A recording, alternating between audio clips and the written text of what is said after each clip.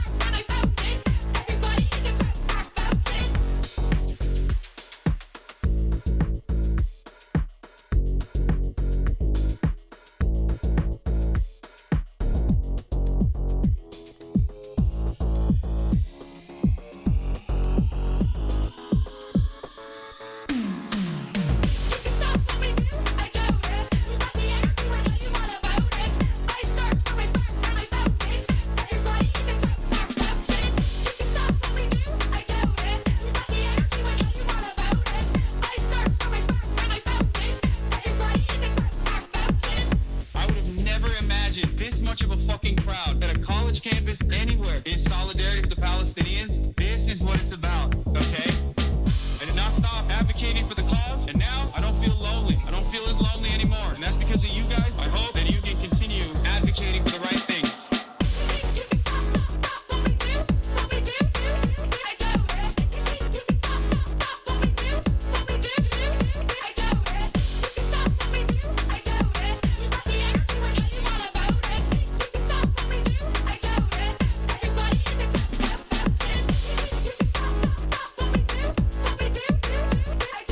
What's going on, everybody?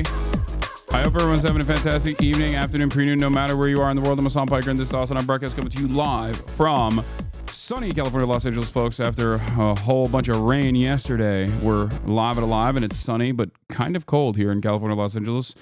And I hope all the boys, girls, and Emmys are having a fantastic one, because today's a beautiful day. Today's a wonderful day. Today is Thursday, ladies and gentlemen. It's Thirsty Thursday. That's right. It's Thursday, March 6th, 2025.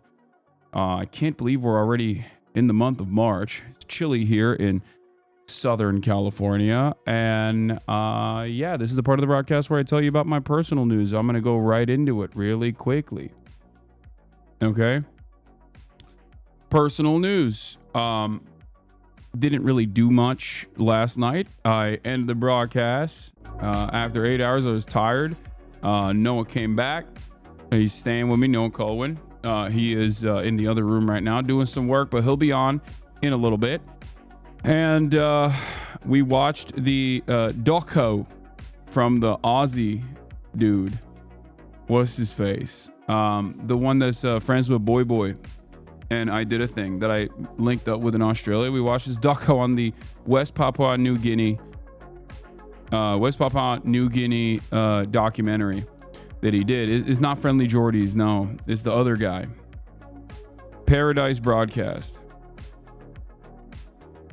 It's a crazy doco. Paradise Broadcasting. Jason stole your next gig. I saw he was teaching at UCLA campus.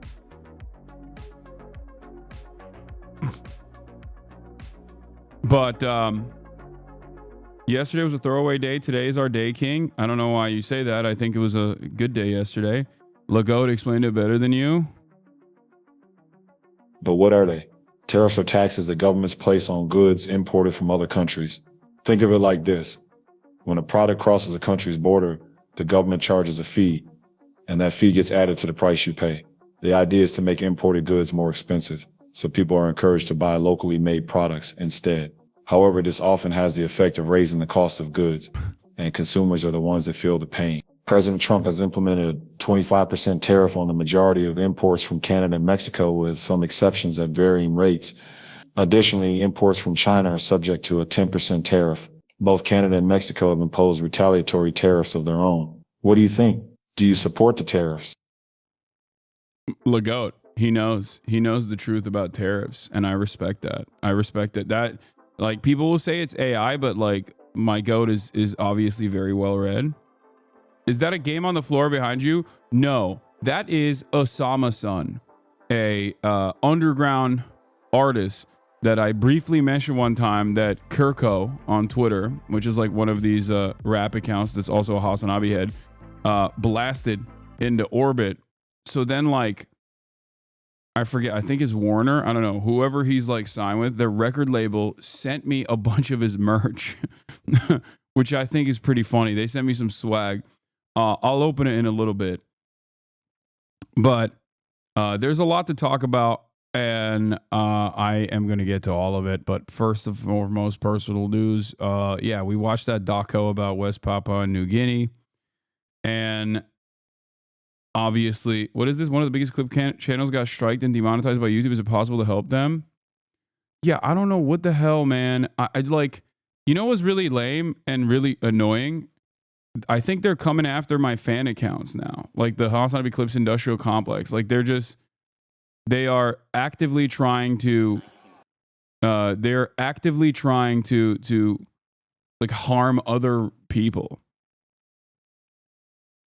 The footage shown is not against community guidelines. The entire point is discussing the dangers and harms of violent groups and criticizing them. The video should be reinstated and the strike removed, and my channel reinstated in the partner program. Yeah, it's ridiculous, man. It's so ridiculous. Guys, I'm sorry. I'm sorry I said Israel bad, okay? Israel good. It's the best. Israel greatest, okay? Israel is the best place on the planet. There is no genocide. There's no apartheid. Can you please leave me fucking alone? Jesus Christ. Anyway, bad and on make a good faith critique video on you. Yes, dude. I'm not gonna watch that. Are you insane? Like, no. We have our disagreements. Who cares? I literally get ass blasted on a daily fucking basis by every Zionist institution in this fucking country. Okay, every single Zionist content creator. You got billionaires like fucking Elon Musk who are simultaneously Nazis and also dick riders of Israel going, oh, this is an interesting story. Yeah, someone should go after Twitch. And you dumb fucks want me to go and like argue with Bad Empanada. Okay, I don't care. I'm already eating it from every angle. All right? It's just, that's it.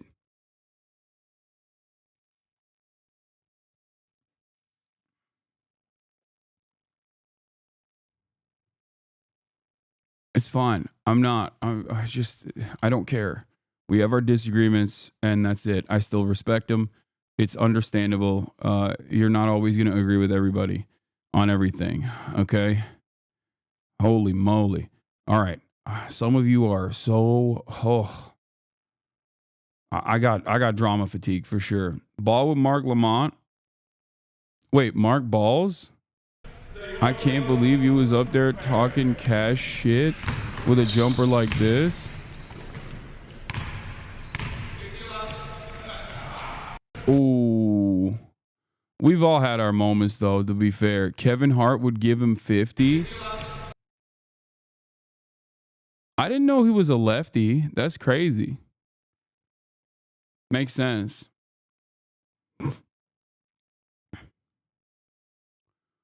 Elon Musk knows you, oh boy. He's known ever since I had... Come on, man. I had his baby mama on the broadcast. He's been knowing who I am for quite some time now. Mark was friends with Kobe. Wow, no way. Crazy part is he's not a lefty. Wait, Mark Lamont is not actually a lefty, but he's just shooting buckets with his left for no reason.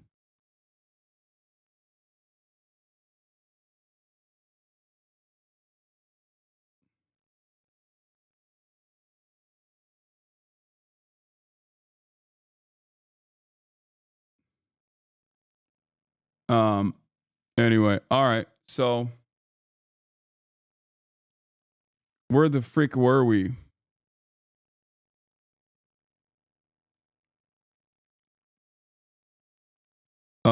Cardi dropping today, Unc? I don't know. I have nothing.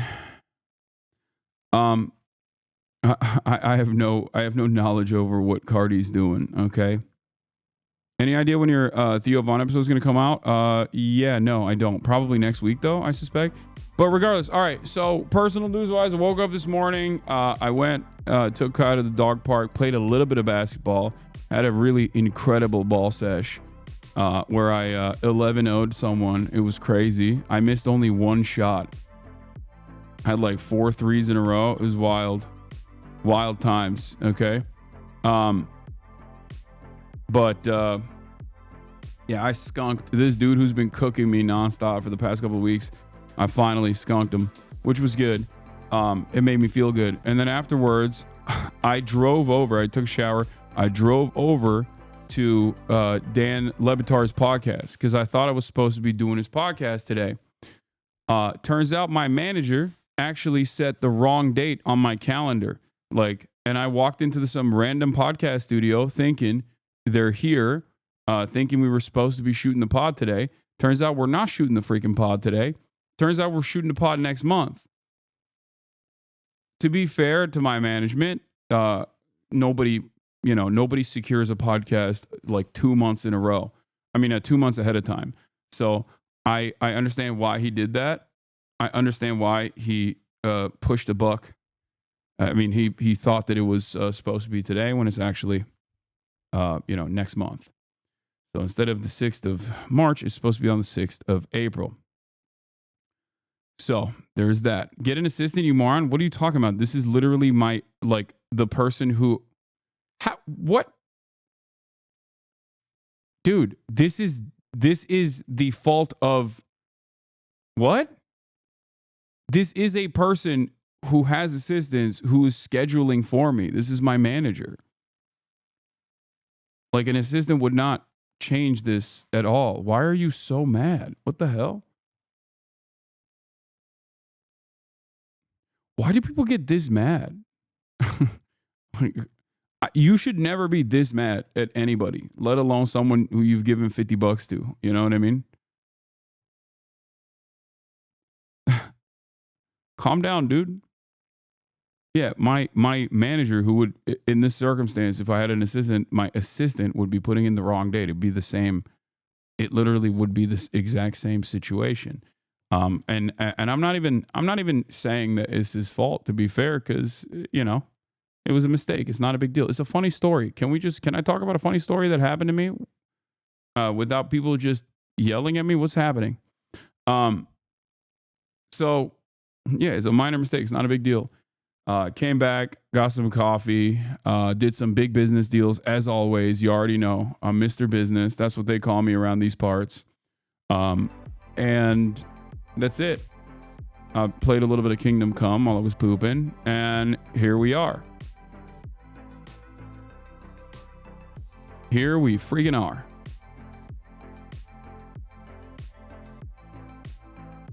Could have been worse. Could have mixed up the date in the other direction. Maybe, yeah.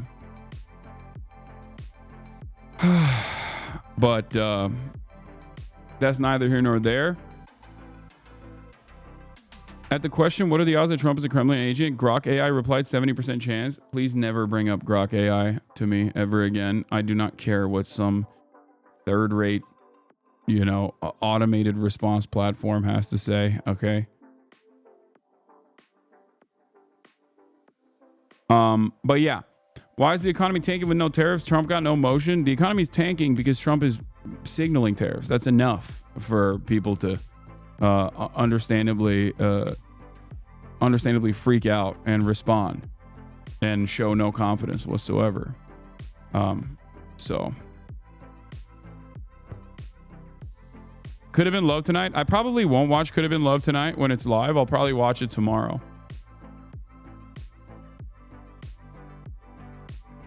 I want to treasure it. I want to savor it. I don't want to watch it as soon as it comes out. I want to watch it on my own.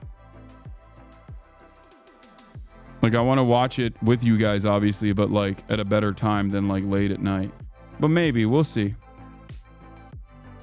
But yeah, on that note, I'm live. I'm alive. When is Simone coming on? 1:30. Yeah. Let's do it.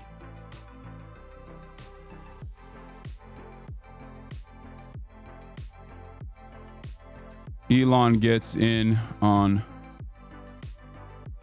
Twitch ban drama. Trump rolls back Mexico tariffs.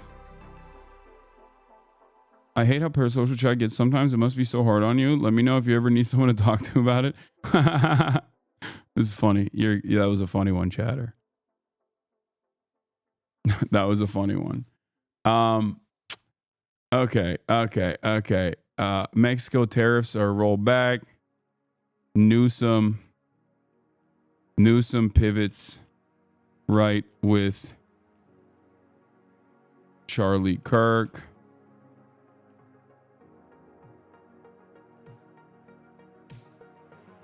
Noah Colwyn. And what's Simone's Twitter at? Simone R. Zim.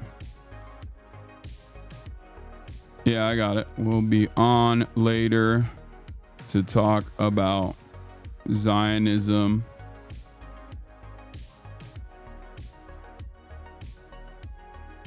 Rots people's brains.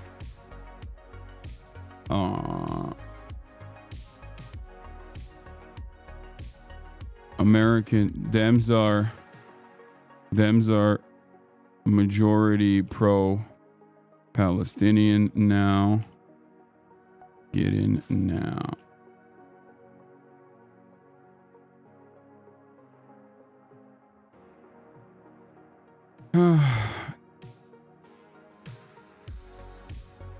All right.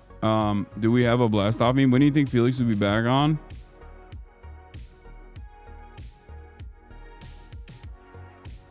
What do you think of the traitor Dems voting to censure Al Green? Yeah, expected. Super expected. Apolitical meme if you're still looking. Oh, good. I like that. That's a good meme. All right, let's blast off. Recession when it hits 28 to 30%. Are we cooked? I don't know. Probably. Everything sucks, dude.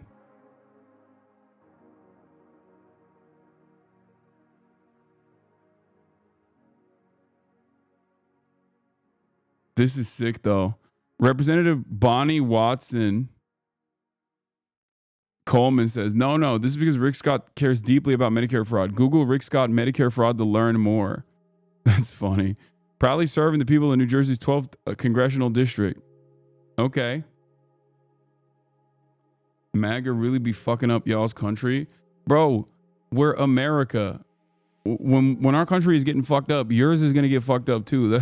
People don't understand. Like, there's no America just like quietly fucks itself off and just like dies quietly. That's not how it works. You know what I mean?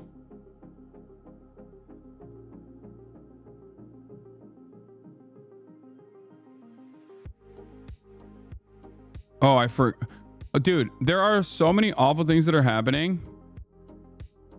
There are so many awful things that are happening that I forgot to even mention that Donald Trump is going to sign an executive order today to abolish the Department of Education. Wonderful stuff, man. Actually. Very cool. Thank you, sir. Trump told his cabinet Elon is not in charge. Uh-oh. Bro, it's a weird predicament for me because on the one hand, it's like Elon Musk, when he's holding the reins of the administrative state and absolutely destroying it, he's too busy to hyper focus on his other, his other things that strike his fancy, like talking about Twitch bans and how unjustifiable certain Twitch bans are and whatnot. I don't want him knowing who I am or paying attention to me even a little bit. You know what I mean? Like, not even a little bit. Okay? Not even a little bit. You got it?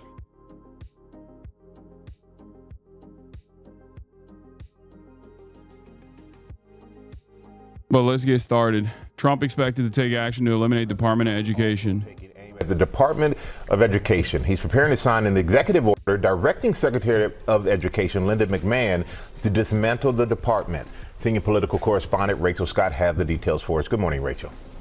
Michael, good morning to you. And the Secretary of Education, Linda McMahon, has only been on the job for 3 days. But already this morning, President Trump is preparing to sign this executive order directing her to dismantle the Department of Education. Now, even McMahon acknowledges that this would require an act of Congress. The order does instruct her, though, to do as much as she can by law, stating the Department of Education's main functions can and should be returned to the states.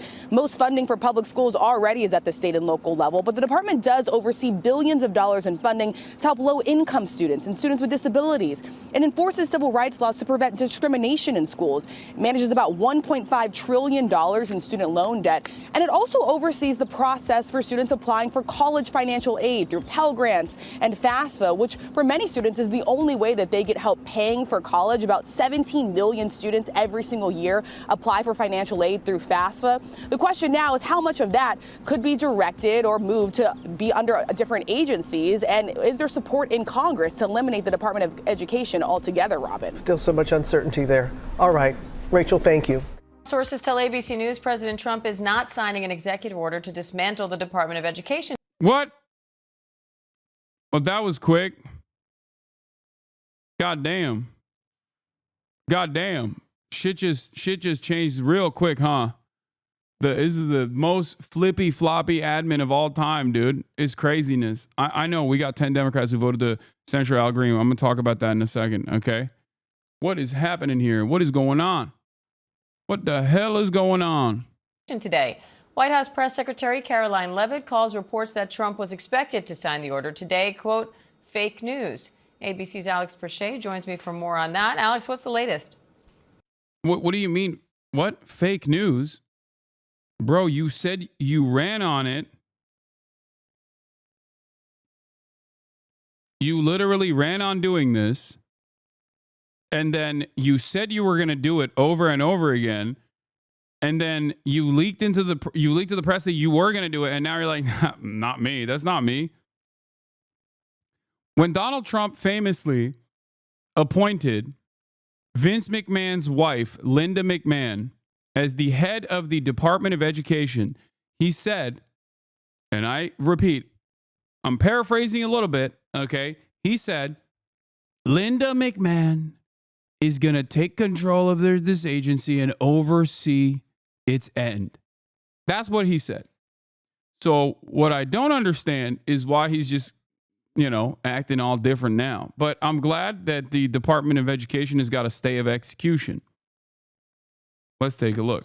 Hey, Diane. So we've seen what the White House press secretary has said, calling this fake news about the executive order being signed today. But behind the scenes, multiple sources are telling ABC that the White House decided to pull this signing specifically because there was concern amongst top administrative officials about the blowback that the order would receive, especially with what's been deemed a lack of messaging in place ahead of its timing. And one of the things that was of specific concern is answering questions about how this executive order would impact the school lunch program. And when you think about the Department of Education, one of its chief functions, billions of dollars go towards servicing students that are low income, and then also students with disabilities. And so, there was a pivotal question here about how that would either be absorbed by other agencies or how state and local school districts would be able to fill in the gaps there. And Alex, regardless of whether he's planning to sign an order in the coming days, President Trump has repeatedly called for the Department of Education to be dissolved. So what's the strategy here? Well, it's interesting, Diane, because so he has, but as we know, even if he signs this executive order, and even if Linda McMahon, the Department of Education secretary, wants to follow through, in order to dissolve this agency, he needs an act of Congress, and they need 60 votes. They need Democrats to be on board with this. And frankly, there is no Democratic support that we're aware of right now to dissolve the Department of Education. But what the EO, as we've been briefed on, advises Linda McMahon to do is to roll back as much as she can by law. And so whenever you look at that, maybe it becomes a piecemeal function of dismantling parts of the agency. Keep in mind, it's not just those billions of dollars that go towards low income and also students with disabilities. The Department of Education also oversees a $1.5 trillion in student loan debt. It also oversees FAFSA. All right, ABC's Alex Perche, thank you. There is a roller coaster happening with regard to the tariffs, those 25% tariffs that the president slapped on Canada. Okay, so I guess I was wrong. I guess the Department of Education is not being abolished today. I don't know why they keep saying FAFSA. I don't know. I don't get it. All right. What if they cancel student loans? What if he cancels student loans? Are we supposed to fuck you to Biden? Do the student loans get canceled if the Department of Education is abolished? I also do think it's pretty funny that, again, liberals are such like procedure perverts that they were like, oh, we can't do anything. We simply can't do anything about something that was well within the confines of the executive office, something that the executive office actually had the power to do, which is to offset student loan debt payments permanently. Okay. They utilized this numerous times. They did a pay freeze numerous times. And the Biden admin basically said, oh, we're just going to use this trick to permanently offset those payments and therefore eradicate all student loan debt, which was a great idea. It was a relatively popular idea at the time as well. And I thought if he did this, this would be a major way to bring back a lot of millennial and Gen Z people into the ranks of the Democratic Party, doing right by them. Obviously, people with student loan debts are not just young people in general. It's people from all different walks of life. There's like 50-year-olds that are still paying student loan debts, right? And of course, the procedure perverts turned around and said, well, the Supreme Court's stopping us, right? But you should fact check that before you... Wait, what is it? But if the Department of Ed is canceled, I believe they turn into unsecured personal loans and you should be able to declare bankruptcy when you graduate, but you should fact check that before you read. I mean, there are so many more issues with the abolition of the Department of Education. Let's be real. Okay? So many. Not just, FAFSA payments. Isn't most educational funding done at the local level anyways? Not that I think shutting down the Department of Education is a good thing. There is a lot. I mean, a lot of the funding does come from localities, but yes, there is still plenty of funding that comes from the Department of Education. In any case, seems like it's not happening for the time being. I do think that, I was joking when I said if they abolish Department of Education, I suspect that what they would end up doing in the aftermath of that would most likely be, like, what I think they would do after that would probably be to offer these loans to private restructuring companies. You know what I mean? That is the most likely outcome. Like, I suspect that that's what they would do. They would immediately go and sell it away to private corporations that would restructure these loans and,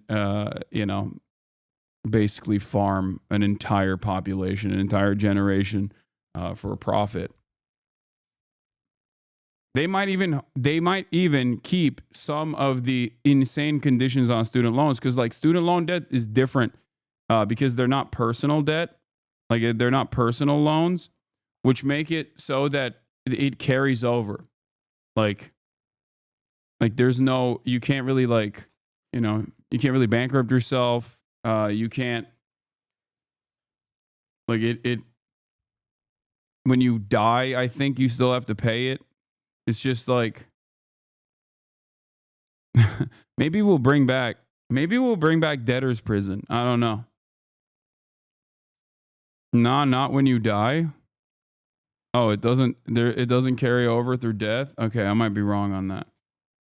But yeah, there's the Department of Education funds a lot of initiatives, including special education initiatives as well. So it's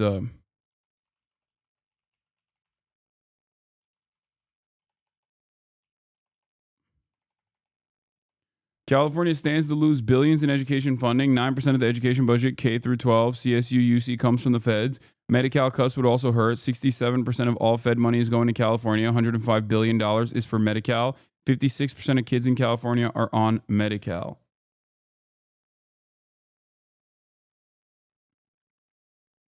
Yeah, I thought student loan debt was it carried over to your next of kin. But maybe I'm wrong. Let me see. Student loan debt carried over after death. No. If a borrower dies, their federal student loans are discharged after the required proof of death is submitted. No, it does not. It does not carry over. I was wrong. Oh, apparently there are some that don't go away, but most of them do go away.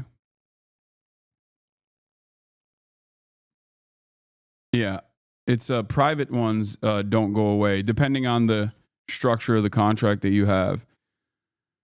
What happens to student loans when you die and you're married? When someone with student loans dies and they're married, what happens next depends on the kind of loan and where they lived. If they had federal student loans, those loans are usually canceled. This means the spouse needs not to pay them back. To do this, someone needs to show the loan company a death certificate. But if the loans are private, it's different. The spouse might have to pay back the private loans. This is especially true if they co-sign the loan or if they live in a state where married people share property. Each private loan has its own rules, so check them. It's also a good idea to talk to someone in your state who knows a lot about these rules. Yeah. Good stuff. Without student loans, our GDP growth would crumble. Trump wisened up. Neoliberalism wins. Nothing ever happens. Well, I mean, the abolition of the Department of Education wouldn't necessarily take away student loan debt. I don't think. I think they would just like immediately sell it off to they would get a fat multi-billion-dollar contract from a loan repayment service that would buy it for pennies on the dollar from the federal government and then farm virtually every single person that's on it and aggressively pursue them.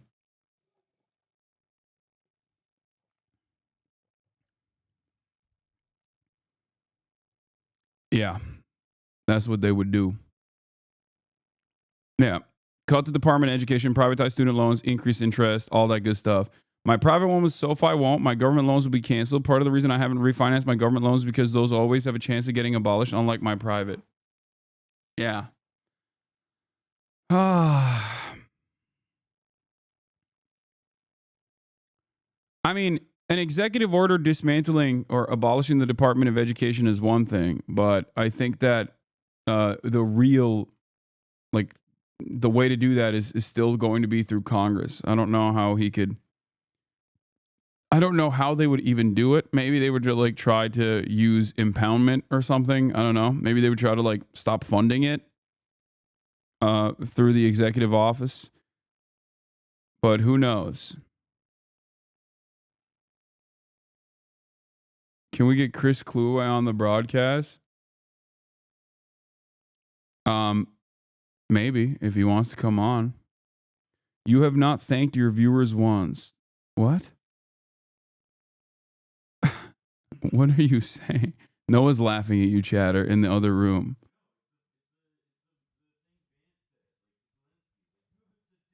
Yeah, they're making it. Yeah, he got that it was a JD Vance joke. I didn't understand that initially. All right. But speaking of thank yous, thank you to Claudia Scheinbaum for stepping up to the plate and just, pushing back against Donald Trump. It seems It's not just Claudia Scheinbaum, though. Let's be real. It's the car manufacturers that went to Trump and were like, the fuck are you doing, dog? I don't think you understand how the manufacturing works, how the manufacturing of American vehicles works, okay? And they have delayed the tariffs on Mexico once again until April. Mexico on Monday. Well, those are apparently not happening, at least when it comes to Canada and, to Mexico and not Canada. He is reversing some of them, at least maybe. Frankly, the reason why it's hard for us to describe is because nobody knows what exactly is happening. The president's Commerce Secretary said this morning that he was likely to postpone them for at least a month, but then minutes ago, President Trump said that they are going to delay those tariffs for Mexico, but not Canada. Washington, Wall Street, and Main Street have a lot riding on this. Everybody is extremely confused. Maybe Jeff Zeleny is not one of those people. Jeff, you're standing outside the White House. You're on the North Lawn. Can you give us any sense of what all this means?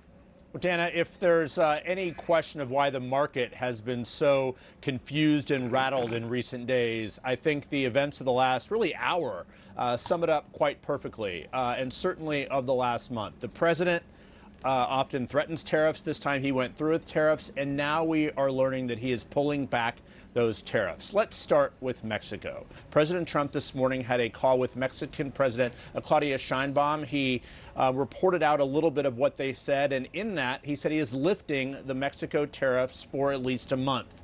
Let's take a look at his rationale as he explained it on social media. He said, "I did this as an accommodation and out of respect for President Scheinbaum. Our relationship has been a very good one, and we are working hard together." He goes on to say to stop undocumented immigrants and fentanyl. Then he also is using this to contrast his conversation yesterday with... I'm going to tell you something. What's even crazier about what's going on here? Yeah, why are we watching ONN? Oh, this is CNN. Yeah, it's straight up One America News Network everywhere. New York Times' Michael Barbaro did a daily podcast about not the tariffs necessarily, but a little bit about the tariffs as well. And like Trump's actions against like fentanyl manufacturers in Mexico and the cartel, and how it's got the Mexican government shaking in its boots and it's got the cartel shaking in its boots. Like they straight up did a glaze piece on Donald Trump. It was one of the most shocking pieces of pro-regime propaganda I've seen from the New York Times in quite a bit. I mean, it was like Joe Brandon, his mental faculties are actually an order level of glazing. It's pretty crazy. Wait, what? Trump plans to deport Ukrainians who sought sanctuary in the U.S.? Hey, no. That is insane. Oh my God, bro.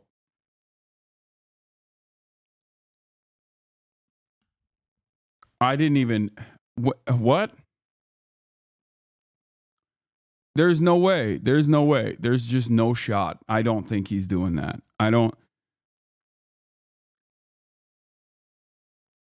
Trump to revoke legal status for 240,000 Ukrainians as U.S. steps up deportations. Bro, he literally heard people go, if you got problems with refugees, why not with Ukrainian refugees? And instead of like addressing this hypothetical that is supposed to expose the hypocrisy, he said, nah, I'm not white supremacist. I just hate straight up every refugee. Or he's also saying Slavs are no longer white. He's officially moved Slavs down, Hitler style, moved Slavs down to the non-white category, actively. Who knows? We are regressing. Straight up, white status revoked, Ukrainians. I'm just letting you know. All the Slavs, listen to the Poles, to the Polish, to the Baltics, to the Eastern Europeans. I'm going to tell you right now, this right here, welcome back. Okay? Welcome back. We're in it now. Where you are now relegated to a lower category. Okay? And I say this as a white man.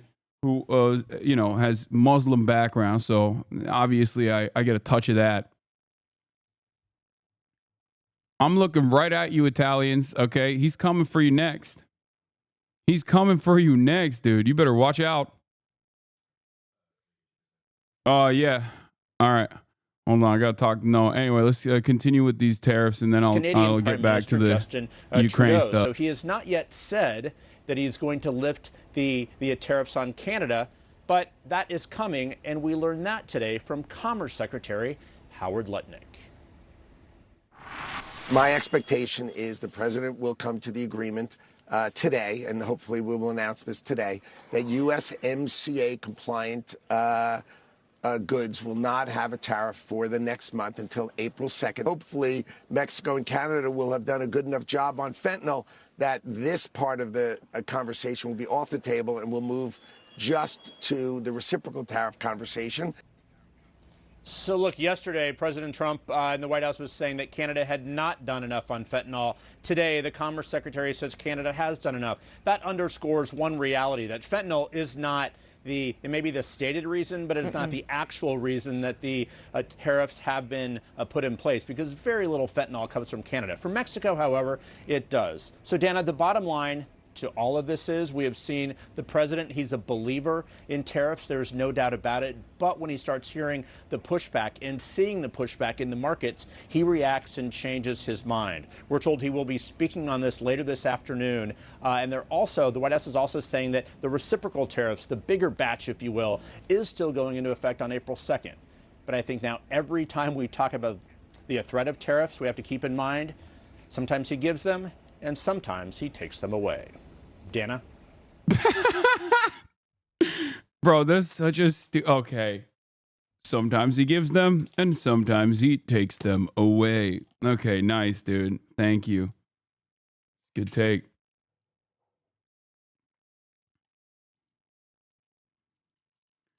Yeah, Donald Trump is doing some real wild stuff. I'm not gonna lie. It's just this is truly the Ottoman Empire of America. Not even, dude. He's Turkifying the country.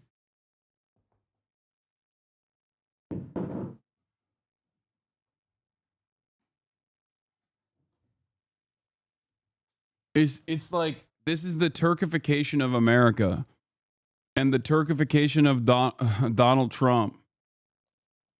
Let's not deify Trump. I mean, he is the Christian caliphate, okay? He is the brave Christian warrior, the Christian caliphate. He's got the mandate of heaven. The true Caesar with the hair plugs. Oh. Bro, the cancer kid. Matthew.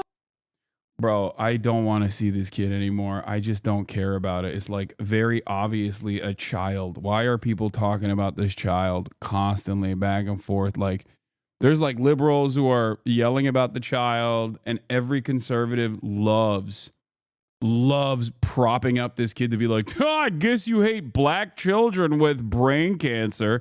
And they think this is like an incredible own. It's like, no, man, shut up. No one thinks this, okay? Like, what?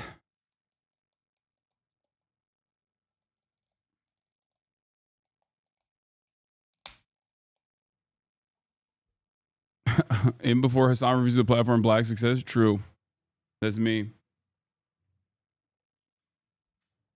That's what I do. Or maybe he won't take them away. We still are not clear beyond what he posted about Mexico what that means for Canada and beyond. Jeff, thank you so much.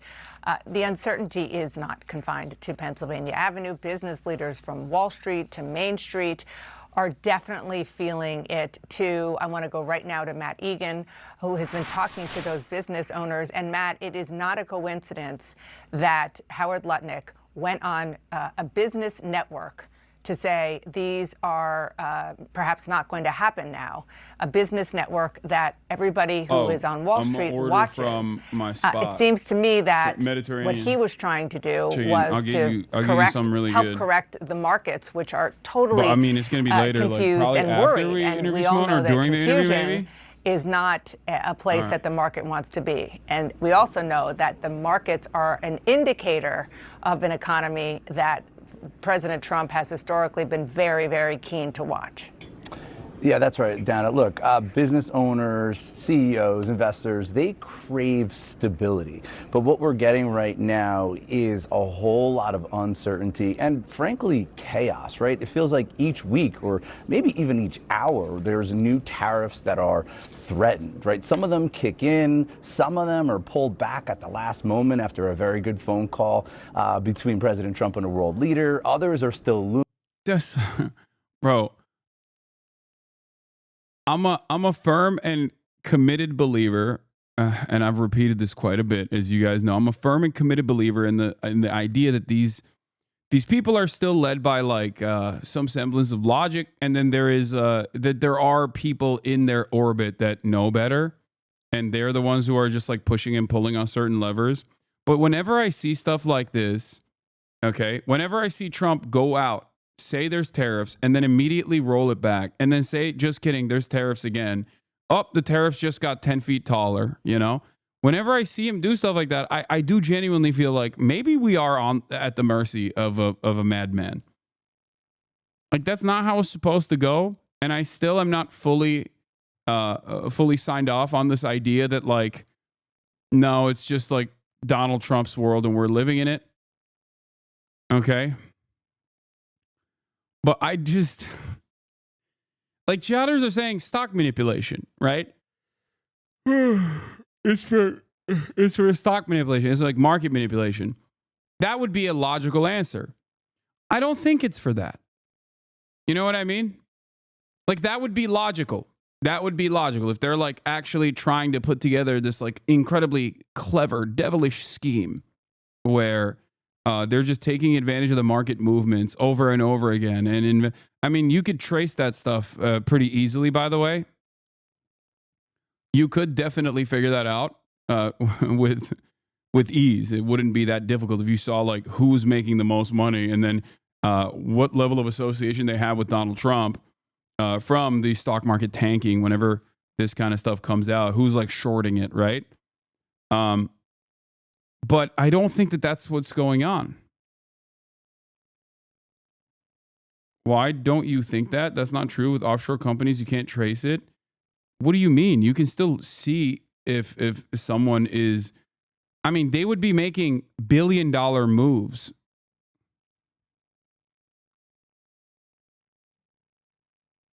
You know what I mean?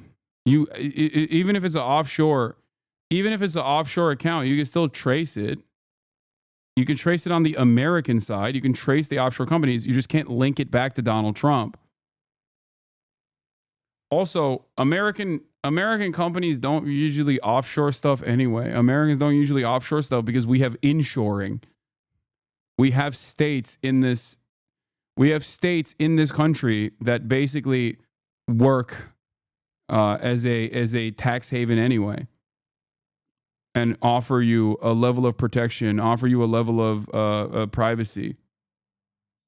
Anyway, that's not what I'm talking about. Yeah, you got Delaware right there. But also, I'm saying I don't even think that's the case. I think he's just like straight up going back and forth. There is no like discernible. There's no real decipherable reason behind why he's doing it. He's just like kind of doing it just because he can, it feels like. I don't know. Look at this tariff timeline.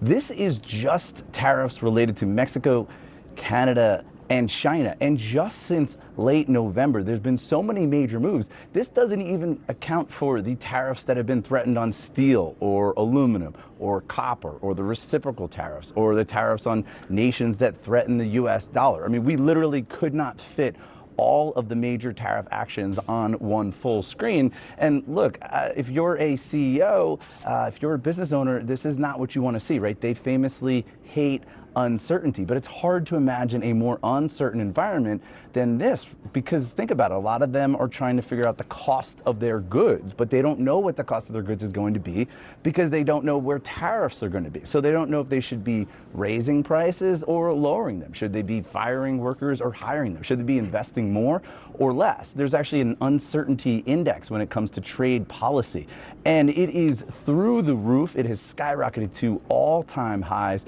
surpassing. I think you got to get to a level of instability so maddening that the market confidence goes away. And that's officially where we're at. Like, normally, market response to the insanity that happens with Donald Trump doesn't really shake investor confidence all that much, because they're just like, yeah, whatever. It's the American economy. Obviously, I'm always going to believe that the American companies are just going to be wealthier and wealthier. Market always goes up, never goes down, right? but now Donald Trump has done the unthinkable.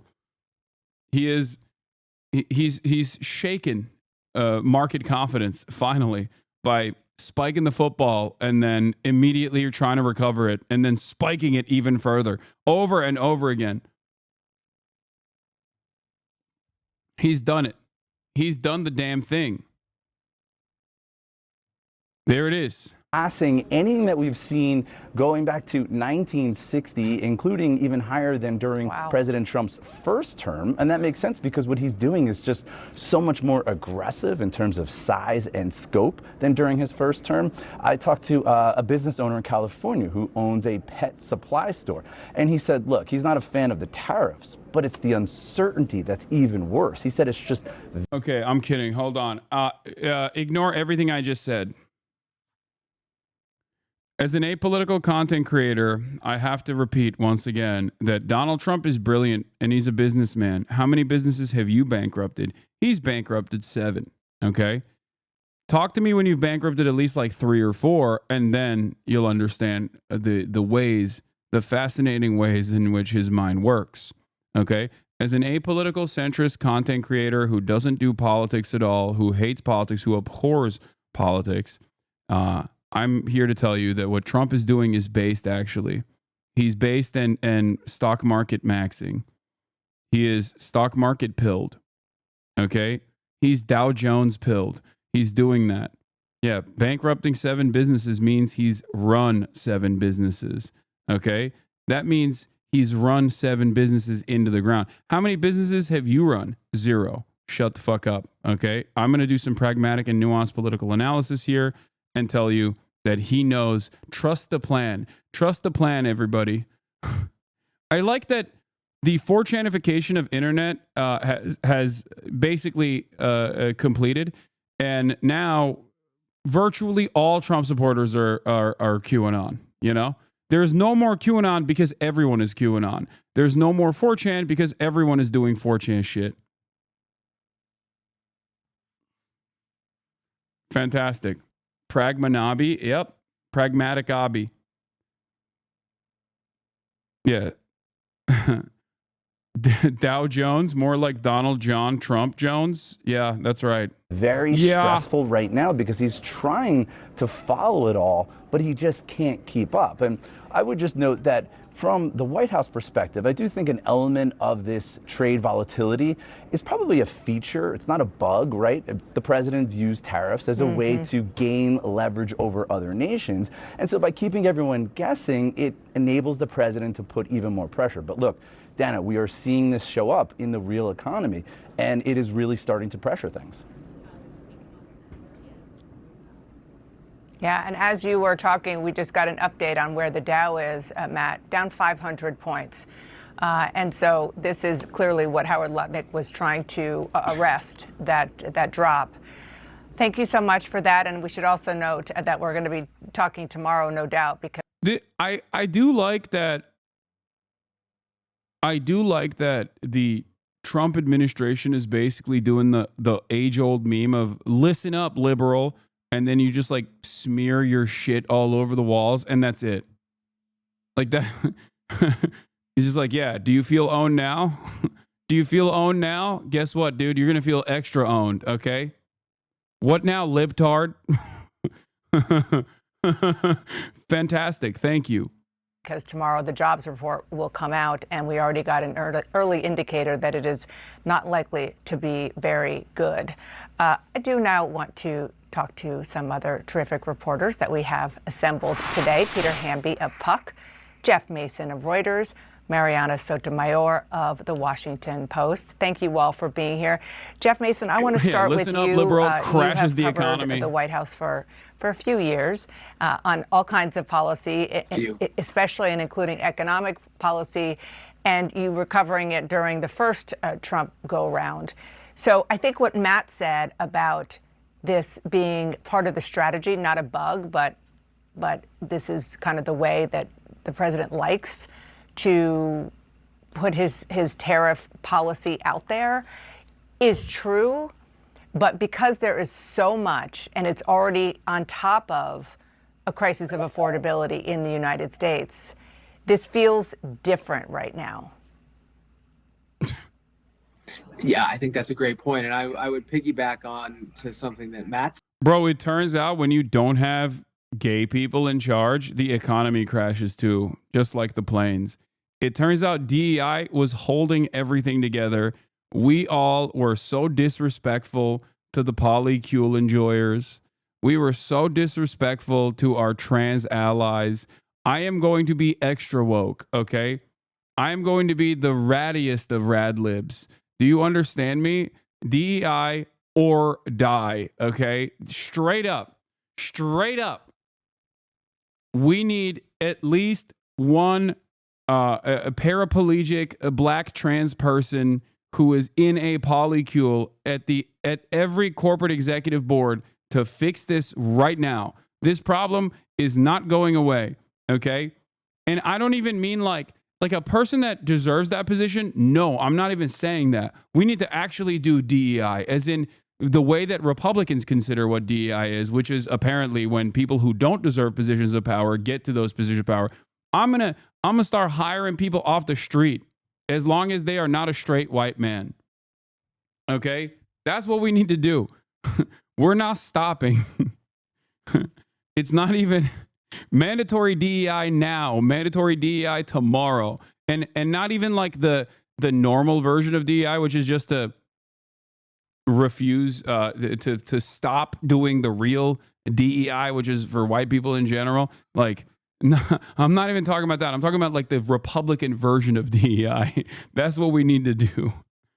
Said that in addition to the volatility in the markets, which average Americans will note in their 401ks and investment accounts, but it goes a lot further than that for businesses. As Matt was saying, to plan. I am trans. Put me in charge of something important immediately. Pronto. Okay? That's it. You don't even have to have qualifications. Just turn around and be like, I'm trans immediately. Okay, you're the head of the Department of Transportation. We have to do this yesterday. We have to fix this problem. Okay? We have to fix this problem instantly.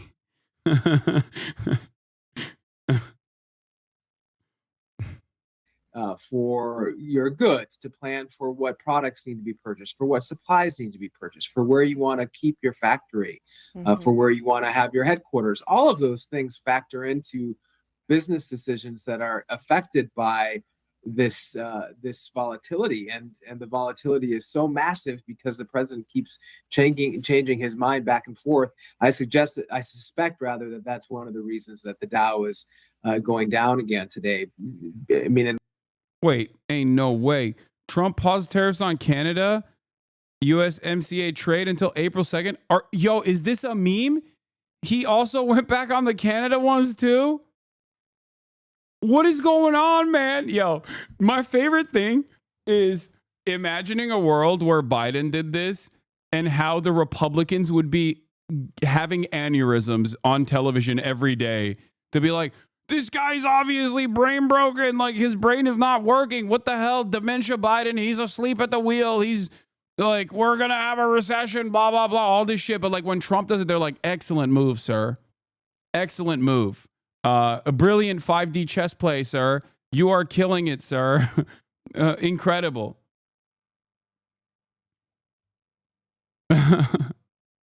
This is also not to be too much of a nothing ever happens guy, okay? But like, obviously you can't fuck up the bag. The entire reason for the American government to exist is so that they can enforce capitalism and the hierarchies that are designed under capitalism. You can't get ahead of that. You can't kind of break that toy for everybody, no matter how charismatic you foresee yourself to be. This is also part of the reason why I was initially saying, like, I don't think Donald Trump is going to reverse the trajectory of Ukraine all too dramatically. I was wrong on that. I copped to that. Okay.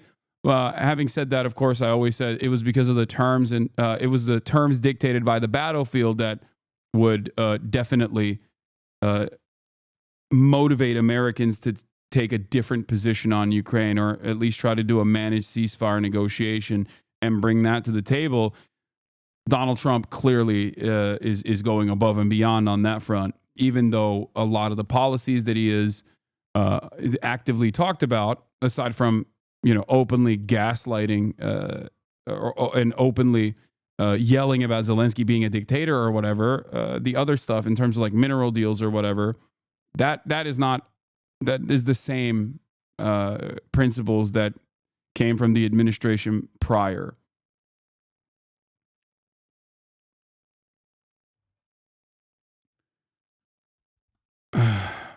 Your Ukraine prediction is flawed because you continue to reject your Pontic roots. Yeah, except everyone always forgets the Ukraine positions that I've maintained that have not flopped, which was when Ukraine had all the leverage, they should have done a, you know, negotiated ceasefire, and that probably would have made sure that Ukraine maintained more territory and also not have, you know, hundreds of thousands of casualties in the process. People just seemingly forget about all those other things that I have routinely talked about and only focus on the one aspect of my initial analysis. We're not going to talk about it anyway. Yeah, I'm officially moving, aside from Vladdy Poo, I'm officially moving Donald Trump to the madness category as well. He's one of the few unique people that that I think is indecipherable in the way that he operates. Okay? How many thousands of federal government employees have been fired and then rehired subsequently in the past month? Like, it's got to be more than 10,000. I know for a fact that there are, like, he just keeps saying he's going to fire every federal employee, and then they go, oh, turns out they were actually doing some really significant stuff. Turns out they were actually working on some fairly important things. Oops, my bad. And then they just come back and they're like, please come back. We are rehiring you. Meanwhile, every dumbass Republican dick rider is running around being like, oh, Mr. President, you're killing it. Like, how? I really want to understand how, I don't know, like the Asmongold fan base reacts to the Trumps turning on and off the tariff faucets. Like, what will it take for them to go, okay, maybe I don't fully comprehend what he's doing here. It's not like he's explaining why he's doing this. It's not like the reasoning for why he's doing the tariffs is actually a normal reason. He just says it's fentanyl and then moves on. Look at this about the hiring/firing. This is 100% in response to the jobs report leak where it shows Doge firing is tanking the economy, lol. Yeah. Of course it is. I've been saying this for the past month. Breaking. Trump has said he is not looking at the stock market. Okay, stop. That's not real. Yeah. I don't think people understand that the federal government, especially if you factor in the Department of Justice as well, is a pretty large hiring body, okay? It's one of the largest, and it's a jobs program. And when you do mass layoffs of like some of the last middle class jobs that exist in this country, let us know if any of okay, What is this? President Trump? Oh, we're waiting on him signing executive orders. We're waiting for the tape to be released. Okay. Breaking news from Newswire. Trump, I'm not even looking at the stock market. No way, bro.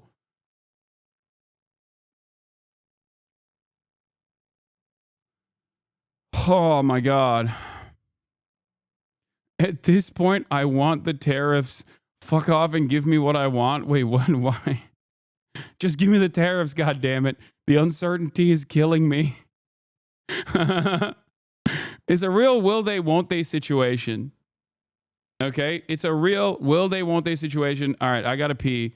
While I do that, here's the moment where Democrats sing and defy Johnson on the House floor. Adoption of House Resolution 189. The House has resolved that Representative Al Green be censured, that Representative Al Green forthwith present himself in the well of the House of Representatives for the pronouncement of censure, and that Representative Al Green be censured with public reading of this resolution by the Speaker.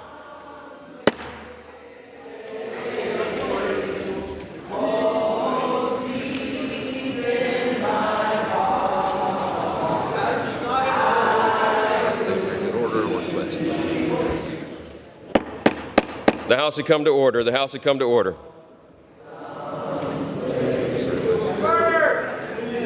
What's it?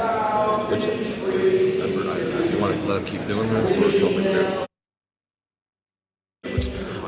The House had come to order. Clear the well, please. Clear the well. The House has to continue its business. And if you want to clear a recess, you can do that too. And the mic's on. Just say the House is in recess. Pursuant to Clause 12A of Rule 1, the House will stand in recess subject to the call of the chair. Well, that is a pretty dramatic development there, Wolf. We had expected the House to actually go into have another vote in the aftermath of this one. So we'll see what the Speaker ultimately tries to do with this protest that is now breaking out on the House floor of some members of the House Democratic Caucus singing "We Shall Overcome" in the aftermath of this. But this is clearly divided some elements of the Democratic Party. We have 10 Democrats voting with Republicans to ultimately approve this measure, 224 to 100. I love that, dude. You know what? Maybe we should cut funding to the arts, honestly. Too many Democrats doing too many lame things, okay? I'm no longer an advocate for funding the arts programs. They are creating too many Democrats who love doing theater shit, okay? Give me the reins of power. I will exile Lin-Manuel Miranda. Do you understand? I will send him to a faraway island, not Puerto Rico, okay? A faraway island, further away than anyone's ever imagined before. They went from the Diddy-crats to the Drama-crats. Despite the Lin-Manuel Miranda nature of this, shouldn't we at least give them some credit for obstructing?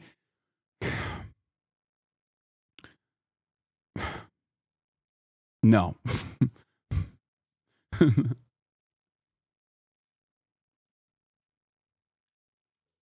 I think they need to stop being lame. That's like, I think, I'm not Mr. Optics all the time, but god damn, dude, they are so lame.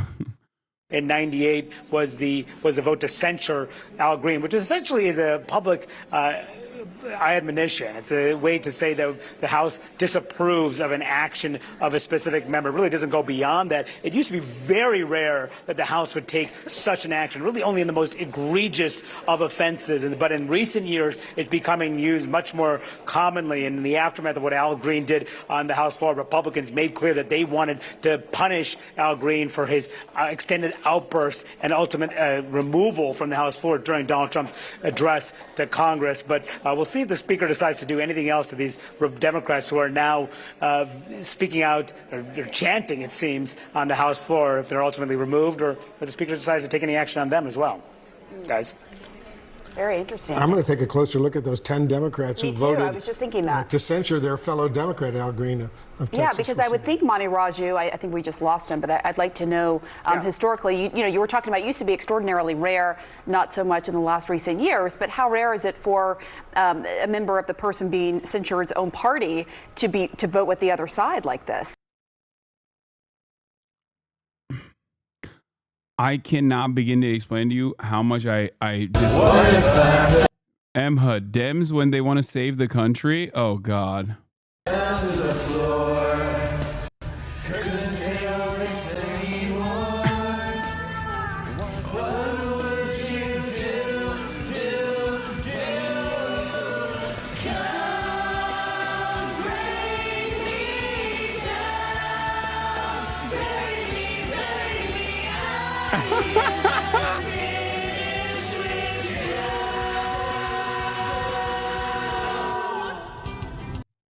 That is right. I mean that's they're resisting. This is pretty good. 360 no scope montage.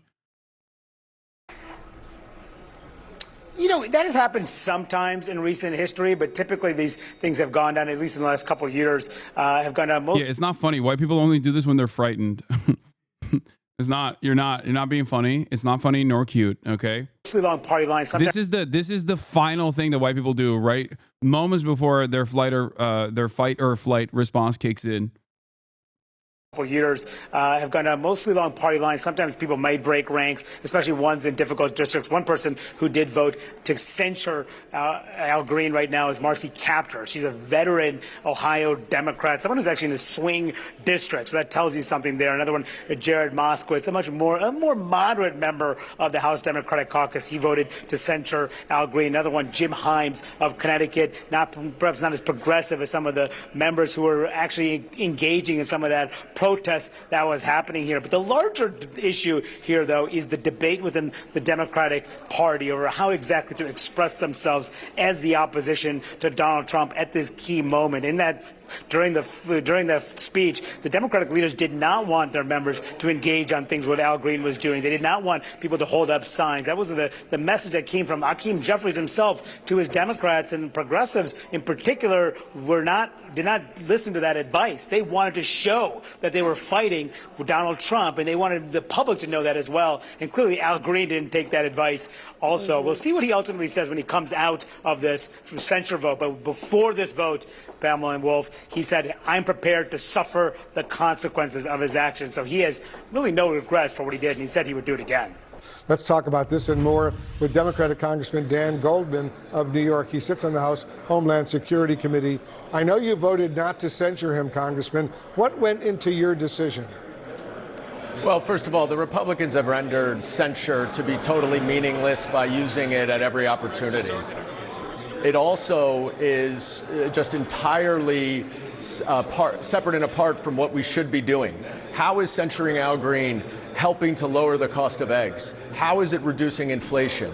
How is it increasing unemployment? How is it reducing housing costs? It's not. The Republicans are doing meaningless stuff on the floor, and it is ultimately hurting Americans. What we should be talking about is all the lies that Donald Trump told on Tuesday night. How he brought in a cancer survivor while he's cutting cancer research. How he brought in the wife of a slain officer while he is pardoning others who were convicted for assaulting officers. How he lied about Ukraine aid. How he lied about Social Security. How he lied about so many different things. That's what he's doing. Not bad. That he is gaslighting the American people. And what I wish we were talking about is not... He read your tweet, Lamau. I mean, it did go viral. How the Democrats oppose what Donald Trump did, but the terrible lies and policies that Donald Trump is pushing through, and the complete ineptitude and powerlessness that the House Republicans are showing. This morning, House Republicans and 10 Democrats voted to censure one of your Democratic colleagues, Al Green, for disrupting Trump's address to Congress. Another funny thing that JD Pondon did, of course, is obviously this one. Hold on. As you guys know, the Department of Government Efficiency, also known as DOGE, is doing a fire sale on all of these federal properties, the properties that the federal government owns. And it's a really stupid thing to do because this is like incredibly expensive real estate that they're just selling off willy-nilly. A very, very stupid thing to do. But in the process, it has gotten even dumber. JD Pondon and his team over at Doge, in an effort to sell off federal properties, inadvertently exposes CIA black site in Northern Virginia.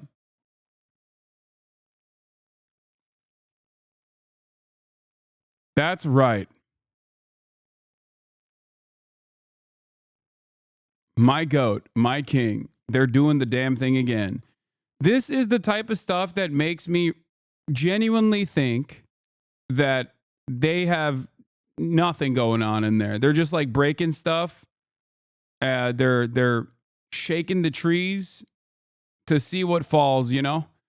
Some stuff are slipping through the cracks, obviously, in the process, and they just kind of bandage it later on. But it's very obvious that they're not competent. It's very obvious that they're not remotely interested in you know, doing this kind of like deregulation in a way that makes sense, in a way that is like, in a way that is still stable, relatively stable. Because deregulation is always going to cause instability down the line.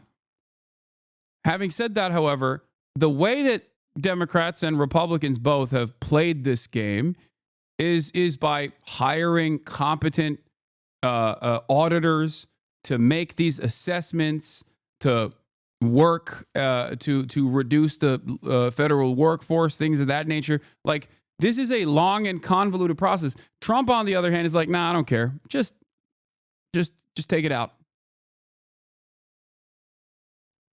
Kill it all. Who cares? And whenever there's any aspect of the chainsaw that actually fires back at us while we're ripping through the administrative state, we'll just rehire them. That's it. You voted in favor of censuring your Democratic colleague. Why? Well, many years. Well, because I'm a piece of shit and a goddamn loser, okay, and a stupid coward. That's why I censured my own colleague on the Democratic Party, who demonstrated the courage to do anything, really. Some might even say the bare minimum. I think that even the bare minimum is unacceptable. And as a Democrat, I think that we should just be Republicans. We should love Republicans. We should hug Republicans. We should kiss Republicans. We should just suck them off. We should just be Republicans. Okay? There you go. That's the answer. That's the real answer. Years ago, I voted in favor of censuring or disapproving of Joe Wilson because he shouted, "You lie." It was just a very brief interruption. It was profoundly disrespectful to then President Obama.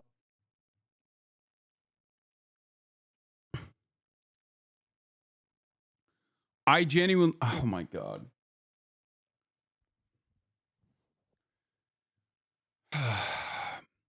It makes it incredibly difficult for me to maintain this position that the suffering of these people is still bad overall. When they come out and argue for their own demise so actively, like I get the anger and resentment that MAGA has towards Democratic Party politicians in general, and just politicians across the board, and the federal government across the board. When I see a person like this, who fires back at his own party for, at the very least, trying to do something, anything, okay, in an effort to draw people's attention to the Medicaid cuts that are incoming, and he just goes, nah, it's civility, and you need to, I'm a civility pervert. I'm a decorum pervert, okay? You have to maintain decorum. I think, yeah, I'm glad you're suffering. I hope you suffer. Like, it's impossible for me to think that this is a good person.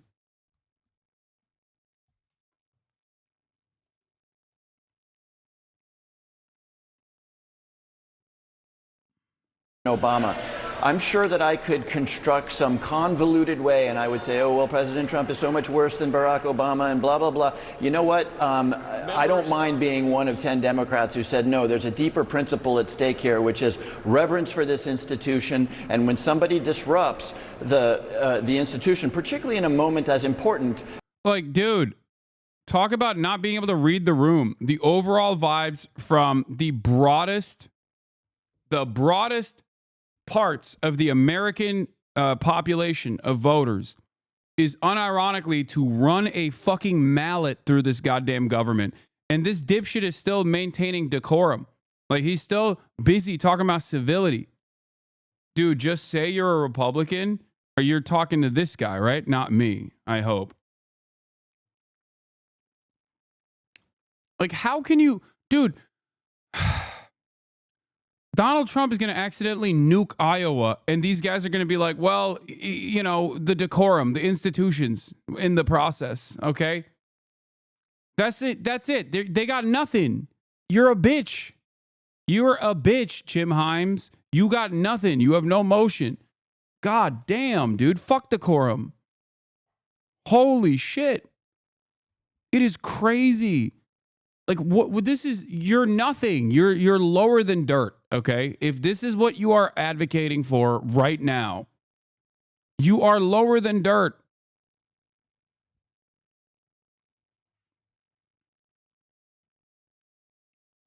This is directly a consequence of not standing for anything. That's why they so desperately cling on to bipartisanship and desperately cling on to norms.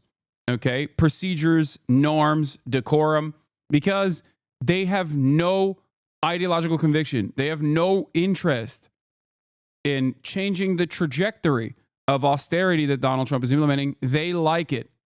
A similar analog to the way liberals feel about Trump's actions in Gaza.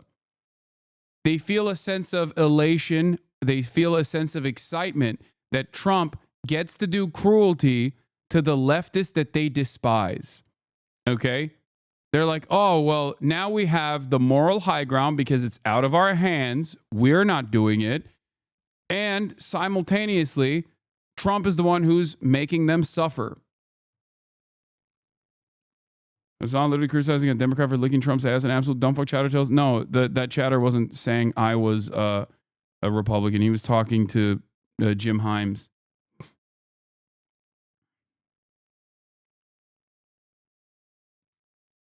This makes people feel super good because liberals just want to maintain the moral high ground. They don't actually care about policies. Okay? They don't actually care about policies. They don't actually care about the impact.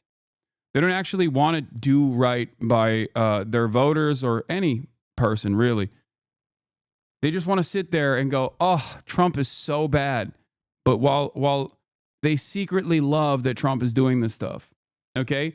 Liberals, like Democrats specifically, Democratic politicians, are also on board with these sorts of austerity measures. There are obviously a select few, like Al Green, who have consistently stood up to defend Medicaid, okay? But there are still absolutely Democrats within the House of Representatives, within the caucuses, that 100% would love to sign off on the austerity, but because they got a D next to their name, sometimes they feel a little embarrassed to do so. And I do think that these guys, like the 10 people that were yelling at Al Green, they're on board. I also think that the Democratic Party's communication on these issues implies that they're also kind of on board. That's why Eliza Slotkin spoke very briefly, if at all, about the austerity and focused on, foreign policy, Trump's foreign policy stuff, while also simultaneously saying, we want to do bipartisan border bills with you. We want to do bipartisan border bills with you. You just won't let us do it. We want to do bipartisanship with you. You won't let us do it. Who is this for? Who is this for, I ask? Who's it for? Is there a base of support amongst liberals that's just like, no, we love bipartisanship with the Trump administration. We really want to find a way to manage the collapse of American empire in a way that makes sense. We want to privatize everything as well. I don't want Social Security, actually. Let's just turn it into a cryptocurrency or something. Fuck it. You know? And look, I have no love for Donald Trump, but I do have reverence for the office of the president. In the military, they salute the uniform. They don't salute the man or the woman in the uniform. Oh, God. And then some silly ass bullshit about the military. Okay, great. And just think about where this leads. If we defend that behavior at the next State of the Union, when there's a Democratic president in the Senate, people will start standing up and obstructing that speech until there can be no speech. So I feel very, very strongly that at some point we need to stand up and say, as horrified as we may be by Donald Trump or by Barack Obama or by Joe Biden, we act with decorum and with the civility that says to the world that we are a serious country. What you saw, by the way, as much more on the Republican side at the State of the Union address, and yes, Al Green, was a country that is not being serious about governing itself. We have nuclear weapons. We're the most powerful economy in the world. We need to start telling the world that we are serious people, and we're telling them the exact opposite with the behavior that we saw in the speech. Dude, we are not a serious country, and you are not a serious person. Oh my God. I hate this. All right, we're still waiting for Donald Trump to come out and speak live. Trump puts new limits on Elon Musk, ladies and gentlemen. The president convened his secretaries with Musk to clarify power. It's beginning. It's happening. President Donald Trump convened his cabinet in person on Thursday to deliver a message. You're in charge of your departments, not Elon Musk. According to administration officials, Trump told top members of his admin that Musk was empowered to make recommendations to departments, but not to issue unilateral decisions on staffing and policy. Musk was also in the room. The meeting followed a series of mass firings and threats to government workers from the billionaire Tesla founder, who helms the Department of Government Efficiency that created broad uncertainty across the federal government and its workforce, as you guys know. That's what Doge does. Doge's actions have faced ferocious resistance in court and criticism from Democratic lawmakers and some Republicans. It also has been an unpredictable force, a mallet that is picking apart the administrative state and doing so in the silliest ways possible, constantly lying to the American public about where these massive cuts are coming from, like actively lying to the American public, saying like, oh, we cut $8 billion here. Oops, turns out it was just $8 million, not $8 billion that you cut. Things of that nature that they keep doing over and over again. A lot of the lies that Donald Trump has also championed, like the transgender mice thing that he talked about, apparently in the state of the fake State of the Union that he did. Yeah, it turns out, first and foremost, transgender mice and studies conducted on transgender mice or trying to make mice trans probably yields a lot of medical benefits. That's just how medical research works. We've talked about this quite a bit. But it turns out it wasn't actually trans mice, like as in transgender mice. Okay? It was, from what I understand,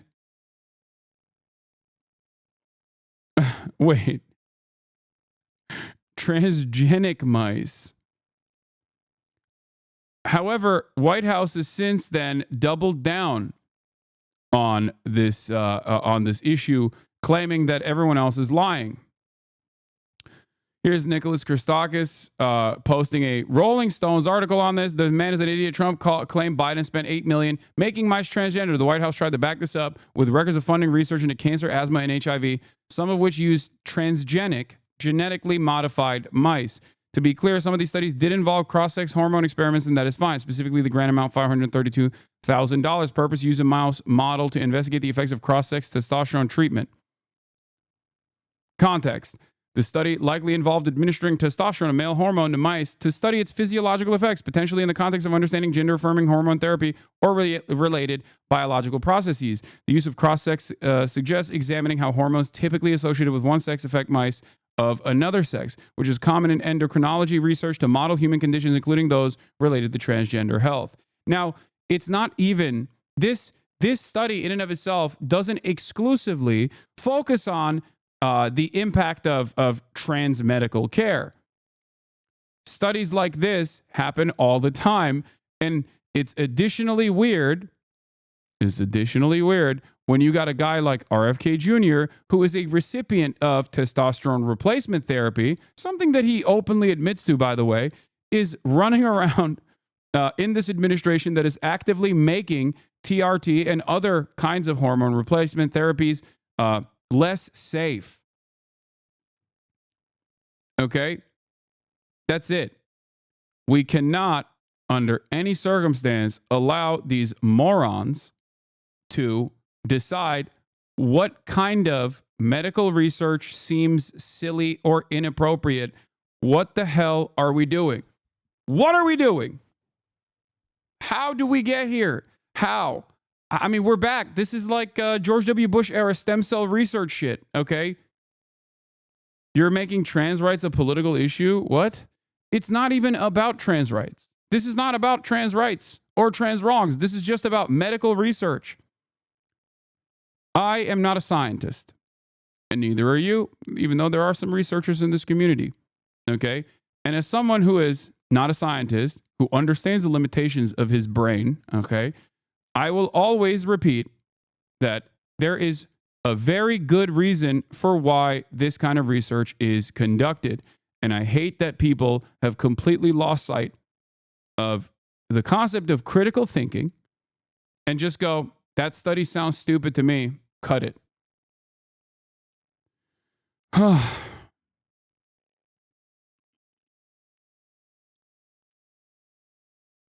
Here's the health research from the New York Times. It says Rolling Stone has it wrong. There have been quite a bit of National Institute of Health funded research that has used animal models, including mice, to assess the impacts of cross-sex hormone treatment.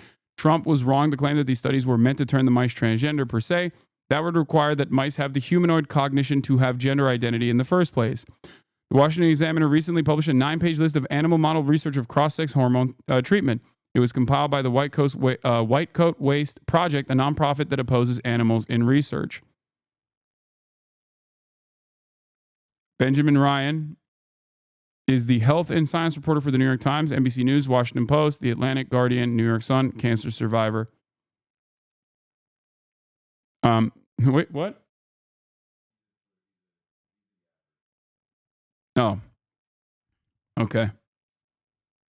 The same thing happened after Trump's debate with Harris. Liberal media outlets presumed it was so bonkers that she would support taxpayer funding of ICE detainees to get gender transition surgery. They didn't bother to fact check it properly. She did support this. ACLU teased this out of her in 2019. Yeah, the irony, of course, is that you know who else supported this? The transgender bottom surgeries in detention facilities.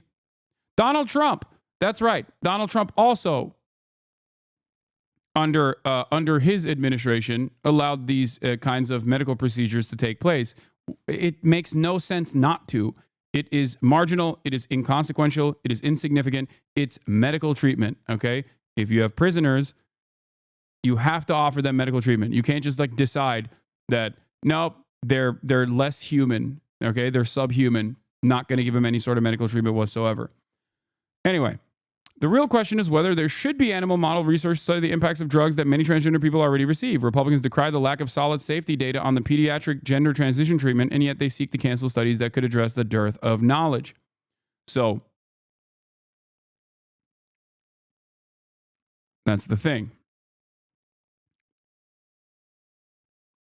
The reality of the matter is there are numerous studies conducted on animals. There's a lot of animal testing that takes place. Some of it is on cross-sex animals, okay, to figure out the impact of hormone replacement therapy. But hormone replacement therapy doesn't just help trans people. You're a moron if you think that hormone replacement therapy is only for trans people. It's not. It's for cis people as well. I technically take a form of hormone replacement therapy because I take Propecia for my hairline. Okay? RFK takes TRT, testosterone replacement therapy. That is hormone replacement therapy. It is incredibly important to continue studying the effects of hormone replacement therapy for everyone. Okay? I don't like that these people are just across the board anti-science and they go, oh, there's a trans mice involved in it, so I don't like it. Okay?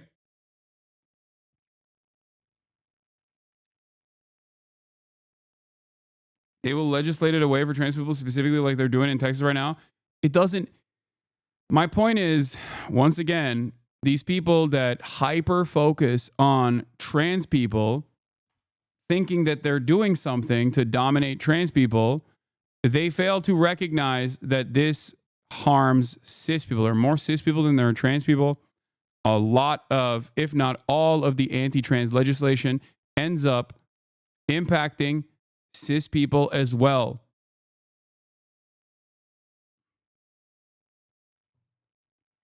Estrogen is, the most used prescription for E is women with menopause. Exactly. Or young girls that have issues with that. Like it's like birth control, contraceptives, different kinds of hormone replacement therapy that cis women and cis men use at every point in their lives. Okay. It is idiotic to think this is just exclusively dominating trans people.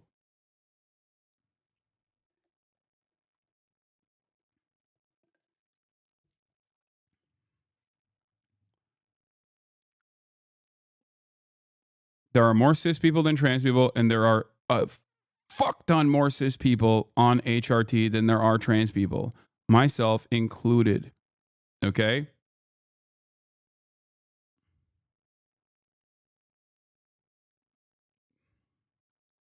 But getting back to Musk, because this is one aspect of the Doge cuts, just simply flooding the market with a bunch of lies and expecting the idiotic audience to receive this misinformation gladly and then continue running their mouths about these different forms of medical research. Musk joined the conversation and indicated he was on board with Trump's directive. According to one person familiar with the meeting, Musk acknowledged that Doge had made some missteps, a message he shared earlier this week with members of Congress. Trump stressed that he wants to keep good people in government and not to eject capable federal workers en masse. But his administration has in recent weeks fired tens of thousands of federal workers across numerous agencies in a series of blanket terminations. A federal judge and the chair of a federal civil service board have both concluded that the terminations were not tied to performance issues and may have violated civil service laws. Lo and behold, shocking that you can't just say all probationary employees are now fired and then claim that it's for performance issues.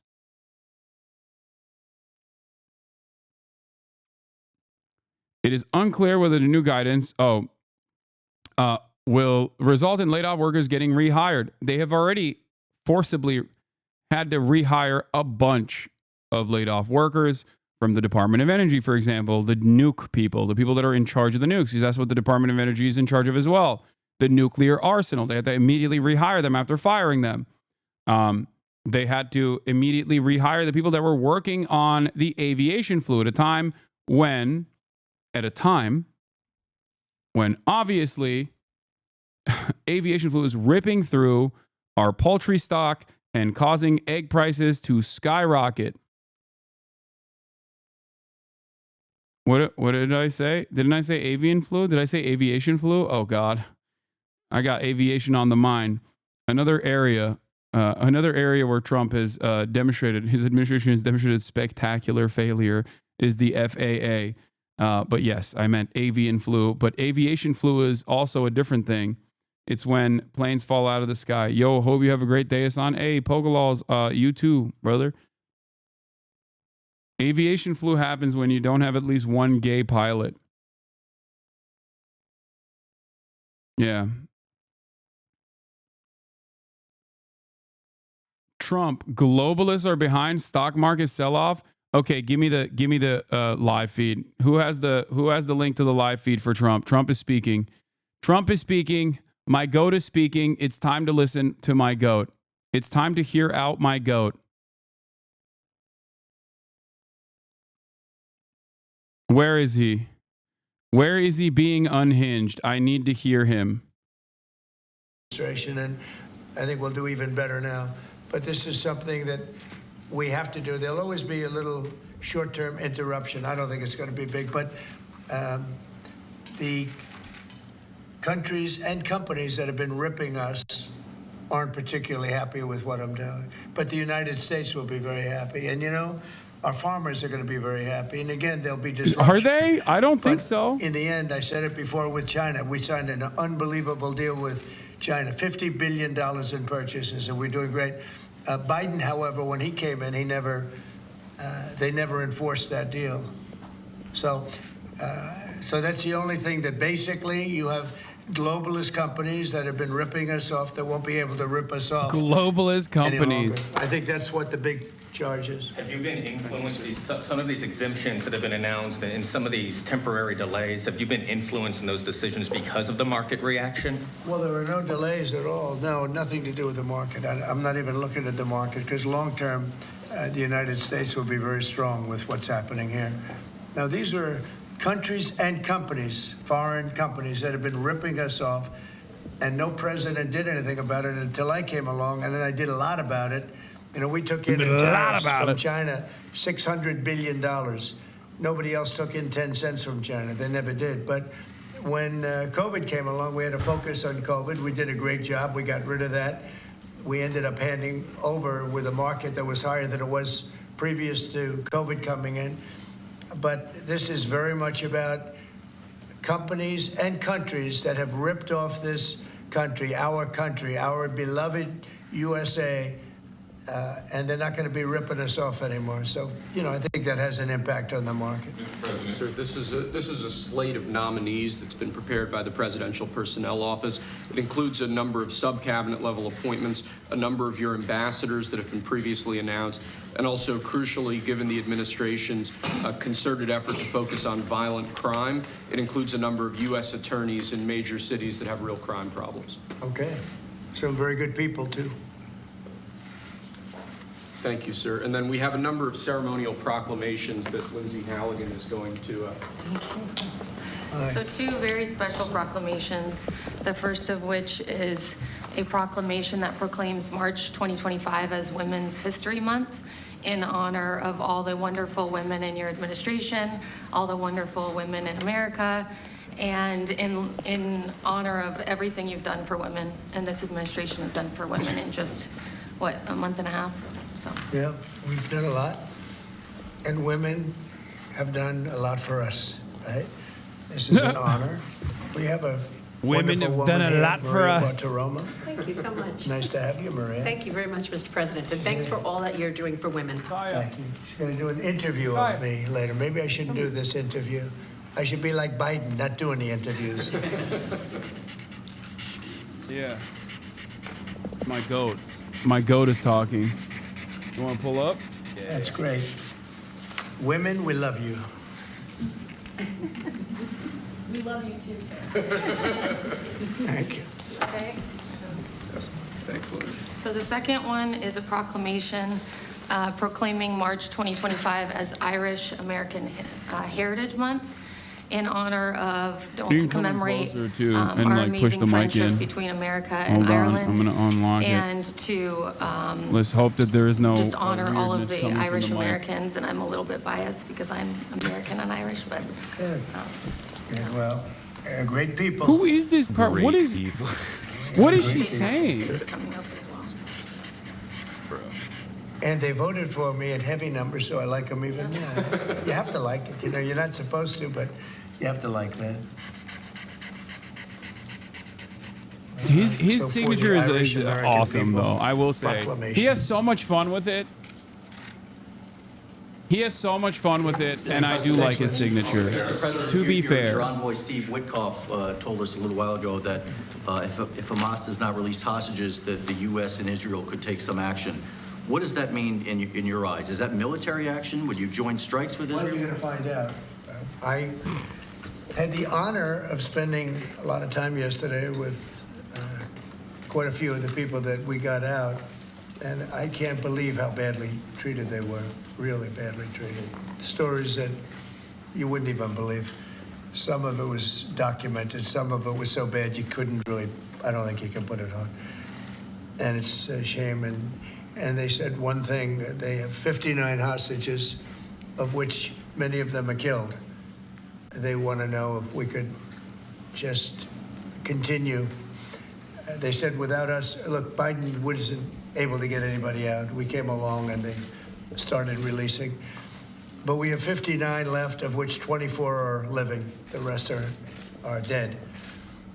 And I put out a statement. It's sort of self-explanatory, I think. But yeah, it's always self-explanatory. somebody's going to have to get a lot belligerent rougher than man. It's a shame. And Actually, those no, 24 that are his living, things because they need to were be, with like, them just 2 weeks decoded, ago, like, really 3 weeks carefully ago, depending on when they got out. Yeah, when he says But they stuff said like, they're in "I'm very gonna bad pummel Gaza into the ground," you'll see. Yeah, just you wait. You know, I'm always thinking. I'm always thinking like, what does he mean by this? What does he mean when he says like, I'm gonna show you what's what? Yeah, it's wiggle room. Is the mic still messed up?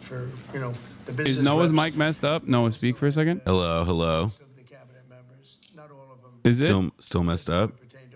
Nah, yes, no, yes, yes. No, yes, no. It's fine. Is it peaking? Sounds good. It has a buzz. Does it? I don't know why. It's got ring in it. I don't know what that's about, honestly. It might be the XLR cable, but hundreds of billions of dollars. give him the green one? No, I don't want to give him the green one because we're going to have a third person in here in a little bit. So we're going to have to use 3 mics. Many crazy things that, you can see it happening. It shouldn't happen, but you can see it happening. You see a lot of it. I don't know how to fix it, though. But the other thing I think most important for today, I want the cabinet members to keep good people. I don't want to see a big cut where a lot of good people are cut. I want the cabinet members to keep the good people, and the people that aren't doing a good job, that are unreliable, don't show up to work, etc. Those people can be cut. I have unplugged it and replugged it. It didn't work. And I said, I want the cabinet members go first, keep all the people you want, everybody that you need. And it would be better if they were there for 2 years instead of 2 weeks, because in 2 years they'll know the people better. But I want them to do the best job they can. When we have good people, that's precious. That's very important. And we want them to keep the good people. And so we're going to be watching them, and Elon and the group are going to be watching them. And if they can cut, it's better. And if they don't cut, then Elon will do the cutting. Why the fuck are people saying that it's still buzzing? It's currently not buzzing. I can look at the audio levels here. It only buzzes when he speaks. So why the fuck are you guys lying and saying it's buzzing right now? If there's buzzing noise, it's coming from the video that you're watching, not from the mic. It might be buzzing separately. It would be really funny if it's just the buzzing from like a video. No, I mean, I'm sure there's like an issue with the XLR cable because it's not the first time this happened, but authorize those contracts. But it's annoying that they're like. No, Elon has been really teaching everybody about the numbers that you can do. But what I want is I want the numbers, but I also want to keep the good people. We want to get rid of the people that aren't working, that aren't showing up, and have a lot of problems. And so they're working together with Elon. Someone linked me Noah talking so I can see for myself how bad it is. We have to, for the sake of our country. You can't have that kind of like fat. one of the moments where it was buzzing, so I can check it out. Okay, this is what it sounds like. I love doing this. Yeah, it's wiggle room. Is the mic still messed up? Is Noah's mic messed up? Noah, speak for a second. Hello. Is it still messed up? It's fine. Nah, yes, no, yes, yes. It's like completely fine. Bro. It's like totally. Okay, all of you are no, you're dogs. No, you're dogs. You're literally dogs. No, there is a very, very high frequency buzzing that happens. There is a very high frequency buzz that happens, for sure. I hear it as well. But if you are truly that upset about this, like you are a dog. Like you're not a human. You're a different species. Nothing but money. They're not going to spend that money. They're just taking that money. We're giving nothing. They're coming in because of the tariffs, because they don't want to pay the tariffs, and they're opening up big. So But with respect to people, I said, I want to cut the people, but I want to keep the good people. President, tariffs, sir, can you walk us through the next steps on this? Steel and aluminum tariffs are due to kick in next week on Canada, Mexico, and every other country. Are those going to be modified as well? No, those are not modified. Those are happening next week. And the big one will be on April 2nd when reciprocal tariffs. So if India or China or any of the countries that really, India is a very high tariff nation. I'll tell you what's a high tariff nation is Canada. Canada charges us 250% for our milk product and other product, and a tremendous tariff on lumber and things as such. And yet we don't need their lumber. We have more lumber than they do. We don't need Canada's lumber. So what I'm doing is I'll be signing an executive order freeing up our forests. That's gonna fix so it. That we're allowed to no, I think take down trees. If we just, you know what's gonna fix the housing market situation? Degrowth. Yeah, Also, we're cutting making it impossible. Fire devices, 50 yards He's JD or 70 Pond. yards He's swath. like he's killing. It is He wants to trees kill the can't, Treatlerites. long Like enough he's so trees punishing don't the burn. American working class. I would so at you can least get 'em out. I would entertain And those that thought trees for can more than be like a sold third of a and made a second. lot of money with. Were it So- not for the but fact we'll that be it's doing also that. like, We and don't we're need gonna find trees from oil Canada. We don't need wherever cars we from can Canada. and We don't suck it need, up and put it in the air. energy from Canada. Like it's, We don't you know, need he wants anything from Canada. So, very badly also to like microwave the planet. Be self-sustaining, which is in most things. The If buzz we have on the more mic oil is and so gas than loud. anybody, our forests I are really, massive, massive forests. We're just not allowed to use if I it hadn't because of seen the environmental clip, lunatics if I that hadn't seen the stopped us. clip, I would. So I'm going to be freeing that up very shortly so that we don't have to go to other countries to buy lumber. You know, why should we be buying lumber from other countries, paying tariffs, paying big prices, extraordinary prices, and we have lumber. We have the best lumber. Go ahead. And this USMCA exemption you're essentially announcing today for this 1 month? It's just a modification, short term, because I didn't want to hurt the American. It would have hurt the American car companies if I did that. Would you consider the same sort of exemption or pause for the auto tariffs you're talking about next month? We're not looking at that, no. You're not? No, we're not looking at that, no. No. Revoking TPS for the Ukrainians who live here in the U.S.? What about it? Are you considering revoking the TPS status for the more than 200,000 Ukrainians who live here in the U.S.?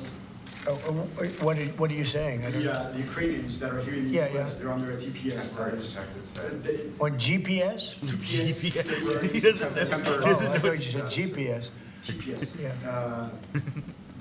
There was some news saying that they were going to be revoked and they were going to be deported from the country.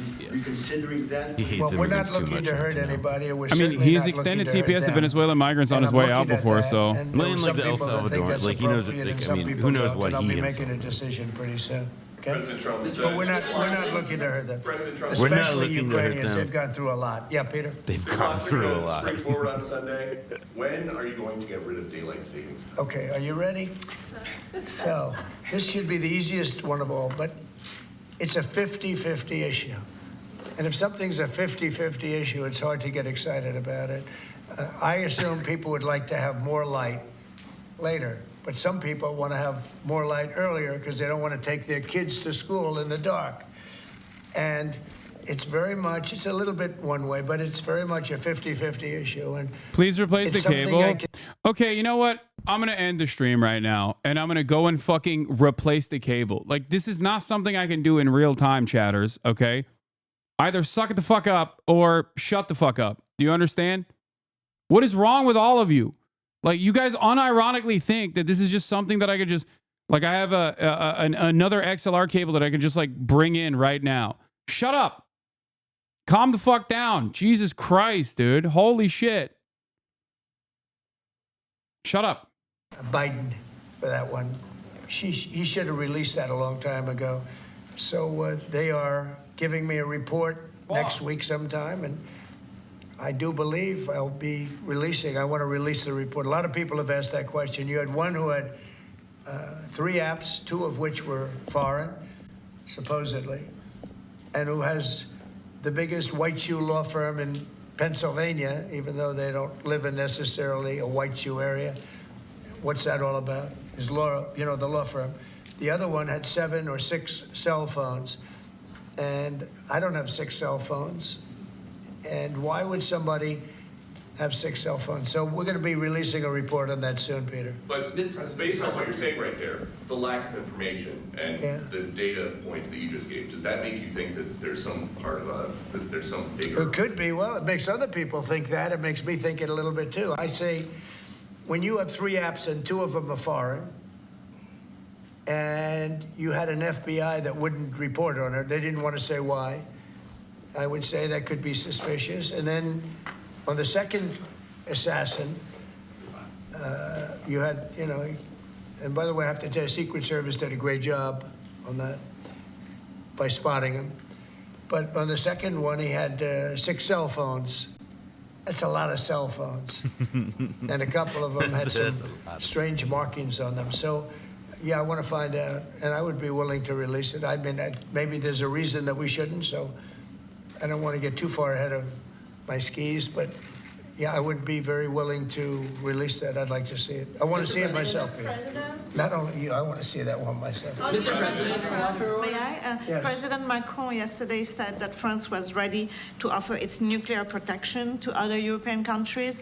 What do you make of it? And in this case, would the U.S. also maintain a nuclear umbrella for European countries? Well, France is also willing to put soldiers into Ukraine for safety reasons if we can get it. I will say that we've made a lot of progress with Ukraine and a lot of progress with Russia over the last couple of days.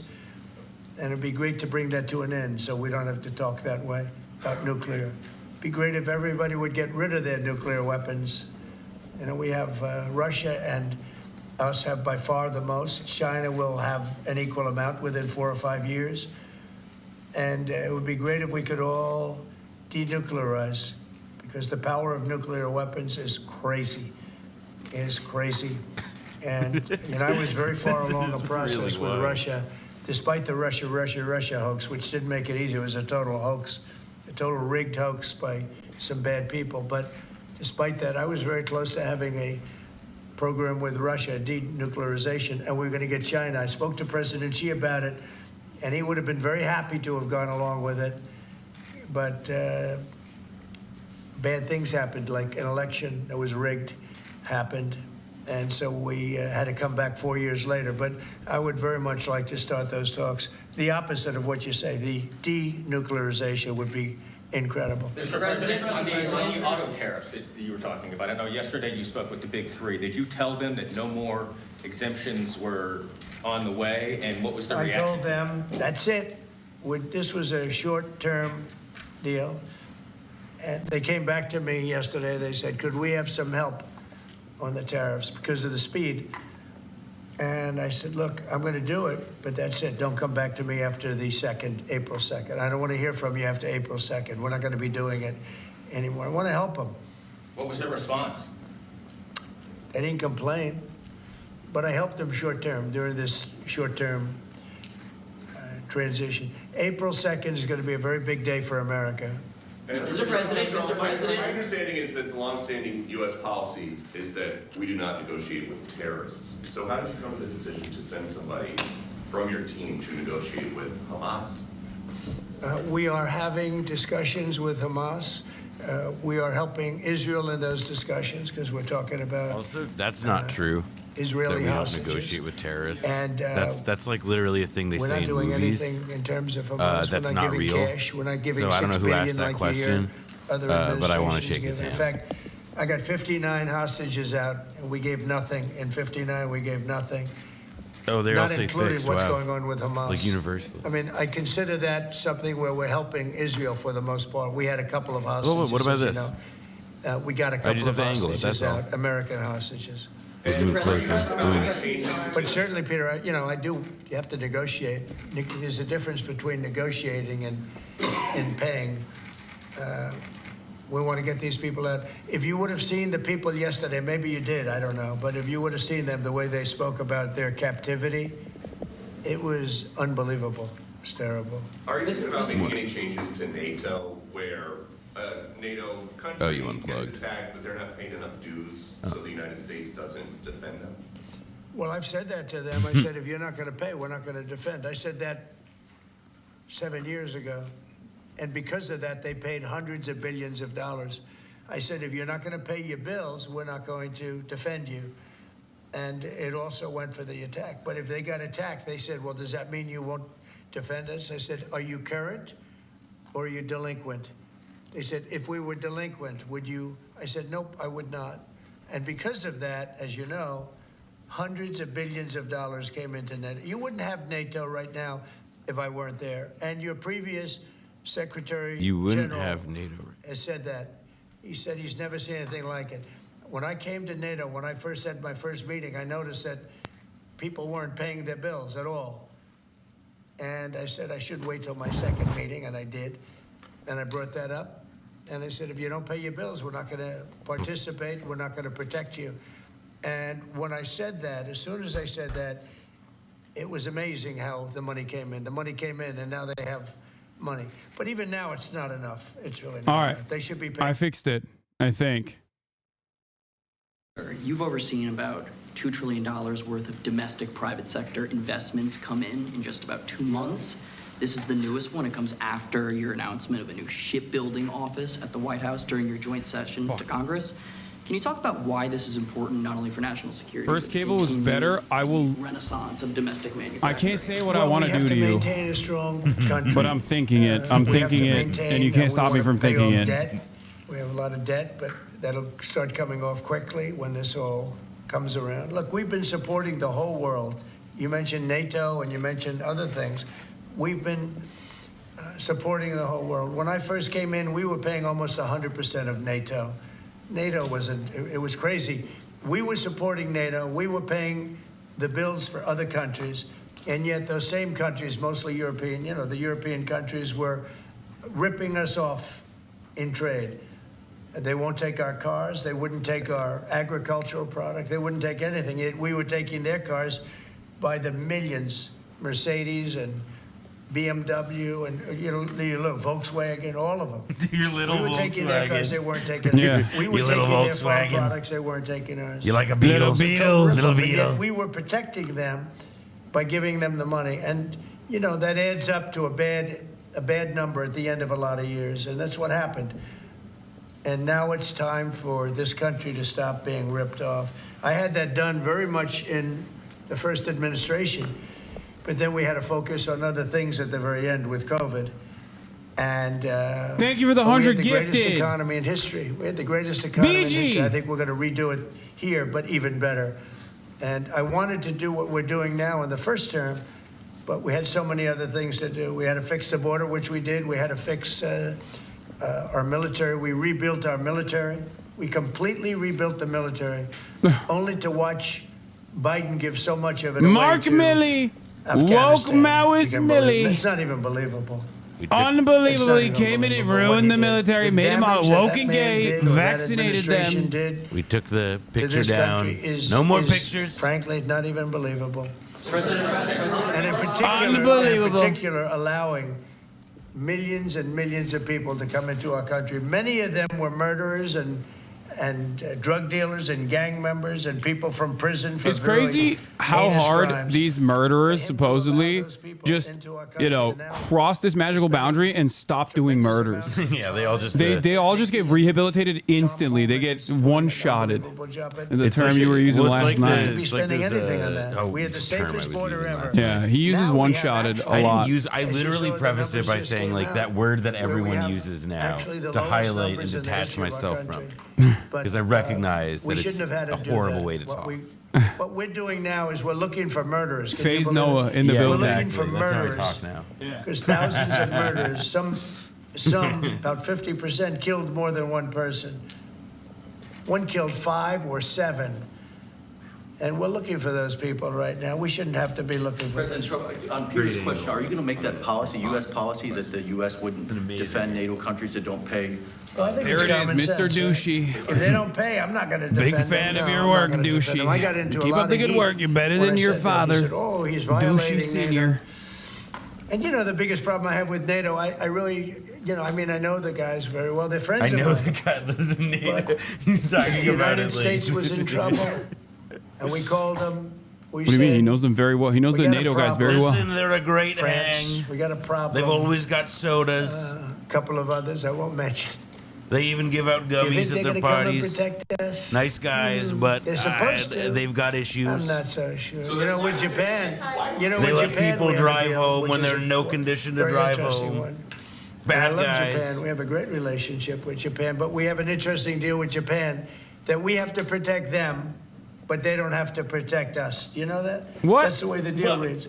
We have to protect Japan. Do you think he knows how that happened? And by the way, Do they you make think a he knows fortune why? with us economically. Wait, I want to hear what he There's says. another case. But we have to protect Japan, but under no circumstances do they have to protect us. I Japan's actually asked who standing makes military is quite literally unconstitutional. A constitution that we wrote, by the way. We did that. We made it so that it is illegal for Japan to have a military.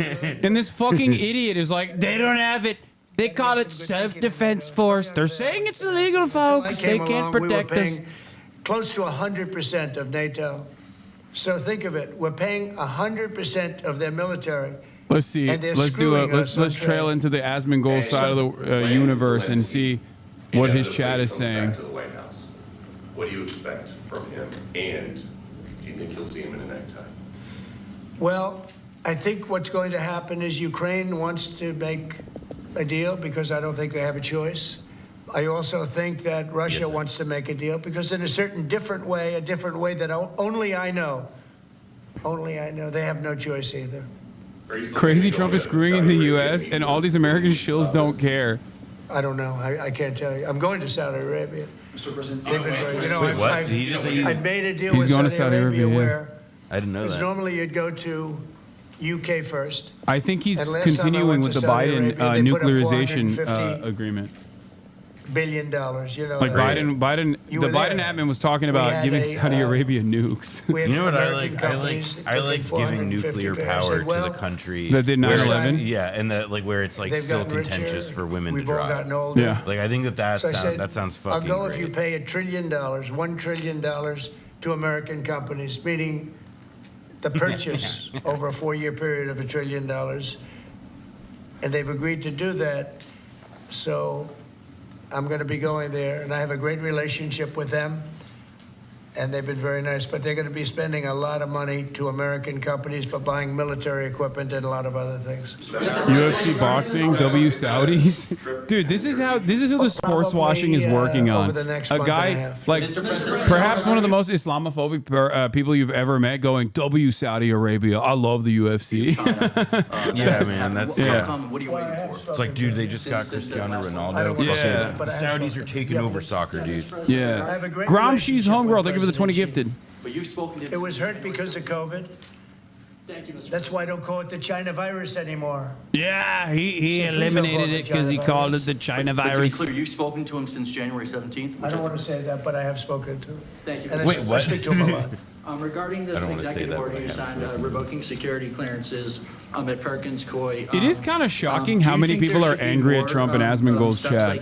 I think this goes to show, I think that the platform is very top heavy and people just kind of gravitate towards. People don't. I mean, I'm sorry. I think it's like really hard. I think most people don't want the education department to go bye-bye. I don't think that many people had as like difficult an experience in school as perhaps some streamers. I've never seen so many people in his chat just like actively dissenting. Approved of your. I love this guy. Who are you with? My name's Nick Gilbertson with Breitbart News. I see. I really liked your questions. Thank you very much, Mr. Yeah, I wonder why. I wonder The answer why. is just Nick. Just I really like and your I know questions. your name very well. Good job, you do. Yeah, they're saying Yeah, the glazed answer is, I questions. thought it was very embarrassing for the Glazed Democrats what questions happened from the other Bright. night.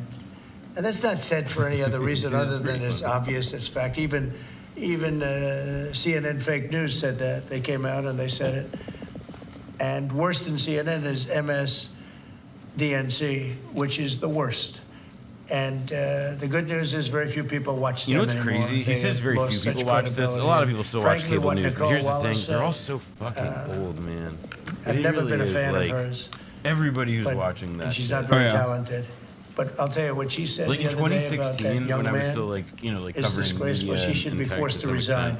resign. I remember And like, Rachel Maddow should one of be my forced to coworkers resign. published this Nobody article where it was watches just her sort of anyway. I like don't know. laying out like It's not here's the possible to pay average her as much age money as I of hear. like the But viewers of the certainly major she's lost network. And in like full credibility, 2016, this both is like of them. almost a decade But ago, what the they- average what age of they a said Fox the other viewer day, they was should like be forced to 69. resign The average about that age of a young CNN person. viewer was a few years younger, and MSNBC maybe a year below that. But it's like all these people, like all these fucking people, just they collect Social Security. Like they're not representative of most people. And like think about how much brain real estate they take up in the minds of everybody in that room. China's going to play a role, and so hopefully China will approve of the deal. But they're going to play a role. But we have a lot of interest in TikTok. How long would you extend it and how close? See, but if I need, I don't, right now we have at least another month, so we don't need an extension. But if I needed an extension, I'd probably get it extended. Yeah, Mr. President, regarding the executive orders, there was talk that you might sign one winding down the education department. Which department? The education department. Are you having second thoughts on that one? No. I want to bring the Wait, schools, why did he say fake news then? I want to bring the schools back to the states. And, you know, I've said it 100 times. We're ranked at the bottom of the list, and yet we spend more. We're ranked #1 for cost per student. We're ranked at the bottom of the list in education. And I know if I bring it back to Iowa, Indiana, Idaho, all these great states, I think I could say 40 states. Idaho schools. I want to bring it back. 10 states won't be perfect. 5 I would states love will for be the education system probably that not gave so us Sarah good. Palin. But they will be every bit as empowered. good as Norway and I like that he says, you know, some states are going to fall behind, and that's okay. Like, you're the president of America, dude. What do you mean some states are just not going to be fine? That is a psychotic thing. It's also just like, it's like, that's what's happening now. Yeah, that's the case now. And what you're just doing is look at Mississippi, look at Alabama. Like, they're not doing fine. Also, like, within these states, it's like, I mean, it's all just about like, obviously, like, returning it so that, like, education becomes, like, classic. Well, I want to just do and, like, it. We're you starting know, the like, process. in the We're same trying to way get that, the like, it's schools undermining back suffrage, undermining, into like, the states. universal rights Also, enshrined in the Constitution. who do you think is fucked over in this more? Red states or blue states, chat? Like, obviously, red states are underperforming on education already. And it's directly going to worsen this problem by creating this ginormous gap that already exists between those who have the money to be able to go to a private education and get a private education, those who are lucky enough to be able to get vouchers to go to private school, and those who just get no education whatsoever going forward. These guys will not stop until basically everyone is homeschooled, okay? Which probably will lower school shootings, at least. Or maybe localize the school shootings. You know, But when you do Lego set sales, they're going to go way up. Yeah. Sci-fi fantasy novel sales, they're going to go up. Yeah. I mean, you know, we should look at the positives. Yeah. People, eye contact will be a really valued skill. You say great leap backward. Yeah. JD Pondon doing the great leap backwards. Out of Gaza, I think that Gaza's a mess, and I think that Gaza could be good. I think it's got to be run properly. But right now, Gaza is an absolute mess, and it has been for many, many years and decades. Yeah, Peter, did you have one I think more? it was a bit more of a mess in the last year and a half, but that's just me. That may just be Stuck me. in space for 8 months. Have you spoken to them? They left him alone. Biden left him up there. And what do you know about that? I know everything about it. I said, we have 2 astronauts that are stuck in space. I have asked Elon, I said, do me a favor, can you get him out? He said, yes, he is preparing to go up, I think, in 2 weeks. What do you know about how this went down? Because he's saying that the Biden It's crazy that they already have an existing. some kind of SpaceX rocket. They already have an existing rocket that they can take That's back what I down. heard. I can't tell you that. But that's it's been what I heard. delayed But a bunch of Biden was times embarrassed by what because happened. the government And he did said, not "Leave want to him take a up risk. there." Like NASA I didn't want would've to take a said, risk. if you're Boeing didn't want to embarrassed, take a you gotta risk. get him out. So they Elon delayed it. is right now But the rocket preparing is a still ship up there. to They go can up still and get use him. that, I'm and sure they're that planning they will see to. this And in Trump is now space. using this as an opportunity to give We love Elon a you, and we're W. coming up to get you, and you shouldn't have been up there so long. The most incompetent president in our history has allowed that to happen to you. But this president won't let it happen. We're going to get them out. We're coming up to get you. I've authorized Elon. I said, can you get them out? Because, you know, they've been left I up like there. that idea that he's I hope they like talking to each them other. like psychically. But they've Like, been- we're coming to maybe get they'll you. Love each other. Hold I don't know. on. But they've been Bro, left up there. Think of Bro, if I'm an astronaut, I'm trying to stay the fuck away from America, not gonna lie. I'm trying to stay up there at the ISS for as long as I can, okay? No kidding. There's Yeah, no games actually, with her like hair. but- changing the course and defecting to And you China. know, there's a on the way danger up back there down. too. They can have some failures up there that would be very bad. You got to get them out. So I've authorized Elon a week ago. I said, you know, we have 2 people up there that Biden and Kamala left up there. China can't even get them And because the he ISS knows does it not cooperate very well. with I said, the "Are you Chinese equipped to get space. them?" That's why it's a Yeah. defection. That's why they have to go. And they're They have to preparing like it right land in now, Chinese and waters so Elon is or going to Vietnamese go up waters, you know, and, but then take the opportunity get to him. Should I explain, go on that journey just to be their on the ship appreciation. when we stop? Yeah, Manchurian Candidate. Yes. So I should do it. Oh, that's terrible. I thought he liked it. As I thought he explained liked on the it. Blowback podcast, I thought as the first time that the concept of brainwashing was ever used in an American newspaper. Well, when they come back, I'll greet Because him. of How the about that? No, we're gonna get fantastic treatment that the People's Liberation Army showed the American captives that caused the Americans to claim that these American captives were defecting. Did I get that right? It was that and the germ warfare thing. Yeah. Because the movie is about like it's like a defection thing, but in real life it was like wow, these flyers, like these American pilots are all saying we use biological and germ bombs, and they sound really uncoached and like they're speaking honestly about it. It must be brainwashing. Yeah. Speaking of which, you know who else did that yesterday? Our favorite Itamar Ben-Gvir, who said that about an Israeli captive that had returned to Israel, and he said his statement resembled Hamas. Israel has officially moved. There are members in the Israeli Knesset now that are saying Israeli hostages are Hamas. That's right. Let's take a look at the Jerusalem Post article real quick because it's very funny.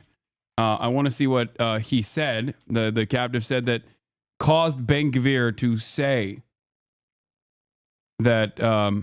What is this? No. Hasan, you look like someone who has sexual intercourse with dead goats. I mean, your mom is the goat of sucking my penis. But she's not dead. Hasan, you look like camel fucker. No hate. I'm gonna unban this guy. Cap on the... Yeah, I'm gonna unban this guy. Okay, it's weird that you're calling your mom a camel. It's cool that you're calling her the goat. She is the throat goat. No hate. Okay, but she's definitely not dead. She was definitely alive last night. All right, hold on. Let me see if I can find. Does anyone have the article of Ben-Gvir, Itamar Ben-Gvir, from? I think it was on the Jerusalem Post. I posted on my Instagram.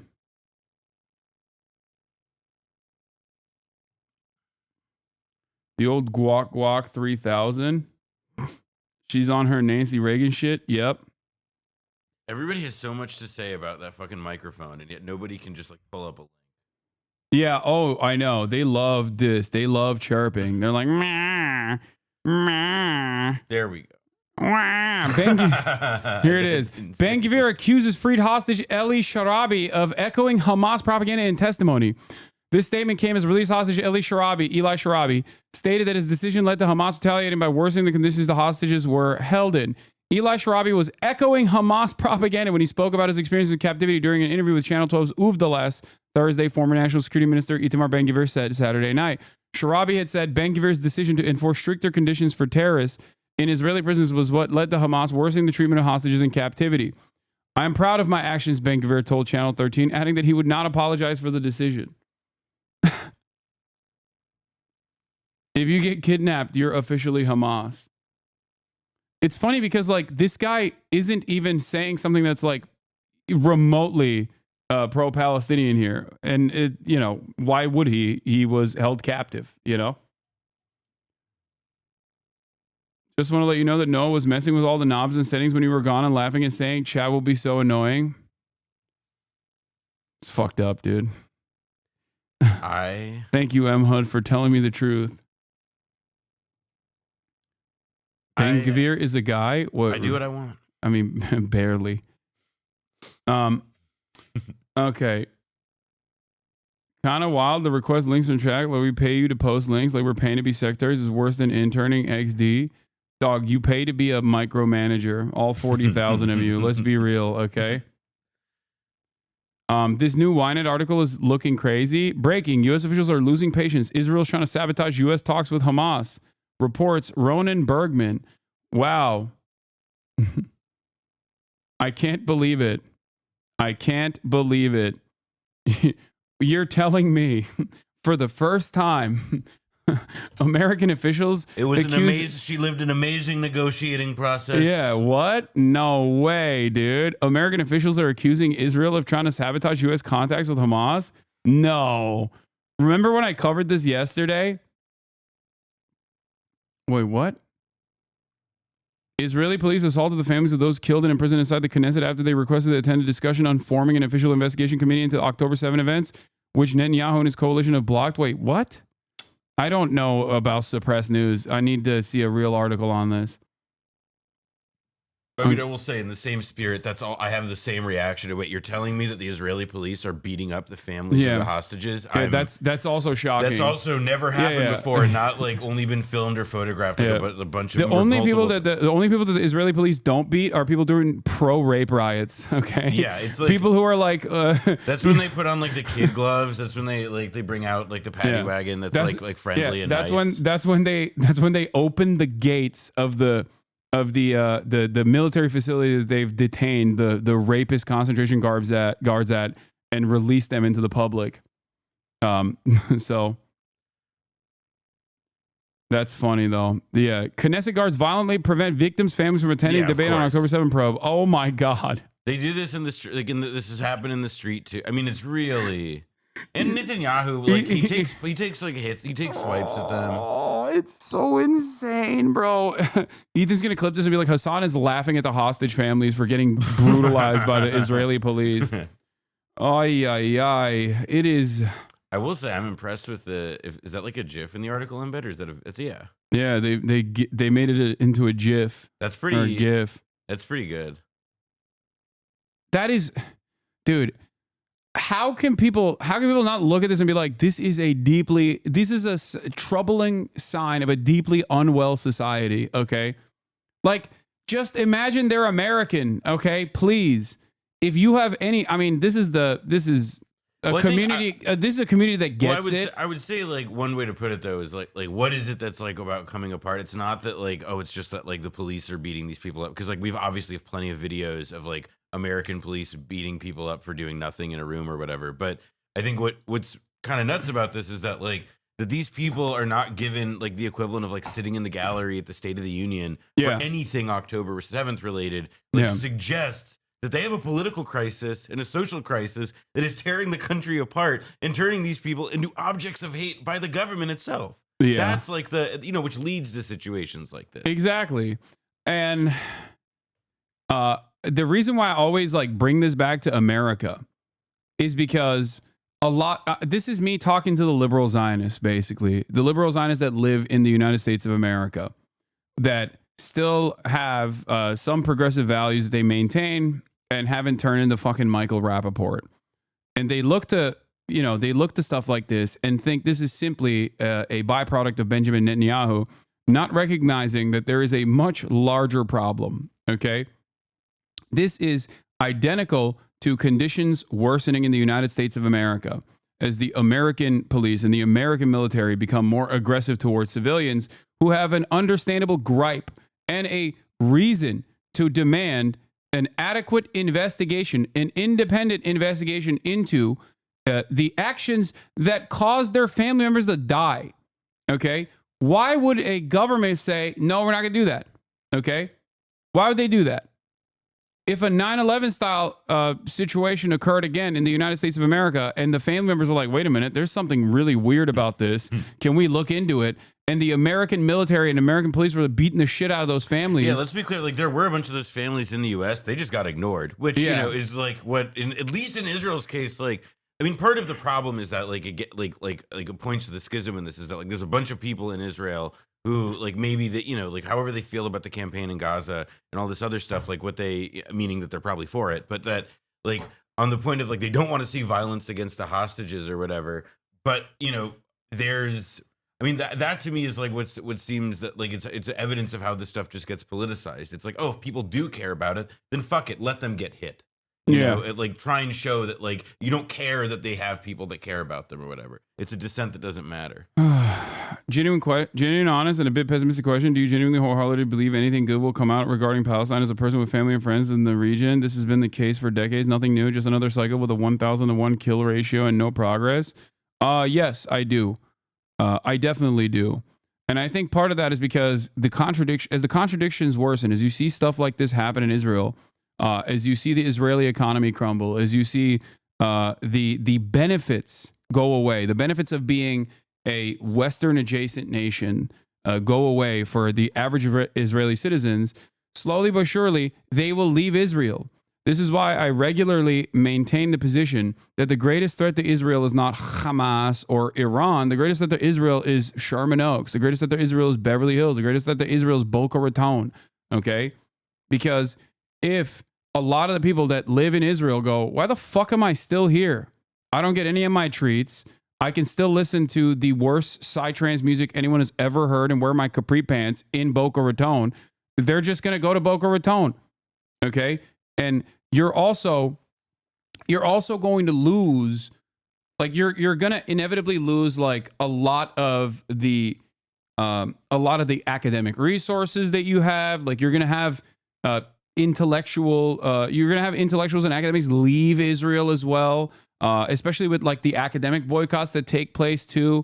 Like you're basically shutting off your next generation by behaving in this like incredibly violent way. You're going to have brain drain. I mean, just yesterday it was reported that there's a professor of computer science at Ben Gurion who posted under like the pseudonym John Brown on Twitter. I've seen his content. You've probably looked at tweets of his at some point or another. Yeah. But he like was suspended from his job. And he was like this. He was not publicly known that he was tied to this account, and it was because he said that Israeli soldiers had committed war crimes. Yeah, there's a computer science. You know, this is like the more shit like that happens, the more you hear about like 500,000 Israelis leaving Israel. Okay, the more the Israeli economy becomes unsustainable. That's why I said, that's why I kept repeating over and over again that like.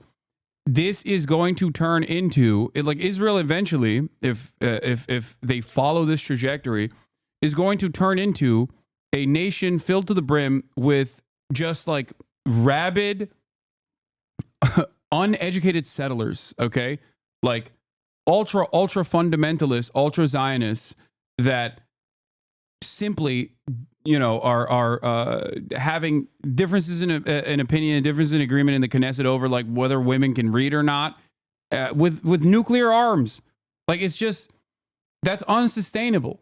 Okay, it's going to turn into a pure hog state, which it kind of already is turning into a pure hog state to begin with.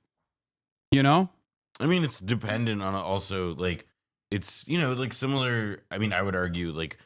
People want like they think everybody wants to be like a U.S. vassal, right? Because they think that they could get to be like Israel, favored military treatment. Yeah, they could develop like a broad base, like industrialized society with a middle class and all these different things.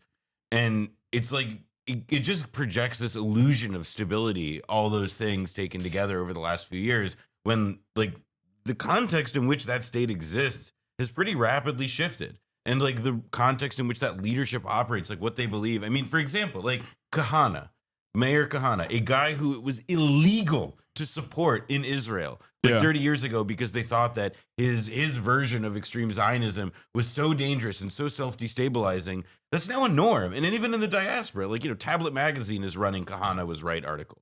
Yeah. You have what were previously understood as effective boundaries for containing the ideology from like running too far amok or whatever, it's all been removed. And it's not because like they made a choice and it could have been undone at some point. Like this was always how it was bound to go. You see liberal Zionists unironically touting the Kahana line, the Kahanist line of never again just means for Jews. Like that's insane. That's an insane thing to say. Like the notion that like, no, never again wasn't about anybody else. It was just about us. Like, what the fuck are you guys talking about? It's supposed to be about like Jewish militancy. When you see people who are otherwise supposed to be like progressive accounts on Twitter saying stuff like that, that is a that is a turning point, I think, for average Israeli society and their attitude on these issues. What? Why not repurpose the IDF into a reconstruction force to teach soldiers real life skills? I mean, this is something that I've personally advocated for with the American military as well, but kick out the settlers and replace them with displaced Palestinians during the reconstruction process. Why sentence an entire generation of young Jews and Palestinians to endless trauma? I just don't get it. Okay, well, yeah, it's a very pie in the sky. Let's stop the genocide first, After October 7, I noticed that they were bringing fake refugees and fake asylum claims here as crime tourism. Coined the term crime tourism. What are you talking about? Why am I reading this? All right. Edging into Radlib territory. I mean, I think that the American military is a jobs program, and I think that it would be nice if the American military's output wasn't, the complete wholesale murder of brown children overseas, but instead was to like build bridges and shit. That would be cool. But it's not going to happen in America, and it certainly is not going to happen in Israel right now. Well, and also like in Israel's case, like they're struggling with the fact that like the more that they invest in their military, like that's also like one of the things killing the country, and that like is producing like this sort of like what's becoming like if however long they go with this will become a feature of it, that like the heightened draw on reserves that is a cost on it is borne by the rest of the country. And like even if they're not about to like fall into immediate financial calamity, right? Like that's not a sign that they're able to like allocate investments in society in all that healthy of a way. Yeah. And before Simone Zimmerman gets here, who is one of the documentary makers of Israelism, which we've watched on this broadcast before, I want to talk a little bit about the American collapse, because America and Israel are, one nation under God, indivisible, if we're being real. Because a lot of people say it's a favorite client state, and I understand that. But I think that due to the pervasive influence, the outside influence of the Israeli lobby, and due to the dedicated brainwashing, social conditioning operation that Zionism engages with on a regular basis, I don't think it's necessarily a favored client, but one that is just directly a part of the United States, and so valuable to the United States that like even when they fuck over the United States, even when they do counter espionage against the CIA, for example, it's still considered appropriate, because what are you going to do? Because it's that valuable to us. And also there is that level of influence. I would say this is like one of the things that people somewhat disagree with me on. This is like an attitude among anti-Zionists where they're like, they say like, oh, this is not something that you can describe purely on material grounds. I disagree with them on this issue. I think that it's like, I disagree with them on this issue because I think that, yes, the influence of the Israel lobby is certainly significant.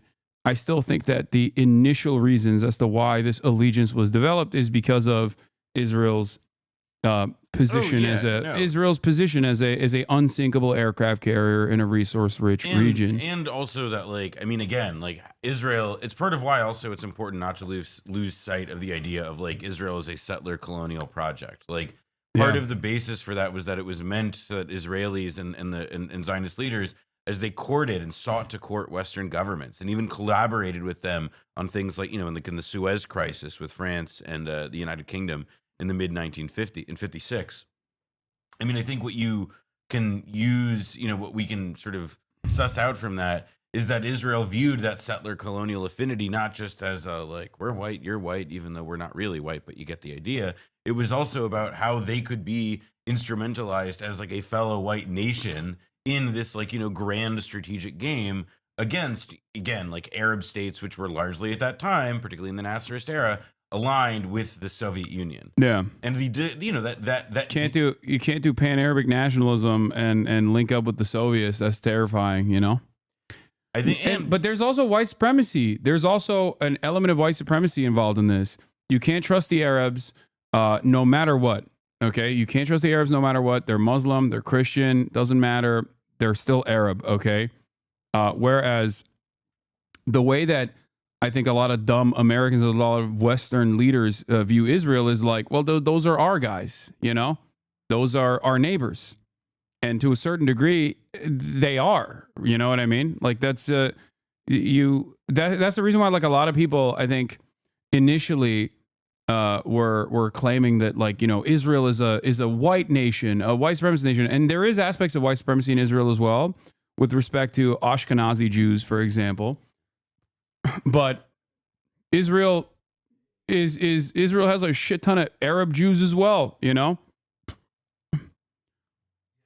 Even though they're still, because of the ethno-religious supremacist nature of Zionism, the Arab Jews have a specific classification. They're still Jewish and therefore of a higher class than what they consider to be, in Israeli demographics, Arab. Arab implies someone from an Arab nation or someone from even that area, even from Palestine, that is either Muslim or Christian.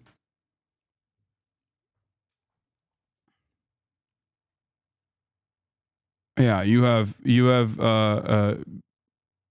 Jews that come from the entirety of Levant and the MENA region in general that are subcategorized under the banner of Judaism. Be careful. Arabs are also white, and Arab supremacy is just as real. An Afro-Arab, this cannot be denied. As an Afro-Arab, this cannot be denied. Okay, we're talking about the... some Arabs are white. Some Arabs are not white. It doesn't matter. This is not the point that I'm trying to make here. Lock in, okay? Also, it depends on where you're... It depends on which country you're looking at.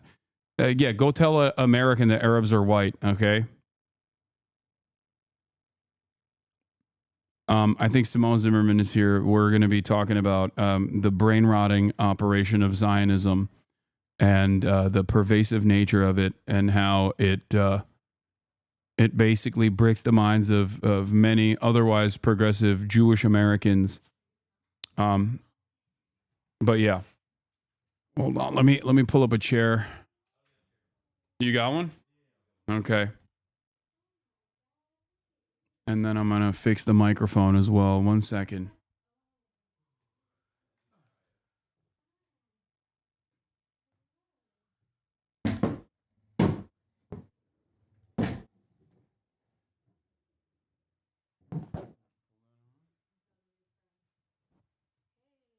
Hi.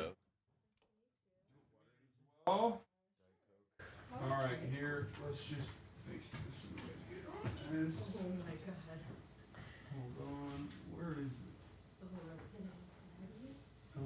All right, chat. 1 second. I'm going to fix the noise gate. And then we're going to be good. Okay. I did it. All right.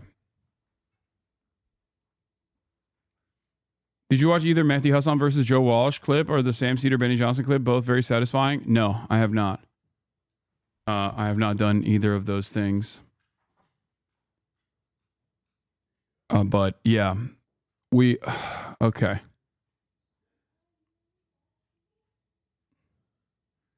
What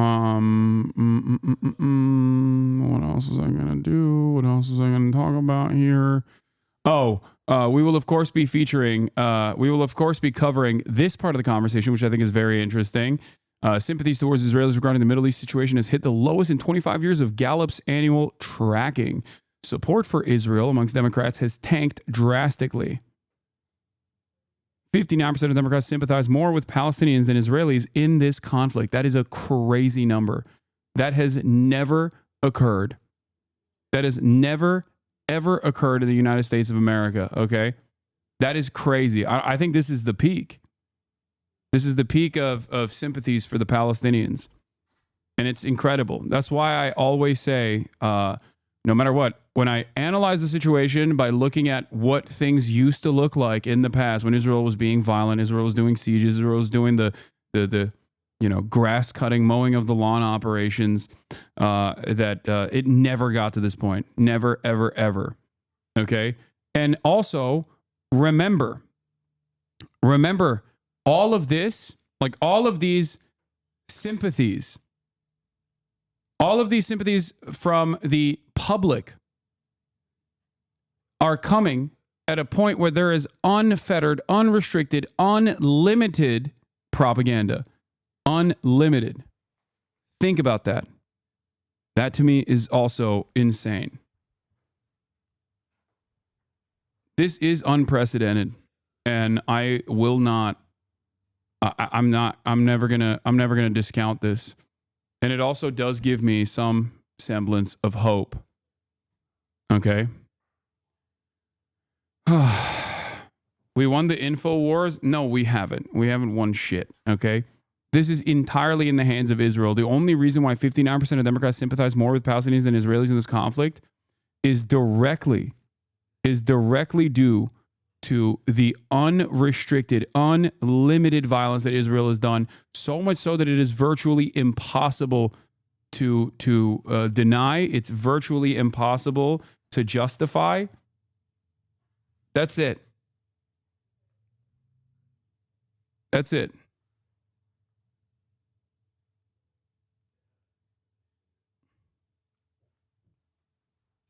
It's all in the hands of the U.S., not Israel. Yeah, it's because Israel, for many, many years, I think, has greatly benefited from the cycle of dehumanization of Palestinians and had to continue doing that in an effort to create. You're discounting the work of Palestinian journalists? Don't fucking do this to me right now. Don't do this woke shit. Of course, it's entirely in the hands of brave Palestinians across the board who have filmed their own genocide, okay? Virtually every single day. Don't fucking do this rad lib shit, okay? That much is obvious. I'm talking about Israel's cruelty on top of everything else. God damn.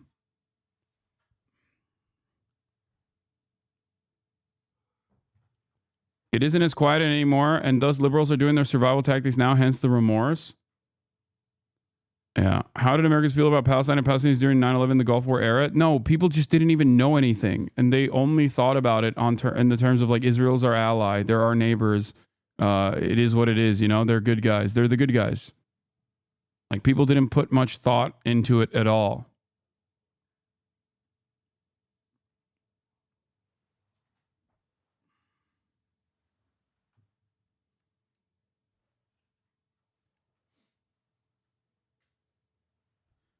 Yes, I know Bad Empanada made a video criticizing my take, saying that I'm a liberal Zionist or something. I don't care, guys. Yes, we can have disagreements, even if we almost entirely agree on everything. And every now and then, Bad Empanada freaks out over some minor shit, okay? I don't care. I don't know why everyone is like, no, you have to watch this. Especially considering that, like, if you're a leftist and you understand the take isn't that fucking big, is minor. I know. Even if the disagreements are minor and you consider yourself to be a progressive, you consider yourself to be a leftist, why the fuck are you trying to make drama between two commentators who are anti-Zionist? Like, I just don't get it. I don't care that he did it. Okay, if he wants to use mentioning me or doing a call out post on me as an opportunity to educate people on his perspective, then that's fine. You know, that's great. More power to him. But I'm not going to sit here and respond to it, and then you're going to clip it out of context and like send it to him and then blah, blah, blah, blah, blah. It doesn't matter. My thoughts on this are known, okay? I recognize that Zionism is a fascist ideology that revolves around Jewish ethnic religious supremacy. I recognize that Israel is a rabid settler colonial enterprise that has always maintained an apartheid that started off with a ethnic cleansing operation that was planned by early Zionist militias. These are historically accurate facts that I reckon with and routinely repeat. Having said all of that, I also have a difference in opinion in terms of strategy with the likes of Bad Empanada. I live in the heart of empire. I live in the imperial core. I am living in the United States of America. I'm a Westerner, okay? I'm Turkish. I have a Muslim background. People call me a terrorist all the time. But having said all of that, my goal is to pull people from the margins, okay? And if that is my goal, then I will never discount people that are that I have disagreements with, that might even be engaging in like Jewish exceptionalism or whatever Bad Empanada is saying, because I get how social conditioning works. Okay, I understand how social conditioning works. I understand how that can change people's minds. Okay, at the end of the day, we are what Hasan? What the fuck saying, dude? Firstly, Turks same with support white supremacy for like support Pan-Asianism version so well. Anti-Israeli Arabs, no problem. Same with differently. Bro, no, you need to learn how to write, okay? I'm giving you an hour. Go back to the drawing board and you know, put together a coherent argument. I'm sorry. If you're having an aneurysm while typing that, I'm not going to entertain this.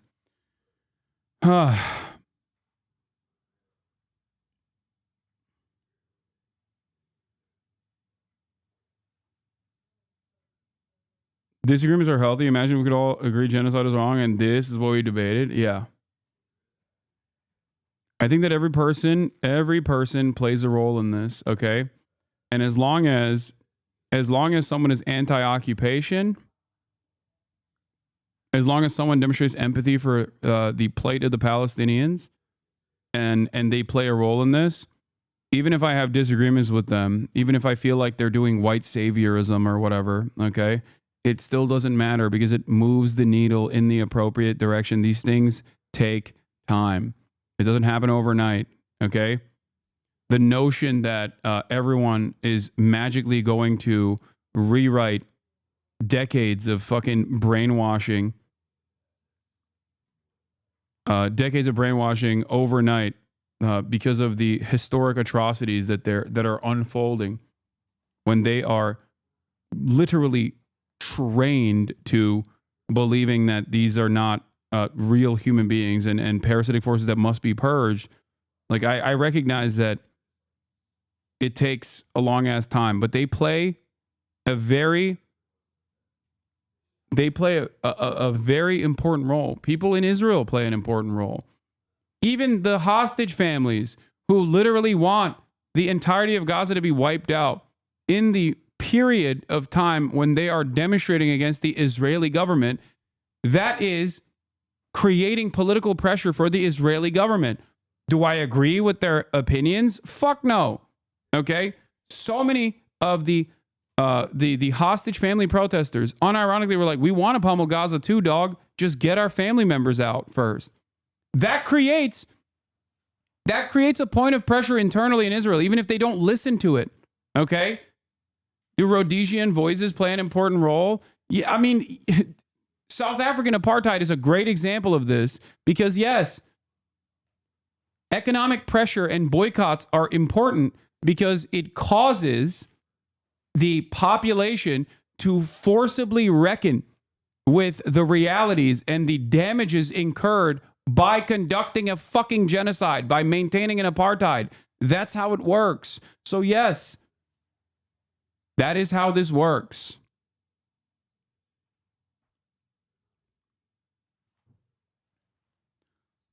You know, I'm not in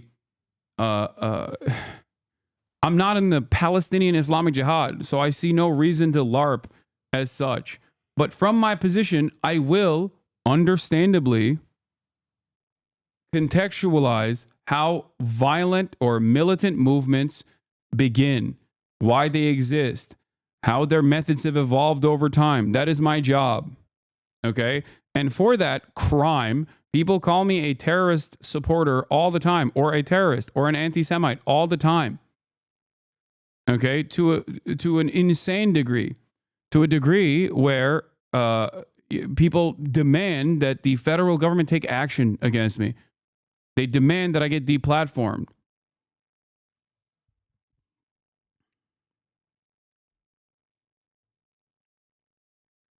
That's it.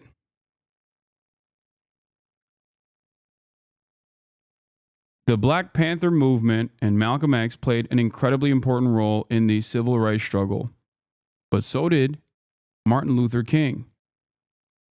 Despite both of these leaders and despite both of these movements being deeply unpopular at the time by broader society, Okay? It's very important to understand that the struggle is always going to be multifaceted, and I'll take pressure from every aspect that I can get.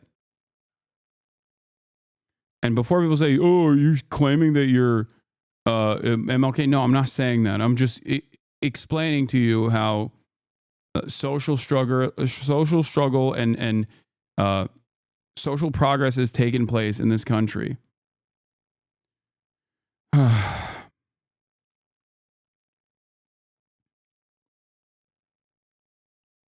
I don't disagree with you at all, but I believe that you can also push the needle towards always bringing up what is also part of the Israeli provisions and Jewish exceptionalism when you can. I already do that. Shut the fuck up. I already do that. I do that all the time. Anyone who says that I don't do that is a fucking delusional, okay? Shut up. You're now demanding that I do something that I do all the time. Now you're getting clip chimped in the more woke, more radical direction, I guess. Anyway.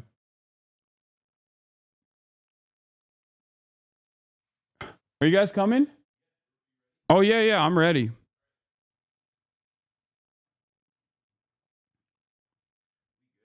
Yeah. Yeah, even with the IRA, there was a political wing of the movement and there was a militant wing of the movement. These things cannot exist without the other. Okay? There is no world in which one can be successful on its own. You can't, you cannot demand that a state, an apartheid state like Israel, peacefully give you the recognition that you deserve as a human being. Okay. And of course, as the maintenance of the apartheid state becomes more violent, the reaction and the retaliation to that in the form of militant resistance is going to become more violent as well. Having said that, you still need a political movement or peaceful resistance to work alongside this. All right. We have Samal Zimmerman in the building, ladies and gentlemen.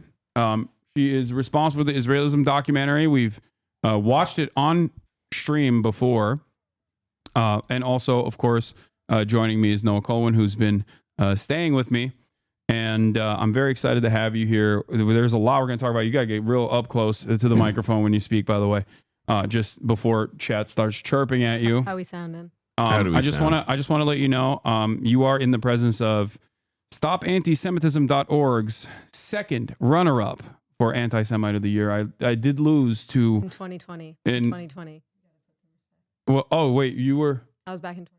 Oh, wait, she too. Oh! They both sorry. are. You have this in common. Wait, no way. Yeah. Oh, you were also almost Anti-Semite of the Year? Yeah, I was in the top 3. Who lost? Who'd you lose to? Near Dean. Oh, okay. That was... And Ice Cube. No, Ice Cube didn't get it, but we were in the... Yeah, I forgot Ice Cube had that Oh, phase. shit. Okay, that's crazy. I lost to Candace Owens. Your year is a tough one because well, I don't know. Maybe Simone had kind of a Mickey Mouse ring because like you're dealing with it like post October 7th, Yeah. when it's like, you know, there's like it's a lot of competition. Whereas back then, Simone, perhaps Yeah, it was. I was just like chilling in my apartment during the pandemic, and they were like offering $360 Amazon gift cards to people to vote for me. I was just like trying to you know, amazing bake whatever Allison Roman So they had to rig it. They had to rig it against like a woman making shallot pasta in the Brooklyn apartment. Well, Great. my favorite on that one. Hold on, I'm gonna fix it. I'm going to increase her volume. Chat, shut the fuck up. I know. Okay. My problem.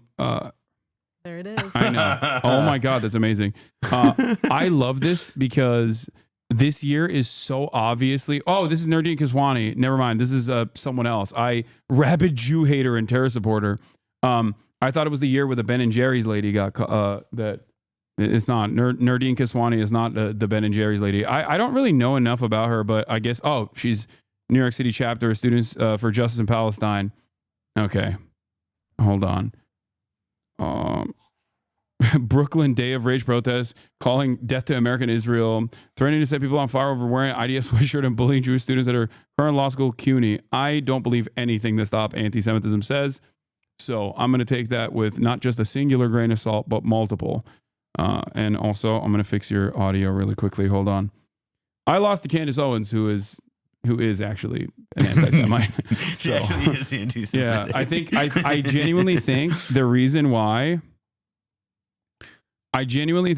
why I lost to Candace Owens, who is a real anti-Semite, was because she is a black woman, and Stop Anti-Semitism unironically like hates women of color more than anything else.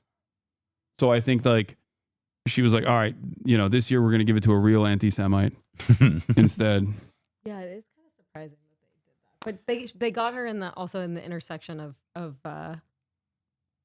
real anti-Semitism and also rabid anti-Zionism. Well, yeah, because she went after their boy. She was like, well, why is Ben Shapiro so powerful or whatever? Wasn't like he part of the basis of their schism? Yeah, but she also was part of that really disgusting amplifying of like, it started with the like ADL truther conspiracy. Right, Yeah, this is like, I remember it. Yeah. Because they've been obsessed with like going back to the Leo Frank stuff. The Leo Frank thing didn't happen, and then the reason that Israel does apartheid is because like in the Torah it says Jews are Oh no, Talmud too, In the right? Talmud. No, not the Torah. Yeah. No, I forgot Talmud. that she was a scholar. Yeah. So she held that like really. I have to say, I tuned into it for a second. That was some dark shit with Andrew Tate and Dan Bilzerian. It was like he's the Nazis against Israel chat room. So, yeah. It's always super cool to hear all of the most prominent figures that like seemingly the right elevates all the time. They all just happen to be actual anti-Semites. So then what happens? Most of the anti-Zionist sentiment you hear come from people who aren't actually anti-Zionist at all. They don't really give a shit. They just hate Jews, all while simultaneously suppressing voices like mine and apparently like yours as well. I don't think a Jewish person has ever won Anti-Semite of the Year yet. Yeah, they don't want the smoke, dude. Yeah, that's crazy. Yeah, they just want us on the list. Yeah, those who don't know who are watching, also, I see a couple people in chat asking. Ice Cube had a moment. He had a moment where his relationship with the Jewish community was challenged because of some comments, but it's all good now. It's all in the past. It's all buried, and They got together. He's linked and built with the best of them in the Jewish establishment. Since. Noah was at the meetings, the media control meetings. Don't worry about it. I was there. I can vouch. We're all good. It's in the past. Yeah. Hasanabi is my favorite anti-Semite because he's constantly educating people about the harms of anti-Semitism, calls out anti-Semites, and never says anything anti-Semitic. Truly a positive example for anti-Semites everywhere. Yeah. I do have a conspiracy on this, though. I legitimately do have a conspiracy. I want to run it by both of you guys, okay?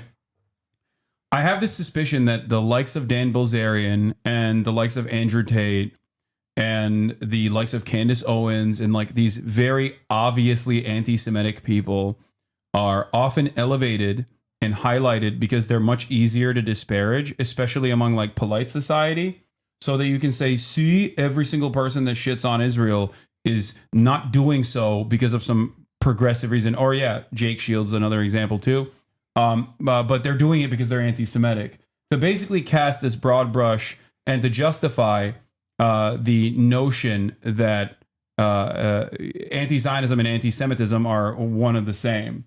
And it's always born out of some mysterious secret anti-Semitism. That's the reason why, Jews such as yourself are also criticizing Israel's actions.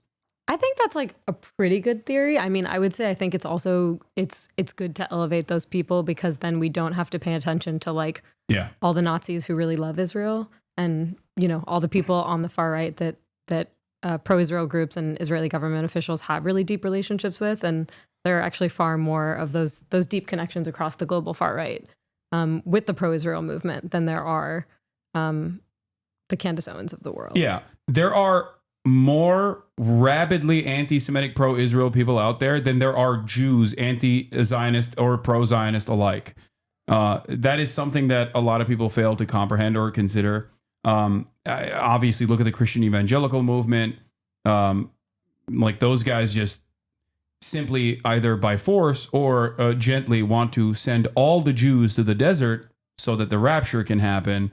And then, everybody obviously burns in eternal hellfire unless they convert to Christianity. I would also add that, like, there is like I think a sense also with like that like right wing appreciation of Israel that like they look at the anti-Semitism is not just grounded in the like apocalyptic like millenarian style stuff about needing to gather all the Jews in Israel, although that's real for a lot of them. But it's also about this idea that like, oh yeah, the Jews run everything and we want to too. Like it's the idea of like you're saying it's like a Japanese style of philo-Semitism? Yeah. No, it's like a model. It's I mean like a model global minority thing. Like, can you believe like these guys are 0.002% of the world population yet drive like 20% of the discourse? Like imagine like, you know, how that would be if like, you know, India could finally stand up, or, you know, like pick a country that has like a raging nationalist movement at this moment that like, you know, could look at something like Israel and be like, that's a plausible outcome for us. You know, it's that to me explains a lot of it as well. Yeah, you notice I'm pretty sure StopAntisemitism.org did not go after Richard Spencer, who was, you know, very much like we want to do here what they've already done in Israel. Exactly. Yeah, he called himself a white Zionist, I think. Yeah, no, he had this like really freaky confrontation with a rabbi at a university in Texas. I remember this really well, where he basically said like, "How can you call me an anti-Semite? I love what they've done with Israel. I think we should do it here." And the guy he was talking to was like, I remember pretty like he didn't quite have a good response to that. Yeah. That is, woke anti-Semitism. being pro-Israel is the greatest shield that you can have, as Ben Shapiro once famously openly admitted to when Ann Coulter was saying some shit about Jewish people. I don't know what she was saying, but she was saying like they control the media or whatever. And Ben Shapiro famously tweeted out, Ann Coulter regarding Jews. She loves Israel, so I will not lose sleep over her very obviously anti-Semitic statements. Like straight up, just kind of giving the game away, but nobody really cares. But that's just, that's just how it works, really. I will say there is a troublesome nature to, I think, a lot of the prominent conversations taking place right now with the likes of Patrick Bet-David, as Andrew Tate has returned from Romania to come to the United States of America and, go on all these podcasts, go on his like media tour, where apparently biggest scam in history, Andrew Tate's explosive World War II theory challenges the narrative. Oh, God. That's valuetainment. I find... Do you know who Patrick Bet-David is, Simone? I've like heard the name, but wait, don't say anything. Oh no. Okay. No, did you hold guys on. just talk about this on Bad Hasbara? Patrick Bet-David, we did. Yeah. No, so you do know his background then. Just a tiny bit, but go ahead. Because he is the most Israeli man who is not from Israel or Jewish. His name is Patrick Bet-David. On first sight, you're like, Felix has said this as well, where he's like, oh, he's from Israel, right? And he's like, nope, he's not. He is Assyrian and Iranian, I believe. They fear nationalism when white people get can't hear it together. yet. Hold on. What does it mean that I'm valued? It's because they apply it to World War II. That's what he calls the channel. They say, well, white nationalists do what Hitler did because he was a white nationalist. So they say that when white people get together and are nationalistic, it's like the Nazis. When other people get together and they're nationalistic, it's not. Is this actually true? Is this the largest psyop in history? I mean, World War II has had such a profound effect on our culture up until this point now. World War II is the basis for all good and bad in the entire world. If I say noted scholar of history, it is like legitimately crazy to see somebody who is having like the conversation of an 8th grader, but it's like the names of like a bunch of like now people in the White House are on the wall behind him. Yeah, like it's a little alarming. If you name the worst person in history, you'll probably say Hitler. You won't say Stalin, who killed more because he was on our team, or Mao. I love that they're also like deeply anti-communist at the same time. Like it makes sense, but liberals also have this kind of attitude. Like he's just this is the lightest form, the most acceptable form of Holocaust revisionism that even liberals also entertain due to a lack of understanding or lack of knowledge or the deep resentment that people feel towards communism, where they just do like, well, Stalin killed more. Actually, he was worse than Hitler. Maybe we were on the wrong side during World War II. You know, like that's the inevitable logical through line that you follow through. Great stuff, though. Simone, I have a question for you.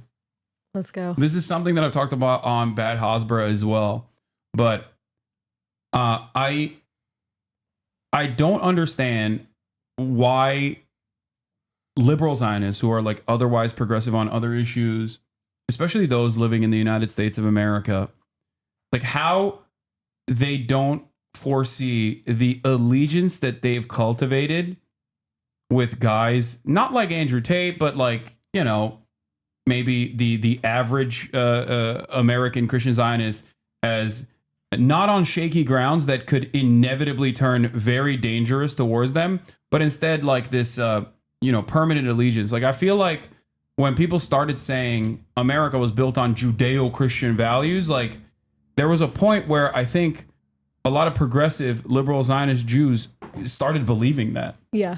And I don't know how you legitimately believe that. Like these guys will 100% quickly turn that conversation over to, no, America was built on Christian values. What the fuck are you talking about? Like there's already a lot of,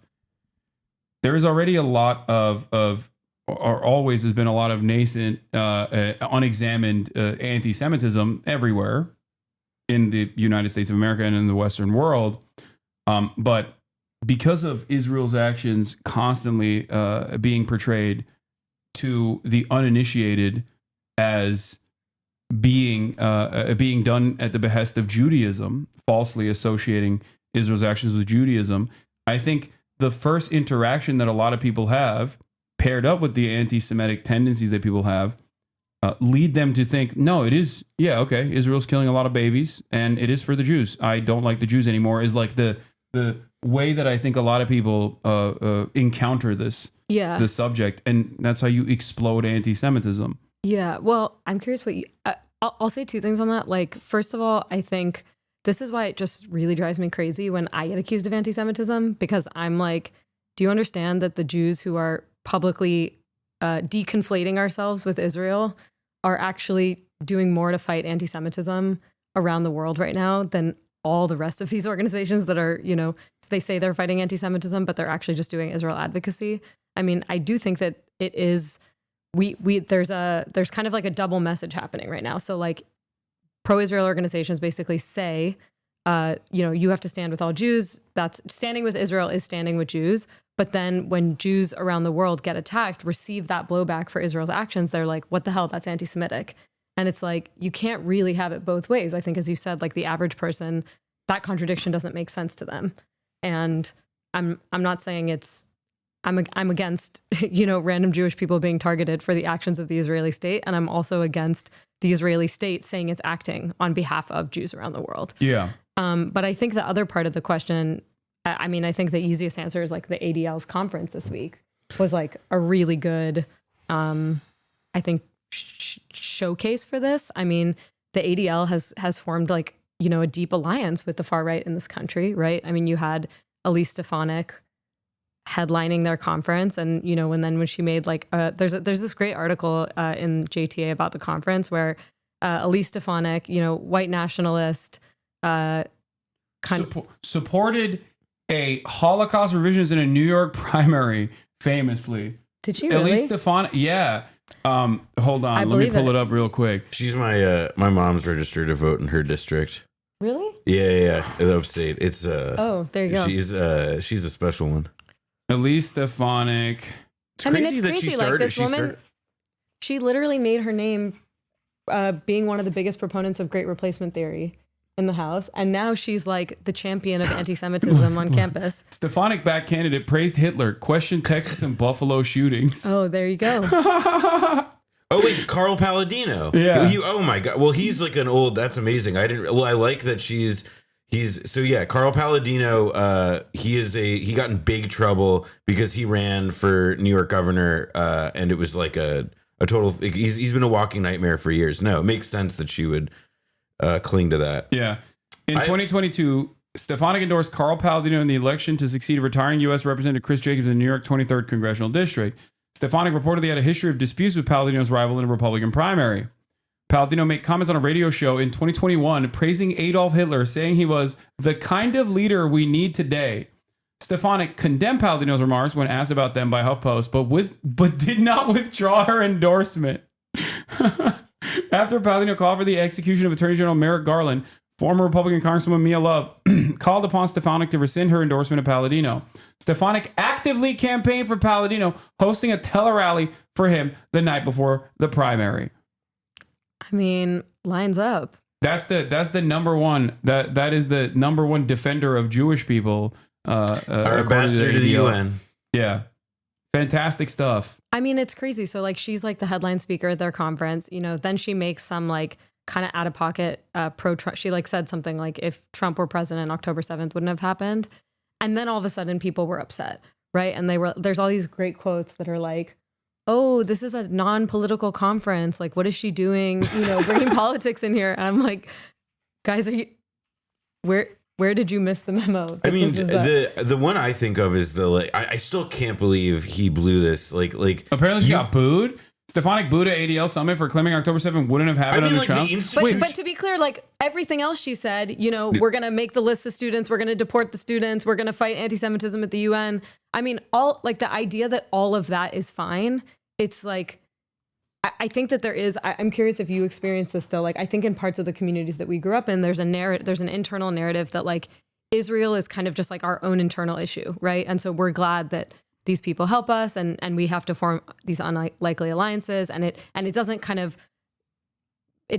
to the kind of broader politics. And I mean, I obviously think that's not just laughable, but like insane when you're literally... Were they booing him because they were like, no, it definitely would have happened regardless because the Arabs are like anti-Semitic, parasitic monsters. Is that what it is? Like, it's also like a lot of the people at the ADL like are like they voted for Kamala Harris, right? They voted for they're Democrats. Like this is a I don't think that they represent like the broad, as the Gallup polling today points out. They do not represent the broad, majority of how Democratic voters and people who identify as Democratic feel about Israel or Gaza or anything that's happened in the last year and a half. But the ADL and a lot of these organizations, like if you look at the people who fill these rooms, who attend to these kinds of conferences, like it's not CPAC.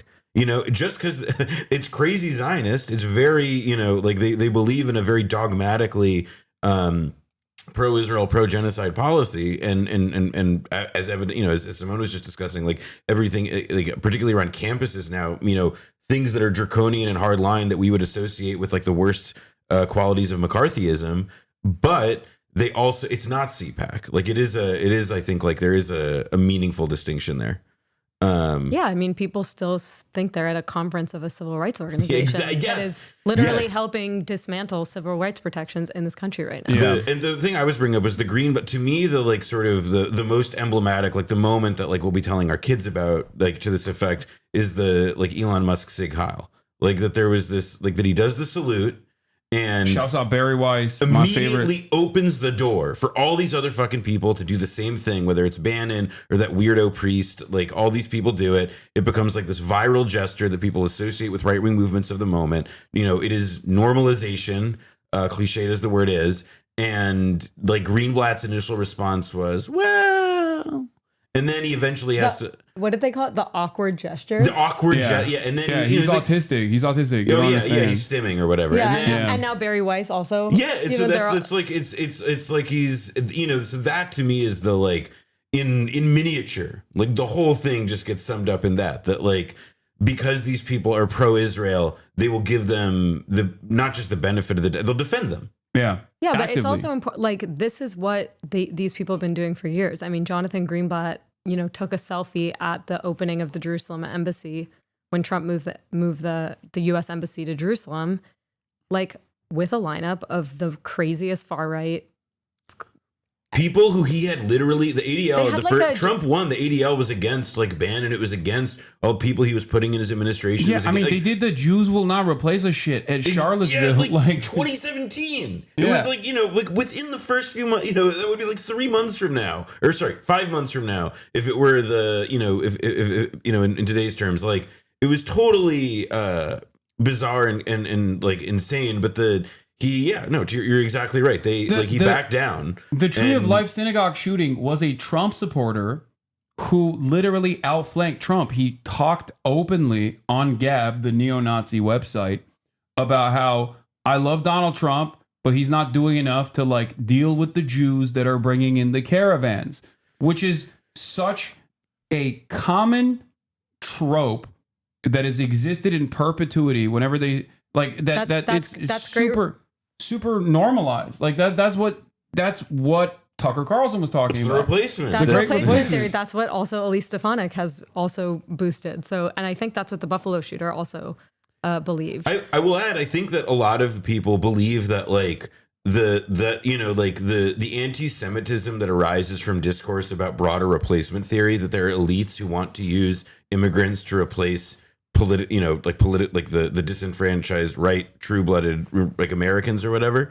Like they believe that like the anti-Semitic quality of that is like foam spilling over the glass. It's unfortunate, but the thrust of our point, which is that there is like this unaccountable elite that wants to replace you with like a Filipina nurse or whatever, like that's the ball game. And so Elise Stefanik, like, does she herself have anti-Jewish animus? At this rate, perhaps. But it's also entirely plausible to me that she doesn't have any, but she actively does not give a shit about those who do. This is definitely the bargain that people like at Tablet Magazine make, because they believe that the thrust of their argument is like wholly true and that they can identify with. So they will cover it up. They'll actively cover it up. Yeah. There was another funny moment where this contradiction amongst like a relatively progressive liberal Zionist figure who was wearing a fucking IDF dog tag at the anti-Semitism congressional hearing talking to Josh Hawley. I don't know if you guys watched that. The one yesterday? I watched it yesterday when it was happening. And it's like he has the yellow ribbon for the hostages. He has a fucking IDF dog tag on. And he has to describe to Josh Hawley that their position overall is, alongside the ADL's position apparently, that it is not acceptable to deport students for which I was shocked to hear that was the ADL position as well. But that their position as administrators in an institute of higher learning is that they should not deport students for protesting against Israel. This was someone from the ADL who said that? No, it was I forget what organization he was from. Was it Kevin Racklin? From Nexus? Nexus, yeah. Yeah. Now I don't know what his like actual opinions are, but it's very obvious that he was like even he was like, no, we can't, like that's not acceptable. Like you can't just like deport people. And then Josh Hawley kept saying like, you don't want to deport students who assault Jews? You don't want to deport students who assault Jews? What's wrong with you? Yeah, and they accused him of being on ketamine. I have heard that. Wait, Josh Hawley or the person from Nexus? Kennedy, I think. Senator Kennedy asked Kevin if he was on ketamine. I mean, anyways, like I think the point is that like what basically has happened now is like you've had all these like Kevin, I would say, is someone who's like a kind of mainstream liberal Jewish guy who's society perspective. Yeah, he here it is, by the way. Sorry. Keep going. Well, it's just like at this point, what we've had happen is the kind of normalizing of saying that the positions that the vast majority of American Jews hold are it's a very slippery slope to just be. I mean, the obvious endpoint is Trump saying, the 80% of Jews who didn't vote for me are disloyal, all of that, calling Chuck Schumer a Palestinian. That whole kind of like discourse, and then Steve Bannon, I saw someone in the chat said this earlier. The Bannon clip just saying, is bad. Liberal Jews who don't support Israel are the greatest threat to Israel, the greatest threat to our movement. But the point is that like when groups like the ADL constantly normalize calling people like me and Noah anti-Semites, out of the consensus, all these things, like it's just very easy to keep moving that bar like farther and farther to the right, where it just says that like the 80% of American Jews who aren't MAGA are disloyal. Yeah, they're not sufficiently pro-America. They're not sufficiently, or they only care about Israel. We should just send them to Israel. That is the end point of this. And I don't know why, like otherwise progressive Jewish people just have been so brain broken by Zionism and internalize this so much And that also, they just can't I will see say, it only took 3 years for the Ukraine war to become such a domestically politically polarized thing that Trump threatens to deport all of the Ukrainians, given protected and refugee status in the United States.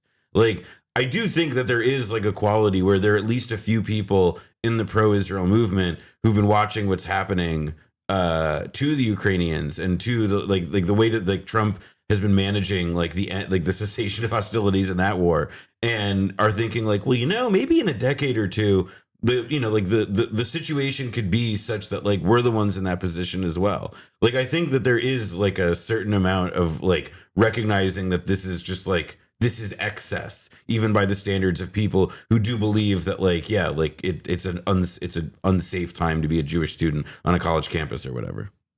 Yeah, that's the other side of this story, because I think it the reason why I keep asking you this question is because you've obviously written and talked about extensively about the pervasive nature of Zionism as a formative part of the social conditioning of American Jews, who still very much are progressive with this very notable exception.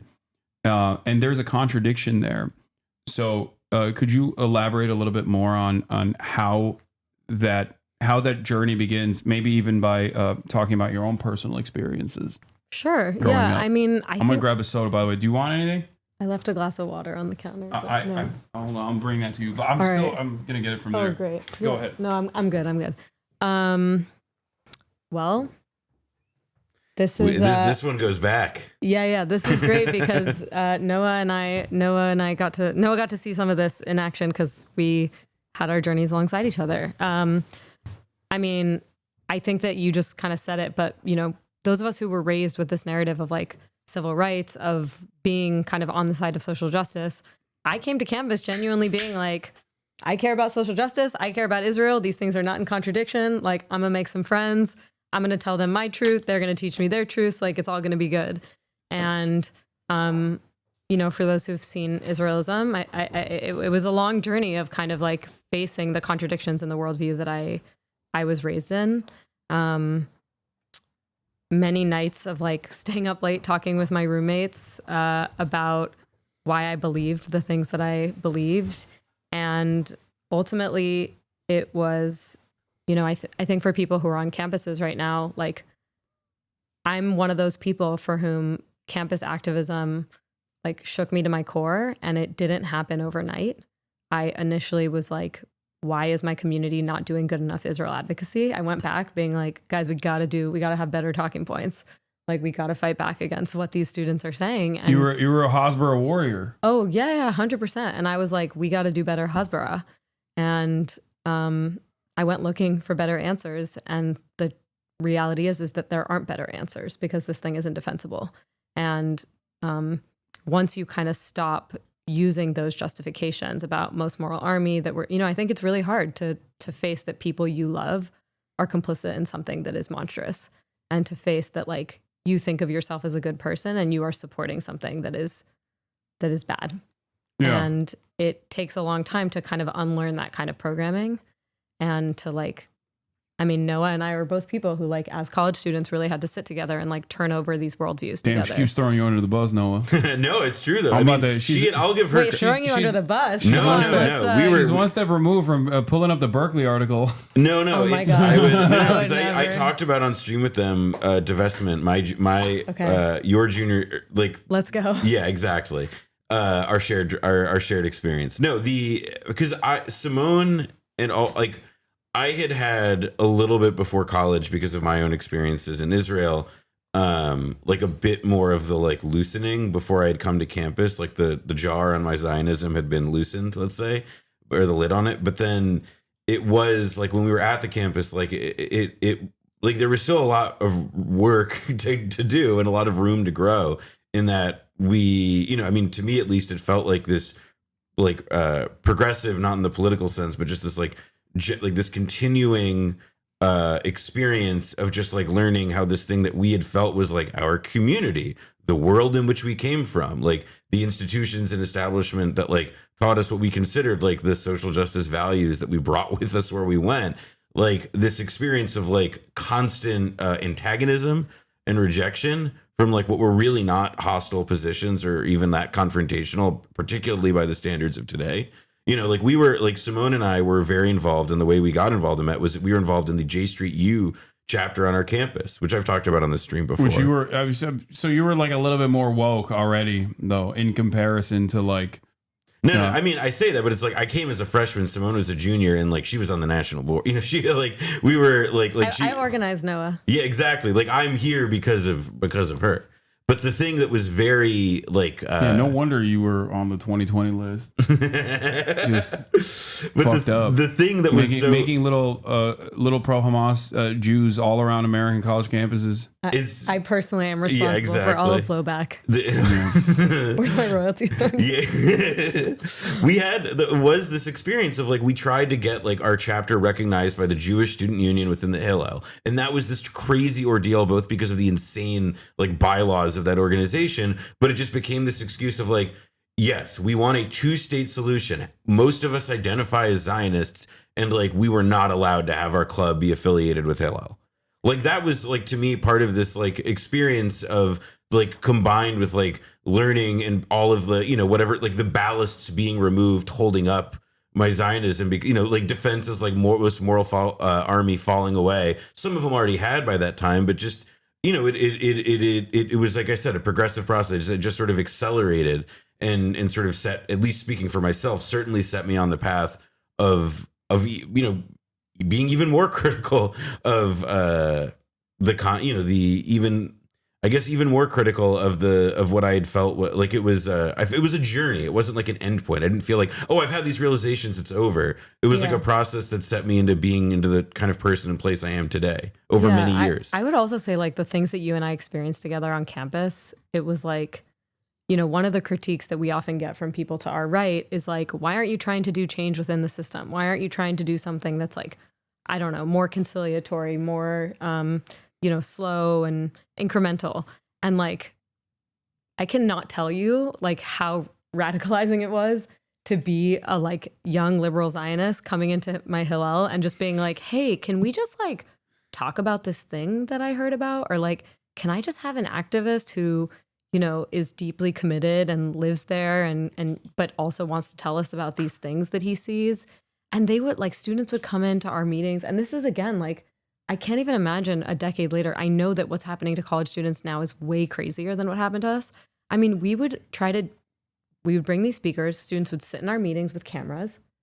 There's like 6 of us being like, hey, we just want to learn about what's happening in East Jerusalem. And like, but not to cut you off, but chat, at this point, she's not talking about like engaging in like anti-Zionist activism, right? You're still talking about like, oh no, yeah. She's talking about we her were like positions the nice as a liberal, kids at Hillel trying to be like, let's talk about the kind of harder things about Israel so we can try to make it better. Yeah. Like, because we care about our community, we want to talk about hard things and we want to try to change them from the inside. And I will add, like, if there was like a political dimension to it on the national level, which there was, so it's not an if, there was, it was, in the words of like the organization from J Street at the time, we were Obama's backing bloc. I mean, that was, you know, like I think of that phrase like all the time. Like the idea was we viewed ourselves as Obama's shooters on the college campus, backing up what his efforts were with John Kerry to bring about a 2-state solution. And, you know, like so to Simone's point about like what it meant, oh, why don't you work from change within the system? It was like we were doing educational events on campus focused on coexistence without any meaningful, like radical political valence. And then, you know, nationally, what was it? Saying that Obama's doing a good job. It was not radical by any particular crazy experience. This shadow says people don't realize how ingrained Hasbro is to American Jews, especially young Jews. I remember at my Jew camp, we had an Israel day where Israeli soldiers would come to our camp and simulate combat drills with us. Everyone thought this was normal. Yep. Like, there is I mean, look, as an outsider, okay, as someone who is not, also shout out Simone, we met at a J Street U conference in 2014. Haha. What's up? Damn. Okay. Why? Okay. All of you guys are actually connected to one another. What the hell is going on? That's right, Hasan. Everybody's met Keep everybody. an eye, Hasan. Be on good behavior, Hasan. So, oh God, I'm gonna get clipped so hard. I feel like there must have been a pivotal moment for you though. Like, so you're saying that the reaction that you got from like Jewish groups that technically are supposed to welcome you because like you just have dissent within your own in-group, them pushing you aside and saying that you're like woke, you're doing like woke, silly, anti-Israel nonsense, despite the fact that you were pro-Israel at the time. Was that like the pivotal moment that caused you to reflect on all of the like obvious propaganda that you were growing up with? Yeah, I mean, I would say it's always like it's always two kind of things at the same time. It's like you're seeing the reality on the ground in Palestine. You're seeing what Palestinians are experiencing. It's a radicalizing experience, and then at the same time, you come back and you're like, because initially I was like, guys, do you know about this? You know, it was like really innocent. I was like 18, and I was like, can we have a good faith conversation about this thing that seems really bad? And the answer is no, you can't have a good faith conversation. And one of the things they say is like, you're not supposed to air the community's dirty laundry. So we were like, my God, we I were forgot trying to about have that. these conversations. Wait, to bring up the example of this, the one I will think about forever. Were you? I forget if you were abroad this semester, but when we went to the consul general's house, No. you weren't there. Okay, so No. yeah, you were because Simone was abroad the second semester Of your freshman year? right? And Okay. so we're going deep into this is deep Berkeley this now. is lore dump. Yeah. No, but so the Israel consul general at that time had a really beautiful home in Piedmont, like a wealthy wealthy enclave near Berkeley or whatever. And a bunch of like Jewish student leaders were all identified to go there one night. And like essentially the message from this consul general was to all of us, like, it was like a warm vibe, everybody smiling coming in. But he was like, listen, it's not good that we air our dirty laundry in front of the public like this. Like, this was a thing I was told directly by an Israeli diplomat, speaking to a room full of college students. And, again, I was, at the time, I must have been 19 years old. I thought it was normal. Or at least I thought that if it wasn't normal, it was like a sign of how serious and meaningful the work we were doing was.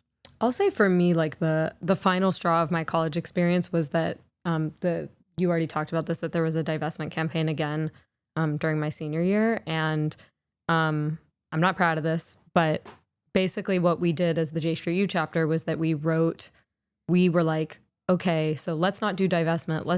It was don't divest, invest in peace, show that we believe that, America can be a force for good and blah, blah, blah. And so we wrote a bill that basically said that we supported, an end to the occupation and dealing with the settlements. It's super mild language, but just basically like, pro two-state solution, U.S. diplomacy kind of things. And we're in a closed door negotiation with other folks in Hillel. And one of the students said, well, you need to also have Hamas rockets in there if you're going to say this. And I was like, okay, well, if we put that in, can we also say like the human rights violations? And they were like, no, absolutely not. And ultimately where the negotiation between us ended is like one of the students explicitly saying to me, our organization will not sign on to anything that has anything critical of Israel in it. And so ultimately I found myself in this position where I was like, why am I trying to do a unity thing? Like I have this, one of the things that we like in the kind of Jewish community, one of the narratives is about communal unity. That's how like all these organizations, ADL, AJC, all these groups, like part of how they have their mandate and kind of advance their hegemony is by demanding that like the Jewish community speak in one voice.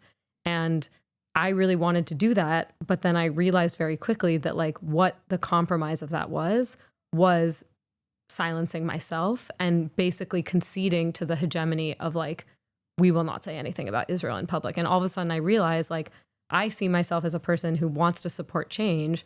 I see myself as a person who is against human rights violations, all that. Why am I on the other side of the people?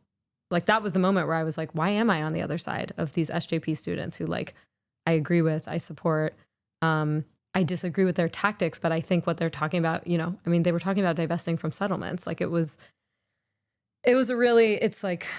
something that I feel a lot of like sadness about the fact that like students like me were like part of blocking efforts like that. And of course, after that thing, one of the students from the pro-Israel group turned around and wrote an article about how all of us in the J Street U chapter were like secretly colluding with SJP. And I'm kind of like, I wish we had been actually, Yeah, exactly. you know what I mean? That would have been way more honorable than what we did. Yeah. Yeah. I mean, it is. They also had like, I mean, there was a real.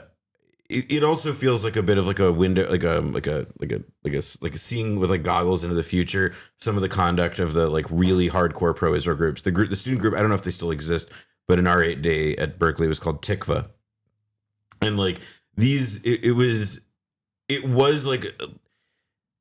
It was just like the first time I'd encountered like a kind of like radical, like right-wing dogmatic intransigence, and that like carried over into this, again, like they tried to like make us social exiles within Jewish spaces. They tried to make it incredibly difficult for us to be like, I think they did it within their power, which meant that they didn't have much ability to actually do it. But like to the extent that they tried, like they did. And I think the long-term effect of it, at least from my impression was down the line, was that it like helped create an atmosphere that like, again, continued to put enormous pressure on Jewish members of the community at Berkeley, obviously, who were, wanted to have any relationship with like, communities they'd come from and their contemporary politics, which has obviously just had the effect of making the organized Jewish community at the campus like seem way right wing and pro-Israel. Yeah, I want to speak on that as well from my experiences with all of the young Jewish Hasanabi heads that I met at the campus protests, where they literally talked about being, and you're talking about this from the perspective of like still being a Zionist and still feeling outcasted, still being made into a pariah.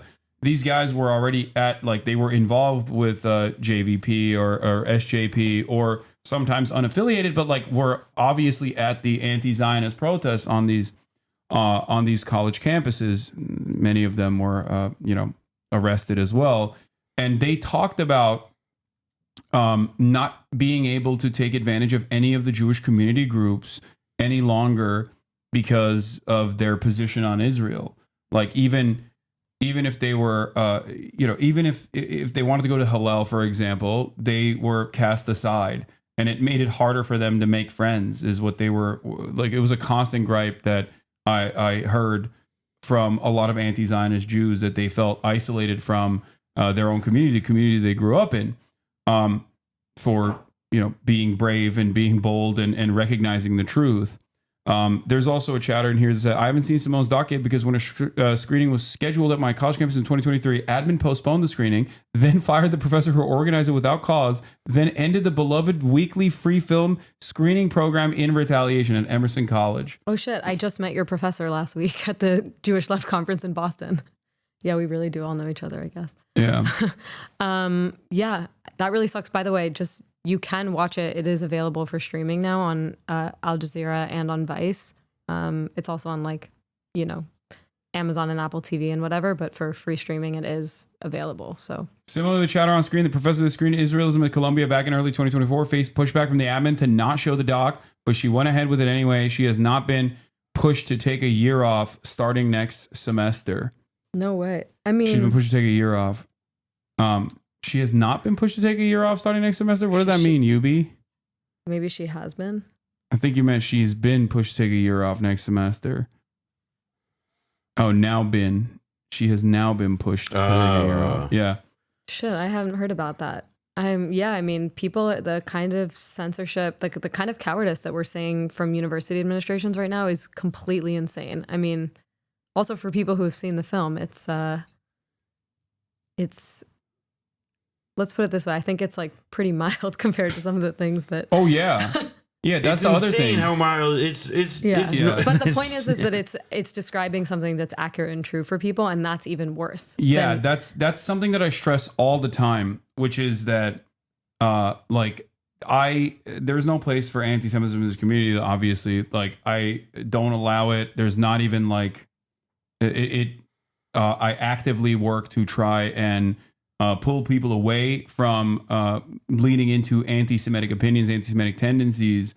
And yet, time and time again, I get hit by the likes of ADL for all of the radical terrorism support that I engage in and all the anti-Semitism that I engage in, and that and there has been some success by the ADL pushback and other content creators as well in this space that have made it their lives mission to basically try and get me deplatformed.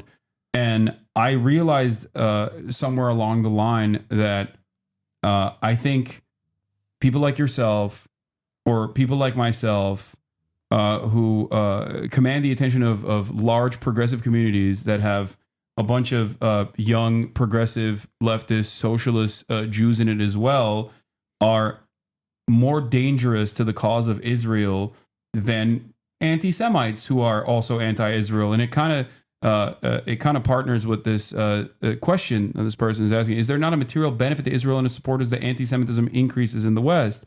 And I think that the reason why Benjamin Netanyahu can actively, when he's not engaging in Holocaust revisionism, collaborate with like open anti-Semitic ultra-nationalist figures in Europe and even in the United States of America is because it is beneficial to the interests of Israel that Jews in the West feel less safe.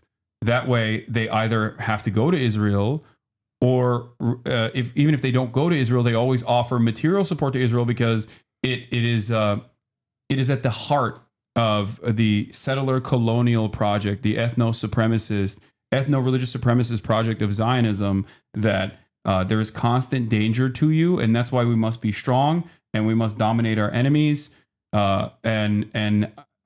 Israel reconciles. You can be a fighter by doing Hasbara. Well, and it's like the idea is that like if anti-Semitism, like it's a sort of like here's like the logical procession of it. It's that like if we increase anti-Semitism in the West, if we make like the wandering Jew go back to where he wandered from, which is back to Israel, then it's he is embracing his true heritage and his identity. And that like structure of like hyper-nationalist logic and ethno-nationalist chauvinism is akin to the same logic that these people want to deploy to reconcile the political contradictions that exist in their own countries, in their own places, wherever those are. So it's also like, it's that the anti-Semitism, like it helps Israel in the sense of like how Israel is it's currently constructed, but like, it is like it serves a purpose in the worldview of these anti-Semites that's not just that they actually think Jews run things, which, again, but it's like, again, this like model rogue state idea of this idea that like the way Israel has been able to use its ethno-nationalism to, again, resolve, like to pull its country together in their view and to make it the vibrant place that it is, that's what's worth emulating. That's what's worth encouraging. So if anything, there is a twisted fucking way in which people view active anti-Semitism as actually being the most beneficial thing possible for the Jews in the long run. Yeah. And I think that is like an insane proposition. As someone whose name is Hasan, who's come to the United States of America numerous times before moving here in the post 9/11 universe, I always look at the situation. I'm like, it's as if Muslims in this country were actively being like, you don't understand. ISIS actually is true Islam, and you're Islamophobic for is saying that like what ISIS is doing is wrong. Like that's what it feels like to me when I hear someone who is like a vocal advocate for Israel over and over again. Except, of course, the difference there is that because of Islamophobia playing a formative role in manufacturing consent for the war on terror, people were actively making this comparison, actively tying Muslims back to ISIS, and saying this is your community problem. Whereas with Israel, due to the prevalence of the Israeli lobby and of course Israel's role in American foreign policy in the region and its importance to the American State Department, you have the dual loyalty tropes being played out in a woke fashion by like Jake Tapper on CNN, like, because that's what it is when Jake Tapper says like, oh, you're going to a Hillel and protesting against, or you're going to a synagogue and protesting against the state of Israel, you're anti-Semitic. Yeah, devoid of context, that does come across as anti-Semitic. But when you add the context, when you factor in the context of the situation, when there's literally a real estate sale happening at the fucking synagogue that is selling off stolen Palestinian land in the fucking West Bank, and that's what people are protesting, you're actively tying this settler colonial enterprise that's currently doing a genocide to Judaism in the hearts and minds of many Americans who don't have any association with Jews at all. Like, they've never met a Jewish person, and they think like, oh yeah, they do run the media, I think. I don't know. Also, seems like they like killing babies. That's how anti-Semitism explodes in this country. I will also say, I think there's one other country where there's like the context and like at this bend in the conversation feels relevant to bring up, which is in the UK, where like I think that the kind of like the racial and ethnic, like ethno-nationalist paranoia that is kind of rapidly consuming that country in a way slightly different to here. Like, they just had Suella Braverman, a woman of like I believe Indian background, but who was previously Home Secretary, who had just wrote this whole essay in, I think, the Telegraph, big British paper, about how like, I'm British, but I would never call myself English because I know that's not, I know where I'm from, is essentially what she's saying. And again, there is this like retreat that you see in a bunch of different big Western societies now to believing and affirming these like radically offensive and untrue essentialist characterizations of how people are. And, similar to what you're describing about like the idea that it's like, it's like meeting a Muslim person and saying, oh yeah, like you must love all that Sharia shit. Like, just like an assumption, yes, that both people all relate to their backgrounds or religions and what have you in the same way, but also the idea that like there is a version, a parody, like carnival, like funhouse mirror idea of like what the most like raw and true ideas of these national categories are. And for Jew, it's Israeli. And evidently, I would say, to emphasize your comparison, I do believe that for like Americans and many people in the West, for Muslim, it is ISIS. Like, that's the like kind of like pathetic logic that has increasingly become accepting and commonplace. It's a triumph of ignorance. But then for us, you have Jewish organizations who, like, instead of being like, yeah, no, all Jewish people are not this thing, yes, they're all like, yes, Jewish people are connected to this thing, and they reinforce it. And I think, to go back, like, I think your point is that it is actually good for Israel, for Jews around the world to be afraid and to feel unsafe. This is why, they are blasting in their media footage of college campus protests, everything from like, what happened in Amsterdam, where they like kind of create an entire media frenzy. That was so insane. That was crazy. The ADL, like months after it was revealed to not be a pogrom, and everyone was like, "Oops, my bad." For like all the officials that had immediately rushed to say, "I can't believe this." Yeah, this is why we gotta like deal with all these Muslims. I mean, they went straight for, and like the woman whose video they were circulating, she literally had a video of the Israeli soccer fans harassing Muslim cab. I don't remember who was actually in the video. They were harassing locals, and then they presented that as like a locals are harassing the Israelis, and she's like, "Hey guys, the Muslim hordes harassing Israeli fans who just gently wanted to watch a soccer game play out or whatever." And that was insane. The ADL came after me for that. They still, months after, everybody were like, yeah, my bad. We kind of went a little crazy with it. The ADL came after me to say, Twitch still hasn't done anything about their anti-Semitic content creator Hasan, who is, who's denying the thing that didn't happen. Yeah, who's not recognizing the Amsterdam pogrom that took place. Yeah, I mean, it's psychotic. It is psychotic, and I think like it's that the whole point of that is to kind of keep people who are less informed about what's going on in this feeling of like, Israel might be kind of unsafe, but the rest of the world is way more unsafe for us. So we got to support this place because that's the only place we have.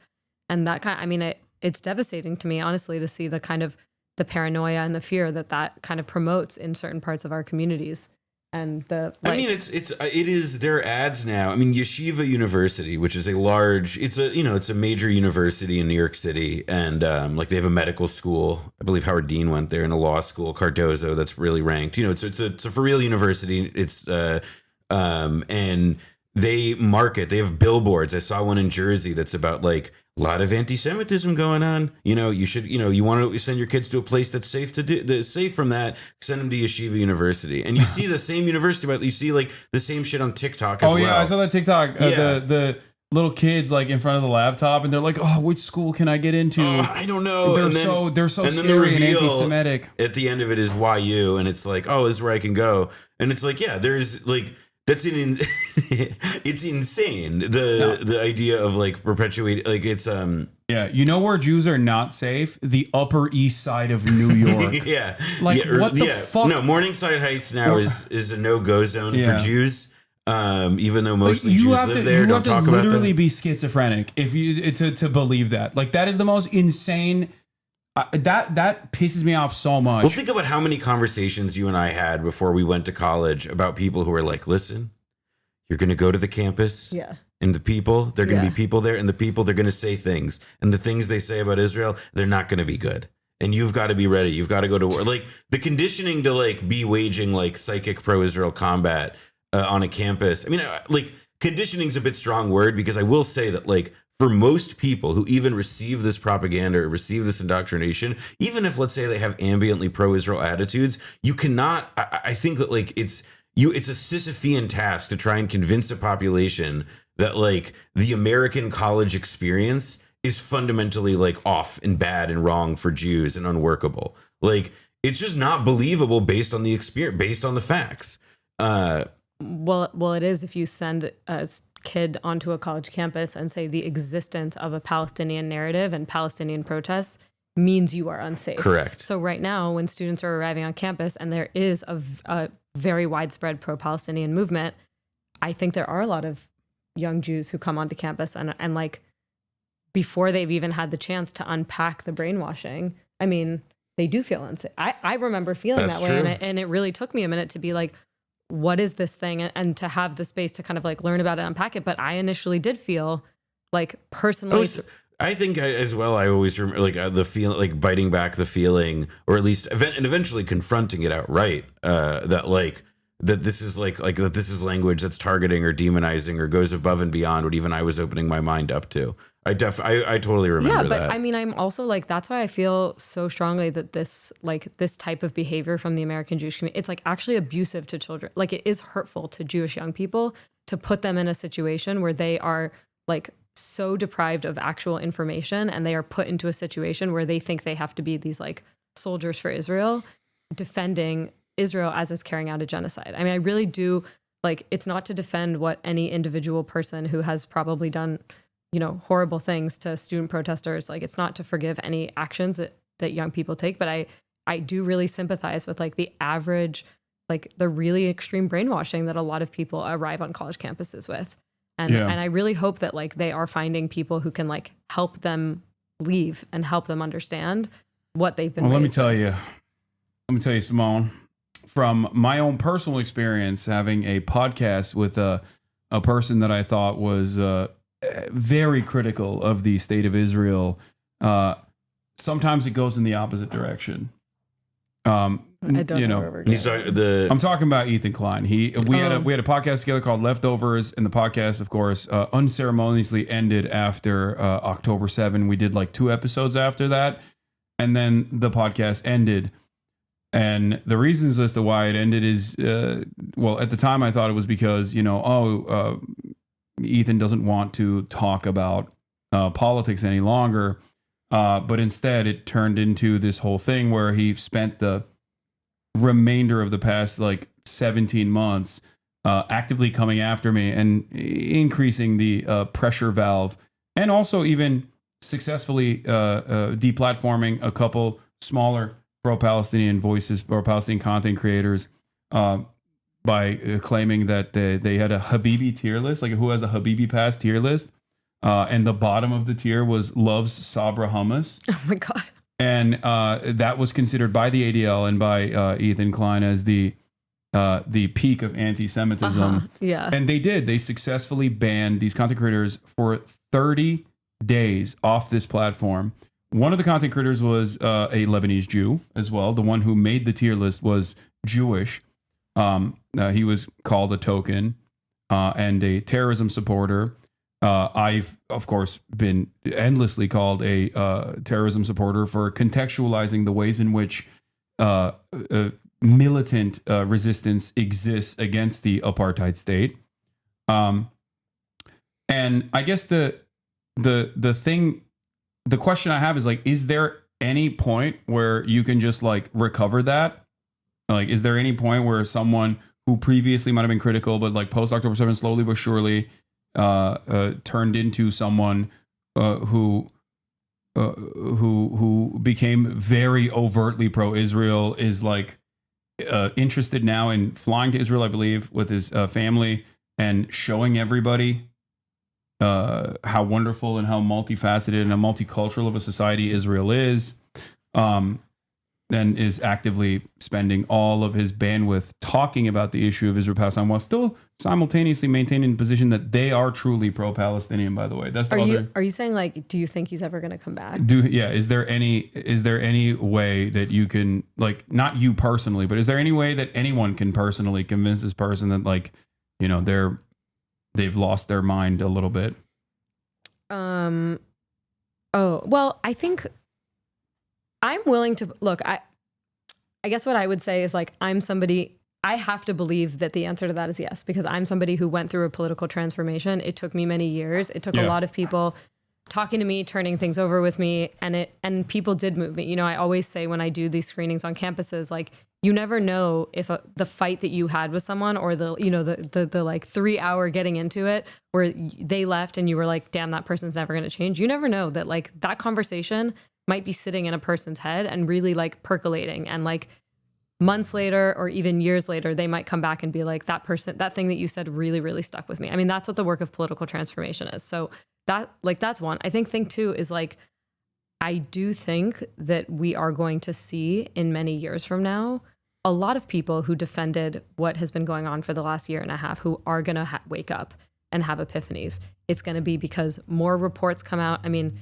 it's kind of horrifying to think about everything we know about what's happened in Gaza over the last year and a half. There are going to be more reports that come out of people who have, you know, actually when people are finally able to go. There's so much more. We just know that there's so much more that's going to come out. And I think that, of course, there are going to be people who are going to have breaking moments. There is going to be something that's going to make them flip. I think a lot of people right now who are out there in public, like, have things gnawing at them. You listen to what they're saying, it doesn't all make sense, right? I think the question of, like, what kind of accountability there should be for people like that, for somebody with a public platform who's done incredible harm, you know, what kind of actual repair they have to make. That's like a whole other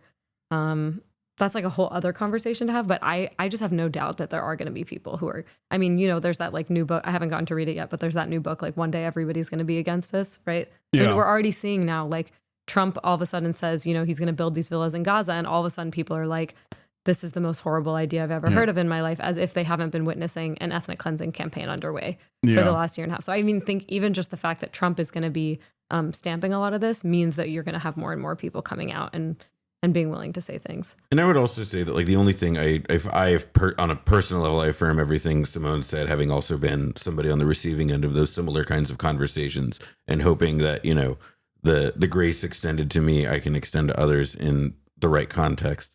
But to that point, like, I think that people, like, you should also evaluate, like, how do people live, and, like, what are they hearing, and what's in their ears, and what context are they existing in. And I think for people necessarily, like, whom Hasan's talking about, and Ethan, who, you know, like, they work themselves into a frenzy and they make it difficult for others to reach them. And I don't think that, you know, that should necessarily change how one person acts, that, like, oh yeah, like, will that person come into the fold? Should I try and extend every effort to reach them? I don't know. But it does mean that, like, yeah, we should extend, like, you know, the hope, I guess, would be that, like, you can, you know, inspire some change in a conversation with people. But if they don't want to hear and they're unwilling to change, then they won't. I would also just say, like, I'm more I mean, sounds like you got to deal with that relationship, but I mean, that's just one. That's like almost a placeholder, really. Yeah, but I guess like for me, I'm just like somebody like that at this point has like a personal stake in not changing because he's getting a lot of affirmation from his platform and so like that's where you have to also be like, this person's career is now tied to not changing his mind, but there are a lot of people who listen to him who I think are worth speaking to and are worth that's exactly perfect. You described it perfectly. That is my big frustration is not this like singular individual who is very narcissistic, as most content creators are. I'm certainly not innocent of this either. But it's not the fact that this person like deeply personalized the resentment and the backlash that he was receiving from his own community as someone who had cultivated a very progressive community over the course of many years, and then saw unimaginable amounts of feedback from said community because he kept saying things like Jewish Voice for Peace could be considered capos, or telling a queer Muslim content creator that like, enjoy Hamas, like Hamas will kill you for doing drugs and being gay, go to Gaza and enjoy that. Like when people see stuff like that, they understand that, this is coming from a place where you have some unresolved contradictions in your mind about Israel, and you cannot like disassociate from Israel in a way that is meaningful. And then turning around and consistently saying like, well, all Jews are Zionists, so if you're anti-Zionist, you're anti-Semitic. Like repeating, the classic propaganda points over and over again like that only built up a resentment in his own community, and then looking for a way out and basically pointing the finger of blame at me personally is, I think, the reason why, in his mind, he's like, I have to eliminate this person.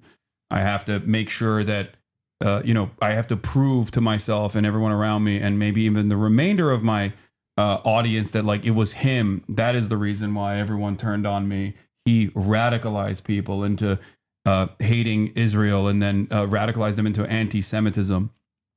But he's one person.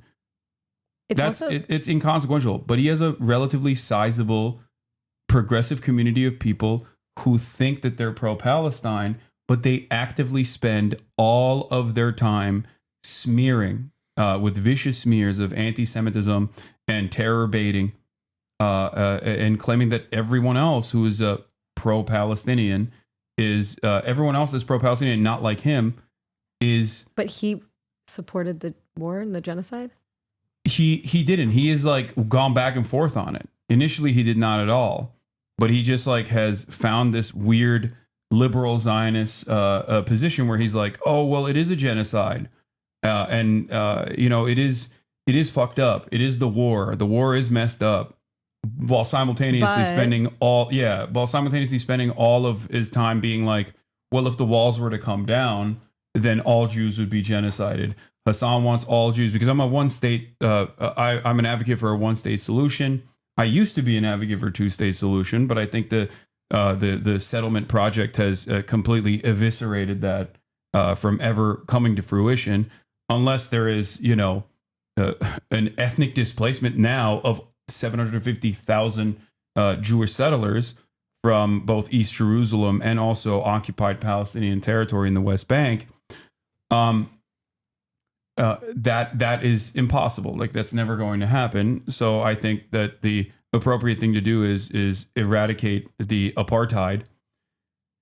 And can I just say? Oh, please. Well, I just want to say one thing. Like, I think that, again, I'm like about a person who I don't really know, but I think that there's a stream of kind of liberal Zionism right now that is basically saying like, what happened over there is bad and is sad, but we're not going to do anything about it. Yeah. And that's like, there's a kind of trope about Israeli discourse and literature, this idea of shooting and crying. So, the idea that you kind of like support the thing that's happening, you kill Palestinians, but then you turn around and you cry about it, you feel bad about it. Yeah. And I think we should like obviously like very actively resist, especially in a moment in which there's like an ongoing genocide.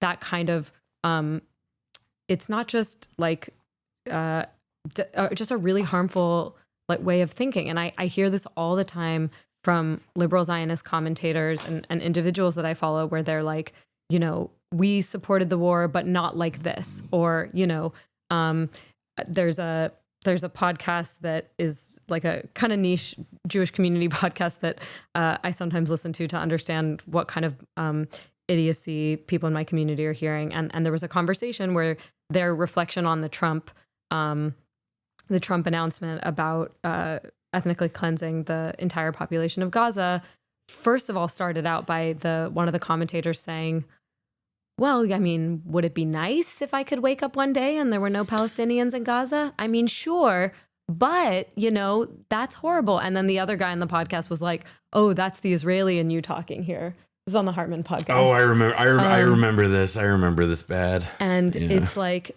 and then they went on to say, you know, that would be so terrible. But again, they're still talking about it in the context of like, we support it. We're not going to do anything to stop it. Anybody who's calling for accountability, anyone who's calling for halting of weapons to Israel, the ICC, like all of these international institutions, calling all of them anti-Semitic. And so then what does it leave you with? Like, you say you're against the thing, but you're also against anybody who's going to do anything to try to stop it and to offer something different. That I don't think that is any, you know, I think a lot of people in the movement would say, I would just rather the honesty of someone who's saying they support the ethnic cleansing than somebody who says, well, you know, maybe I'm against, but will like kind of waffle that hard and keep people confused and complacent. Yeah. And I do want to stress the importance of like the way that I think a lot of people do this in like relatively progressive circles or liberal circles is by always reshifting the attention back to October 7.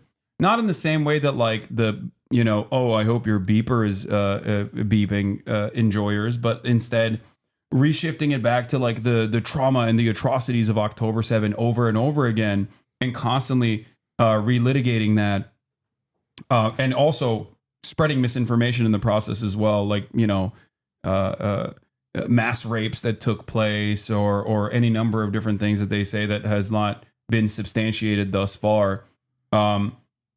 And you know, actively saying like you're a rape denier over and over again, and hyper focusing on the militancy aspect of those who are resisting against a settler colonial occupying force that has, under international law, no right to go into Gaza and bomb it into oblivion as a belligerent occupier.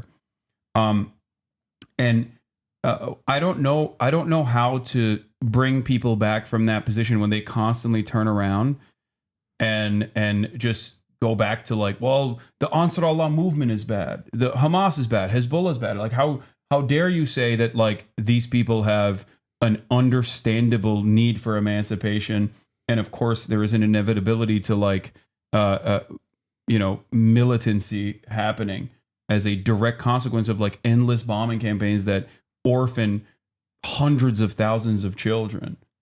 I think that there is like embedded in all this, and sort of like what is implied by acknowledging like the horrors of what's going on and that it's really bad, but the thing that they can't like that is acknowledged implicitly in that, but that they can't express, is the idea that then like, well, what reaction might this engender in the people that we do this to?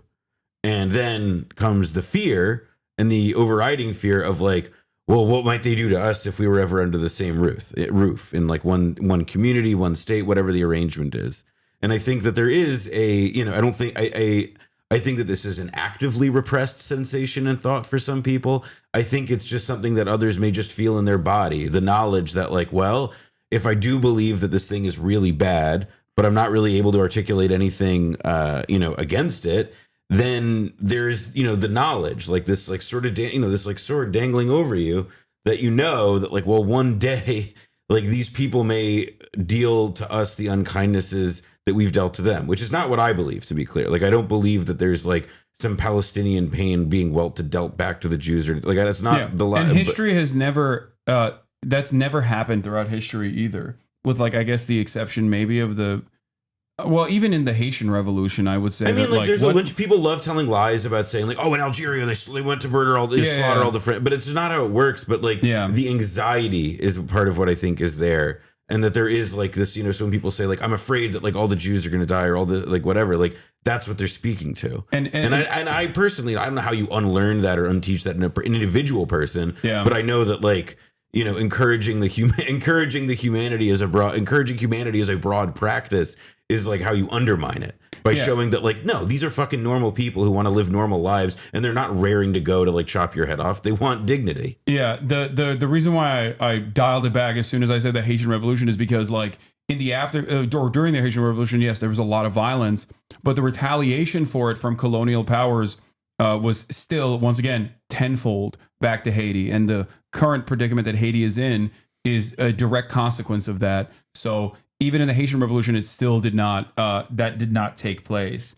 Yeah, I mean, I always draw parallels to the Nat Turner Rebellion or the violence that took place during the resistance against South African apartheid, or the liberation struggle for Algerians, or the Warsaw Ghetto Uprising, which I think is a really decent analog.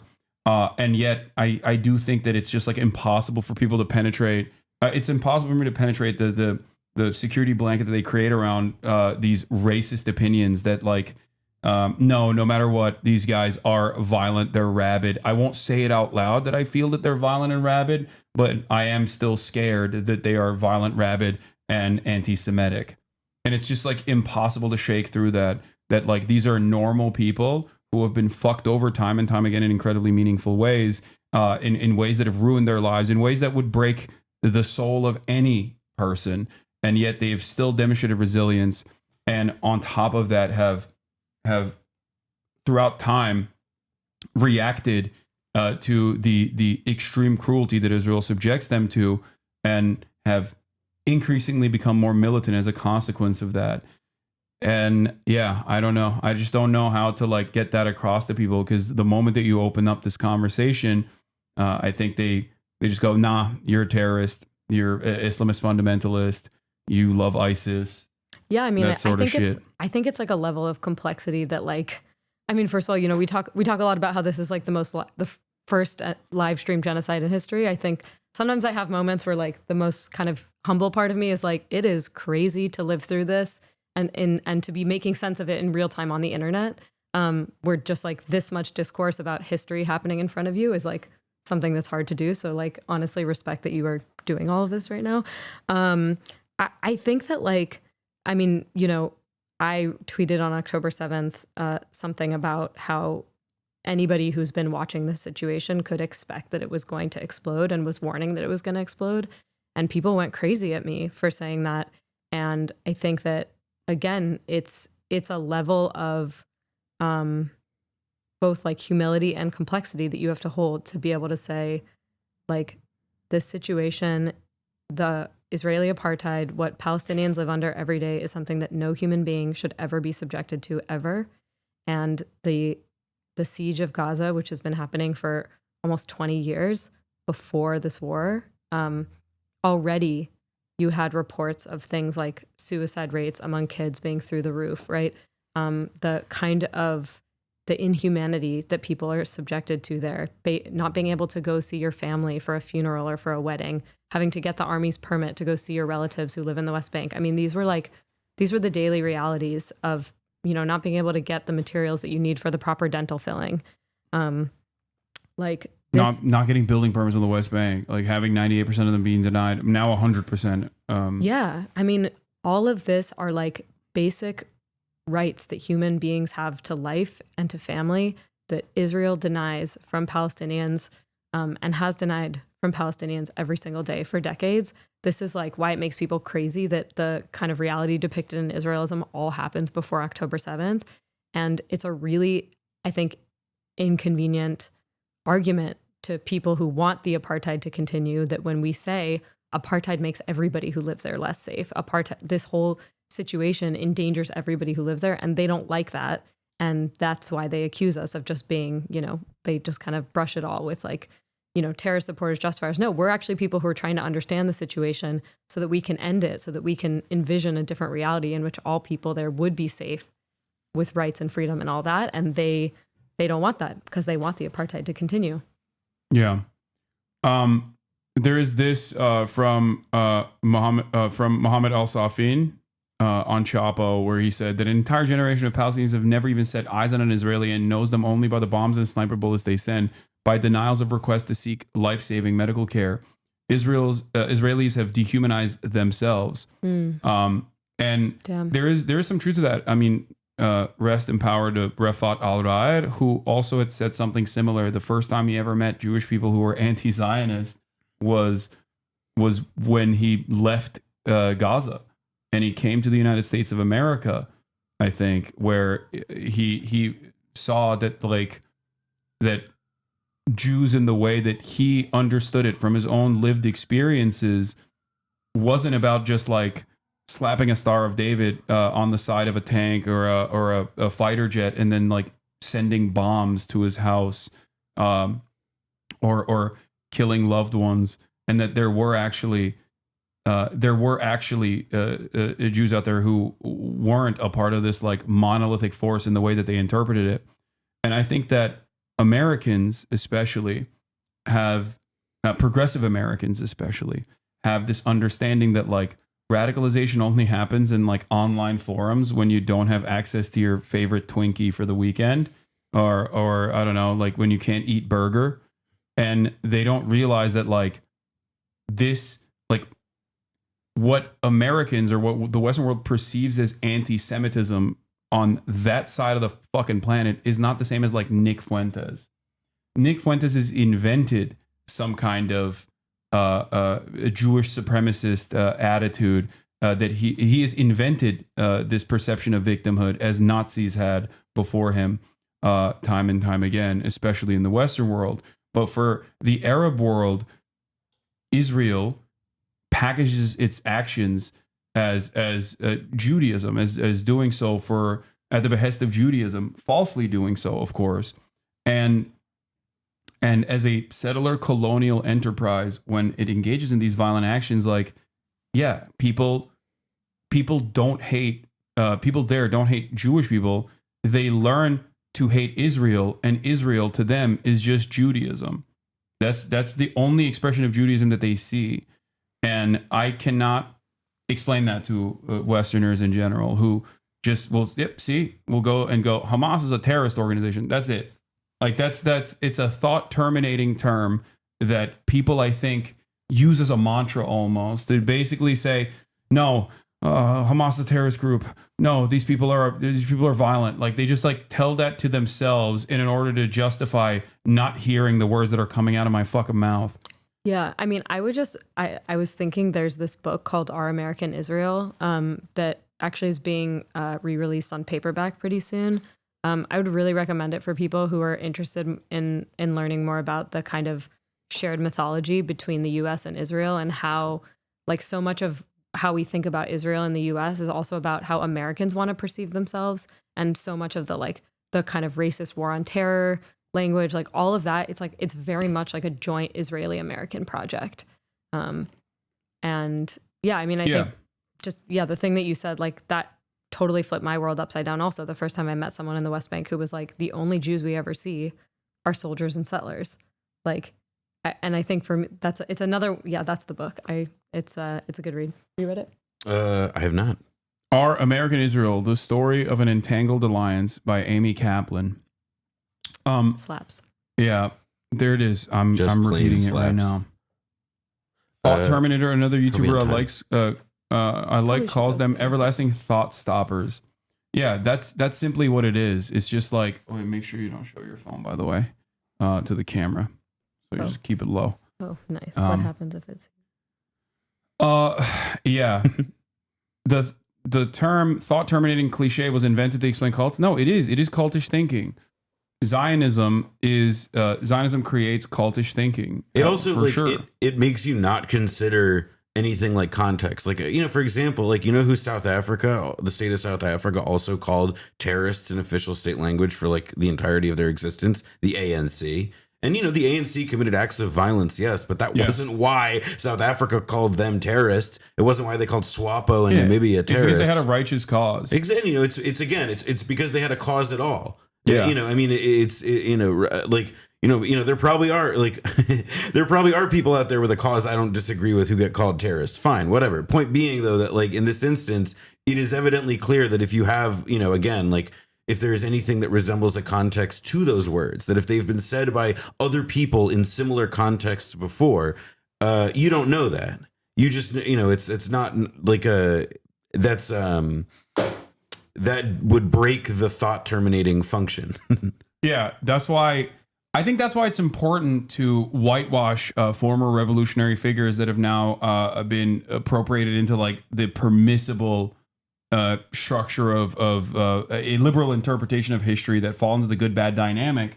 That's why it's important to say that Nelson Mandela abhorred violence when it's literally ahistorical. It's the most ahistorical thing that you can say.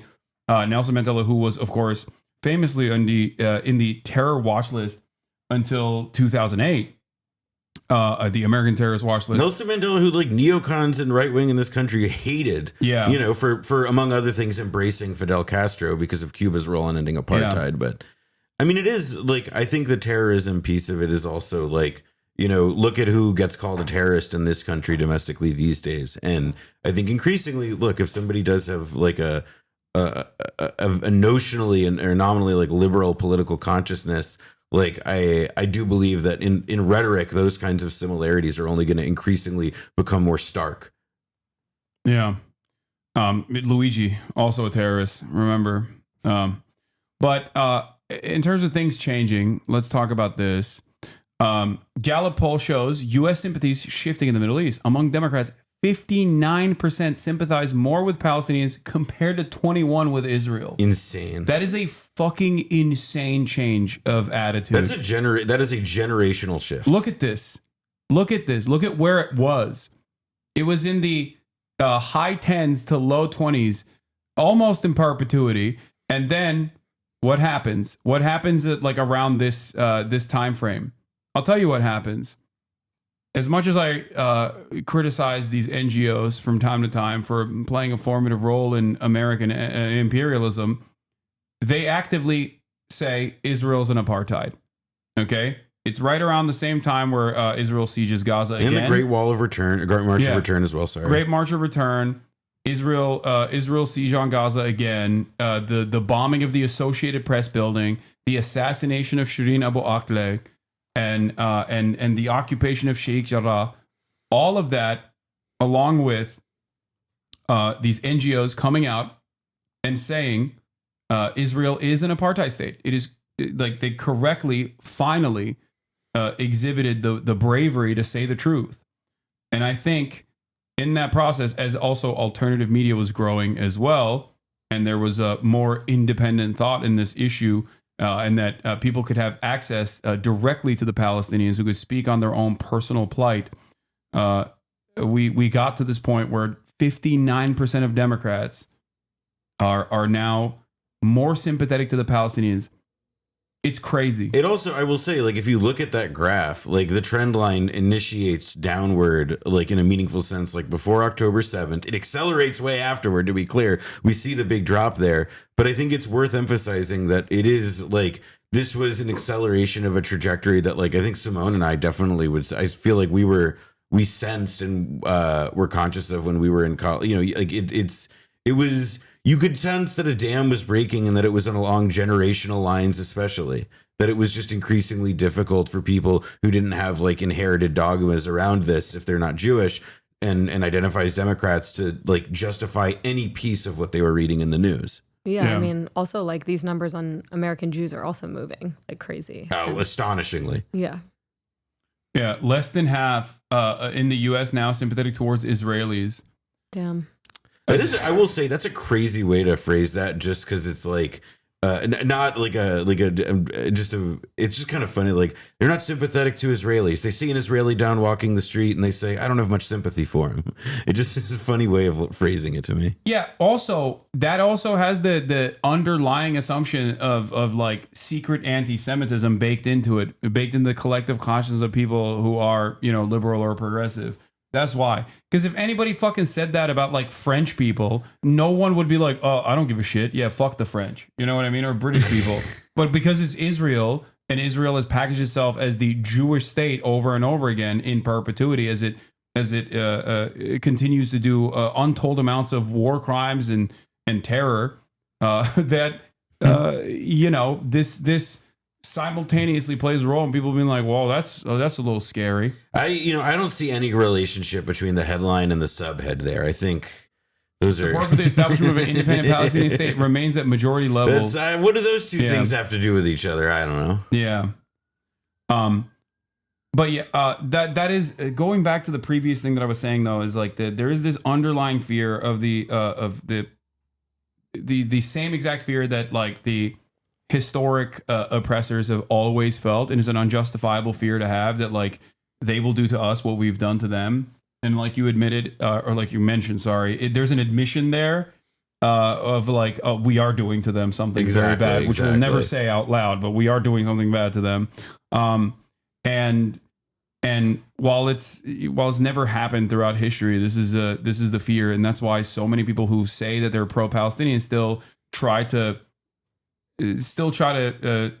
draw the conversation back to like, oh, I do want a two-state solution, knowing full well that will never come to fruition, and simultaneously claim that like anyone who's a one-stater is actually demanding the Holocaust to happen again to all the Jews in Israel. It's a fucking psychotic thing to say, and yet so many people maintain this position, and I don't know how to deprogram them away from this like insane perspective that they maintain and keep I think the big one is, I think like the facts are on your side, and just that it's like, that's not what oppressed people do. It's not historically how it bears out, and that like, if anything, like a far worse and more dangerous and far more reckless of a situation would be to create two separate political national categories, two different states, put them next to each other, and thus make their interests divergent, to like separate a common like reality for them.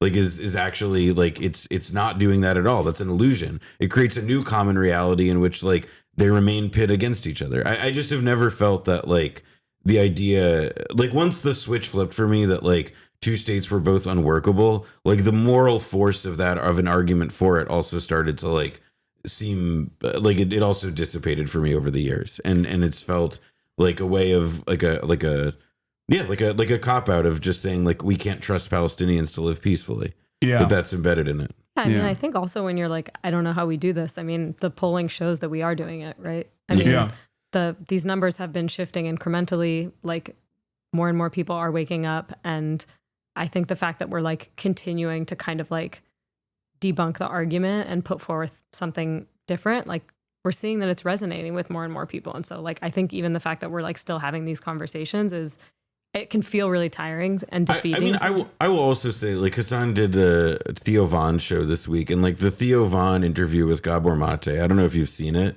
but like Theo Von was at Trump's like inauguration, and he does this interview with Gabor Mate where it's like it breaks through on camera, like just like what the experience of a child in Gaza must be, like what his life must have been like, what his dreams must be and what they can't be, and things like that. And it's, like the truth breaks, in the right context, in the right moment, in the right mechanism. Like the truth can break through to anybody in that way. Because we are all human, and we all do, even in our worst capacity, possess the ability to imagine and visualize and feel what life might be like for other people. And that naturally is a comparison you make for yourself, and it's devastating. And, that's what a conscience is, at least to me. Yeah. And unfortunately, the people who are actually in power in this country and in Israel, like, they just want to keep making things worse and make more and more people feel unsafe. And I think that you are hearing actually more and more admissions of like, there is, if you listen closely to the discourse, there is the admission that they know what they've done to Palestinians. They say it even sometimes, right?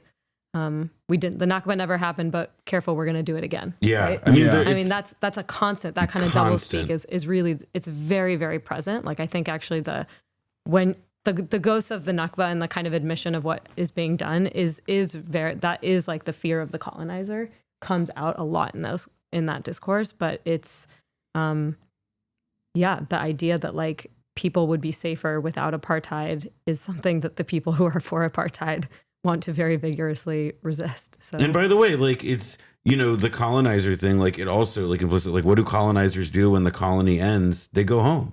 Like I do, in like the historic examples, and like that anxiety is like, well, if these people aren't going to go home, as the state has been for 70 years, like if that, and people might leave in like a one state like the South Africans that went to Israel. Yeah, or America. Yeah. Shout out to some of our very good friends. I do think though that there is like a like that's part of like it's that's what is like that latches itself onto this anxiety as well, that like the fear of the colonizer also is like this fear that like they will be made to upend and surrender everything. They have to like it's not a thing that they can shake so easy. Yeah. And people always are like, Hasan, how dare you say that it would be? I think we gotta. Someone's unfortunately got to bounce. Oh, you gotta go. I'm sorry. We can wrap in like a couple of minutes. No, this is perfect. No, it's fine. Thank you so much for coming on. By the way, is there anything you want to promote? No, I don't know. Thanks, guys. This was my first time ever on a stream. So hell yeah, chat was great. You guys were fun. You guys behaved amazing. Don't lie to them, Noah. Well, it's the mic thing is over. That was before she got here. Thank God. But I still remember that. No. Yeah. You guys were nuts. This was great. The dog's amazing. All right. Kia. I'm gonna see my friend out. Okay, perfect. Be right back. Well, thank you so much for thanks coming for on. Having me. Good to meet you. Okay.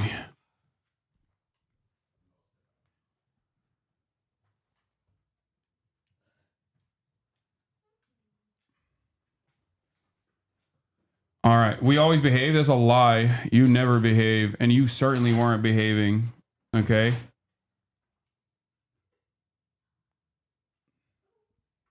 You were not behaving, but it's okay.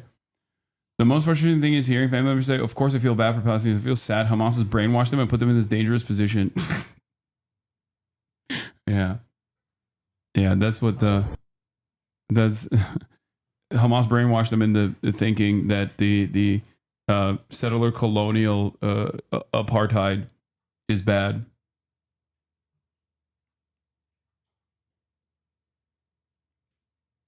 Anyway, I hope that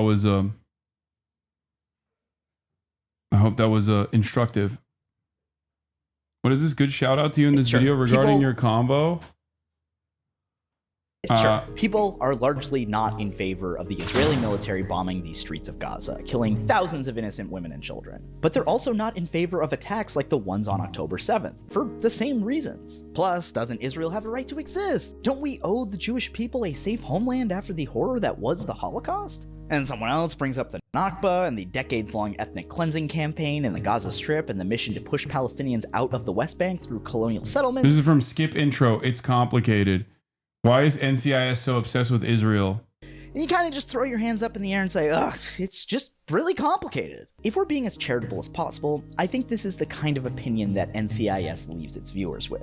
Sure, Mossad is sketchy and bad, but so are the terrorists. They're both bad. I don't support either. Yeah. This is a sentiment that's I fucking despise people that say that and just leave it hanging on that. Like, I'm sorry. That shit pisses me off to no end. It's the enlightened centrist ass attitude of like, oh, I don't really understand it. Like, it's fine. Oh, the Theo episode came out already?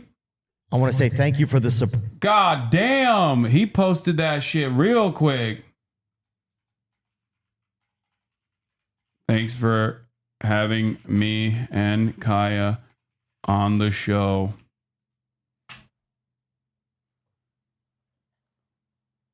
Yeah. Show some love to this episode. Go watch it. Go like it. Go subscribe. Okay? Go do the dang thing because you know, I'm sure that people will be actively brigading it. Someone should kill this guy. Nice, man.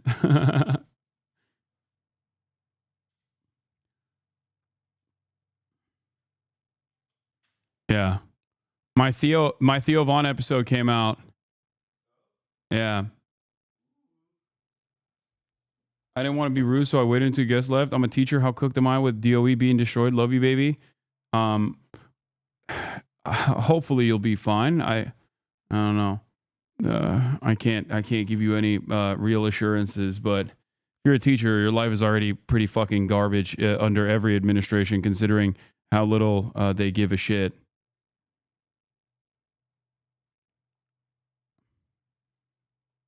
But yeah. Port of our merch. Really. Thanks, Hasan. I'm sorry. You know this. You know this. You got love for the game. That's why you do it, right? Okay. Why would he say that?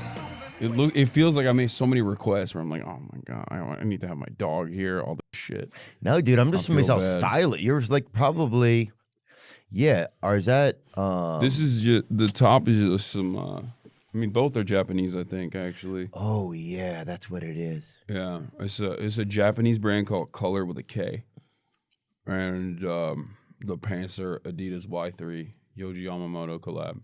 Damn. You're telling your audience to go watch a podcast you're a guest on? How dare you? You want us to like and leave nice comments? You're such a monster. I know. I like that people, without even a shred of irony, thought that was called brigading. It's called normal process when you fucking do a podcast that you're in. Brigading is when you're not a part of the podcast and you actively tell your fucking stupid ass audience to write insane shit under the comments of said podcast. That's brigading, you fucking morons. Brigading is not when you go, hey, go and write some nice comments and support the fucking show that I was a part of. I'm sorry. That is the dumbest. That was the dumbest point of contention that I saw online, that people were just like, this guy's a real bad guy. He's brigading. It's almost as dumb as people that fucking think that I am responsible for like who gets banned and who does not get banned online on Twitch. Like, I control it. Yeah. I control the media, chat. Remember. Okay? You're not beating the small head allegations with that jacket? Okay, calm down. All right. You don't fuck. All right, I gotta pee. Also, let me get you. I mean, yeah, I don't. I'm gonna get you food. I mean, you got to look though. I mean, I don't like to have a lot of. Should we save this for the pod? That's normal. Oh, we're rolling. No, you. Oh, okay. All right. Oh, yeah. My bad. That's why I didn't have it on the. That's why I didn't have it in my mouth, because I thought we weren't filming yet. Yeah, dude, that is style. That's I mean, yeah, it's definitely very stylish. My good friend Aaron, he started a company called John Elliott. I feel like I've heard of that. Yeah, they have them like in Nordstrom, and it's like they have like it over like. I think it was like right after like G Star kind of came out. Like I got into some G Star for. Oh, you got some G Star? That was like let me see what we're doing. Kind of as I got. I would like to have more fashion sometimes. I just don't know if I don't care. Well, you gotta look. I get too overwhelmed. I like knowing like there's about 17 or 18 things that I wear that'll be okay. Bro, you gotta look. You can't be saying, I need to get into fashion, and you're making a deliberate choice to not have a mustache and grow a beard out. Oh, you think so? I feel like that's a look. Maybe that. I never thought about that. Yeah, I guess you got the flannel. It's that little bit like a sock for your chin, kind of, I guess. Yeah. That's brave, by the way. I just gotta say. To do just this? Yeah, I think it's brave. But do you think that's a cultural thing? What culture is your family from? I'm Turkish. Okay, so in Turkey, is that a thing? Do you see just this ever in Turkey? Like, sometimes. I mean, we don't got Amish people. Normally, the only time you see the beard and the no mustache combo is if they just go with the full one. Oh, yeah. It's just like, I don't know why they do that. Yeah, I saw a guy with a huge beard the other night at a comedy show. I think it was in Ohio. He had a huge beard and then an Edgar, that kind of Mexican kind of Edgar cut in the front. I love that. Oh, it was great. This guy was ginger. I mean, probably, Amish or recently Amish or once removed or whatever, and he had How does like that work?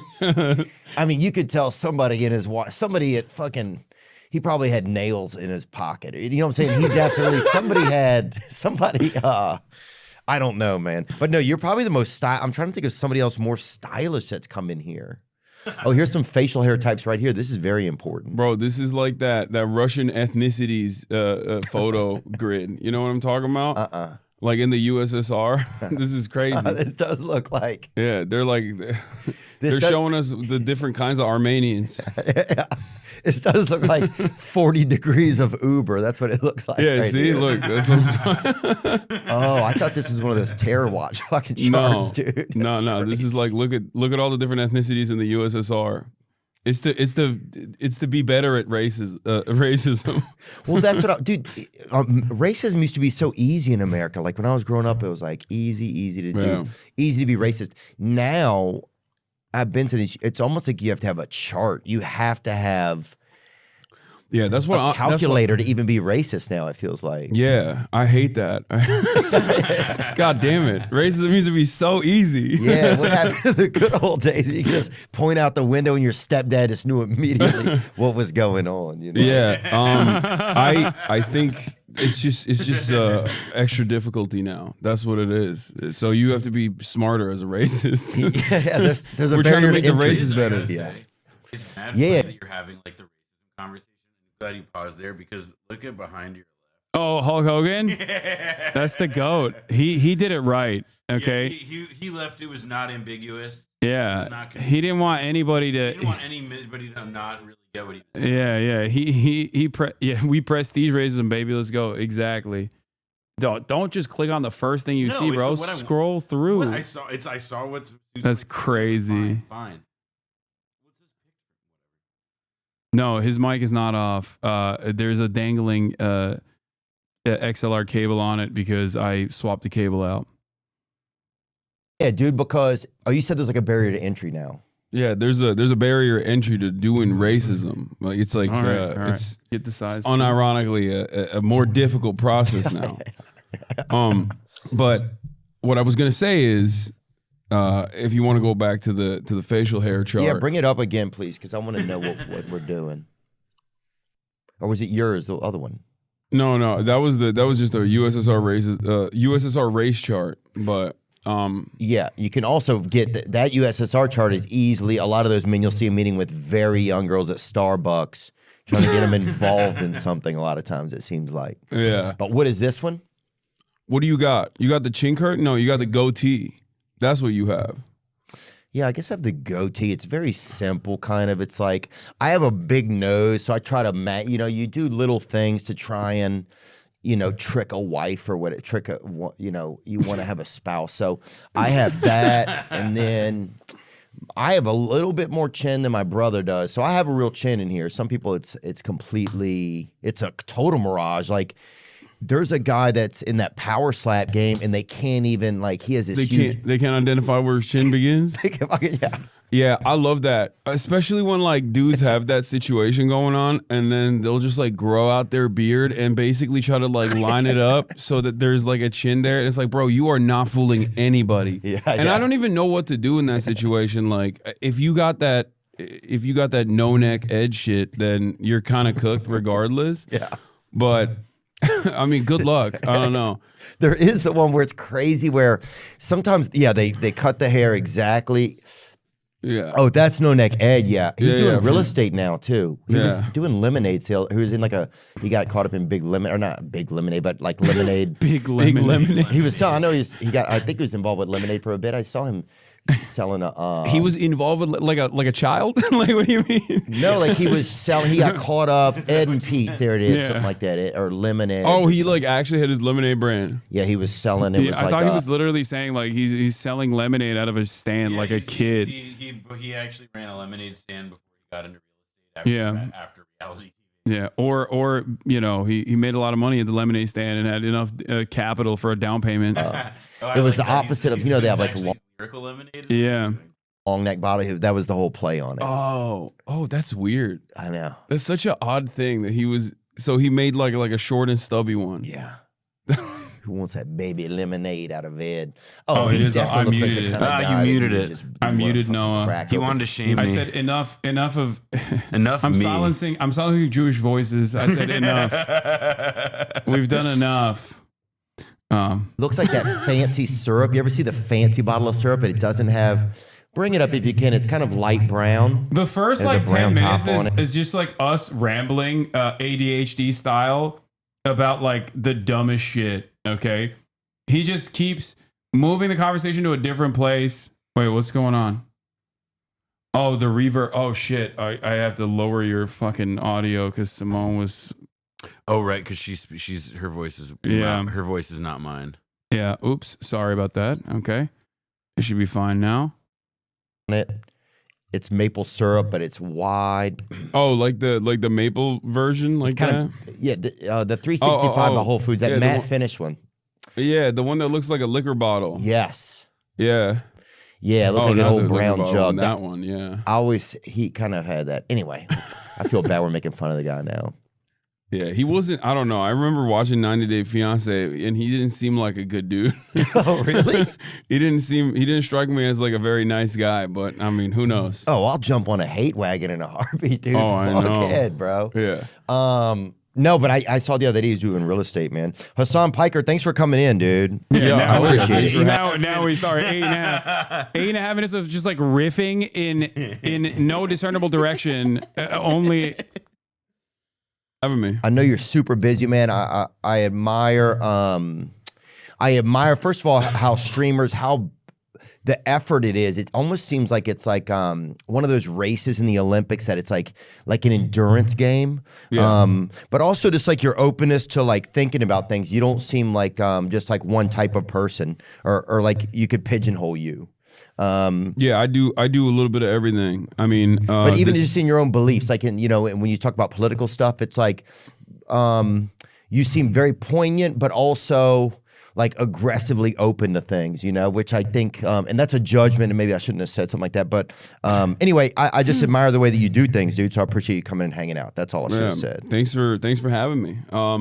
I think streamers are basically like the bottom of the totem pole as far as content creators goes. Like, it's definitely laborious, but I wouldn't say that it's like super difficult because like overall a Hollywood production, if that is like the highest stage of like content creation, and you have hundreds of people working all around the world, working around the clock to put like 2.5 hours of content together where everyone's gonna sit there and watch. Twitch streaming is like the lowest of the low, where it's just like a dude like me half the time, picking at his crotch, watching YouTube videos, picking his nose. And it's, you do that? It's always, you have to be on for 8 hours. Not when I have guests on though. I can't pick on my crotch when I have Hollywood guests production. on. Which is a real hurdle. Okay. Oh, now that we have captions. Nice. I would say it's like the, lowest tier of content, lowest effort of content. Would you say that it's the purest of content though, in a weird way? Like, because it's, I mean, what I do you is can't like, hide. Yeah, what I do is AM radio, but what I do is basically AM radio, but for Zoomers. I like that's how the way I describe myself. Like, like I'm sure Rush Limbaugh. Yeah. Like that's the way that I describe what I do to older people in general. Where like I'm like Rush Limbaugh, but without the brain rot. Yeah, quite literally and figuratively. I mean, he did die of brain cancer. Did he? He had addiction, I know. Yeah, he also had a hole, I think, in his brain from all the perks. He was perked up. He was a perked up shouty. Well, he was definitely my body, yeah. I think he definitely was one of the early. He was almost like a rapper in a way, like with the pill. Elon Rocket just blew up. What do you mean? Show me. What do you mean Elon Rocket blew up? Wait, no. What? Not the one from the ISS, right? Or just another rocket. Wait, SpaceX is failing? Oh, no. Hold on. Wait a minute. 1 second. We got to take a look at this. Is there a live stream chat? Starship flag launch. The second attempt. Chopsticks may have done their work on try to align themselves with where the booster was coming down. Mm-hmm. Yeah. This is I That's on think Twitter, we I saw. guess. Maybe I'm imagining things, but I think we saw the chopsticks almost pivoting over at the catch. We will have to wait for Rewind. What happened? It blew up before it could. whoa, I think we. All right. You can go out to nasaspaceflight.com. You can join the forum, join what we call L2, and we have some amazing writers that write articles that keep you up with all the things with the venting coming off. Whoa, what the There are hell? lots of ways for you to join the NSF Is this Rocket it? Nerd family. This is a great page. Tracking any issues, you know, but news. So, This hold on, is they got- complete opposite of what happened on Monday, right? Around this time, we had that triple venting hole is call on the countdown, and it was like, Is normal is no, cooling? that's bad. So we don't want that to happen today, and so That's far right. it's looking like everything Oh, is there it is. smooth. But you know, knock on wood. You know, one of the big questions we get is where can we come to everybody knocking on their head? That's funny. Where ship can we come and watch the launch? Go Single to rapid- the T. Okay. Yeah. Oh, go So to the engage launch. Is 12 minutes. seconds from now. The Shat have different plans. Go for it. Get to the. Little over. If they are going through that, once that is confirmed, Looks like they're holding it. they just troubleshoot a few minutes, and once they are confident, once everything looks good, they will progress. This is not. I I think saw I the heard vent on the down, side. which means they're probably releasing the hold. There's the DSS, I think. That's hard Detonation to spot. suppression system. Yeah, there we watch go. for the Okay, deluge. watch out. Yeah. And at this point, we will be quiet. See you on the other side.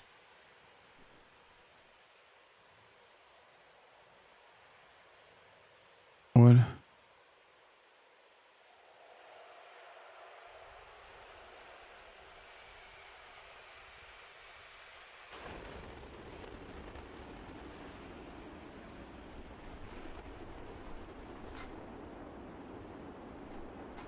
It's so phallic.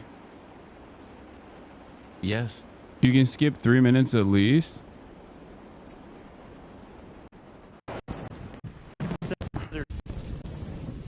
So it just starts flying.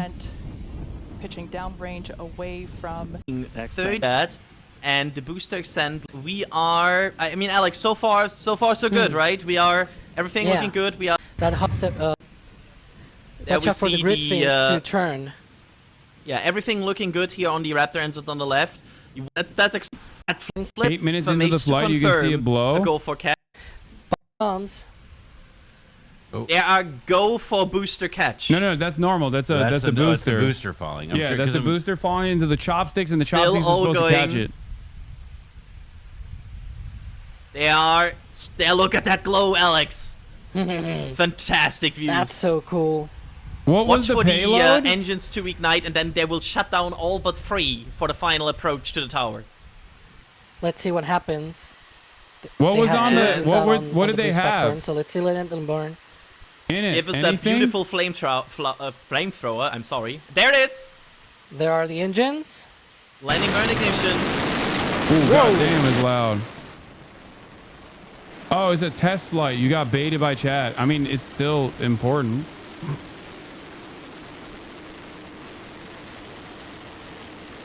Wake up, chat. Chat, wake up. I mean, this is still, by the way, an unimaginably It's impressive so feat. crazy. I mean, it is an incredibly impressive feat of technology, like technological advancements. The fact that they can like reuse boosters is crazy. Wow. SpaceX and Blue Origin have launched dozens of test payloads with no details, but they're all huge and stay in orbit. It's not a pointless money pit at all. You're wrong. Another times. Wow. There we go. And- Very toasty. Look at that. Look at that toasty booster, but also look in the bottom. They just right, lost you know, contact it's with the still rocket, but running the booster just thing fine. worked. I mean, isn't the booster thing what they're mainly caring about? What they Yeah, mainly care but about yeah, now because anyway? there's no. I don't think there's like any. I don't think there is any payload unless like they were. It would be an issue if they were also carrying humans. Absolute. Yeah, we sent the rocket into absolute space. Yeah, craziness some of humans on it. Yeah. SpaceX to We don't know have where they are. multiple engines back, not on the boost back burn, and also some unsureness, and they are still committing for this, Alex.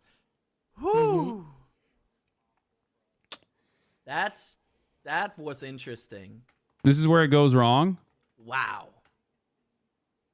I am I'm honestly impressed. Oh wait, or no, that's probably just normal, right? Oh. Oh no, it's that's a ship rotating. The words Alex. you want to hear. That's not nominal. That doesn't look nominal. Yeah. I'm so confused. Why That are people is finding this shit so definitely a novel? It's the ship catch. It's out the of catching control. mechanism that's novel. And this Successfully is why they being able to do it over and over again. That's put it novel. They've been into doing it for like a year now, but it's still new. That So we're still looks getting video down from rather the ship. You can see interesting. we've lost several engines and we've lost attitude control It's of the tumbling. vehicle.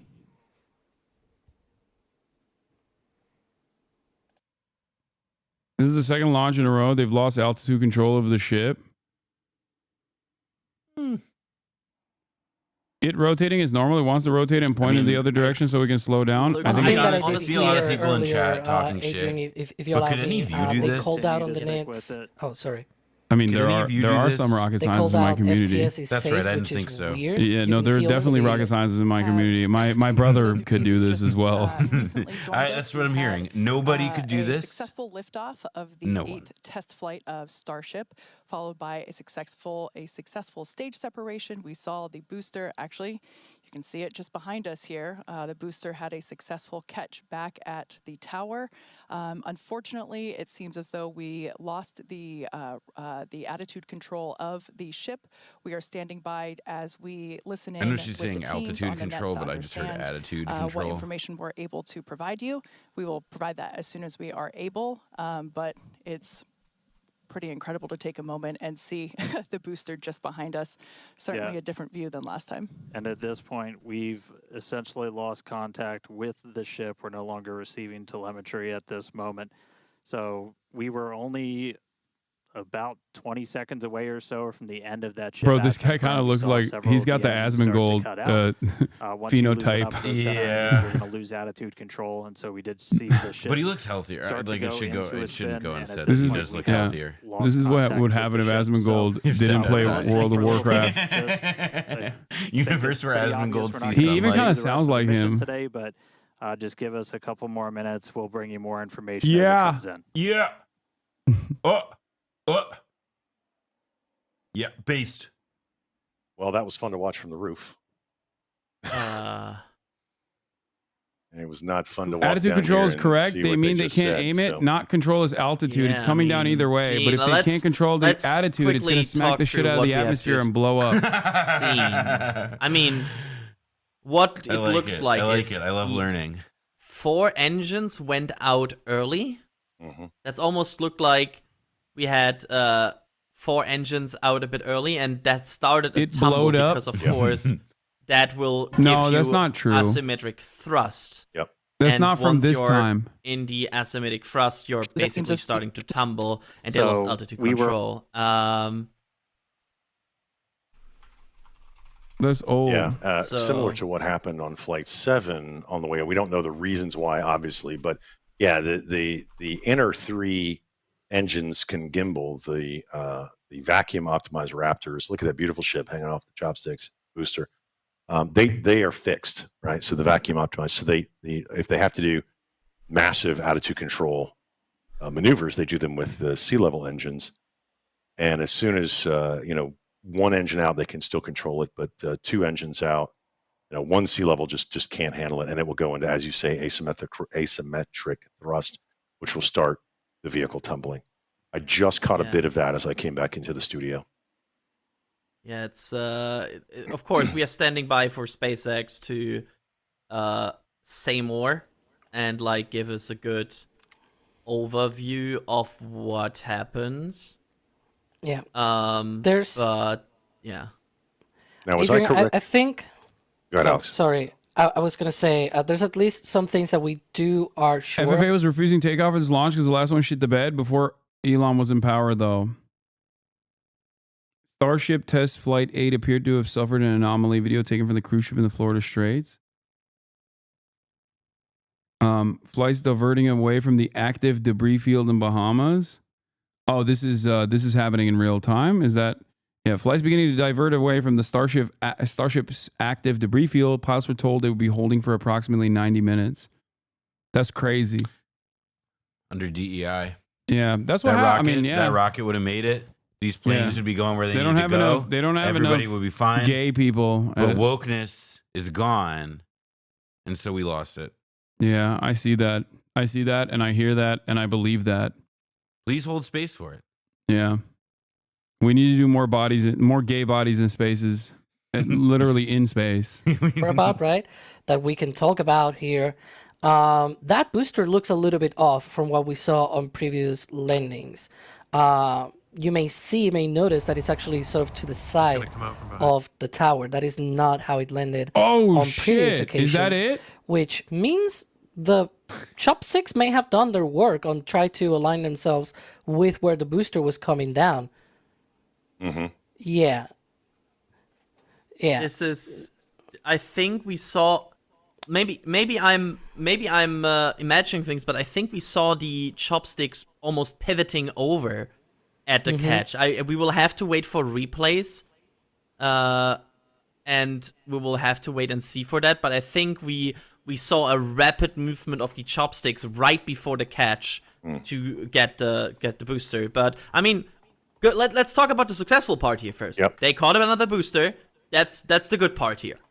All right, so coming back with you real quick. So can confirm we did lose contact with the ship. Whoa. No, that's not real. Unfortunately, this happened last time too, so we've got some practice at this now. It's not nighttime. A lot of measures in place, like debris response areas where we coordinate very closely. It's 6:55 p.m. over there, and it's not daylight savings yet. I don't know. Wait, that one, but that's fake. I mean, that's fake. This one is real. Yeah, it's not. No, I don't think that's real. But it's a cool video. Yeah, I love that Twitter is the media now. It's so great. It's a cool man. Emma, you're right. You're right. I love that you are the media now, chat. Okay, which means take a whole bunch of fake shit. Yeah, once upon a time there was like 3 guys in a control room with 50 years of experience between them working in the belly of NBC, and now there's Hasan's chat. Yeah, or like your neighbor that you feel uncomfortable around with a blue check mark account on Twitter. You know what I mean? Those are the 2 options. Yeah, that's the guy. That's the guy who's going to give you guy who's been asked politely to leave from more events than he can count. Yeah, guy who's guy who you've noticed is acting real creepy around your daughter's friends. You know, that guy has an account with 300,000 followers, and he's constantly pumping AI videos on with it. Air traffic control. We have a lot of measures put before we ever launch a rocket to make sure that we're keeping the public safe. Those worked last time, and they're actively in work right now. So just to recap real quick, everything we saw, we lifted off right at the top of our window, essentially at 5:30 p.m. Central Time. Booster was able to get us all the way up into space. Dog, saying the booster is fine is ridiculous. The entire point of this is to have a successful payload mission so that you can inevitably put things in it and then inevitably put humans in it. Obviously, if it fucking spirals out of control, then this was a failure. And it's fine. Obviously, it's never going to be 100%. You're going to fail a million times until you succeed. It's just a normal part of the process of scientific discovery, normal part of these sorts of technological advancements in general. I do not think that this is a waste of time or resources at all. Having said that, however, fuck Elon Musk, obviously. That's number one. And I will be actively searching for reasons as to why he is single-handedly responsible for the failure of this mission. Because I am a petty bitch. I already have my answer. They took out the The payload is the easy part. That's why they didn't bother making it work for this launch. Wait, what do you mean? No, the entire point of this is so that the fucking payload, they can actively show that the payload doesn't turn into debris. Oh, I'm fucking around. Oh, okay. I thought you were being serious. Because in the past, the initial goal was to make sure that the boosters can return and be reused. That's a huge deal. It's a major cost-saving initiative as well. And eventually, you could technically have it on other areas, like maybe on other planets, maybe in the future. You know what I mean? Like something crazy like that. Some real sci-fi shit. Have it on the moon. Build a fucking moon base. What do we do with it, though? What's on the moon that we need? That's never been made clear to me. And I saw the movie Moon, and it didn't answer that either. I think it's cool to just go there, chill. I agree it's cool to go there. I just don't know if it's I need to... you know. What's also interesting about that, actually, ironically enough, is that in the process of failing during the scientific discovery, during the technological advancements that are being implemented, you get a lot of new tech that you can use that turn into like, you know, commercialized commodities, right? Space missions are good for that. Well, yeah, like Velcro is Yeah. like I've been the one to bring up that like it comes out of the space program and military research or whatever. And it's interesting because like, you know who should know better than to constantly advocate to cut NIH funding, for example? A guy who fails all the fucking time, Elon Musk. Yeah, but you see the NIH is gay. Yeah, It's very gay. like that's what pissed me off so much. Like a fucking billionaire who is only around because of government subsidies, turning around and being like government subsidies are woke and gay, and that we should cut my taxes more, pisses me off. It pissed me off so much. Like, you are such a piece of shit, dude. You are such a goddamn piece of shit. A guy who's like made his entire career around renewable energies, and then turning around and being like, yeah, no, I'm actually lined up with the most like pro fossil fuel administration in recent history.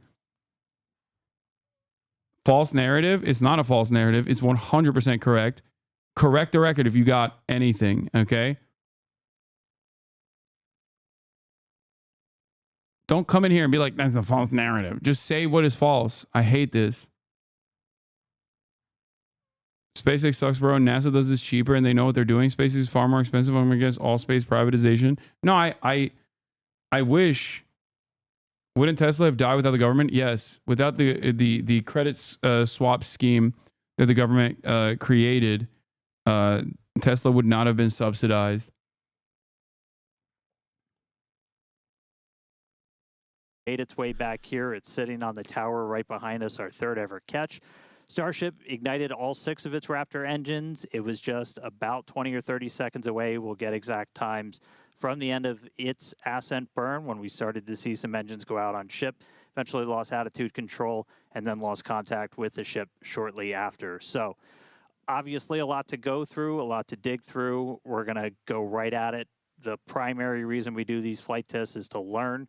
We have some more to learn about this vehicle, but we're going to be right back here in the not too distant future, and we're going to get a ship to space. Yeah, you're absolutely right. We fly to learn, and we're learning a lot. And as is the case with developmental programs such as the Starship We fly program, to learn, and we learn to isn't always fly. linear. So at this point, we're going to close out our webcast for the day. But before we do, we'd like to give a shout out to our They're nerds, viewers bro. of- They're fucking STEM kids. What do you mean? Don't expect them to be poetic. Yeah, the purpose of a moon base is to use the moon as a launch pad. For Mars is a cheaper launch zone for its lower gravity.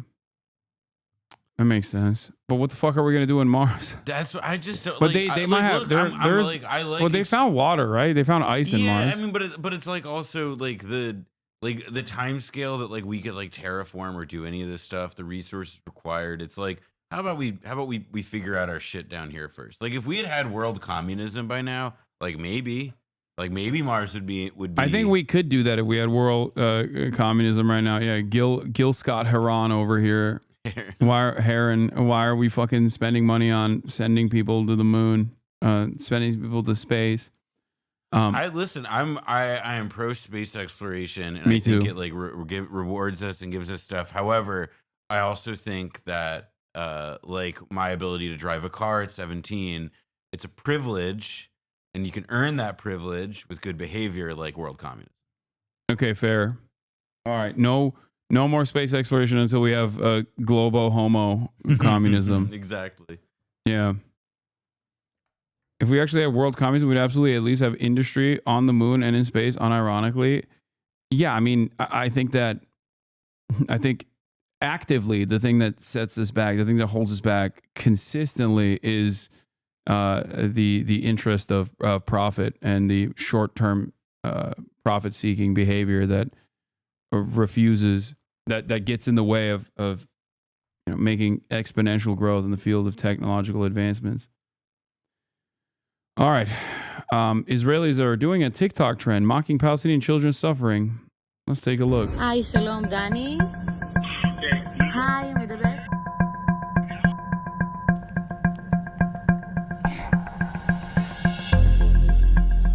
הגעתי call family members pretending to be a Palestinian charity raising donations for Gaza's children. כן, ילדים עזתים, הם, אתה יודע, בסוף הם לא החמאס. אז מה הם? הם ילדים עזתים מסכנים שהורסו לה את הבית. שצה"ל, הצבא כיבוש. Like, this only works if you're, locked in on a incredibly one-sided way of thinking about this conflict where you're just literally like saying the truth, but everybody interprets this as you being like, when I watch this, I'm like, okay, what you said is correct, but she's saying it in a mocking tone because everyone involved in the process is like already single-minded on this. Nice.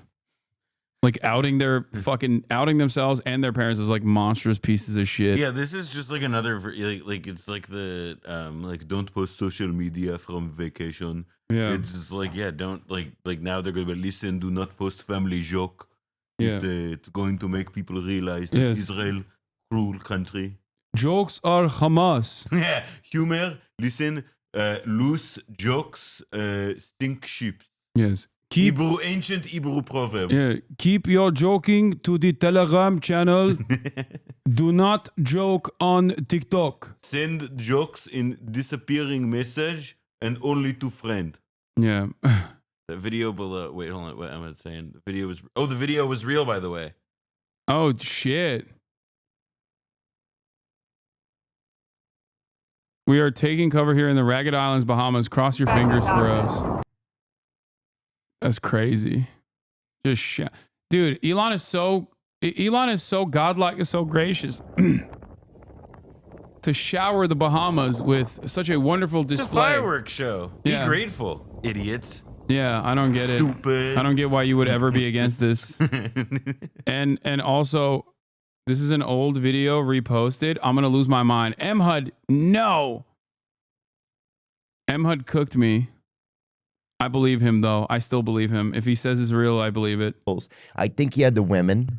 Bring up Rush Limbaugh's wife. Let's even get a... No, I don't know. I Is feel this like those mean? guys don't fuck. I don't know why. Like, unless they're gay. The gay conservatives, like the ones in the closet, like they fuck.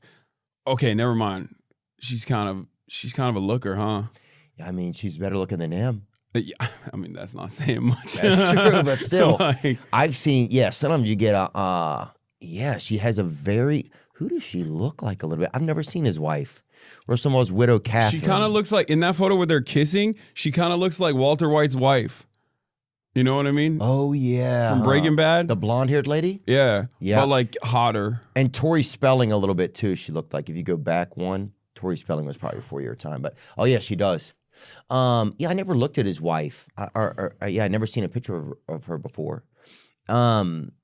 Yeah, I mean, it'd be weird if you were just like out there Googling Rush Limbaugh's wife. Yeah, well, you just I do that all the time. I look at all my favorite conservative commentators' wives. you just think like, yeah, I guess what do people? I don't know. Yeah, I guess it's good. Theo is out unking me because someone in the chat said he's 44 years old. I didn't even know that. Doing that. What's one of the toughest things about streaming that people don't understand though?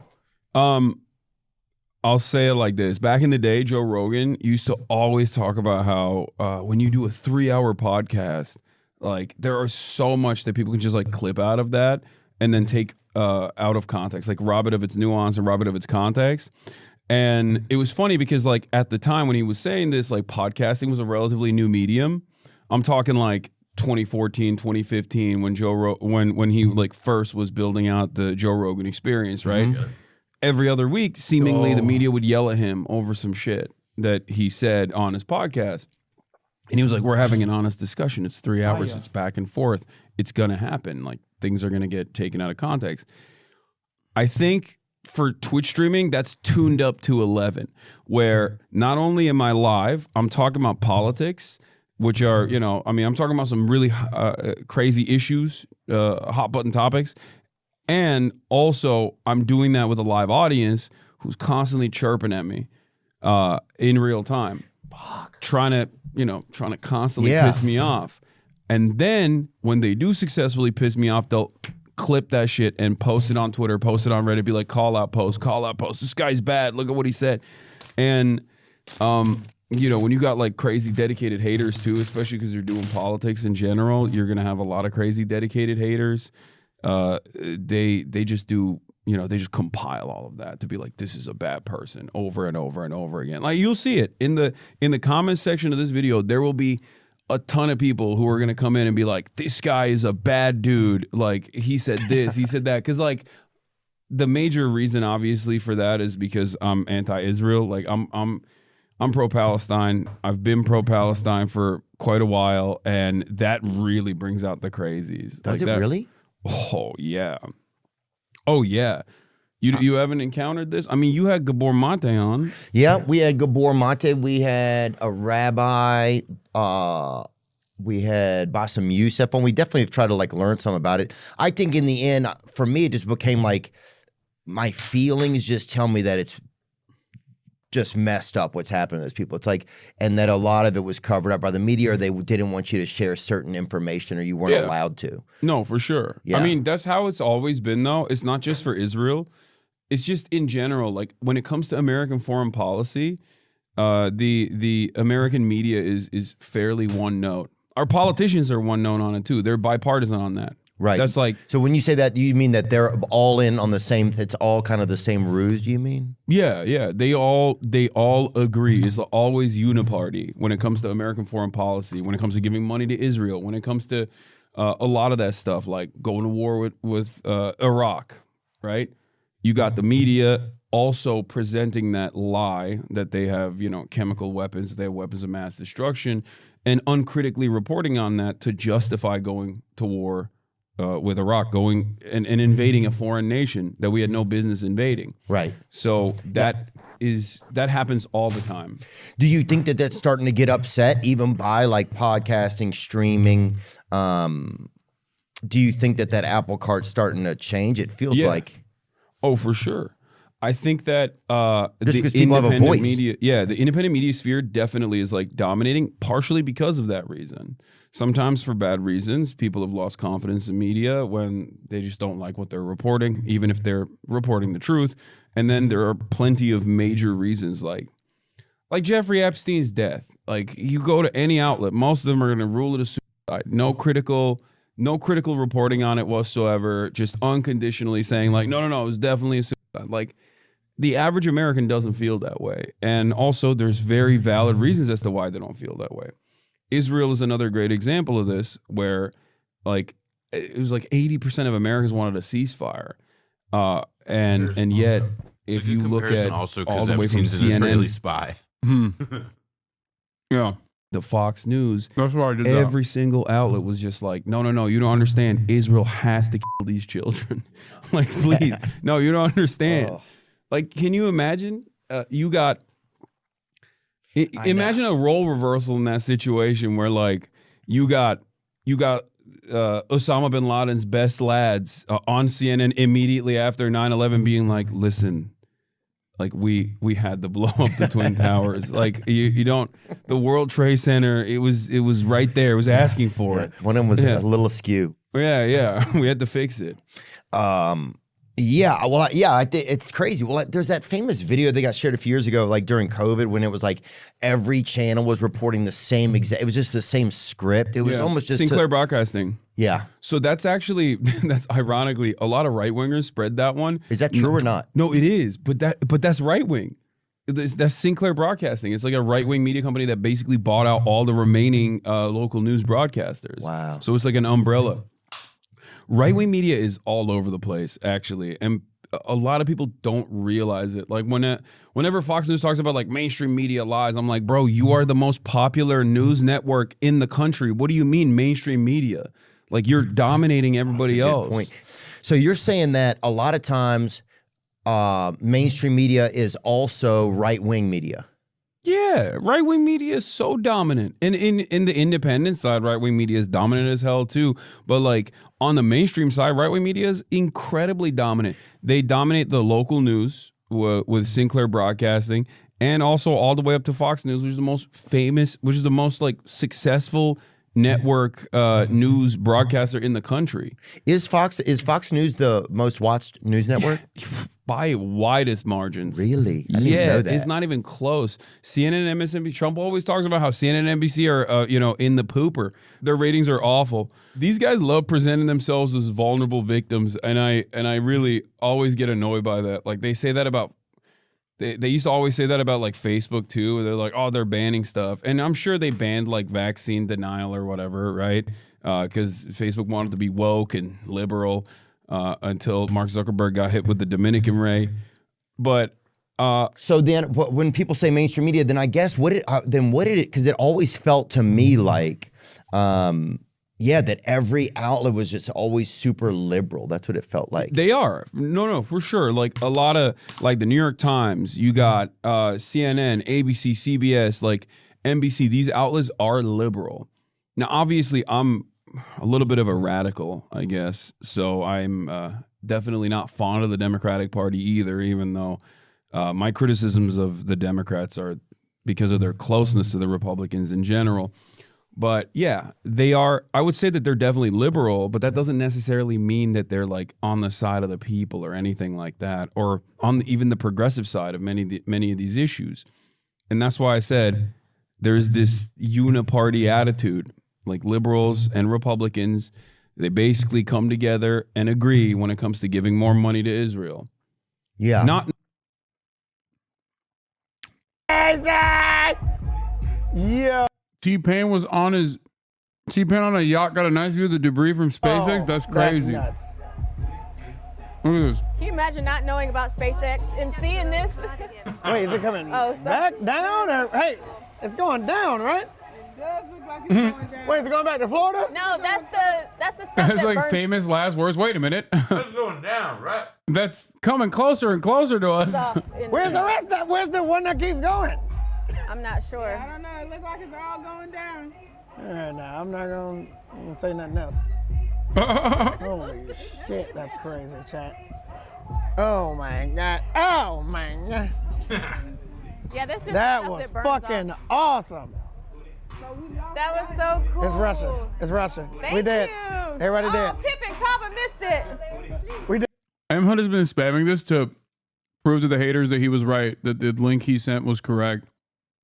And I admire his dedication to his art. Not the voters. I'm talking like institutions. I'm talking politicians. Yeah, well, that seems to be, I think, it feels so far away from being represented. Like the people feel so far away from being represented, and I feel like that seems like it's gotten further and further in my lifetime. I can't tell if it's just because I'm getting older, and so you hear about more stuff like that, or if it's actually true. But I think people just feel like, like, why are we having to audit our own government? Whether or not the means that they're going about it are good or not. But it's like the fact that people are cheering to have our own government audited. The fact that it's like, that 80% of the people would say they don't support what's happening in Gaza, but yet we would still send money to Israel. Like, I think Trump has done that. The other day, Trump was like, yo, we can't give any more money to Ukraine, right? You're done. He's like, Zell Disney, you're out. And then he turns around and he's like, also, we're sending $3 billion of weapons and bulldozers to Israel pronto. Did they really? Yeah. Bring that up. 3.4 billion, I believe, on the same day. Yeah, Rubio bypasses Congress to send Israel $4 billion in arms. They were like, oh, we have to expeditiously send this out to Israel. Arms for what? What do you mean? To continue killing Palestinians. Is there anybody left there? Yeah. There's still a million plus Palestinians in the Gaza Strip. They're basically just like living in the rubble, trying to rebuild. I mean, these are some of the most resilient people on the planet. Like they've been through hell a million times over, Yeah, you still see a lot of great, like there was a beautiful video, I'm not sure if it was AI or not, of them trying to celebrate Ramadan the other night in the rubble. the long table? Yeah. Yeah, I think that was real, though. I don't think that was AI. Bring Because that I up saw really people I saw people taking photos of that. Yeah, I mean, also the other side of this is like the Gaza Strip is like overwhelmingly children. Like we're talking, I know. Like the average age is 14. People are like 50+% are minors. Well, I think and that's before October 7th. But like a year ago, people would be afraid to have, I think, this conversation to people be afraid. Oh, for sure, including us. Like I'd be afraid. I'd be afraid that. No, I mean, look, I've been actively and openly pro-Palestinian emancipation for the past decade, and I've seen a major attitude shift. You're like, the Turkish personally. Macklemore, dude. Wait, what do you mean? Because he's been. When I was in third grade, I thought I was gay. Did he do that? That's what was his song. Oh well, dude, you got to be pretty. You have to have an open attitude to even think that way in third grade. Oh my God, we're lying. Dude, he's so funny. A lot of people will say like, "Oh, he's faking it. He's actually brilliant." And honestly, if he is, then this is brilliant. Like it's like if he's faking it, that means he's insanely smart and can present it in a very like natural way, you know. But no, yeah, he's been unabashedly afraid to share about Palestine, you know. Yeah. No, he's had his heart changed. I think his heart's in the right place. Like I think he's doing great. He was from the beginning about it. I mean, he was early on it. Yeah. Not like 10 years. He hasn't been, but since it became like more of a hot button issue in the past 3 or 4 years, for sure. Yeah, I mean, look, I'll never discard allies. That's an amazing thing to look at the situation with clarity, with moral clarity, and just be like, listen, I didn't know enough about this, and now I've recognized the cruelty of what we are doing. Like, because that's the other thing. Like, America, whether we agree to it or not, or whether we recognize it or not, is like participating in this in a pretty meaningful way. They're offering political cover at the UN. You got the basically war crime cops out there at the ICC and ICJ, the International Court of Justice, which prosecutes state on state prosecutions. You have the International Criminal Court, which is a court that prosecutes war criminals, right? And both of them have issued for Netanyahu to be arrested, right? So South Africa has a case against Israel for genocide that's ongoing, and at the ICJ and at the ICC, the International Criminal Court has a prosecutor that has issued arrest warrants for Benjamin Netanyahu and Yoav Gallant for the crime of doing a genocide, for being war criminals, intentional starvation of a captive civilian population. It's a pretty obvious war crime. So. Well, I just think it's, honestly, bro, some of it I think is kind of pussy. Like, and I hate to say that because some people don't have pussies or don't believe in them or whatever, but it's like, I think if your military is so great, send in snipers and get the bad guys. That's how I feel. Do some covert op shit, but just to be like. Their military's ass, though. That's the problem. They just have overwhelming firepower and air superiority. That's it. But that's the part to me. It's like, send in some, if those are the bad guys, send in and get do some. It just felt like this. I don't know. It just started to feel gross. And then the great thing was, it feels like you couldn't hide it from a nation. You could not hide from the world that what they were doing was wrong. But going back to what you're saying, how much are we complicit in so many of these? I mean, types of things that happen in different countries, and do we need to be? No, I think we are complicit. I mean, that's how I feel about it, at least.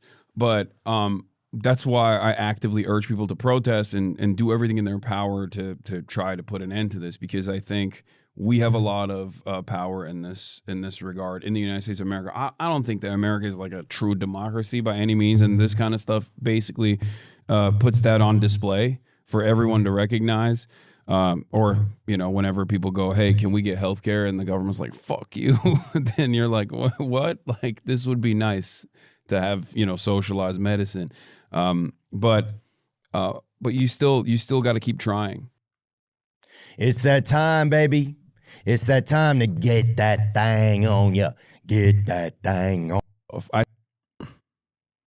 Your hands are bloody individually. The city. In terms of like your hands are bloody individually, but the least you can do is not actively champion America doing this stuff, and also go out and protest, like and try to give a voice to voiceless people that are just being massacred for no reason. Yeah. why is there such a strong bond between America and Israel? I've heard Candace Owens was saying that she thought it was blackmail, but why do you think there's really such a strong bond?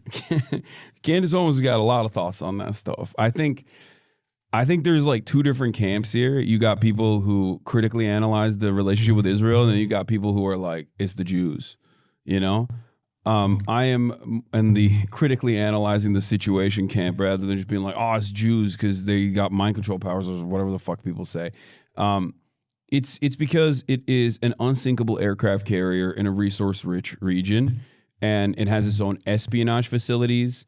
And that is the reason, like, we basically carried over from the British this settler colony in the region that we can just kind of use or have a collaborative relationship with, and it's incredibly valuable for us. So valuable that, like, I mean, Israel's blown up USS Liberty like a American Navy ship. Yeah. And basically, that was in the 50s, I think. In that process, like, it was an incredibly valuable Cold War ally because we were terrified of Israel going and like collaborating with the USSR. You got PEN, Arabic nationalism happening all around the region. All these countries that are developing nation states are doing so on the boundaries of you know, defeating their colonial occupiers, whether it be French colonialism or British colonialism. And simultaneously, they're looking to the USSR, right? And they're like, you know, maybe you guys will help us out. This seems like a cool thing that you guys got going on over there. This socialism stuff ain't too bad. America goes, fuck that. And they basically hit the Israel button as hard as they could, where they were just like, you guys are going to be Theo does not know what you're talking about, Lamont. Okay, dude, I oversimplified it to begin with. And I think he understood what I was saying. Also, this conversation is not just happening between me and Theo. We're both fucking broadcasters, chat. It's a conversation for the audience. You know that, right? Like, you understand that, right? Like, also, I think Theo Von knows a lot about Israel. I mean, he knew USS Liberty, probably for not so great reasons, but because that used to be like literally, I would have factored that in like 10 years ago as like a Nazi dog whistle. Oh, totally. Like the what was the name of the plane that Israel? There's another incident like that I forget. But I always think of like there used to be, especially around like Gulf War era Nazis, like people who were like white, like the white supremacists who were like in the army or part of the military or whatever, but like thought we were going to war against Saddam for Israel, which is not totally untrue. But it's like, yeah, there's like a whole right wing trope there. There's like a whole right wing trope there of like Pat Buchanan style guys being like, oh, like we gotta like we can't do it, like we like Israel will blow us up and attack us. The Jews will, like cut our own blood if we let them. And so why are we taking out Saddam for them or whatever? It's an old trope. Yeah. So loud now. Okay. Suck my dick, chatters. Oh my God. That's crazy. We can't hear jack shit. Now you're like, oh, it's so loud. Figure it out. Wow. Be our extension. Right. It's like some of my friends say there are favored client states, and then there are client states that America just discards. Ukraine is obviously a non-favored client state, and that's what happens when you're done with Ukraine, where you're like, I'm done with this, pack it up, give me all your minerals, even if you have any, who knows, I don't care, know your place. America does this to the Kurds all the time as well, where they'll just like arm them and be like, yeah, you guys need to develop a nation state. It'd be nice. Kurds are an ethnic minority in the region. Okay. 35 million people. In what region? In the Middle East. 35 million people don't have a nation state. A lot of them live in Turkey. So kind of homeless, Iraq. Well, yeah, yes and no. And there's like varying degrees of cruelty that they're subjected to in these countries as like an ethnic minority, my country included, in Turkey. Wow. And they want to build a nation state. They got an autonomous region in Iraq now. They're in Syria as well. They're in Iran as well. And then so they're trying also to figure in it Turkey. out. Yeah, so America will go up to them and be like, we're going to arm you guys. We're going to train you guys. Go fuck shit up. and then as soon as they're done, they just discard them, and they're like, okay, go. You can. They'll tell Turkey you can go and bomb these villages that they're in. Who cares? It doesn't matter anymore. So what you're saying, I think it's like that's one of the things that makes it tougher. The more information you learn, I think, in the world, it's like the shittier things seem. Yeah, in some ways. True. But the reality of things, you just see the reality. It's like, yeah, you need.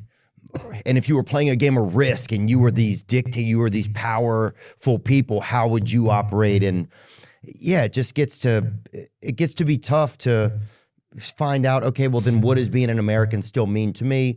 And then also that things are so conflicting and dangerous out there amongst these like leaders and powers that you have to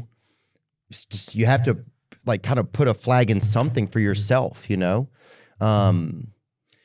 just to kind of get to, because otherwise you'll just be sort of aimless, it feels like. Well, I mean, I think I don't know if I'm even explaining that fully right, but you got to stand for something. Is that what you're saying? If you don't stand for something, you fall for everything. Yeah. So here's what I think. It's like the more we learn about history, and the more we learn about just like the like, well, America did these things, and some of it, 9/11 could have been the result of some of that. Just the more you start to learn that America hasn't always been this perfect partner, and that it's just starts that's like the gentlest way imaginable. Yeah, bro was explaining woke lol.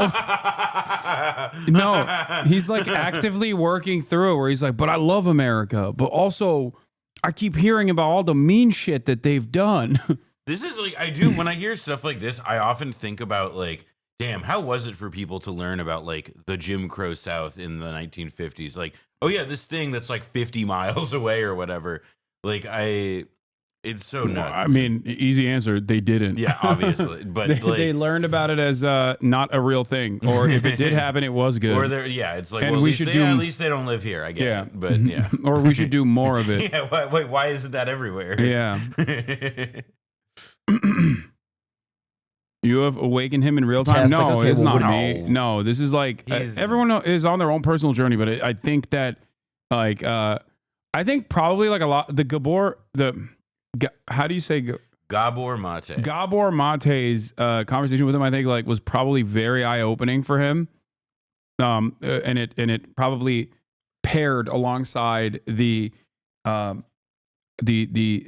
unlimited amounts of child murder that he saw on his child murder that he saw on his timeline, I also think that, like, again, like Theo Von makes stuff for people who are not like 70 years old, and by definition that kind of means that, like, unless you are a bought and sold like Republican hack, then this is like a thing that you engage with. I can see why Jake and Logan Paul don't, but like it does make a little bit more sense for a guy like this to at least be engaging with it, like the reality of it. Yeah. What does it mean to be an American to me? But then at the same time, you need to be an American because you live in a country that's safe and you're able to operate here within the country. So it's, I don't know, it just makes it kind of interesting. Does that make sense? Yeah. No, I get it. What you're exhibiting is a very normal contradiction that a lot of Americans, when faced with the reality of American foreign policy, they come to terms with this. Like they try to resolve this contradiction where on the one hand you're saying, well, I'm an American. I like the security blanket that I exist under, right? But also simultaneously you're like, but damn, we're doing a lot of fucked up shit around the world. I mean, look, people always yell at me and say, oh, Hasan, you only say America bad. But I don't just stop at that. Like I want America to be good. I think America has an incredible potential. It's the wealthiest nation on the planet. It should be doing so much more to help its own citizens, and so much more to lead the way, pave the way for a new evolution of the way that we look at international relations than the way that we engage with conflict. But the reason why America is the way it is because I see it as basically, 50 corporations in a trench suit. Like it's just it's a holdover to extract tax revenue from everyday Americans and then give it directly back to corporations in the form of subsidies without ever regulating them and demanding anything in return. I said trench suit. I think one of the best examples of this was when Russia invaded Ukraine. And then Russia is also part of OPEC Plus, so they went back to Saudi Okay, Arabia. so take us back. Our listeners, if we get too much, I said OPEC Plus. He's like, hold up. Hold on. All right. This is your really confident. No, I love. Information. A lot of them don't. They're gonna tune it out. Well, I think if it's new information for me, I shouldn't say them. If it's new information for me, it's hard for me to go along. So OPEC. Why are you throwing him under the bus? I am. My bad, guys. I am the problem. So, but OPEC is the oil. Yeah. Oh, so OPEC is like an oil NATO. Is Yeah, that right? yeah. Basically, Oil it's a NATO. cartel. Okay. That's a great way to. That's not bad. Yeah, no, that's like way better than how a lot of people. Yeah, he's a goddamn poet, dude. He's very good at yeah. He does have a way with words. That's what it is. It's a group of countries that have oil reserves that basically set the price of oil barrels. Okay. And Saudi Arabia is pretty dominant because like they have they are the oil Right, they're the gods, big dogs. They're basically. damn. Yeah. And yeah, the Organization of Petroleum Exporting Countries. And Russia basically went back to OPEC and was like, Organization of Petroleum Exporting Countries. Yeah. Okay. yeah. Cool. At the time, Russia had a lot to, a lot to gain from, and all these other countries had a lot to also gain from basically limiting the price of or limiting the supply of oil. We're in the post-COVID era too, and then like they're also.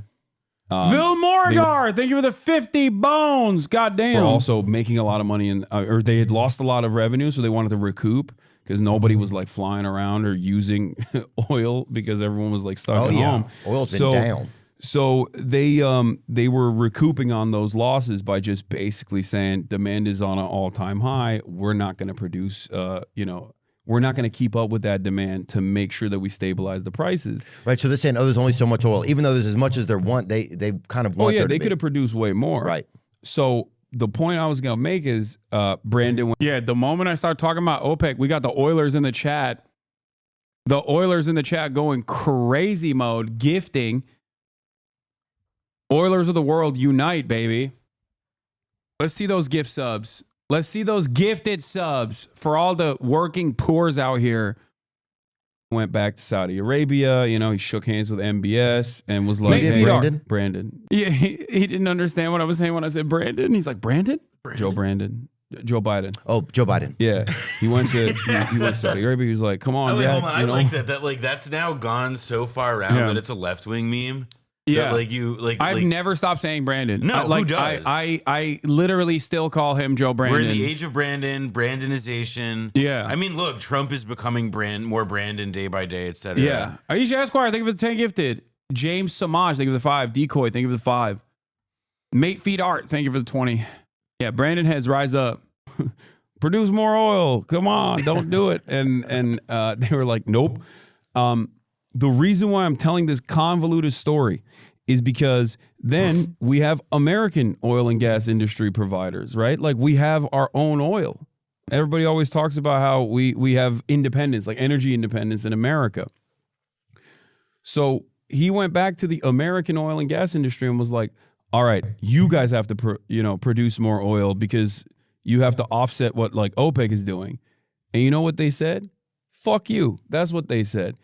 The oil and gas producers in this country, the fossil fuel industry gets 80% of our energy subsidies. It's like billions of dollars that they get. Subsidies from American, means they get kickbacks from the government. Not even a kickback. Like government collects taxes and then government gives these companies, whether they're in agriculture or whether they're in the oil and gas industry, they give money to these companies to keep prices relatively low, to keep up with the cost of the production.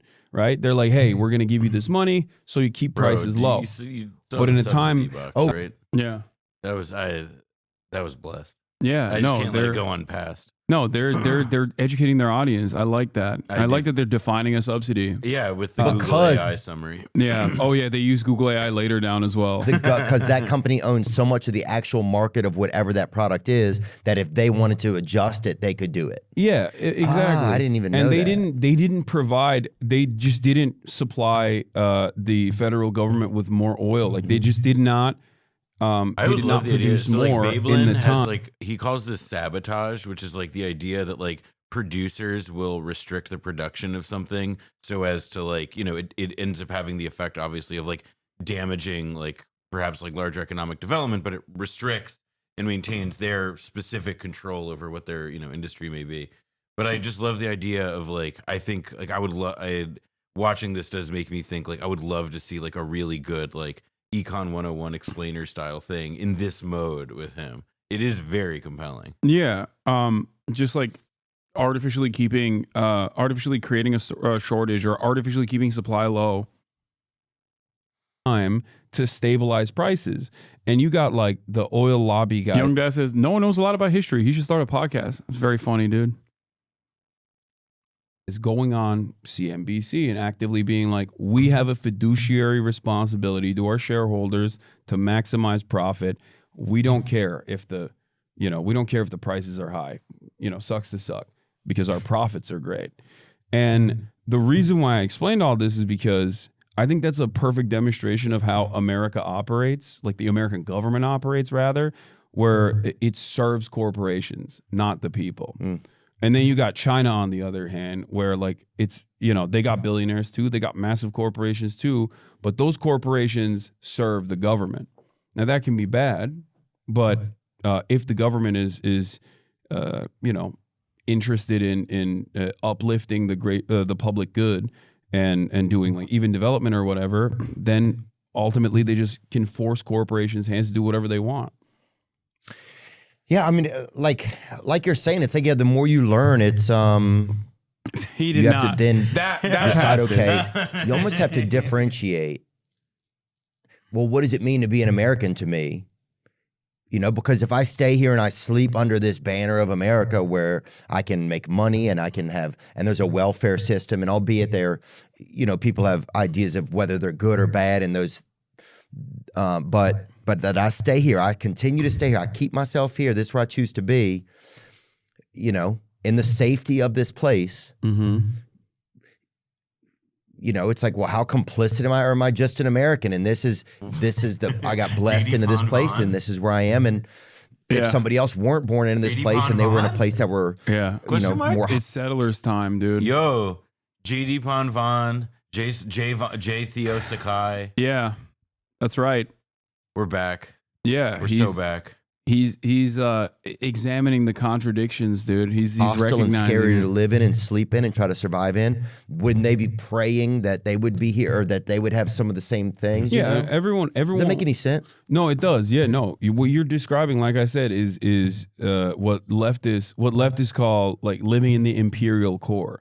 Because if you're in the heart of empire, you at the very least don't suffer the repercussions of being the victims, right? Right. Like you're not in Guatemala, so you're not getting destabilized by the American government in many instances, like, or at least throughout your history. So you haven't been kept down, and therefore your situation in comparison to them is going to be a lot better. And then what do I want my life to be like day to day? Do I want it to be this constant or do I want to not think about those things and think that those are the government's, you know, some of that's the government's responsibility. I do my best to elect and vote in a way that I think is meaningful and vote for the best person. And then I try to enjoy my life and take care of my... Mao Zedong.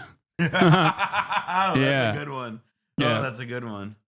Although written out, that looks like Mao Zedong, like he's Warren Zevon, but I feel you. I don't know who that is. Family of my neighbor, you know. I think it's like, I don't know. That's kind of how I think maybe I start to break it down in my head, you know. Yeah. So, that what you were describing right there is basically the heart of, I wouldn't say the problem necessarily, but that is why a lot of people just like tune out, because they feel just powerless at the end of the day. You know, you got your protests, you vote, and then these guys do whatever the fuck they want to do. What am I supposed to do is like the attitude that the average citizen has in this country. And, you know, that's why things slowly but surely seemingly get worse year over year. Maybe not for you and I, because, like, I mean, we're relatively successful, but for, like, average people, for everyday people, shit is fucked up. And they recognize it, but they don't know who is responsible for it. And they become... This is where then I do the classic, classically do the explanation about how, like, it's not a Guatemalan that's your landlord, you know, or it's not a trans person that's sitting on on the board of BlackRock. I'm so malleable and so open to responding to anybody that will look at anybody that will recognize their frustration and say it's actually because of this and that. And I think Trump tapped into that so perfectly. And that's why he won. That's why he defeated the Democrats so handily. Because he was like, yes, you're angry. I'm angry too. Why are you angry? Because woke libtards, because DEI, because trans people, because, undocumented immigrants. Undocumented immigrants aren't your fucking landlord. They're not the one who's raising the price of rent. They don't own the mega corporations. They're not sitting at the board of BlackRock. You know what I mean? It's not a Guatemalan migrant that's sitting at the board of BlackRock, purchasing all the fucking houses, or they're not the real estate developers that refuse to add to the much needed supply of housing. Yeah, and instead put a fucking rag and bone in every town, dude. Well, it's just like, dude, don't tear down cool areas and just put up a rag and bone, dude. It's not fucking cool. But no, man, it's interesting. I never really heard it put. It's a beautiful way to. It's a beautiful way to explain gentrification. Yeah, well, I also just like the idea that this neo-populist appeal of we're going to get you free health care, we're going to stop foreign wars, and we're going to stop them from putting a rag and bone in every American city. They don't need to be a rag and bone in every American city. No more rag and bone. Like that, look, this is good though. This is good. After the rag and bone thing, he goes, No, I've never heard anybody put it like that. Man, it's interesting. I never really heard it put like that. And then of course, that's a good. That right there is good. Okay, having someone go, damn, I never really thought about it like that. Never thought about it that way before. The other things you say, these other things to people, that doesn't feel. You got to point. You have to approach people with something they can point a finger at, and it's whatever they're pointing at is close enough where they feel like it can be reached. Yeah, right. Those are things that it's but also those are things you label and Trump talked about them last night on some of the congressional address. I think it was the party address last night. Yeah, he did a fake State of the Union. It was a joint congressional address. Joint congressional address. Yeah, because he talked about some of those things like DEI. Yeah, bro, they cut DEI. Now planes are fucking falling out of the sky, man. We need to bring Pete Buttigieg back as the transportation secretary. He needs to fix the problem. Was he a dog in there? No. We need black pilots, dude. First of all, black people can jump better. So how are you not gonna have a fucking black dude in a plane, bro? I don't know. I don't know about the jumping. I don't know. I don't know how that would factor into to the pilot program. But still, dude, if I saw Michael Jordan in the cockpit, that bitch, we're gonna stay up. That's how I'm. 100%. That's where I feel. I think if I get on a plane and I see a white man, that dude better be in a polyamorous relationship. Okay, I need that dude sucking dick. Okay, I need something. If he's straight. And he's a straight white male. That plane is falling, dude. That's what's going on. Trump came in, he killed DEI. Every day there's another fucking plane crash. But is it white dudes doing it? Here's the thing. No, I'm fucking around. I'm not being serious. Even though Republicans do think that is real, where they're like, oh, if there's a black woman pilot, that's why planes are falling. It's like, no, dumbass, it's because of fucking capitalism. They've literally undercut every aspect of production to make more money. They constantly outsource. They constantly send certain aspects of manufacturing to other countries where there's less regulation and less restrictions. That makes them more money. And that's why fucking planes are, the doors are exploding and shit while they're flying. Is that one of the real reasons you think it's going on? That's 100% the reason why it's going on. Bring it up. See if we can. That's a good question. Why? Because there seems to be these little times in history where it's like, okay, for this year, it's almost like they press a plane trouble button, and it's like, oh, now there's plane trouble. Well, that's also because minor incidents happen all the time. Right. But the media hyper focuses on them when it becomes like a hot button topic. That's what it is. And there are obviously freak accidents as well. Freak accidents happen. Mm-hmm. But I think there's never really like a perfect example, like a perfect demonstration of why these things are happening more frequently. Yeah. Let me see what this even says. No, there were actually more plane crashes between January 1st, 2024 and February 1st, 2024 when you compare the same time period this year to last year. So there were more crashes. Yeah, but the difference is the the severity of like one big crash, and then people hyper focus on it. This happened with Palestine, Ohio. Remember when the train derailment happened, and everybody was like, "Why aren't they covering this?" Well, you know, I'm a little bit of a foamer. I love trains. Maybe it's because of the autism, but like, you know how many train derailments happening every year? Every single year, 1,000. Some of them are minor, some of them are major, right? So every single person hyper focused on this, understandably, because like they try to do a shitty ass cover up for it and be like, "Oh no, tizzy for the shizzy." What the fuck does that mean, dude?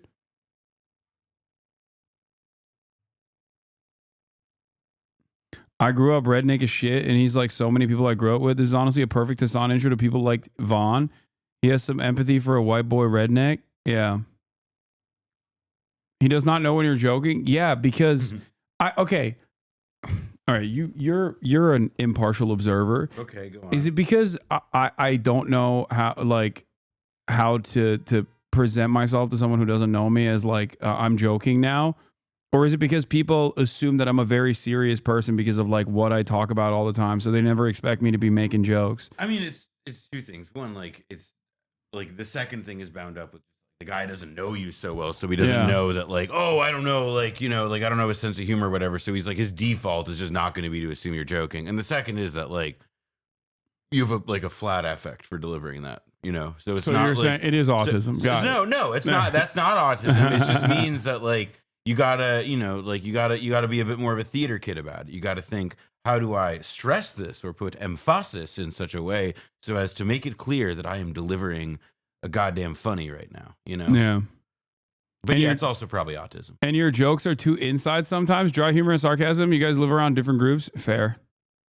Like when I said DEI went away and then that's why the planes are crashing, like he didn't understand what I was saying. I did enjoy. I like that doesn't even like register as like a piece of humor. It's like, oh yeah, I guess we have been saying that DEI was killing the country, so it would stand to reason that it's pretty funny to say that the DEI is actually what's keeping the planes in the sky. Yeah, I could see how that's a joke.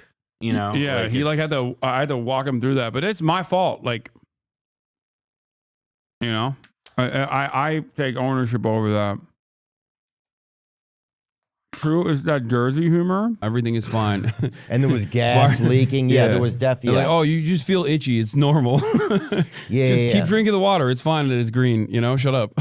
But because of that, then everybody started focusing on all these derailments, and they were like, "What the hell's going on?" And it's like there's a lot of that happens all the time. It's just the media doesn't pay attention to it, because if you paid attention to it all the time, you go crazy. It's like crime. Right. Crime in big cities. It's a constant. Oh, yeah. You know, that is a buddy of mine was staying with me, and he's from like Austin, the suburbs of Portland, right? Just like a very white neighborhood. And I live in the middle of West Hollywood. And, you know, LA is not like New York or whatever, but it's still a city, right? Every time he heard firecrackers or whatever, like fireworks or whatever, he would freak out. He's like, "Is that gunshots?" I'm like, "No, man, that's just fireworks. Like, what are you talking about?" And then he would hear like, you know, ambulances or police sirens, and he'd freak out. Because like, if you live in a suburb and you hear police sirens, yeah, some crazy happened, right? But if you live in a city, you hear it all the time as background noise, because you know there's always shit happening. There's, you know, tens of millions of people around.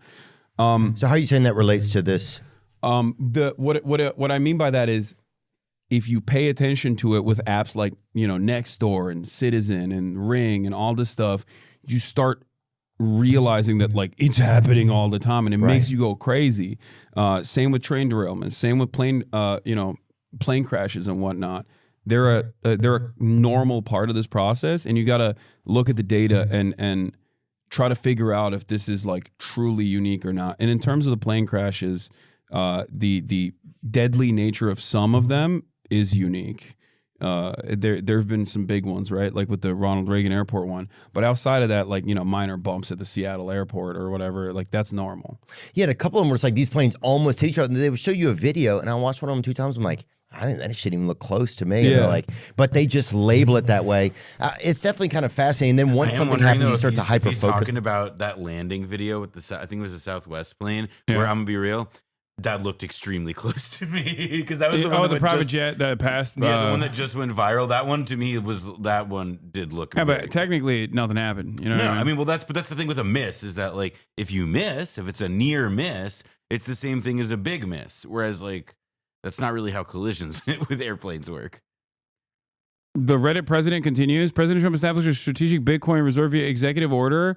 According to a social media post by the White House, crypto czar David Sachs. I will say I did see that this came out. I kept it from you as a news topic, both because who cares about crypto, but also because like I'm still really confused about where like what is a reserve and which part is the stockpile because they have they have different meanings, and this whole thing has been rolled out just like it's as if they're trying to roll it out in such a way so as to make it clear to everybody that yes. This is a rug pull. We are benefiting David Sachs.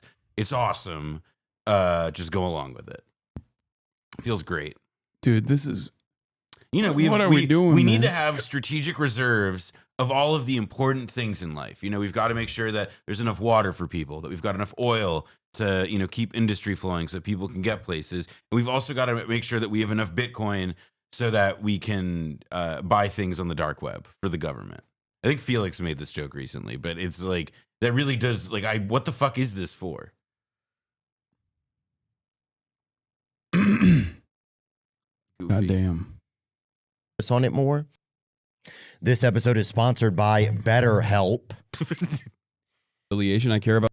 All right, I'm gonna watch a little bit more, and then I'm gonna move on. In general, I don't. And think then that, you guys can go watch it on your own. Okay. I highly recommend you watch it on your own and go show some love and show some support. Either party really represents my interests. Like the Democrats sometimes will point to things that I care about, and they are. This is amazing. Just in, 1.15 trillion was wiped out from the U.S. stock market today. Every time I see stuff like this, I'm just like, dude, it is like money is so fake. I mean, but then also so there's going to be tomorrow we have a jobs report. Stock futures are already looking up a bit of a raise, and clearly JD Pandon is he had that whole meeting about the Doge thing. He's walked back a bunch of the tariffs already. He's clearly when they are publicly saying we're not making rules by the stock market, you bet your fucking ass that they are looking at the stock market. Yeah. Well, Donald Trump today said he's not looking at the stock market. So So that means that he is refreshing the app over and over again. Yeah. It's awesome. This is, I don't think a lot of you understand. This is true American prosperity. Okay. This is the real red wave. This is supposed to happen. Yeah. This is actually, if you just look at the electoral map, you look at this is just normal. This is normal. Yeah. Red is good. It's okay. China too. I thought you guys like China. They're rotating to crypto. No, the White House is hosting the first ever digital summit tomorrow. Nah, we're done, bro. We're done. We're so done. It's honestly, over. We used to build things. We used to be a country. No more. We're so fucking done. It's great.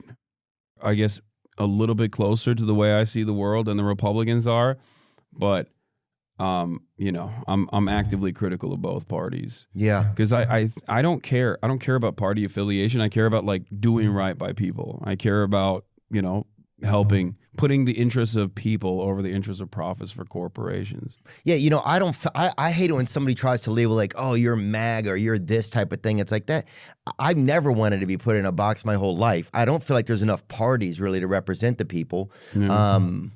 And I think the more information you get and learn, I think a lot of people start to feel that way. I don't know if this party really represents me, But then there's such conglomerates of so many different little pieces that they almost, you're like, well, I like this person in this one. I like this person on the chess team, or this rook. So they will get my vote because they have that player, right? Yeah. But yeah, I think I think as more people get more information and able to look into things more, that kind of evolves. I think that there's one thing that transcends party boundaries, and I feel like you exhibit that tendency as well, and that is dissatisfaction with the government and the two-party system anyway. And I think Trump also captured the attention of a lot of people by making it seem like he was totally outside of this dynamic. where he was like, I'm an independent, I'm a billionaire, I'm rich, I don't give a fuck about either of these parties, vote for me. And that's why you have a lot of people who love Bernie Sanders, because he's earnest, he's honest, and it's obvious that he's not like, a Democratic Party dick rider. And he has a long track record of like constantly doing right by others, constantly advocating for things that like, help people, even if he doesn't have much success. That earnesty has, I think, created this unique phenomena of people that like Bernie and also Trump, people like yourself, who think, well, these guys are anti-establishment. Yeah, right? I think one thing about Trump was like, and I was like, fuck, it made you believe, because most people knew him like from rap songs, probably from being like a rich white guy, having rich guy hair, and then from being on The Apprentice, right? Yeah, which was a very, you want to know pretty something monumental how that all shaped out. You want to know something crazy about The Apprentice? It was one of the most diverse shows on network television at the time. It's true. It also had its audience was way less white than like any other show of its kind. Yeah. It's like one of the like pieces of like Trump like brand appeal is that it was primarily in the 2000s like to non-white people. Like Trump's brand rep really only began to change in like that aggressively, like in like the national consciousness in a racialized way, like when he got, like the birther shit. Because obviously New Yorkers would remember when Trump called for the Central Park exonerated to like the exonerated five to be assassinated, to be killed. Exactly. On a full page ad. So not to say that Trump was, pro POC or woke at any point, because that's never really been his bag.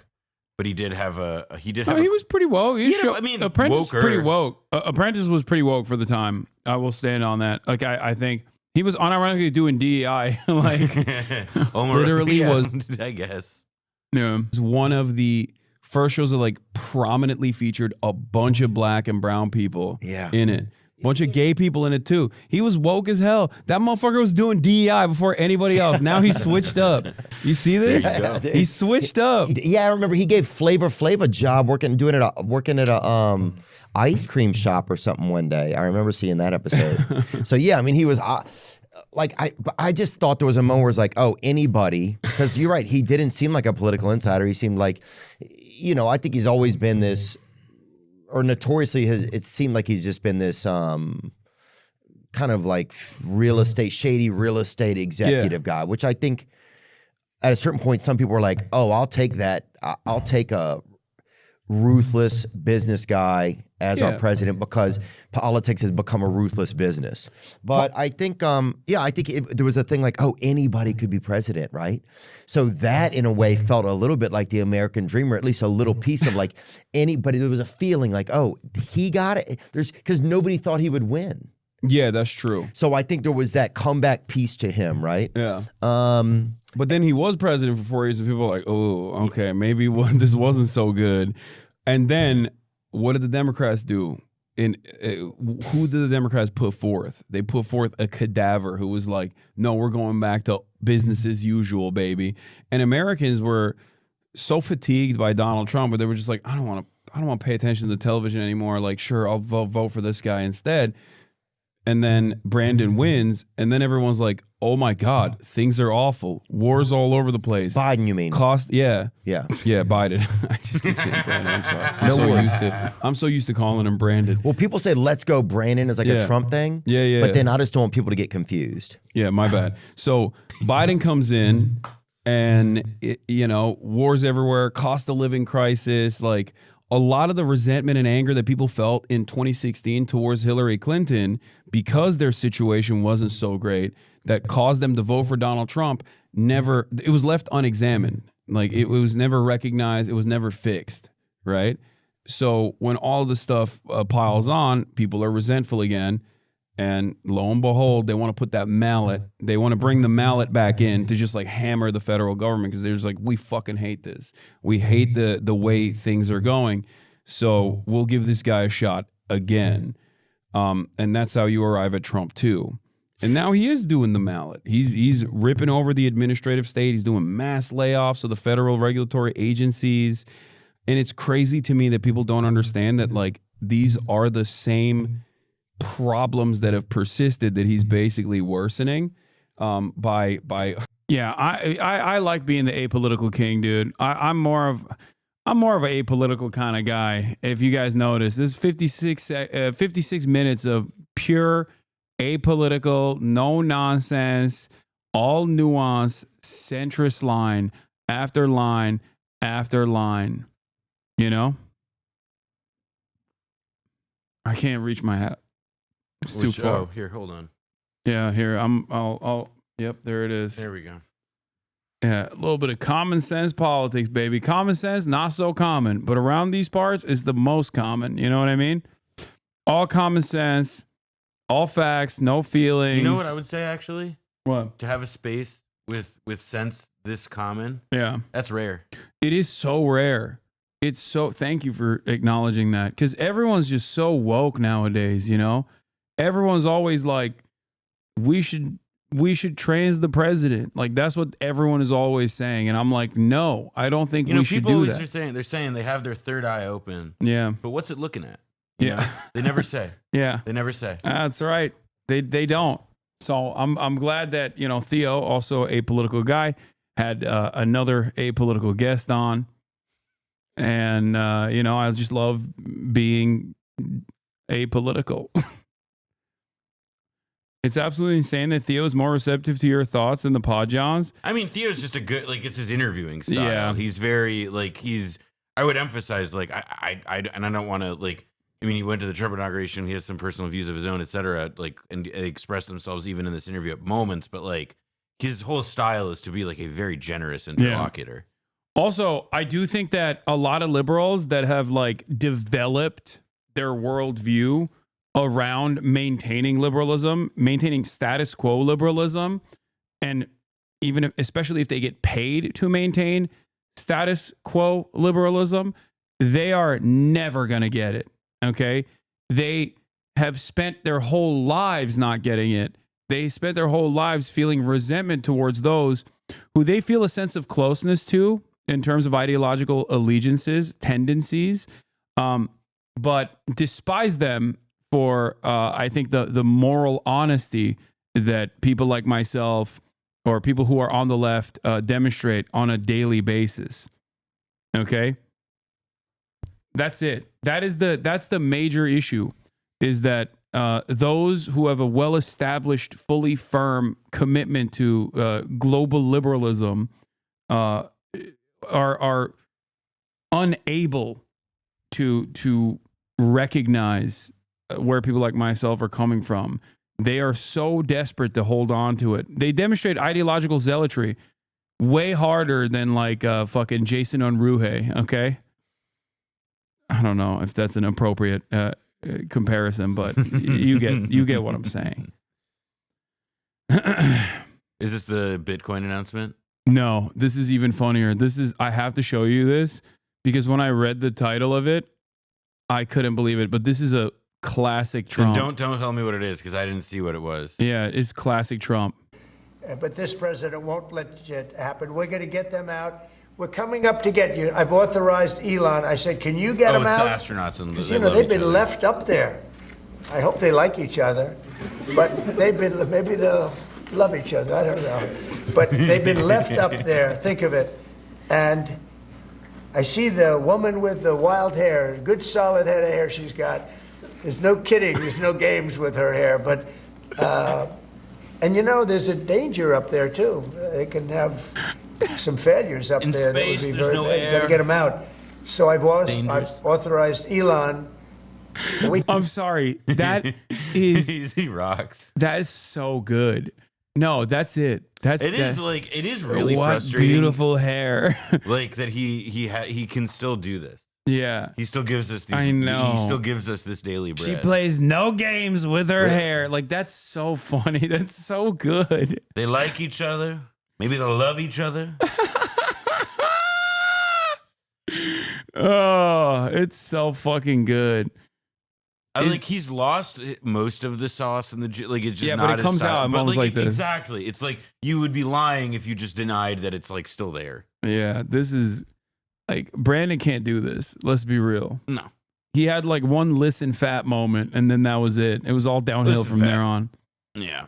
A week ago, I said, You know, we have two people up there that Biden and Kamala left up there, and he knows it very well. I said, are you equipped to get him? He said, yeah, he's got a Starship, and they're preparing it right now. And so Elon is going to go up and, but this.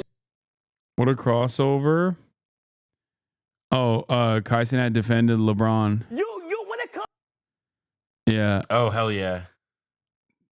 He's got some correct takes on here. I'm not LeBron James. You start hating. That's how I feel. Because I feel like you more of an older generation type of dude. You like Michael Jordan, cool. But listen, every time when there's a debate going on with you and with Michael Jordan and LeBron James, you always got something to say about LBJ. And I'm here to say, bro, LeBron's better than Jordan. I said it. I said it, bro. I said it, bro. Man, something wrong with you. Something wrong with you right now. First of all, he had nothing. He started stuttering, dude. You right now. First of all, don't you even think about it. Don't you even think about coming on this show with that guy. Don't you do it. Michael Jordan ain't never had 50,000 points. Okay, let's talk about that real quick. Okay, he ain't played 25 LeBron years. James is 40 years old and he's performing better than half of the people in the league right now. Do you understand that? Do you understand that? Do you understand the greatness that's going on right now? Hold on. This is the problem with the young whippersnappers like yourself. This is the problem, okay? This feels like I feel like this is like this is like what America's about, like in a good way. Yeah. Like this is apple pie. This is like, you know, celebrating the bicentennial. Watching Kai Cenat and Stephen A argue about like LeBron and Michael Jordan like gives me the feeling that like normalcy is still achievable. We just have to like work for that better world. In the sea of all of the madness that we cover here. Exactly. You know, this is what things look like when they are as they should be. Like, you know, we feel like we live in a world today that's like too just off. Like it's not really the world we wanted. It's not the one we got. But then sometimes these things happen that are like reminders that actually reality could have worked out. You know, it could have been kind of normal. And this to me is the kind of content we would have gotten in that world. Look at this fucking 45-year-old man in the chat. Yeah, man, Ben Wallace. Yeah, LeBron would have quit the LeBron NBA. James is like waking up at night at age 40 because he didn't get to play against Ben Wallace. Yeah. Ooh. He would have quit great the job. NBA if he played against the bad boy Pistons. Also, by the way, like if I'm not, like, I mean, look, maybe my math is wrong, maybe my years are wrong, maybe I don't know ball well enough, but I'm reasonably certain that like the bad boy Pistons were in like LeBron's first 2 or 3 years. Yeah, he literally played against grown-ass men as an 18-year-old and defeated them. And also now is a grown-ass man himself and is now defeating the 18-year-old. Where isn't Bad Boy? Oh, shit. I'm misremembering the mid-2000s. Ignore, I don't know ball. You came in so hot, though. I did. You came in. I thought, because I associate like I meant the 80s Piston, not the Wallace years. Yeah, see, I was assuming that he was talking about the things in our Back in my day, NBA had contact. It's not some pansy bullshit. Brutal. Meanwhile, you look at the fucking 80s and the 90s NBA, they can't even drive left. Like, I am old. Oh man. Okay. You don't understand. Yeah. Tell me more about how they let the NBA players carry nowadays, and that's why. Yeah, I was like wondering. I was like thinking, like, damn, that does seem weird to claim that LeBron didn't play against the mid 2000s, but whatever. That's on me. Yeah. They didn't shoot 3-pointers. They ruined the game.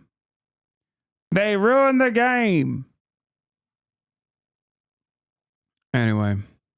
LB excels at what everyone can do. MJ excelled at doing what no one else could do, in my opinion. Cope. Yeah. You're basically saying that from 1 to 5, he can play it all and be the best. That's what you're saying. I like it though, as like aside from like arguing the merits of it, and I tend to be Team LeBron. I do think it is like a good generational map. That it's like, of course, like if you are like if you're under 35 and not from Chicago, then like you have no business arguing like for MJ, and like vice versa if you're younger. Stephen A. Smith offers high praise to Candace Owens after speaking with her. Dude. I saw Matt Zaitlin say, feels like the social taboo on anti-Semitism has maybe 20 years left. And I think he's wrong. I think it's like maximum 5, maybe 10 if we're stretching it. What do you think? I mean, I don't know. It's hard, man, because like woke is not dead. To be fair, and it's like, which is why like 20 is actually like a plausible thing to consider, because like that's a question of like right direction, wrong track about the country. Like, will things continue to degrade such that like all of the things that we have done to evolve from being an anti-Semitic country, because like every country used to be anti-Semitic pretty much, like will that regress? None as anti-Semitic as the Arab nations, of course. Yeah. The most. I would guess that there is just now, though, like it depends. I mean, a lot of it, frankly, like just depends on like what happens with Israel. Like, I think if Israel were to wake up tomorrow and be like, we are done, we are doing Isratin, we are together, Isratin, then yeah, you know, like I think anti-Semitism, we could bury it again. You know, it would like there's no you can be woke again and tell people to shut the fuck up. But like at the same time, if like Israel goes on and like we still see, you know, like we just wake up every day and it's like, oh look, another IDF soldier spray painted a Star of David on like a Palestinian home that like they broke into, demolished, and stole all the women's clothing from, then like yeah, I kind of suspect that anti-Semitism will remain something with like a political valence that exists, that is like not because of anything like, you know, not because like any like vestigial like pre-Israel anti-Semitic, anti-Jewish bias. It's like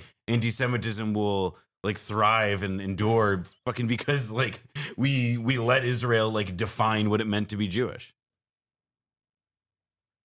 Yeah. Or at least, you know, appear to, because obviously they don't get to. Let's see. This is part of the reason why I said that it's kind of already here, because like, I mean, I think that there was certainly a level of like, oh, you can't say this in the last decade that has just completely perished, and not in the good direction, not even in the direction of like being critical of Israel, but also like the bottom has fallen off a little bit of this entire dynamic that was in place, where like someone with Candace Owens's perspective getting prominent media placements is crazy. Like that's really, I mean, but this goes though to like this reality we're in now, where it's like, oh, do you have clout? Do you have a big audience? Well, then you must be somebody we have to engage with. We have to contend I guess with I take now. advantage of that too, though. Yeah, but the difference is that you're not fucking Candace Owens. And you're no, not I know. talking, I'm saying that like, but you know, that's the good side of it, where like someone with my perspective that also would never be heard in mainstream outlets, with the exception of like maybe, you know, going on Democracy Now! And shit, can now be talked about on CNN. I mean, I just don't. I think that that's kind of true, but because I also think though that like a lot of this is not like, there used to be pretty left-wing people in public life. That's you know, true. in ways that just are not allowed now, or that only happen if like you have a reason that people feel like they have to take you seriously, which in this instance is like, yeah, you have like a huge platform, and like in the logic is perhaps a bit similar, but like this is like it used to not be like, I'm not saying everything was perfect or anything like that, but you know, it's just, you can't, like people like Candace Owens used to not be allowed in the door. Like Republicans used to say about people like Candace Owens, and obviously not because she's a black woman, but because she's a fucking anti-Semitic psycho, that people like that would like destroy the Republican Party. You know, like that's like that's like, and now they're like, no, these people are awesome. Yeah, they're like, these people are our entertainers. They're the ones that like, you know, they're like, they also view it as like anything that they view as like being capable of like perpetrating like right-wing hegemony, then like they're with it. They don't get, like the content of it, the actual form of it, and like or whatever, like the values of it, like be damned. Yeah, I mean, there's the outrage machine factor as well. Wait, Bradley's in here. What'd he say? Bradley Martin, message too repetitive. Warning. No, it's not Bradley. It's not actually Bradley Martin. It's Bradley T. Martin, who is a random Bradley Martin. Why is Stephen A. Smith taking all this heat? Anti-Semitism detour from LeBron. I thought it was my Bradley. Here, I'll unban you. You were spamming. Fossabot auto-timed you out. What I was gonna say, the other side of this is also like Republicans now actively coming out in support of like a Derek Chauvin pardon from Donald Trump.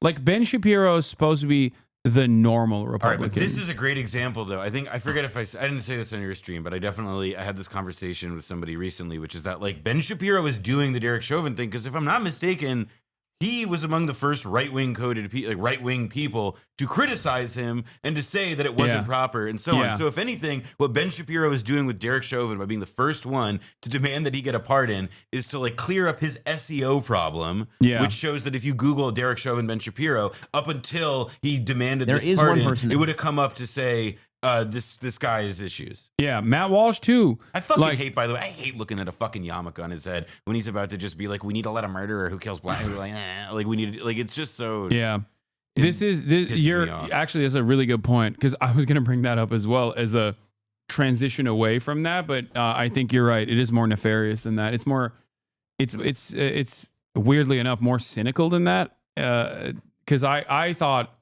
this is more so about a change in attitude amongst like Republicans, where initially they were also like, yeah, this is not us. they're like, oh, this is horrifying. This is not us. When the George Floyd murder happened. And then since then, by the way, also 57,000 views for this video. God damn, what a fucking fall off. Must be studied. Asmongold on top. Holy moly. That is pretty crazy. Like this, is there any reason? Is there any? And he has like 7. Dog, this would have dominated the fucking news cycle for like a week in 2017, 2018, if a similar situation had taken place. But this is where, like I said, this is all like, this is again the content of this. Like we know Ben Shapiro used to have literally the opposite position on this thing, but he's got a problem, which is that the Daily Wire does not have street cred on the right, in the far right, and like the right, in the way that he needs it to. So that, you know, I mean. Like it's like, it's crazy. I can't believe I'm saying this, but I do believe it, and I think it's true. This is cynical even for Ben Shapiro. This dude is out of his mind. Not only is he rotting in prison, he was recently stabbed like 30 times and lived in critical condition. Pardoning him won't help with the state in prison sentence of 22 years. That is also That's true. the other side of it. Yeah. Yes. Trump can only offer a federal pardon. Derek Chauvin probably wants to stay in federal prison. He doesn't want to go to fucking state prison. Okay. Like, you don't want that. You don't want that smoke. So it is crazy how much he's fallen off. But I think part of that is because of the regressive nature of like political commentary as well.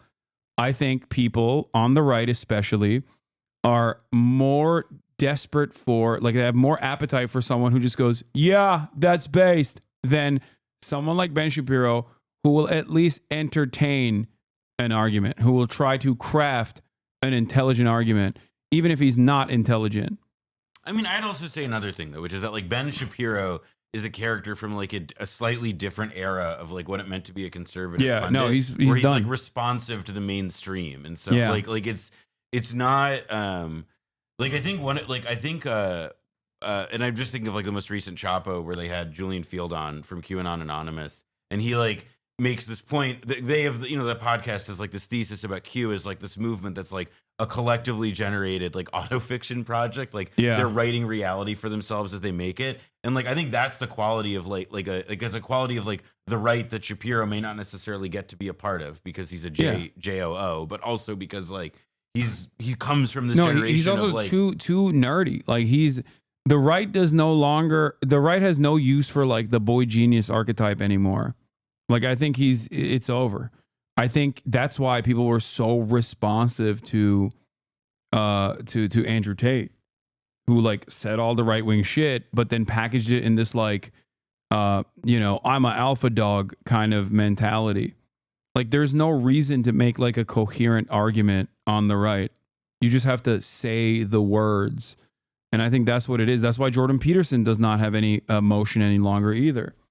Like, that was the heyday, the intellectual dark web, famously written for the New York Times by Barry Weiss. Barreled Weiss. Yeah, Barreled Weiss wrote that fucking article. And look at them now. Look at every single one of those people now. The only one who is still successful from that group of individuals is Joe Rogan. Joe Rogan is I'd add one other. Who? Barry Weiss. Okay, Barry Weiss doesn't count. Like, she sucks. No, and I also, think it's worth pointing out that like if you get to like frame and invent and come up with these labels also, then like you also get to like be a fucking like. Yeah, but she's also attached. She doesn't have real. Like, Barry Weiss would not survive out in the streets of the algorithm machine.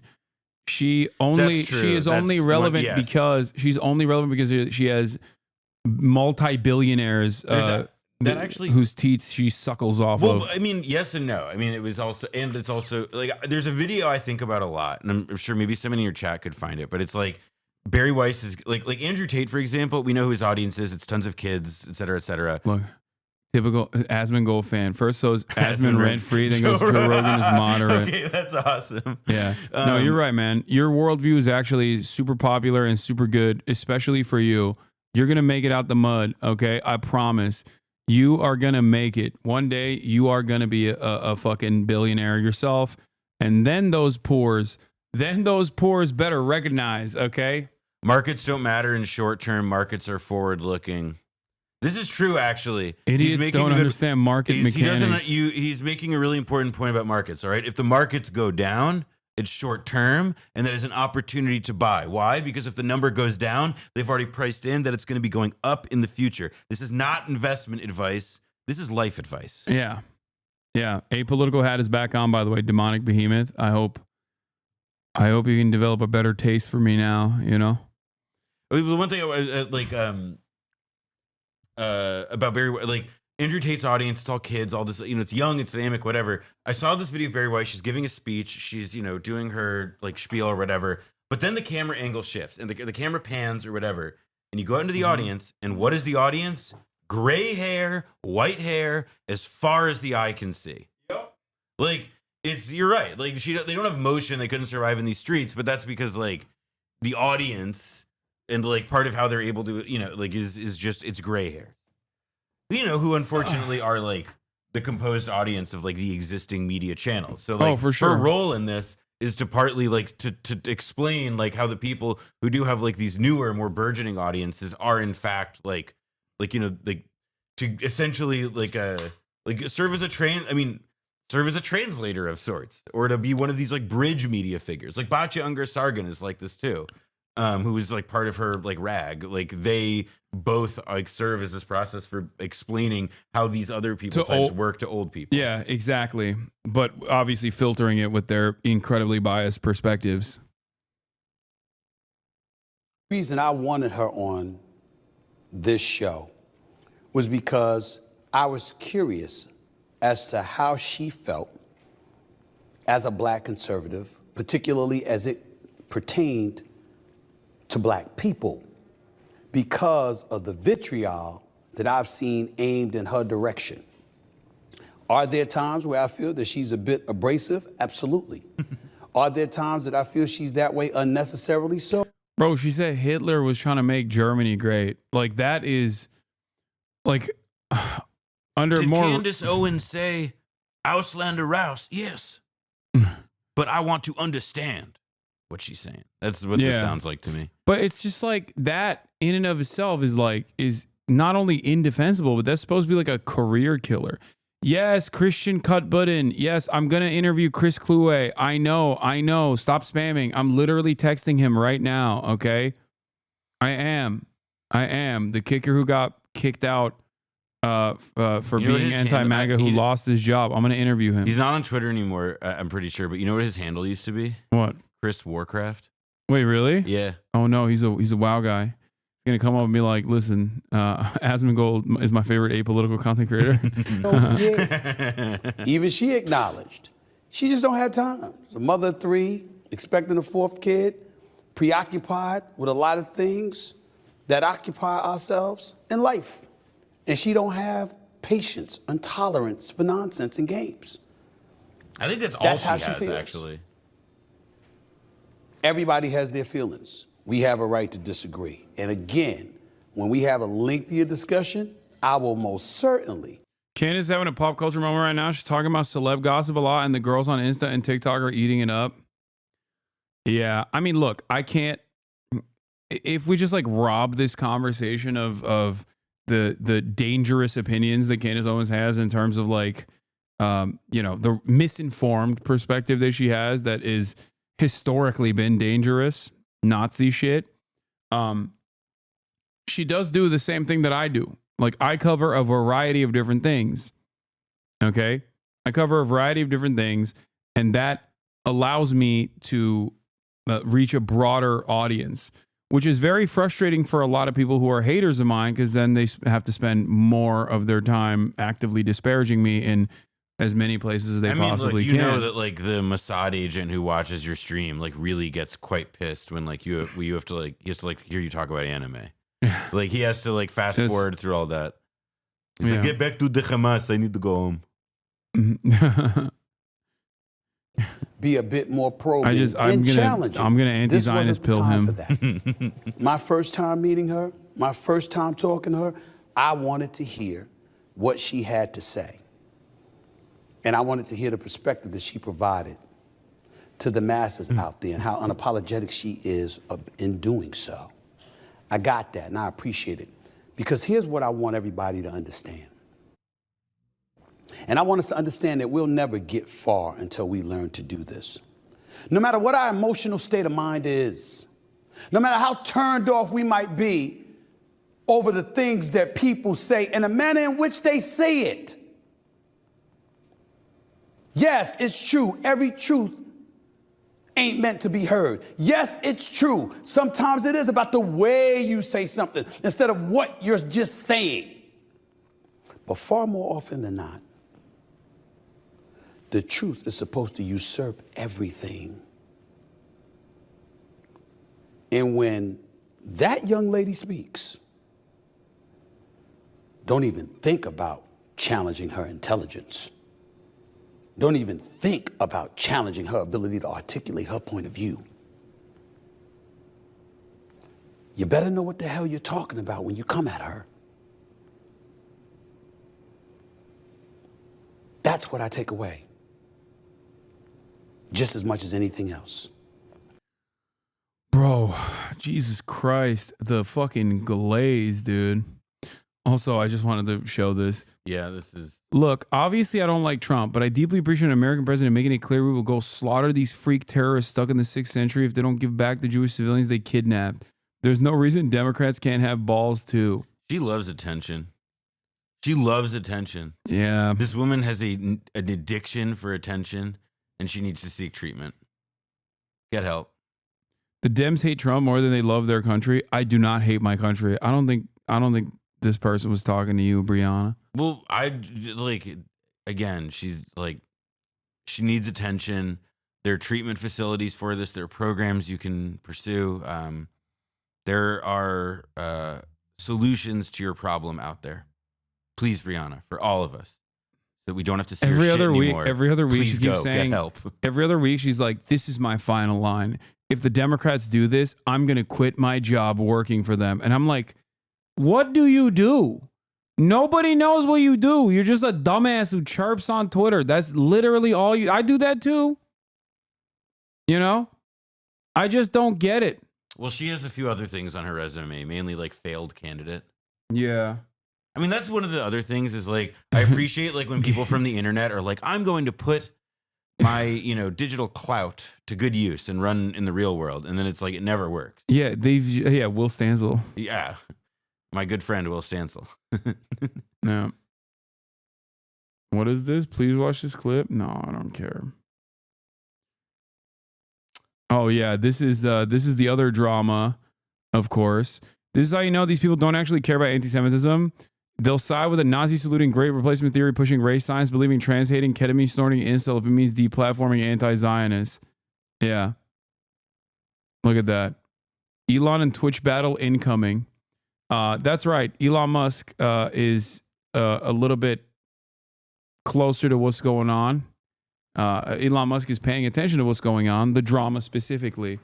Elon Musk acknowledges the ongoing moderation issues at Twitch,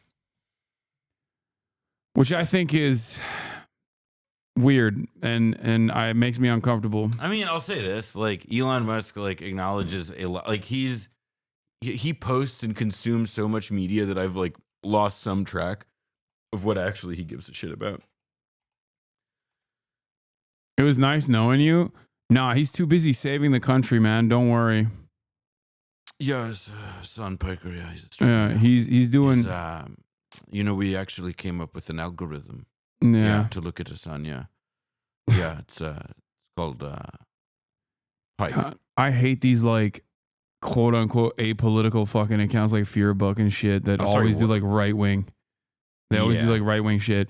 Elon Musk acknowledged the ongoing moderation issues at Twitch. Ethan Klein gets a 30-day ban on Twitch for playing the Hasan content nuke. Seems like a lot of people need to be fired at Twitch. Ethan Klein reacts live to his 30-day Twitch ban for playing the Hasanabi content nuke on loop. Oh my God. It got banned for encouraging and glorifying extreme violence. That's Hasan's content nuke that's on the platform that didn't get in trouble for. It is crazy that he's such a lazy asshole that he couldn't figure out what to take out of his stupid nuke before streaming it. That Yeah, I don't even know. Obviously, I don't know what the fuck the reasons were for why he got banned. I didn't even know he was like blasting the content nuke on loop on the platform. From what I understand, he already got unbanned, but I think it's kind of funny if he got, in my headcanon, if he got banned specifically because he didn't put the politics tag on his fucking obviously political video. That would be hilarious because he's part of the reason why there is a fucking politics tag to begin with. He cried so much to the fucking manager alongside and got the ADL involved that Twitch was like, all right, we have a politics tag now. Like, so you got hoisted on your own petard. Hoisted on your own petard. That is kind of interesting too, though. To like that his it's like. Do you think when he steps in dog shit, he says your name? Abso-fucking-lutely. 100%. No, he stubs his toe. He hits his toe in the fucking corner of his ottoman. He's like, Hasan, anti-Semitism. Parking ticket, Hasan. Yeah, this is Hasan's fault. Hasan! This is Hasan and his anti-Semitism that delivered this parking ticket to me. Because, like, he apparently, on his Instagram, literally fucking said, I got him banned, then turned around and speculated that I got him unbanned. Dog, I was live for 8 fucking hours yesterday. Listen, read the documents, folks. Read the documents. At what point? Yeah, he's become like a one-man QAnon, but instead of having this like complex web of like, you know, the pedophilic elite and the deep state fighting alongside one another, he's just a one-man QAnon for me. I am responsible, okay? I'm responsible for everything. I control the media. I own Twitch. I own Reddit. I own every We're going to get, here's my bet. I will place a bet on this, and he'll probably see this, and maybe, I don't know. But point is, I would place this bet that by the end of the year, he will find a way to like think out loud on the air that you had some hand in October 7th. Bro, that's the other. Okay, that's Dan Saltman. He said that. What? Yeah, he literally fucking said that. Fucking funny. He actually fucking said that, bro. Oh, this is a flower stem. It's not a stick. Get over yourself. Thank you. That's ChatGPT. Would it be fair to call kelps the trees of the sea? That's not the question. That is that is a ridiculous. It's fair to call kelps the tree of the sea. That's a Hasan question. What? What is it? Is it a tree? Not is it the tree? Like, he uses my name as a pejorative. Like, that is fucking insane, dude.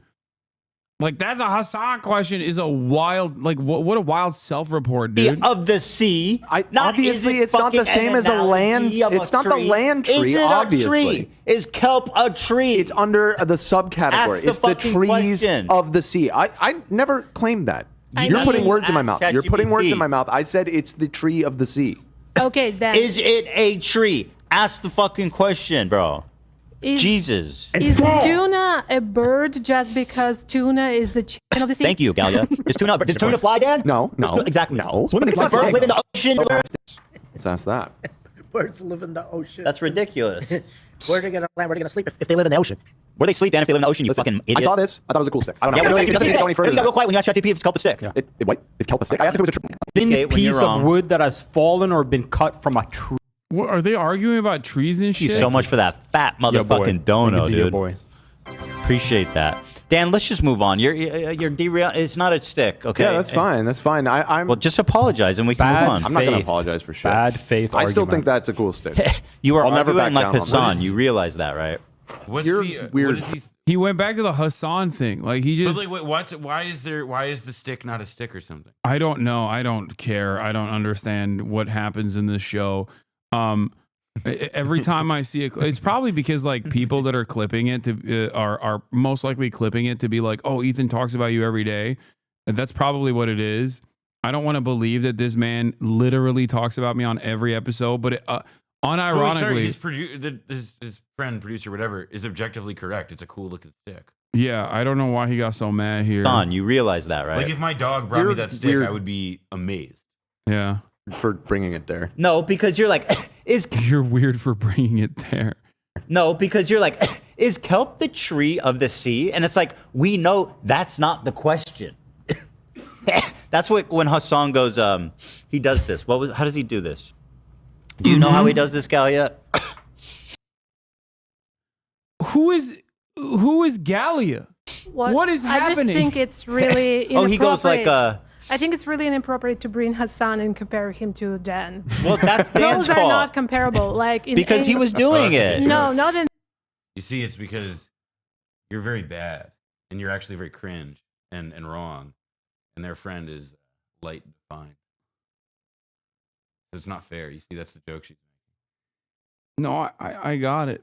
I wasn't sure. I thought I might have to break it down. It's really sophisticated shit. Bro, I don't know what to say, man. I'm like, what the fuck? This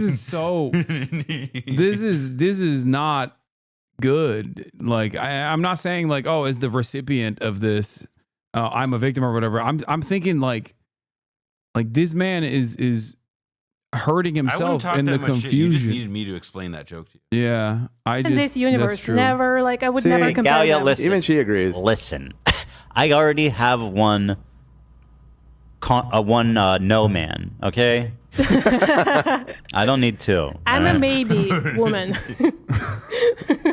Where's my yes man? The AB's gone, and Zach, you don't really talk. You don't really speak up for me anymore. You're not really my yes man at all. She's a Ukrainian employee that was specifically hired to smear you as a pro-Russia anti-Semite. What the fuck? She watches every episode of Fear N. Aw, I hope she also subscribes to the Patreon, patreon.com/FearN. Blowback.show if she wants to support me. That too, yeah. I'm on Blowback as well. I get extra. Hasan's on Blowback. Yeah, now. I get extra.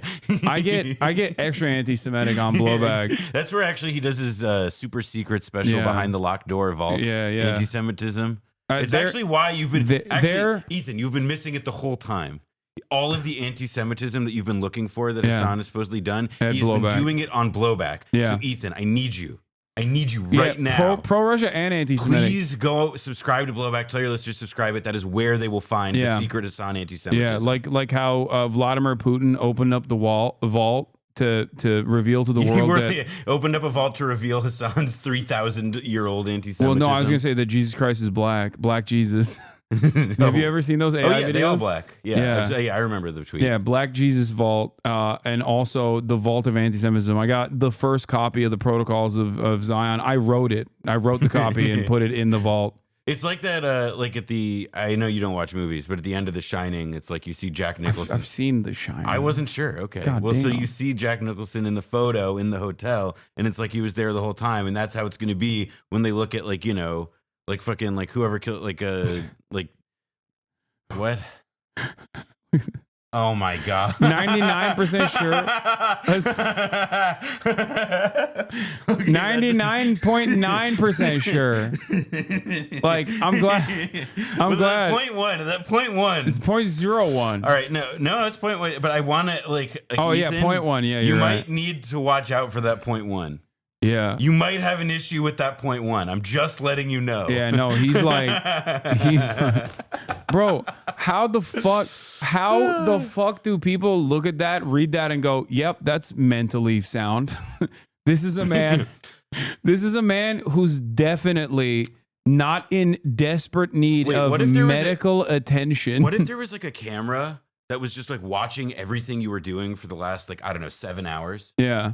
If only there was something like that. If only I was live in front of a camera or something in real time. Yeah. Because they look cartoonishly evil and dumb, the appeal was denied, stating that a member of the team had thoroughly reviewed it. So which is it? 24/7 content nuke resumes tomorrow.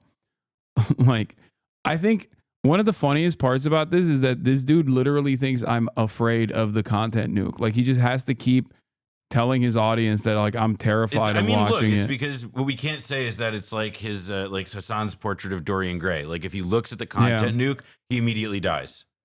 Like that's why he can't look at it. That's why Ethan wants him to look at it. That's why he can't look at it. There's all this stuff about Israel, but that's not really it. It's about just the Dorian Gray quality. Like meanwhile, every part of the content nuke I have seen is literally just like insane ahistorical Hasbara that makes Israelis the victim in every single story. Just a bunch of fucking just a bunch of headlines that he posted slapped onto the video without like reading the source material at all. No fucking research whatsoever. But I'm glad he didn't say 99%. You know, he didn't say 100% sorry. They probably watch you when they're live. I don't think so. Isn't restreaming not allowed? Wait, no. It's just also this kind of doesn't make sense because it's like, so am I good then that I got him unbanned? Like what's happening? No, because it was drawing negative attention to you that he was banned in the first place. Oh. So then you had to correct your reputation by intervening to undo the ban. You see, this isn't just gang stalking logic. This is not paranoid. This is sound. This is sound and normal. This is mentally sound. This man. This is a man I would like to learn about the history of Israel from. Like he's got some really. He's certainly not failing on like basic shit. I'm sure he has a deep understanding of the Israeli-Palestinian situation. I mean, there is going to be, if it hasn't happened already, like College Campus Group invites Ethan to come talk about Israel, the media, culture, whatever, and he just spends like an hour talking about Hasan or something. I don't think so. I don't even think that would happen. Maybe. Ethan is bothered by Hasan's PFP. Bro. Bro, what the fuck? What the fuck is this? Bro, what the why is he what?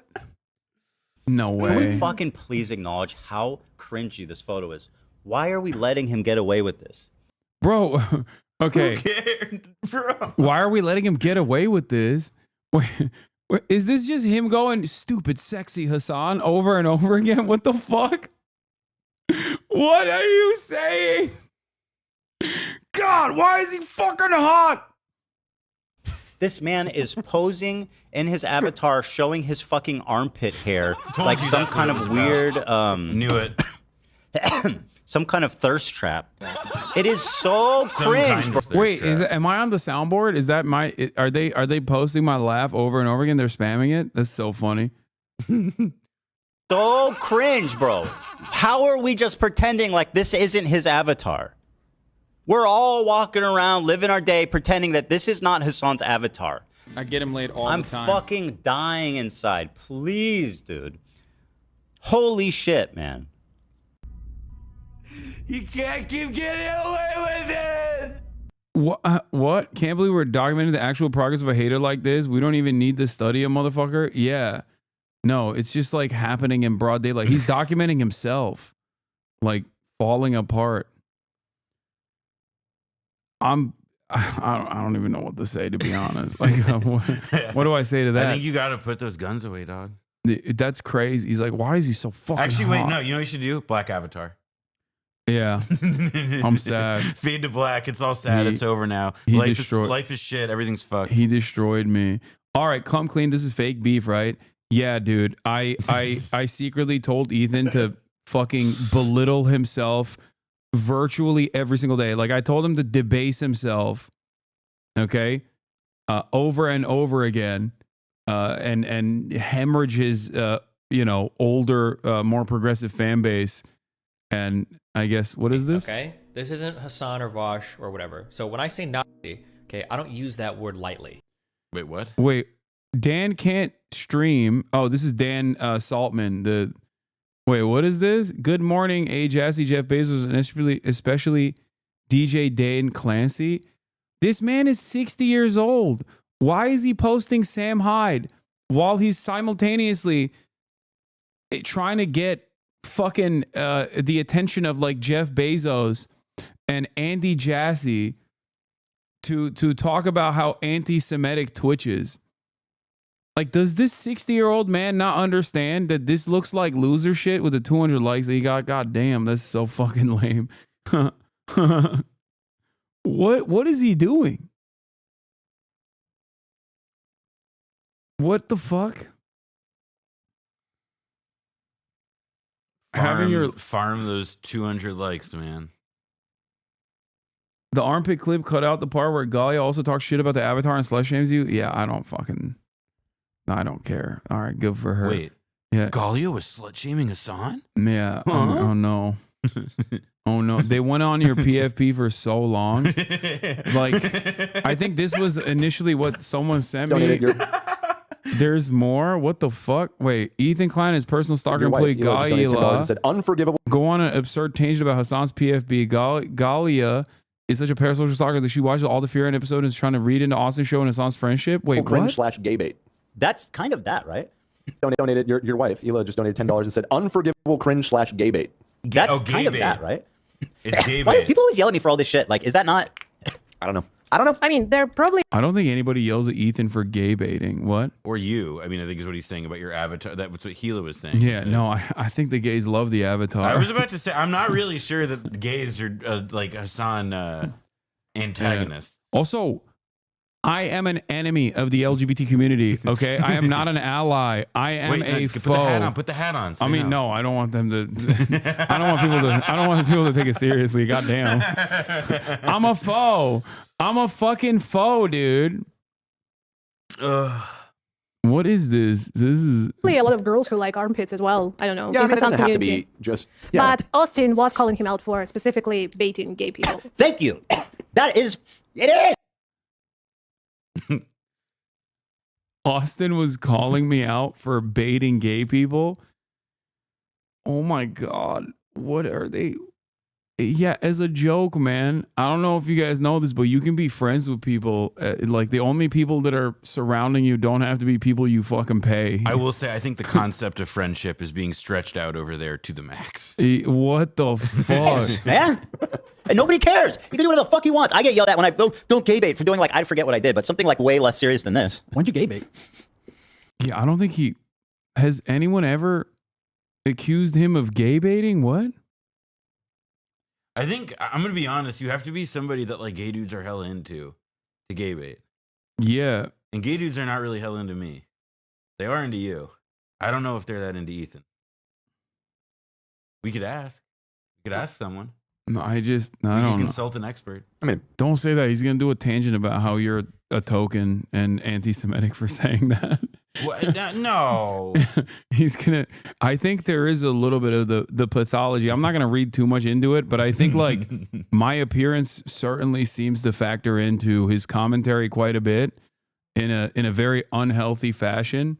So if you were to say he's not hot enough for the gays to consider to be gay baiting, he's gonna take that as a serious slight.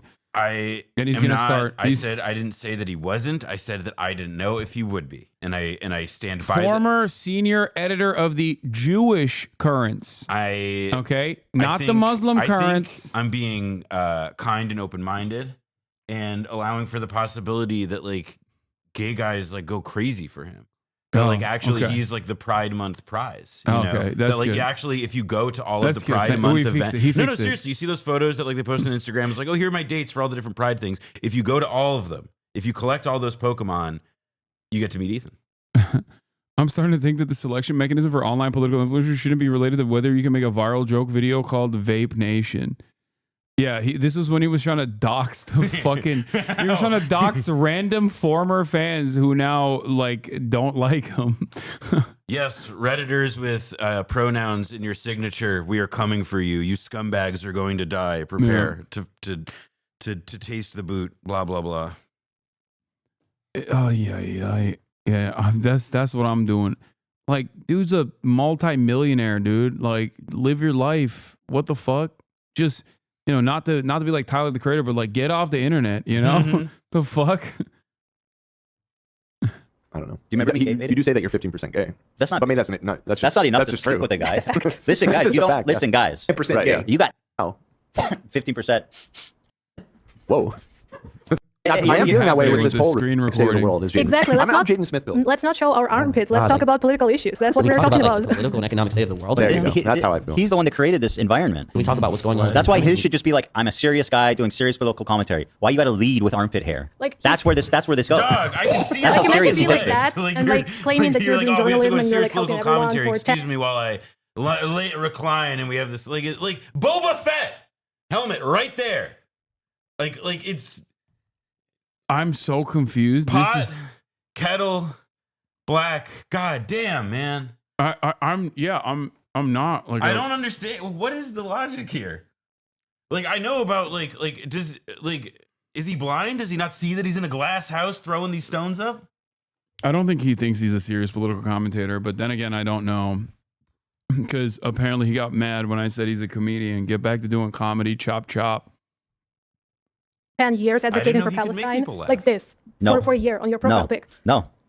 Well, I have been quite successfully, as a matter of fact. But thank you for the thank you for the constructive feedback. It's just green. Thank you, girl. I see you and I hear you. She calls you a hot tub streamer for politique. Okay, I'm good. We don't have to do any more of this. These fucking people are. It's just like this kind of shit like freaks me out, dude. It's like. I don't want this level of attention. I like how that freaks you out, and then it's like, yeah, that freaks me out as it like is opening on like Andrew Tate explaining how actually we've learned the wrong lessons about World War II. Yeah, I mean this easy mode. This is easy mode. Your rage take on the no jumper thing. They talk about George Floyd more than black people. Goddamn. Elon Musk suggests Donald Trump think about pardoning George Floyd. I mean, that's a really good take, but that is how it is. Yeah, I mean I don't even think black people talk about George Floyd all that much at all. To be honest, it's just like this is the same principle behind like trans issues too. Republicans talk about trans issues more than trans people do. They know the latest and greatest in trans tech. Guy also previously said you should watch Willie Mac videos to learn about Ukraine. I think she genuinely his connection. Willie Mac videos. Okay. I'm not going to watch episode 4 of Drewski tonight. I'm going to do it tomorrow. Okay? I am going to do it tomorrow. Instead, there's 2 things I wanted to watch, and they actually are close to one another. This is the one guy, Ian Carroll show, who, from what I understand, like blew up on TikTok and is just like a fucking rabid anti-Semite. And now he's on Joe Rogan, which is awfully suspicious. Wait, what? How the fuck did he get to be on?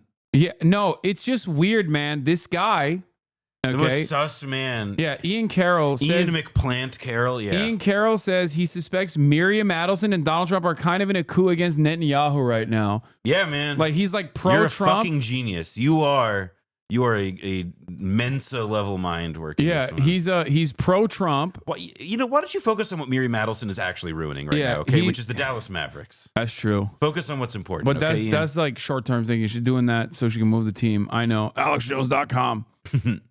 He was on InfoWars as well, for what it's worth. I dipped out of following him after that. Yeah, he's one of those guys that I think like started with like some anti-Zionist takes and then like very quickly revealed his cards and was like, yeah, actually it's the Jews. Well, and like he also has a habit. I mean, like the way I see, like I've never watched his content, but I see constantly on Twitter people like pointing out like how, I mean, he steals and takes things out of context from other sources that are maybe more legit. And then he also is, again, like it's all very suspiciously like why don't you hate the JOOs a bit more? Huh? Yeah. Which is weird, though, because on the one hand, he's anti-Semitic. On the other hand, he's pro-Donald Trump. And here is him trying to maintain an anti-Israel and anti-Semitic position, but a pro-Trump position at the same time. Now, that's really interesting. He's basically noticer shit personified. Yeah, but you ain't noticing anything. That's the thing. These guys are so fucking stupid. Like, they literally have to maintain this like right-wing MAGA attitude while simultaneously being like, I'm noticing the Jews are prominently in positions of power and in the media, and then they simultaneously will just be like, "But Trump is going to bring peace to Gaza." Like, what the fuck? That's like to me the biggest tell, where it's like, yeah, so like I hate the Jews. I think the Jews have got a lot to answer for, and we're going to look into it. But you know who's going to be doing it? Donald Trump, the guy who's like half his fucking family at this point is like Orthodox Jewish.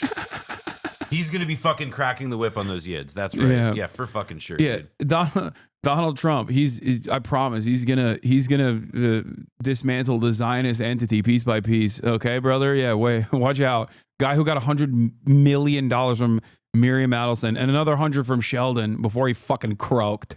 I also do not enjoy how much I feel like he is like how like the vague Nick Mullen resemblance here is really displeasing me. It is weird. Talk about it. And most people in the general public aren't even aware that the Israeli people were protesting against Netanyahu before October 6th. Yeah, he's about to get kicked out. Hundreds of thousands of people in the streets, and that it had been going on for a long time. 100%. Yeah. I suspect, I'm hoping I'm not blowing the lid on. He has the worst fucking voice cadence of bingo. So yes, bingo, that's right. So you're seeing It's so funny. He's gonna say something, and then like all the other Nazis are gonna start calling him a Jew. That's the infighting. Yeah, no, they love doing that to each other. I love the Nazi infighting. It's so funny. Well, wait, did you saw the one girl, the blonde girl who like said the N-word or whatever?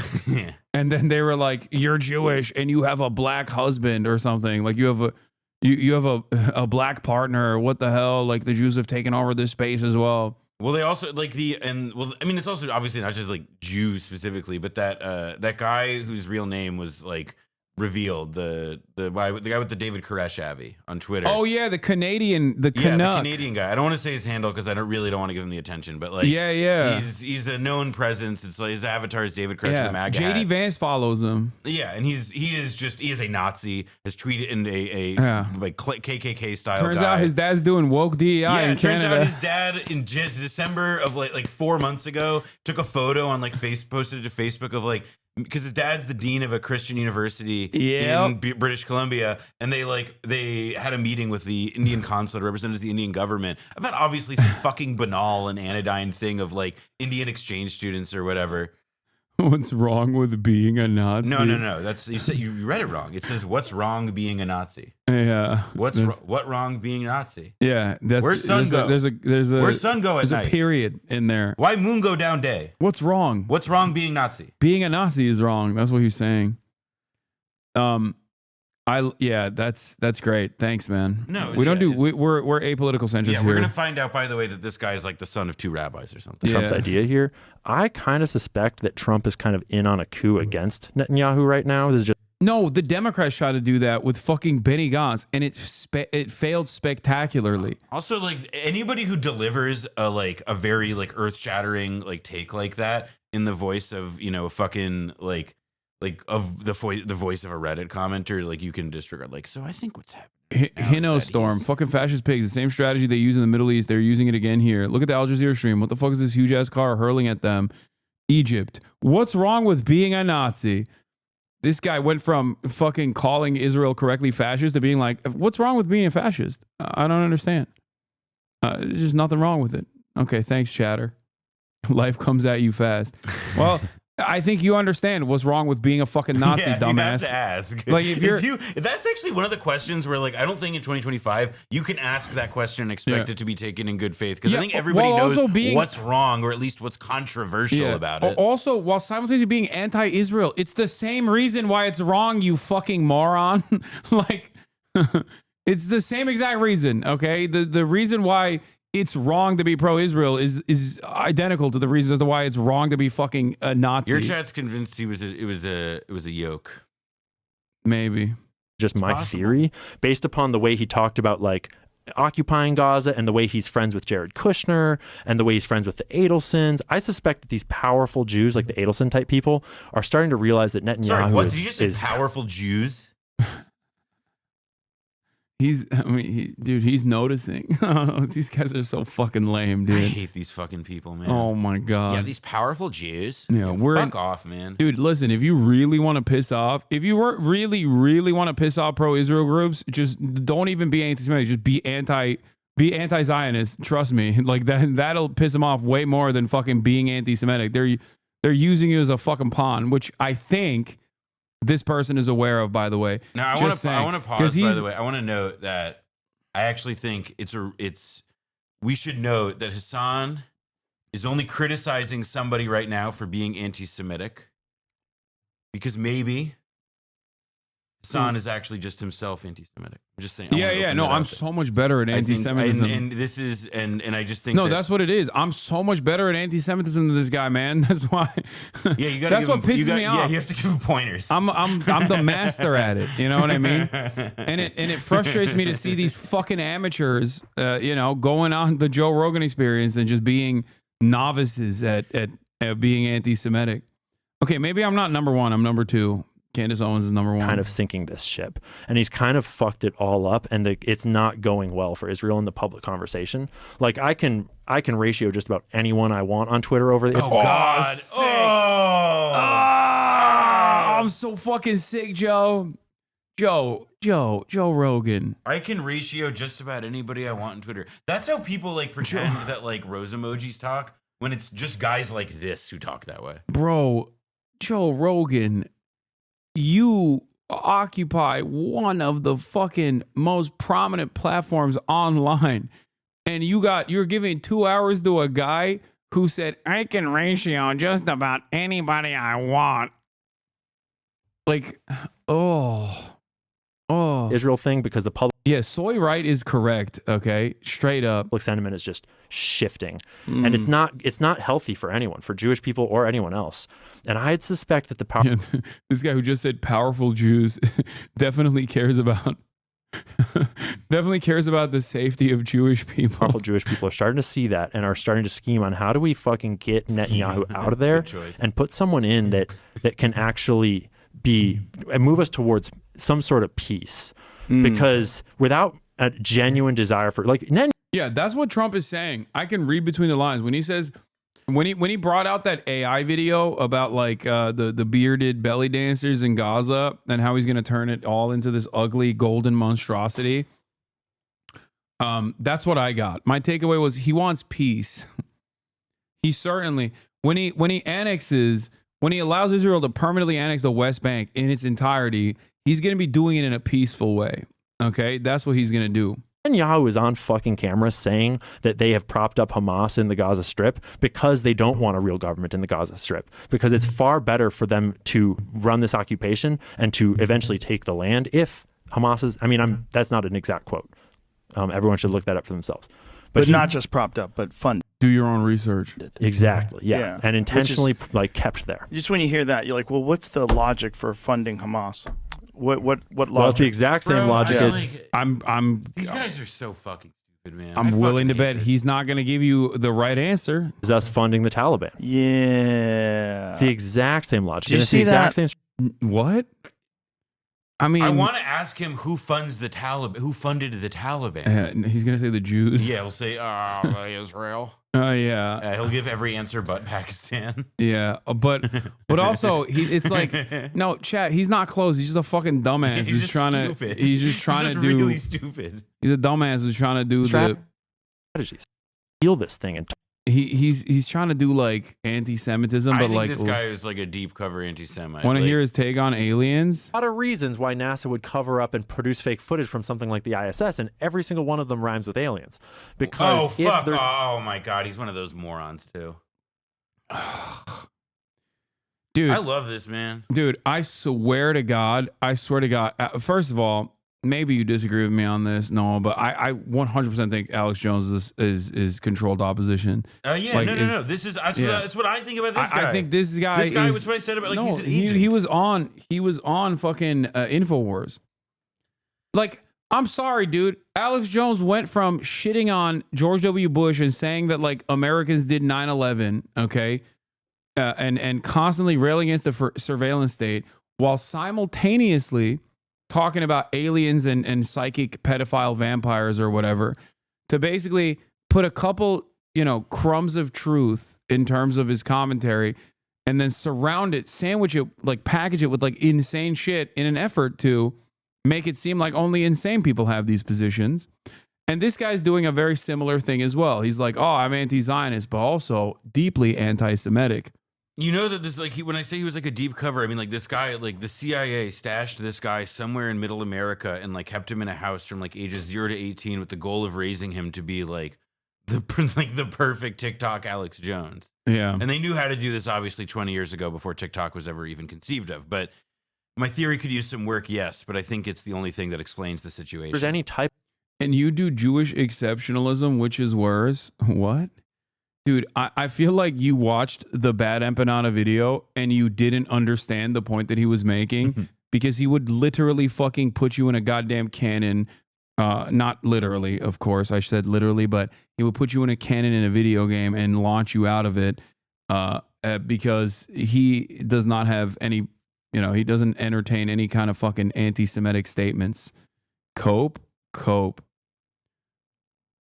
Okay, you're right.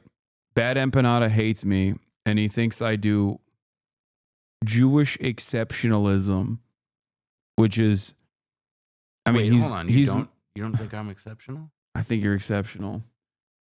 Check his logs. Like, this is part of the reason why I don't entertain any sort of like fucking idiotic anti-Semitic nonsense, because it brings out the dumbest people on the fucking planet. Have a chat with him. I can't. He's banned. Fuck you, Destiny. Touch grass loser chatter. Trump is better for Gaza than Biden. Okay. I mean, we'll see. I love Dan Clancy. Long live Dan Clancy. Hinkle is a Nazi. Wait, what? This guy is all over the fucking place. I don't understand where he's coming from. I think he just genuinely didn't understand the point Bad Empanada was probably trying to make in his video. I haven't watched it.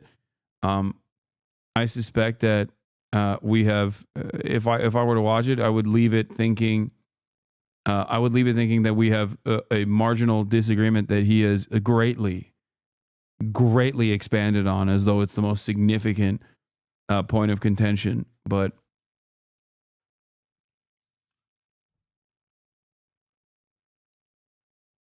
this guy is a DGG and LARPing.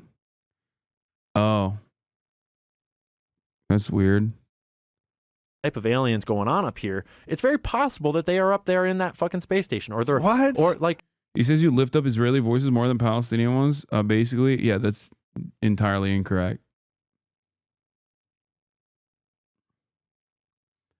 Ian is an ally of Gaza and Palestine. Why are you hating and disparaging him, brother? Somebody who's warning against powerful Jews is not an ally. Sorry. Also, I'm just gonna come out and say that person's not going to help your cause here, pal. He's an ally for Gaza and Palestine. He just said Trump is going to actually fucking fix Gaza. He's going to do peace through strength. You're a real fucking moron if you think that that guy is not someone you should worry about. Yeah, somebody who thinks the Adelson family is doing a coup against Netanyahu is not like a...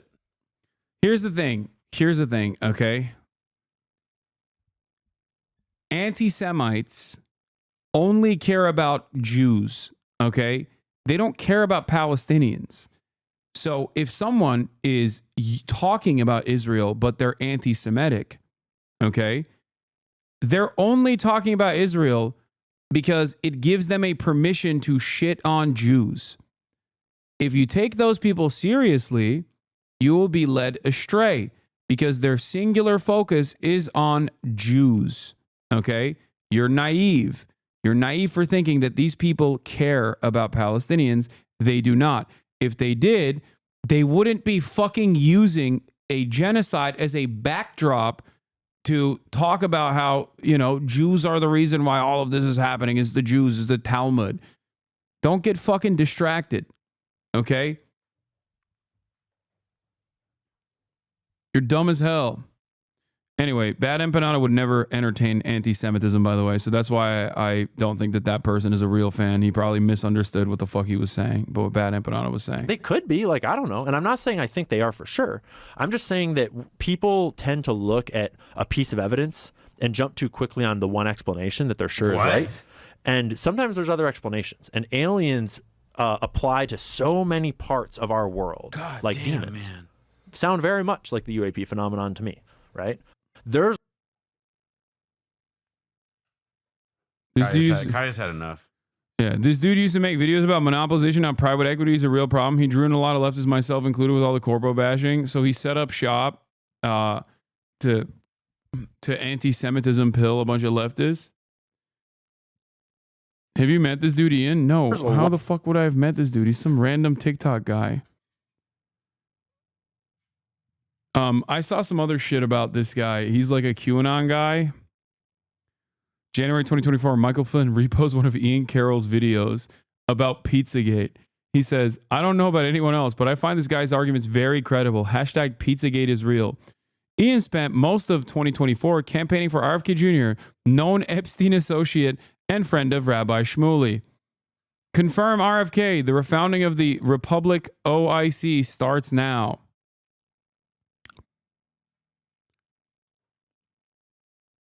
Interesting.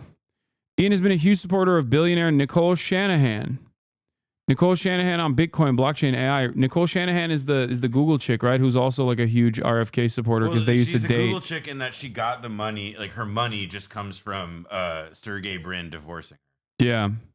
Nicole Shanahan went to Stanford, known recruiting center for the CIA, where she met her husband, billionaire. Okay. This thread falls. Awesome. This thread falls out. Dude, why are conspiracy guys like this? This is why I love TrueAnon, because like Brace only memes on this shit. He doesn't like entertain this level of insanity. I mean, no, Nicole Shanahan is like one of those people who's like I feel like I know that this didn't happen, but in my head, the narrative of her life is that like her parents put her in a microwave for like 2 seconds when she was a baby, and that's just kind of what we're left with now. Because that's like the speed at which her brain works, man. Like she sounds insane. She's never said anything to me that hasn't sounded like somebody trying to sell me a crystal. It's awful. This is great, by the way. When the alt-woke super truthers ask me, how could you vote for a Zionist puppet Trump? This is how. An internet bill of rights. A federal ban on all censorship and thought policing with consequences. I can think of nothing more vital, especially to journalists today. Yeah. Are those journalists here in the room with us? Donald Trump, famous friend to journalists. Donald Trump famously has so much space for criticism of Israel, so much so that they're like creating a fucking anti-Semitism task force to basically lock you in Guantanamo Bay if you've ever hurt the feelings of the apartheid state. Also, what the fuck is alt woke? I don't know. What is alt woke? Just say woke, man. Just say woke. You just be woke. Yeah, it's just we're woke. We're the wokes. Ian runs a podcast with two friends, Kyle Kemper, Justin Trudeau's half brother, Dustin Stockton, known MAGA grifter. What? Whoa, we got the chart. Charts now. We got the flow chart. We're on the flow charts. Yeah. Ian has publicly supported various other pro-Zionist, pro-Israel, AIPAC funded members of Trump's cabinet. RFK Jr. at HHS, Kash Patel at FBI, Tom Homan as border czar, declassification of assassination and Epstein files pending. I do like his erratic spelling. Tom Homan. It actually reminds me of like Tim and Eric. Like it sounds like Tim Heidecker. Tom Homan. That's how he says his name, though. To be fair, Tom Haman. He says it Tom Haman. Well, because he's always like Tom Homan. That's what it sounds like when he says his own name, you know, because he's fucking melting in real time. It's like an automatopoeia, his last name. My name is Tom Homan. I like, by the way, the list that he went with, and the only thing that he puts as pending is that. No, this administration that is like just as pro-Israel, if not more pro-Israel than the previous one, is certainly going to declassify a collaborative CIA Mossad blackmail operation, and all of the juicy blackmail that Jeffrey Epstein worked long and hard for. That's definitely going to happen for sure. I do, by the way, think that like I'm not saying that there's like I don't think that there's a 0% chance. Like I think there is a chance Trump releases meaningful like JFK assassination docs, because like, you know, for what it's worth, like the administration did as well. With the ARRB. So like there's like and they've like reconfigured the National Archives website. My friend Jefferson Morley has documented this, but like the thing that's like super like interesting about it, at least, is that it's like, yeah, it would be revelatory. It would be cool for the government to reveal that stuff. It's also about a 60-year-old murder. It doesn't like, what skin is there off Trump's back for talking about it? Like, are we afraid that people are going to lose faith in America? Is that the problem that we like? There's a quality of this I've been thinking about with that anyway. Wait, new FBI Director Kash Patel. America needs to wake up and prioritize Israel. Shut off the machinery that feeds money into Iran. We will no longer have 100 Iran. hostages still in captivity, Israeli and American and otherwise. What the fuck are you going to do about it, Mr. and FBI, Iran's man? Hezbollah mercenary forces. He's going to go do mixed martial arts. He's gonna go live in Las Vegas and not do his job. No, he's gonna make FBI agents learn Krav Maga. Yeah, he's gonna get UFC fighters in. Listen, we were gonna get you. We before you had combat and training instructors. Now you're gonna have those guys. Except they're going to be like really like they're gonna be the least trustworthy people in the world. And they're also not going to teach you how to fight. That's it's I amazing. like that. Teach him Krav Maga, dude. That's a really effective way to do hand-to-hand combat. We need America to wake up and prioritize Israel and bring home Israelis and make sure we stand by our number one. You're in power. Yeah. Oh. Ian has led people to believe that Attorney General Pam Bondi is ever going to release the Epstein list. Pam Bondi has ties to Scientology. All right, blah, but that's blah, blah. like not what. That's like Yeah. that's like the 15th worst thing about Pam Bondi. Ian has supported Tulsi Gabbard. Tulsi was a member of the WEF Young Global Again, Leaders. like it's this thread is also like is I think Tulsi Gabbard being from like that wacko cult and her stupid fucking family in Hawaii has more relevance. He also never covers Peter Thiel. Technocracy, transhumanism covers the obvious ties of corruption in the Trump administration. He claims to have covered Peter Thiel multiple times, which is a lie. He spoke about Thiel one time, buried in an hours-long Old State Saloon presentation on Carbine 9/11, whose co-conspirators Jeffrey Epstein and Ehud Barak appear in his Elon ratio, but Thiel's name mysteriously is absent. confess that some of this sounds like Chinese to me. Yeah, I don't know what the fuck is. This has like serious like Spider-Man pointing qualities, I will say. Although, you know, there's Yeah, I mean, it's like information in it. sometimes you need an insane person to uncover Well, yeah, other. that's why we're friends with other Grace. We like talked about this. yes, exactly. Other obviously insane people, but I did, like I said, I saw some shit. You gotta go back.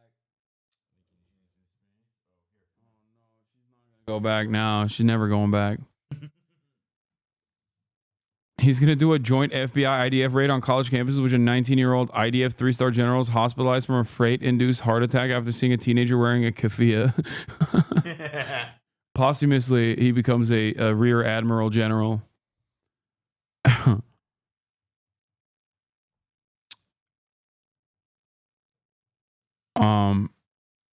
Where there's more from the fucking Joe Rogan shit. Brace isn't insane. He's a small business Maoist. That's true.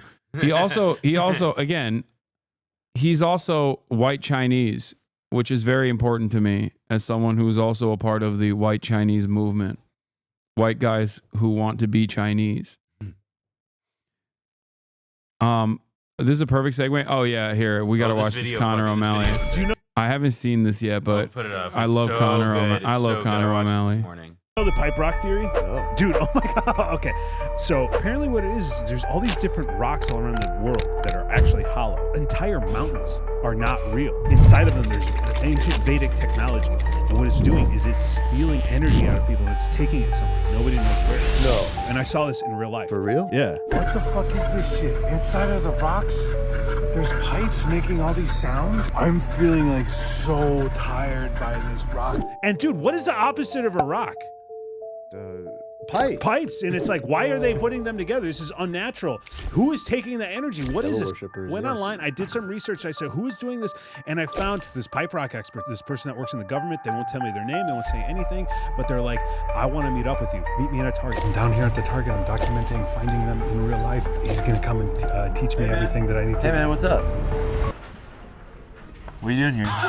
Target shopping pig tries to meet up with underage girl. Yes! Oh, this is so good. Pedo is that. What? What are you doing here? Hey, we just want to have a conversation. Trying to meet somebody here? We just want to have a conversation. I don't want to have to go to the cops. I just want about you meeting up with the underage person. I was not doing that. I was not. What are you here to do then? What were you here to do? Shopping for Prime. Do you want us to go to the we can. I'll do that. Okay, I was just okay. I was talking to you, but it's because I was looking for a pipe rock expert. Because there are these pipe rocks all around the city that have technology inside of it that are taking energy from people. And I was talking, and if you look at the chat log, Wait, what? Wait, hold on. I'm 60. So you know why the pipe was making me tired? I'm 16 years old. The pipe was so loud I could hear it over my JBL speaker. I think I have a crush on you. I was making a video. Check the date. Christmas Eve. Yeah, I was making a video about trying to get 50K steps in one day and raise awareness for an crow's feet disease because my aunt died from it on the day I was making the video. I walked past my ex-girlfriend's house and saw the rock. That sounds scary. How old are you? I guess, of course I was talking. Mentally, we're ageless. Maybe the pipes are from hell. Do you think God is cool with smoking? I'm not sure. Can you send me a selfie? 16, but I did not say There that. you go. Sexual. So you I didn't say admitted it. sexual. Can we have a discussion? Can we have a discussion? That's all we want to do. So you guys had your fun. You had your We're gonna have the cops you come trying to here have right your now. fun. You had your fun. We're gonna go to your job. We're gonna tell you. This is actually really Get in the fucking car. This is funny. I'll get in the car. I'll get in the car. This is so funny to me. Hey, let me go. Let me go. Chug it. Chug it. Chug it. Chug it. Little hot sauce. Yeah. I'm gonna kill this fucking guy. I'm gonna fucking crush your head! Die! You fucking piece of shit! Fucking shit! He was right, huh? What are the chips and pipes doing in the fucking rock? Dude, what did I tell you, man? I told you, I was not lying. This shit is real. They're putting all these rocks around the playgrounds so that they can take the children's energy and then broadcast it to a different, it's like streaming. It's Netflix for pedophilia. This is a workaround where they're not technically legally touching any children. So they're not breaking any laws here. We have to trace where it's going. Yep. North Hollywood. What? They're in North Hollywood. They're in a house. We have to listen to me. Listen to me. We need to stop this shit.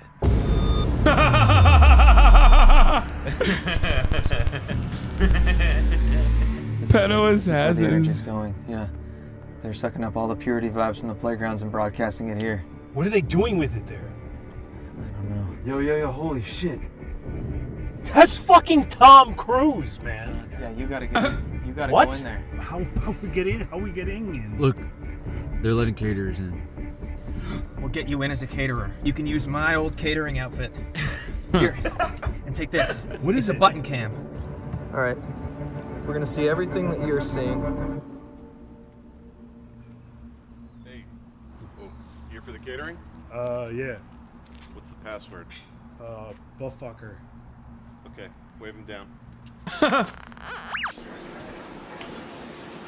Basically, it's past apps and drinks. Okay, you know what you're doing. Keep this on. If it comes off, you will be tased. I know you're talking about there.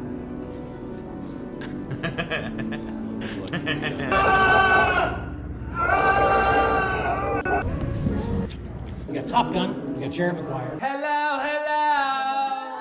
I'm in a place called Vertigo. No, not bombs around the city. We're picking up all this electronic, vibrational, sexual energy.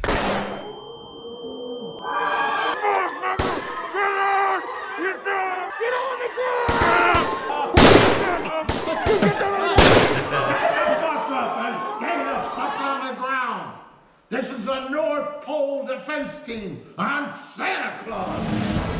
We are getting news tonight that Santa and the North Pole Defense Force successfully took out a massive pedophile syndicate, all part of an operation that resulted in multiple high-profile arrests, as well as the death of Protestant singer Bono. Operation Pipe Rock was a joint effort with the Church of Scientology under the command of Lieutenant Colonel Tom Cruise. I'm not a pedophile. The stunning operation was all caught on video, thanks to a daring podcaster and one-time suspected pedophile named Kevin Podcast, who sustained an injury during the raid. President Trump awarded him with the inaugural Presidential Podcasting Medal of Informativeness. Nobody's ever done it like him. He's a warrior in every way, and we appreciate you being here. I'm not a pedophile at all. At the press conference, Mr. Podcast announced that once his cousin gets Audacity to work on his computer, he is going to be making an album of non-pedophilia covers of R. Kelly songs. I believe I can fly. That was amazing. Connor O'Malley is incredible. He's very funny. Oh, here's the other one. This is the fucking Red Pill Saiyan, which is another prominent neo-Nazi account. Ian Carroll and Joe Rogan on the Epstein files never coming out because they involve Israel in the 9/11 dancing Israel. I like the hold on pause. I like the idea of it being 911 dancing Israelis. I like the All idea. 900 of them. I like the idea of it being Jeffrey Epstein was also one of the dancing Israelis. he was dancing as well. That's actually, it wasn't the blackmail that got him in trouble. It was because he was a dancing Israeli. Yeah, no, he was dancing too good. That's why they couldn't release it. That's why they never. He was too nice. Yeah, if people saw it, they'd be like, "Damn, Jeffrey." It was Jeffrey Astaire, actually. Damn, Jeffrey, didn't know you had swag like that. Oh, Jesus Christ. Actually, well, no, because think about it, dude. When did Jeffrey Epstein get popped? Like 2020? And that was like because that's right when TikTok was popping off. you know? And so like the idea was that he could have been like the most influential dancer on all of TikTok, which was like the dancing app. And then he would have. I don't know. I don't know how to follow this logic. I've lost the plot. I don't really think there's logic. Just go with it. Just follow it. Felix was Don't also logic it. Just follow it. Felix was also there dancing per his admission. I like that dancing is actually prominent, like a prominent fixture of 9/11 conspiracies, because I was also dancing on the rooftops of New Jersey as with my Muslim friends, which Trump also said, ironically. Oh yeah, there is. It's the dancing Muslims who were celebrating, but then there were the actual dancing Israelis who were the news articles about. Who were also celebrating 9/11 like we did it. That's what they were doing. Oh, Jesus Christ, dude. What's up with the dance? Why are the Jews and Muslims in this joint collaborative project of doing 9/11? I think people underrate just how why were they dancing? Dancing brings people together. It's it's movement and rhythm and time. It's I understand why dancing was part of 9/11. I get it. I get it. All right, let's see what he says. All the information that's getting disclosed, supposedly this administration, what do you have the least faith that we're going to come to Epstein, a conclusion? for sure. Epstein. And I think it's because of Israel. I Really? mean, when you really dig into Epstein, his entire network was Israel. It was clearly like Ehud Barak was the ex-prime minister and the ex-head of Israeli intelligence. Like the shit that I hate about this is like he's not. I can't believe I'm saying this. He's the worst person to be saying this, but like he's not completely incorrect, but he is incorrect when he says like, oh, it's just his entire network is Israel. Well, yeah, and it's like, I mean, like Google, Siri, could you look up for me Bill Burns visiting Jeffrey Epstein? Thank you. Exactly. Like, could we look at all the other people that he was in? Like, obviously, it's pretty clear that he has. Like, he lived in America, dog. What the fuck do you mean? Like, what are you talking about? I mean, it seems like there's it's credible and worth examining, and you can go so far as to suggest he was part of like an Israeli intelligence operation, but he was clearly also a bit more than that, which is like part of where the confusion is. It's not so obvious. Yeah, I just don't understand. Can you tell me what you think of Ian? Why you disagree, please? I disagree with him because this is a not so subtle and not very clever way to just like constantly make things about Jews and like the Talmudic thought, whatever the fuck these losers always complain about, which is ironically enough, it's the handshake of fascism on the Israeli side and handshaking of the fascism on the anti-Semitic, anti-Israel side, and they play a role together. It's just the idea that Judaism plays a formative role in Israel, or that in Israeli society and what Israel is doing is ridiculous. It's not correct at all. Leslie Wexner was one of the most powerful pro-Israeli philanthropists. The whole organization was Israel. So and it was I'm not saying it was all of Israel. It was all an intelligence gathering, and it was targeting Americans. It was targeting American officials and the American president. Right. And the CIA does have interest in those targets too. Elements in the CIA does. Certainly they had help from the CIA, and certainly they had help from these other organized crime and intelligence operations. But you don't, like, so for example, Dan Bongino, the new... You can literally see his fucking eyes like rolling into the back of his head to try and remember the chapters of the Whitney Webb book that he read clearly on the toilet like 6 months ago. Like, it's just so vague and unuseful. Like, the only proper noun aside from Israel that he's able to like consistently slide in here, as near as I can tell, is when he has like this very ostentatious Jewish that'll come out at some point. Because if he hasn't said it yet in the video, I'm sure it's coming. What is he, deputy director of the FBI?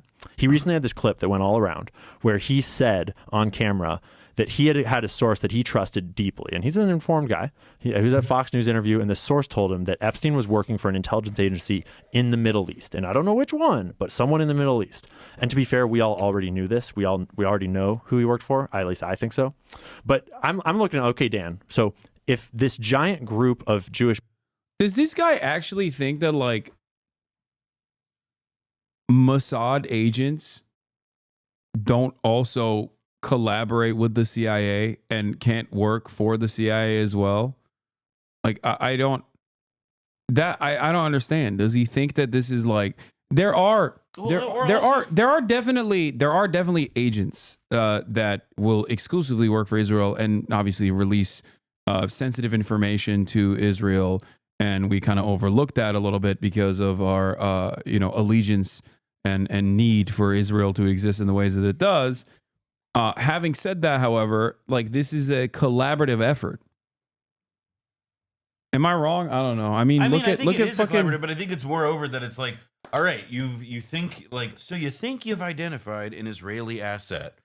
Are you only able to talk about the work he did in the context of the Jewish network that he pals around with and how the Jewish people are influenced? Like, it just is like no shit. Like, Epstein has ties to Israel and that he worked with them, and he has, particularly the relationship with Barack is highly suspect above everyone else. Yeah. But at the same time, like, Barack is not, like, he's been mostly out of power for the last 20 fucking years. Like, there's also just like a degree to which it's like when we do see the moments in which like Epstein supposedly has like these very meaningful connections to government and power, who are the people getting him out of trouble? It was the American government that got him out of trouble when Epstein was accused of being a pedophile in the United States. Yeah, it was the American government that sent its fucking CIA director to go visit him. It was Trump's labor secretary, Alexander Acosta, who was the fucking Florida prosecutor who gave him the sweetheart deal.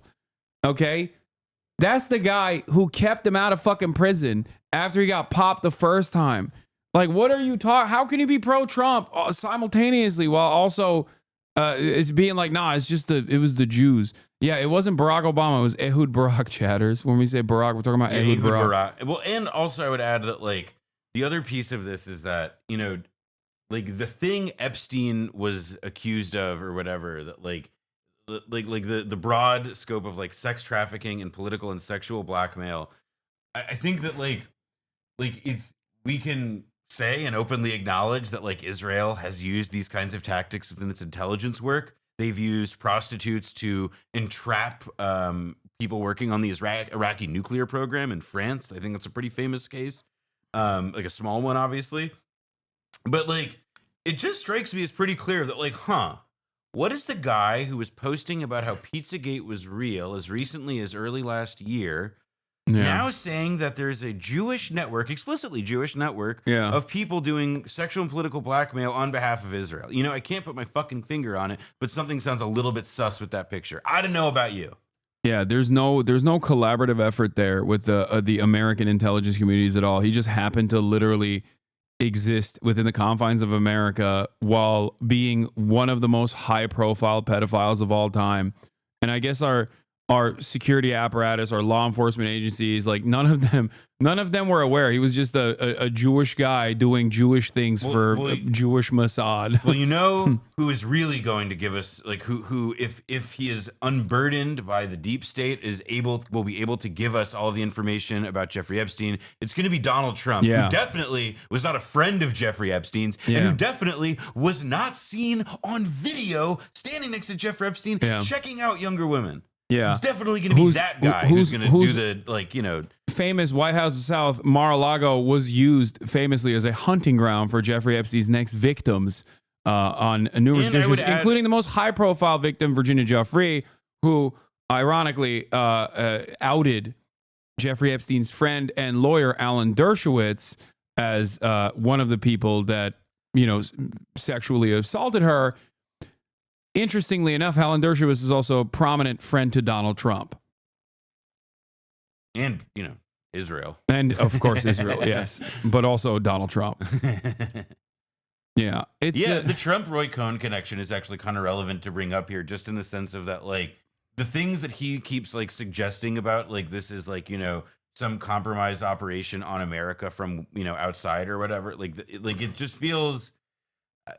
Everything about this guy feels off. Everything about his take on the situation feels off. It just feels like indelicate, imprecise, and that for those people, you know, I would say, including myself in this category, who are curious about what happened, who are curious about, like, what it suggests about how power is wielded within this country and so on. Like, it just feels like, cool, this is like how you drive like a fucking monster truck all over the evidence. Oh, there's more to it. Remember, this is another thing. Chatter is correct.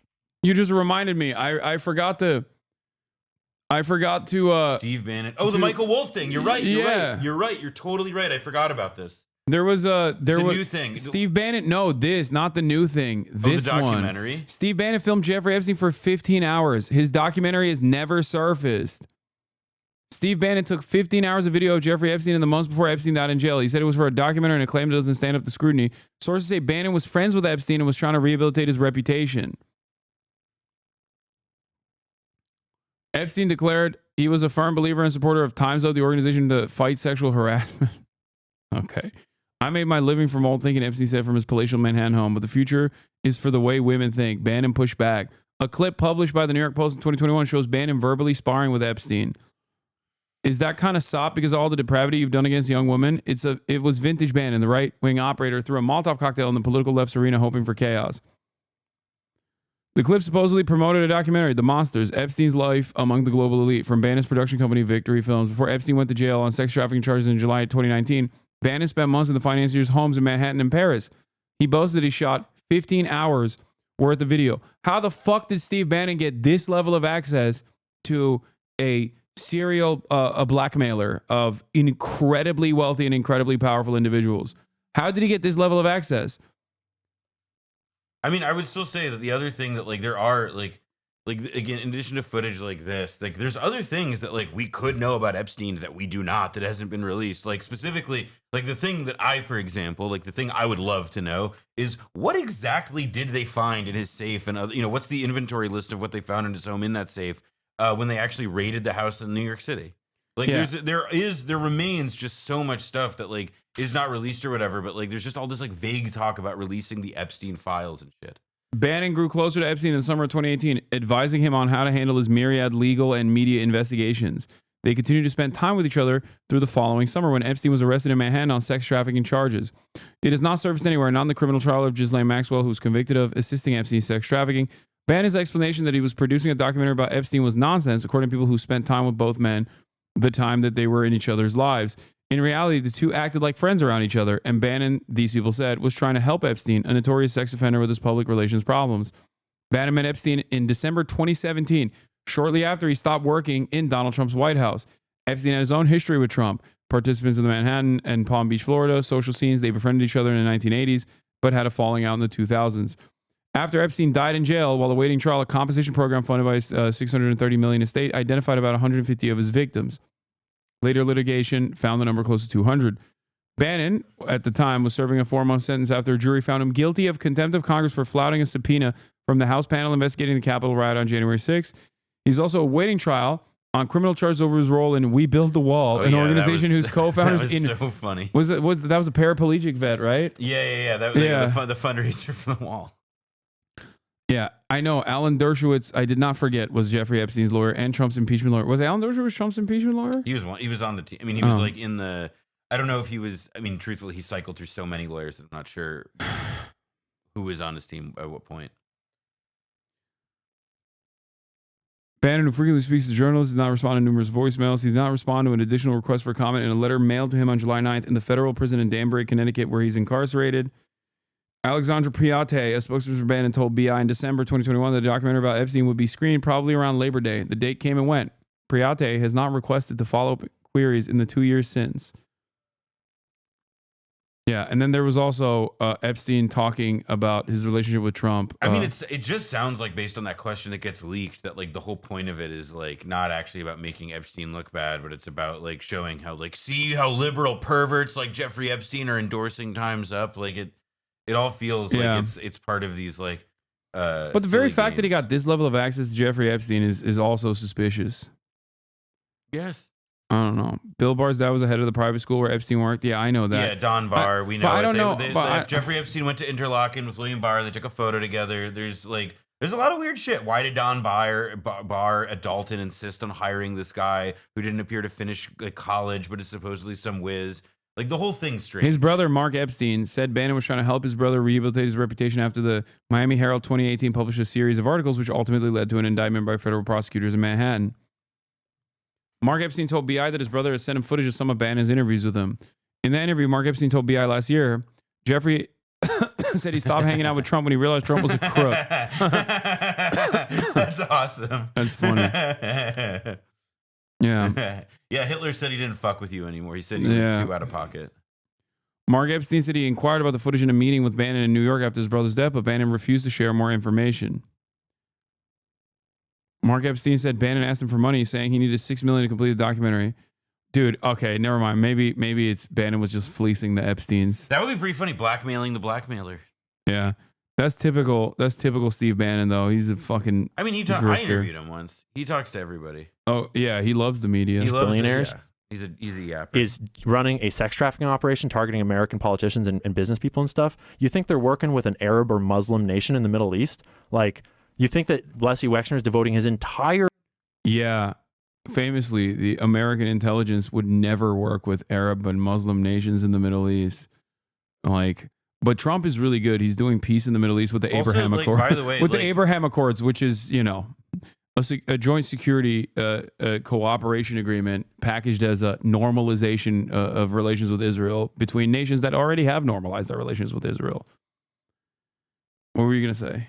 Just that, one of the other pieces of this that I'm kind of I don't know, it just feels, I remain skeptical of anybody who spends this much time talking about this kind of shit in 2025, but has no actual way to connect it to things that are going on. You know what I mean? It's just why are you saying the same exact things that we've heard from a million other people for the last 4 fucking years? Repeating over and it just feels, I don't know. I don't want to sound jaded or I want to dismiss the gravity of what people like Epstein did or what what that kind of conspiracy political culture, how it is destructive to a country or destructive to the world or whatever.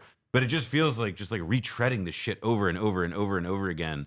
It just feels like prurient. It feels like tabloid stuff. It doesn't feel like it's actually trying to educate people in any meaningful way. I mean, I can't, you know what I mean? I can't tell if he's just just stupid and didn't understand the book that he claims he read, or he's just deliberately misrepresenting it and only talking about the Jewish nature of these espionage actions. Well, by the way, if your people want to see an interesting documentary about Les Wexner that has a nice Jeffrey Epstein bit on Hulu, the documentary about Victoria's Secret, Angels and Demons. It's about how Victoria's Secret was this place of rampant sexual abuse, exploitation, and projected this hypersexualized imagery and culture. I was interviewed for this documentary, and there was a lot of information. There's a lot of information in it that's really good and well sourced about how Epstein fit into Les Wexner's life, and it frames it within this larger conversation about what does it say about how these people are crazy nutcase, crazy like, you know, sexual abusers in their own right, and then they make something like Victoria's Secret. By the way, this is the crazy part. Sex Pestini's lawyer defending him against the lawsuit against one of his victims is Andrew Brettler, Prince Andrew's attorney when he sued Virginia Giuffre. Well, listen, it's the same law firm. Yeah, I mean, and it's like, listen, if one ever finds themselves in such a position, you'd want legal help that's experienced. Yeah, with a upstanding track record in working to fight and defend sex criminals of the highest order. To philanthropies on behalf of Israel, but then he's going to work for Saudi Arabia when he's doing this trafficking ring? Right. But if someone says to him that they're all... How is that far-fetched? Someone who's working on behalf of Israel also simultaneously working for Saudi Arabia? What is far-fetched about that? That is more proof that he is most likely CIA. I mean, well, I think you're just listening. What the... why... Does he unironically think that, like, there's bad blood between MBS and, like, Israel or something? Like, are you fucking stupid? What the fuck? It's just, oh, God. The answer is yes. Country in the Middle East, knowing he knows what that means, but not specifying, doesn't he kind of have to repeat it that same way? Well, he also has to repeat it the same way because he won't get the job if he says Israel. Exactly. Because Israel has so much control over our government right now. And I'm not saying that all Jews are in on something. Clearly, internet. Thank you. Internet. And Joe is definitely not saying that. Definitely not. But the Israel's government is as vulnerable to the deep state effect as the American government. But I would argue that Israel's government is way more vulnerable to it because of the people that founded Israel and the way it was founded. It was founded in a modern time, much more recently, by, like, it was a revolutionary founding. And I can totally sympathize with the Jewish desire to have that state. Like, I get it. But because of the way that happened, the people that founded Israel were a bunch of organized crime figures in America, the Jewish mob, that were helping with money and with arms trafficking to get the guns there because they had to have guns. And it was the Rothschild banking family sending a whole bunch of money and getting the declaration in the first place. And then the people that were there, the three different organizations, the Irgun, the Lehi group, and the Haganah, those were the three, like, paramilitary groups that fought to found Israel, and they're like the heroes of Israel, which I understand the narrative that they're heroes, but when Israel was officially founded, they officially designated Irgun and Lehi as terrorist organizations because they had been bombing civilians. They'd been bombing British civilians. Dog, Lehi called them, it was Lehi. Also, by the way, it's not Lehi. Lehi? Lehi, yes. Yeah. It's called, like, it's not the fucking Lehigh Valley. It's called Lehi. Also, Lehi called themselves terrorists, didn't they? Yes. Like, they didn't even, like, they were like, no, we're terrorists. Out of the three, at least. The first official act of terror before they changed the definition was the bombing of the King David Hotel, where these terrorists, these Lehi and Irgun terrorists, a bunch of different groups, one of the guy who planned that bombing later became the prime minister of Israel. They were bombing civilians, and like, so when those are the groups that are fighting to found that nation, even if all the Jews there are wonderful people, the leadership is inherently composed of these people that have been deeply corrupt for all time. And so you get this fertile ground for this kind of deep state effect to take power. And when you start to research the heads of state of Israel... You are stupid. That's not, like, where a deep state comes from, is that there were a bunch of, like, nationalist terrorist groups that, like, started, like, the founding fathers of your country, like, which is true. That is not connected. Well, Deep State did come from a nationalist paramilitary group that was developing a parallel state in Turkey with NATO. Sorry, I didn't mean to put shade on the Grey Wolves' names, but it's just not like there's. That's where the OG Deep State comes from. He's just, like, describing, though, like, this, like, wholly organic, like as if this thing isn't, like, like where are the great powers that are, like, facilitating the process in which all this is happening in this story? It's just like a bunch of, like, it's just so half baked, man. No, it's like weirdly. It almost loops back around to being weirdly pro-Israel, to be like, no, these were a bunch of upstarts that just, like, kind of got together and happened to do a revolutionary act and develop the Israeli nation state.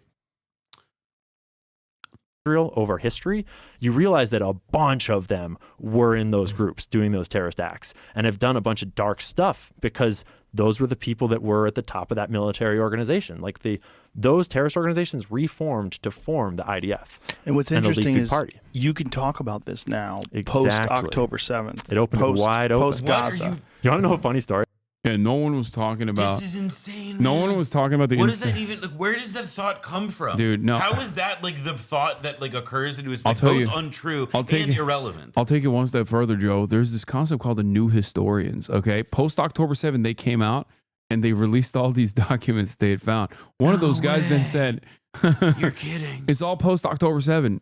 Before then, no one knew about this stuff. Okay, no one was allowed to talk about this stuff. Why? Because I found out about Israel after October 7 because I'm a fucking idiot. That's crazy, dude. That's crazy. That's Wow. why. So what you're saying? The Haganah, Irgun, Etzel, the Stern Gang, and the Lehi. Red-pilled skeptics need to shut the fuck up. I didn't know shit about it. And I started doing 9/11 We noticed. And I was doing a 9/11 video on my YouTube, and I knew about the dancing Israelis conspiracy theory that is very much a real set of documents. And I knew that I'm not allowed to talk about Israel for some reason, and I didn't really know why. And I realized, like, I better fucking understand this thing before I crater my new channel and career. Bro, I started Googling, and I went, wow, this is scary. This guy rocks. Wow. Yeah. I was doing a 9/11 documentary, and I just realized, like, man, Jews be dancing, dude. Yeah. And then it got me thinking, my you favorite. ever been to a college My dance marathon? Yeah. You know who's doing it? Jews. Yeah. My favorite is the Nick Mullen bit about this, where it's like, all right, guys, we put everything together. We set all the events in motion for 9/11 to happen. All right, I got one more thing I got to do. Let's leave the clues. Yeah, exactly. Well, dude, that Mullen bit is so good. One more thing. Yeah. The clues. Time to leave the. Yeah. Go out and dance over there. Okay. All right. Once you're done calling all of your friends, all of the Jews that work in the towers. Okay. Time to go out. Like the dancing Israeli thing. It's weird. It's interesting to look at and talk about. I don't know what the fuck this guy thinks that he has such a firm idea of, like, how would it all meet, like, and then but he can't even, like, he's unable to synthesize it. Yeah. On this topic I don't understand. If I'm going to take a stance against Israel at all, I should understand why and how and so I started doing research, and I shelved that research and I switched to researching Israel and Palestine and the history there and what's going on. And I finished the video, and it was October 6th. And I was like, I was very worried because it's like, you weren't allowed to talk about it. And I had just made this whole documentary about the history of Israel, Palestine, and the propaganda and what it all was. And I published it on October 6th on my locals channel. And I kind of had this like lean back and like, if that's the end of the ride and I get canceled for this shit, so be it. And then literally the next day, and I'm not saying that October 7th was a good thing, but I'm saying that literally the next day, the entire internet was ablaze about Israel and Palestine, and everyone was talking about it. Wow. And it was the weirdest fucking coincidence. Like, okay, now I definitely believe he's a Fed. Yeah, man. Yeah. The Mossad told him what was coming, but they didn't tell Bibi. Yeah. now I believe that he's a federal agent. Okay. I got to split in a minute. I got to dinner.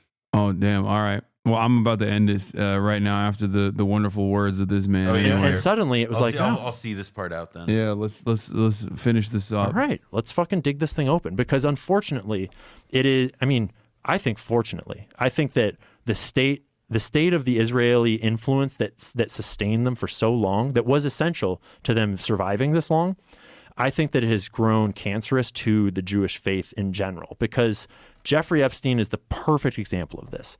Jeffrey Epstein was the world's most prolific and evil sex trafficker that we know of so far, ever. And he very clearly was a Jewish organization of Jewish people working on behalf of. What about Genghis Khan? Oh, damn. It's true. Just saying. It's true. Historically.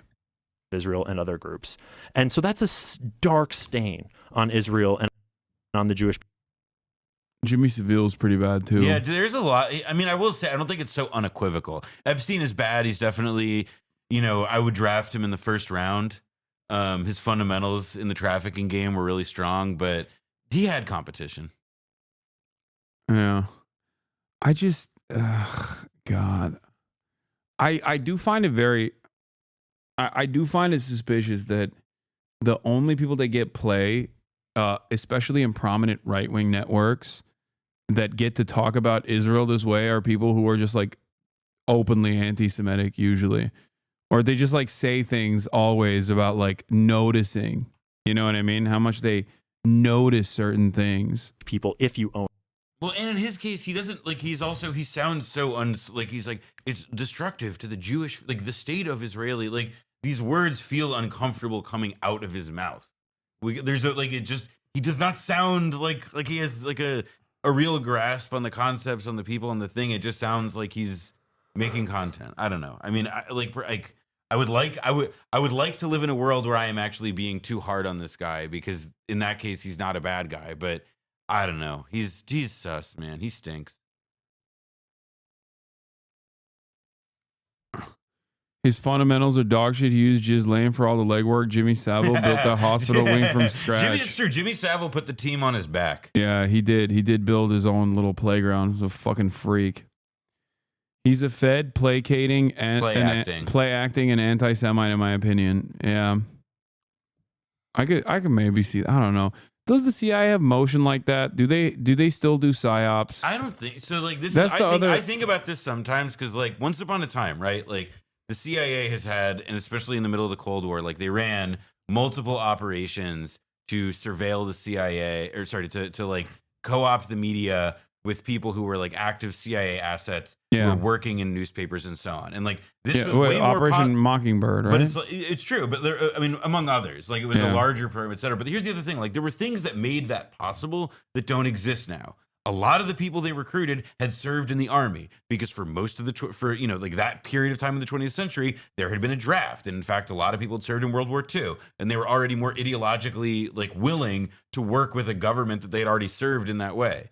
Like there's a great story that was published by Carl Bernstein in Rolling Stone in 1977 that like it goes into this in the sense that like it like when you see what the actual like laid out, what like a CIA operation to seed people within the media looks like, it just doesn't seem like the kind of thing that you could pull off in the same way today. I'm not saying it doesn't happen, it doesn't exist today, but that like a lot of these like ideas of how it used to work in the past, like you can't just like Control X, Control V. Even Israeli espionage, like when they were closer to like their Arabic roots, I think that they were more convincing agents out there. And now they can't even mimic like the Palestinian dialect when they're doing one of those fake videos. It's like, oh, hello, I am Palestinian Islamic Jihad. We love killing Palestinian civilians. Like when they do those little fucking things that they those little snippets from the Gaza Strip. Like they also don't even have the same motion any longer.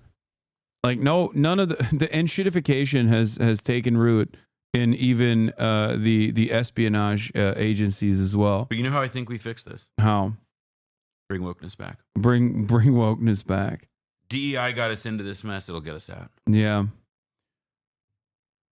Anyway, all right. Nobody wants to work anymore, myself included. That concludes today's episode, today's broadcast. Thank you so much, Noah Culver, for coming on. And also shouts out to Simone Zimmerman again. We will see you tomorrow. No, you're gonna be here, right? Yes, sir. All right, we'll do some more fun stuff. I will be reacting to Drewski's Love VH1 style reality dating show as well tomorrow, and I got some other fun reacts lined up as well. Peace, everybody. See you tomorrow. Bye bye.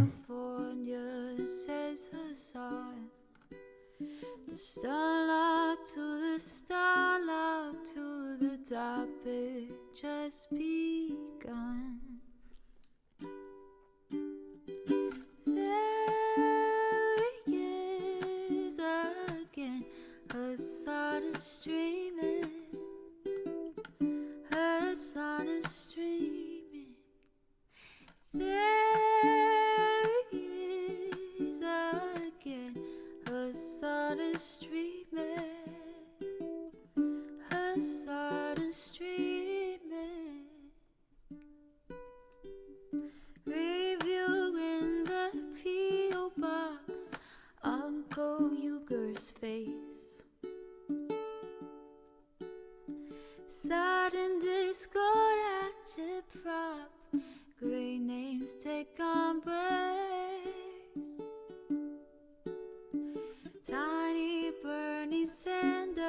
Force, LGBTQ Air Force. The whole left at your fingertips, on at your door. H3 crowded debate, the Young Turks online show. 3 full fucking years of this, plenty more to go. 90-day fiance talks of champagne bourgeoisie. A Trump rally live reaction on mass riot at DC. There he is again, Hasan is streaming. Hasan is streaming.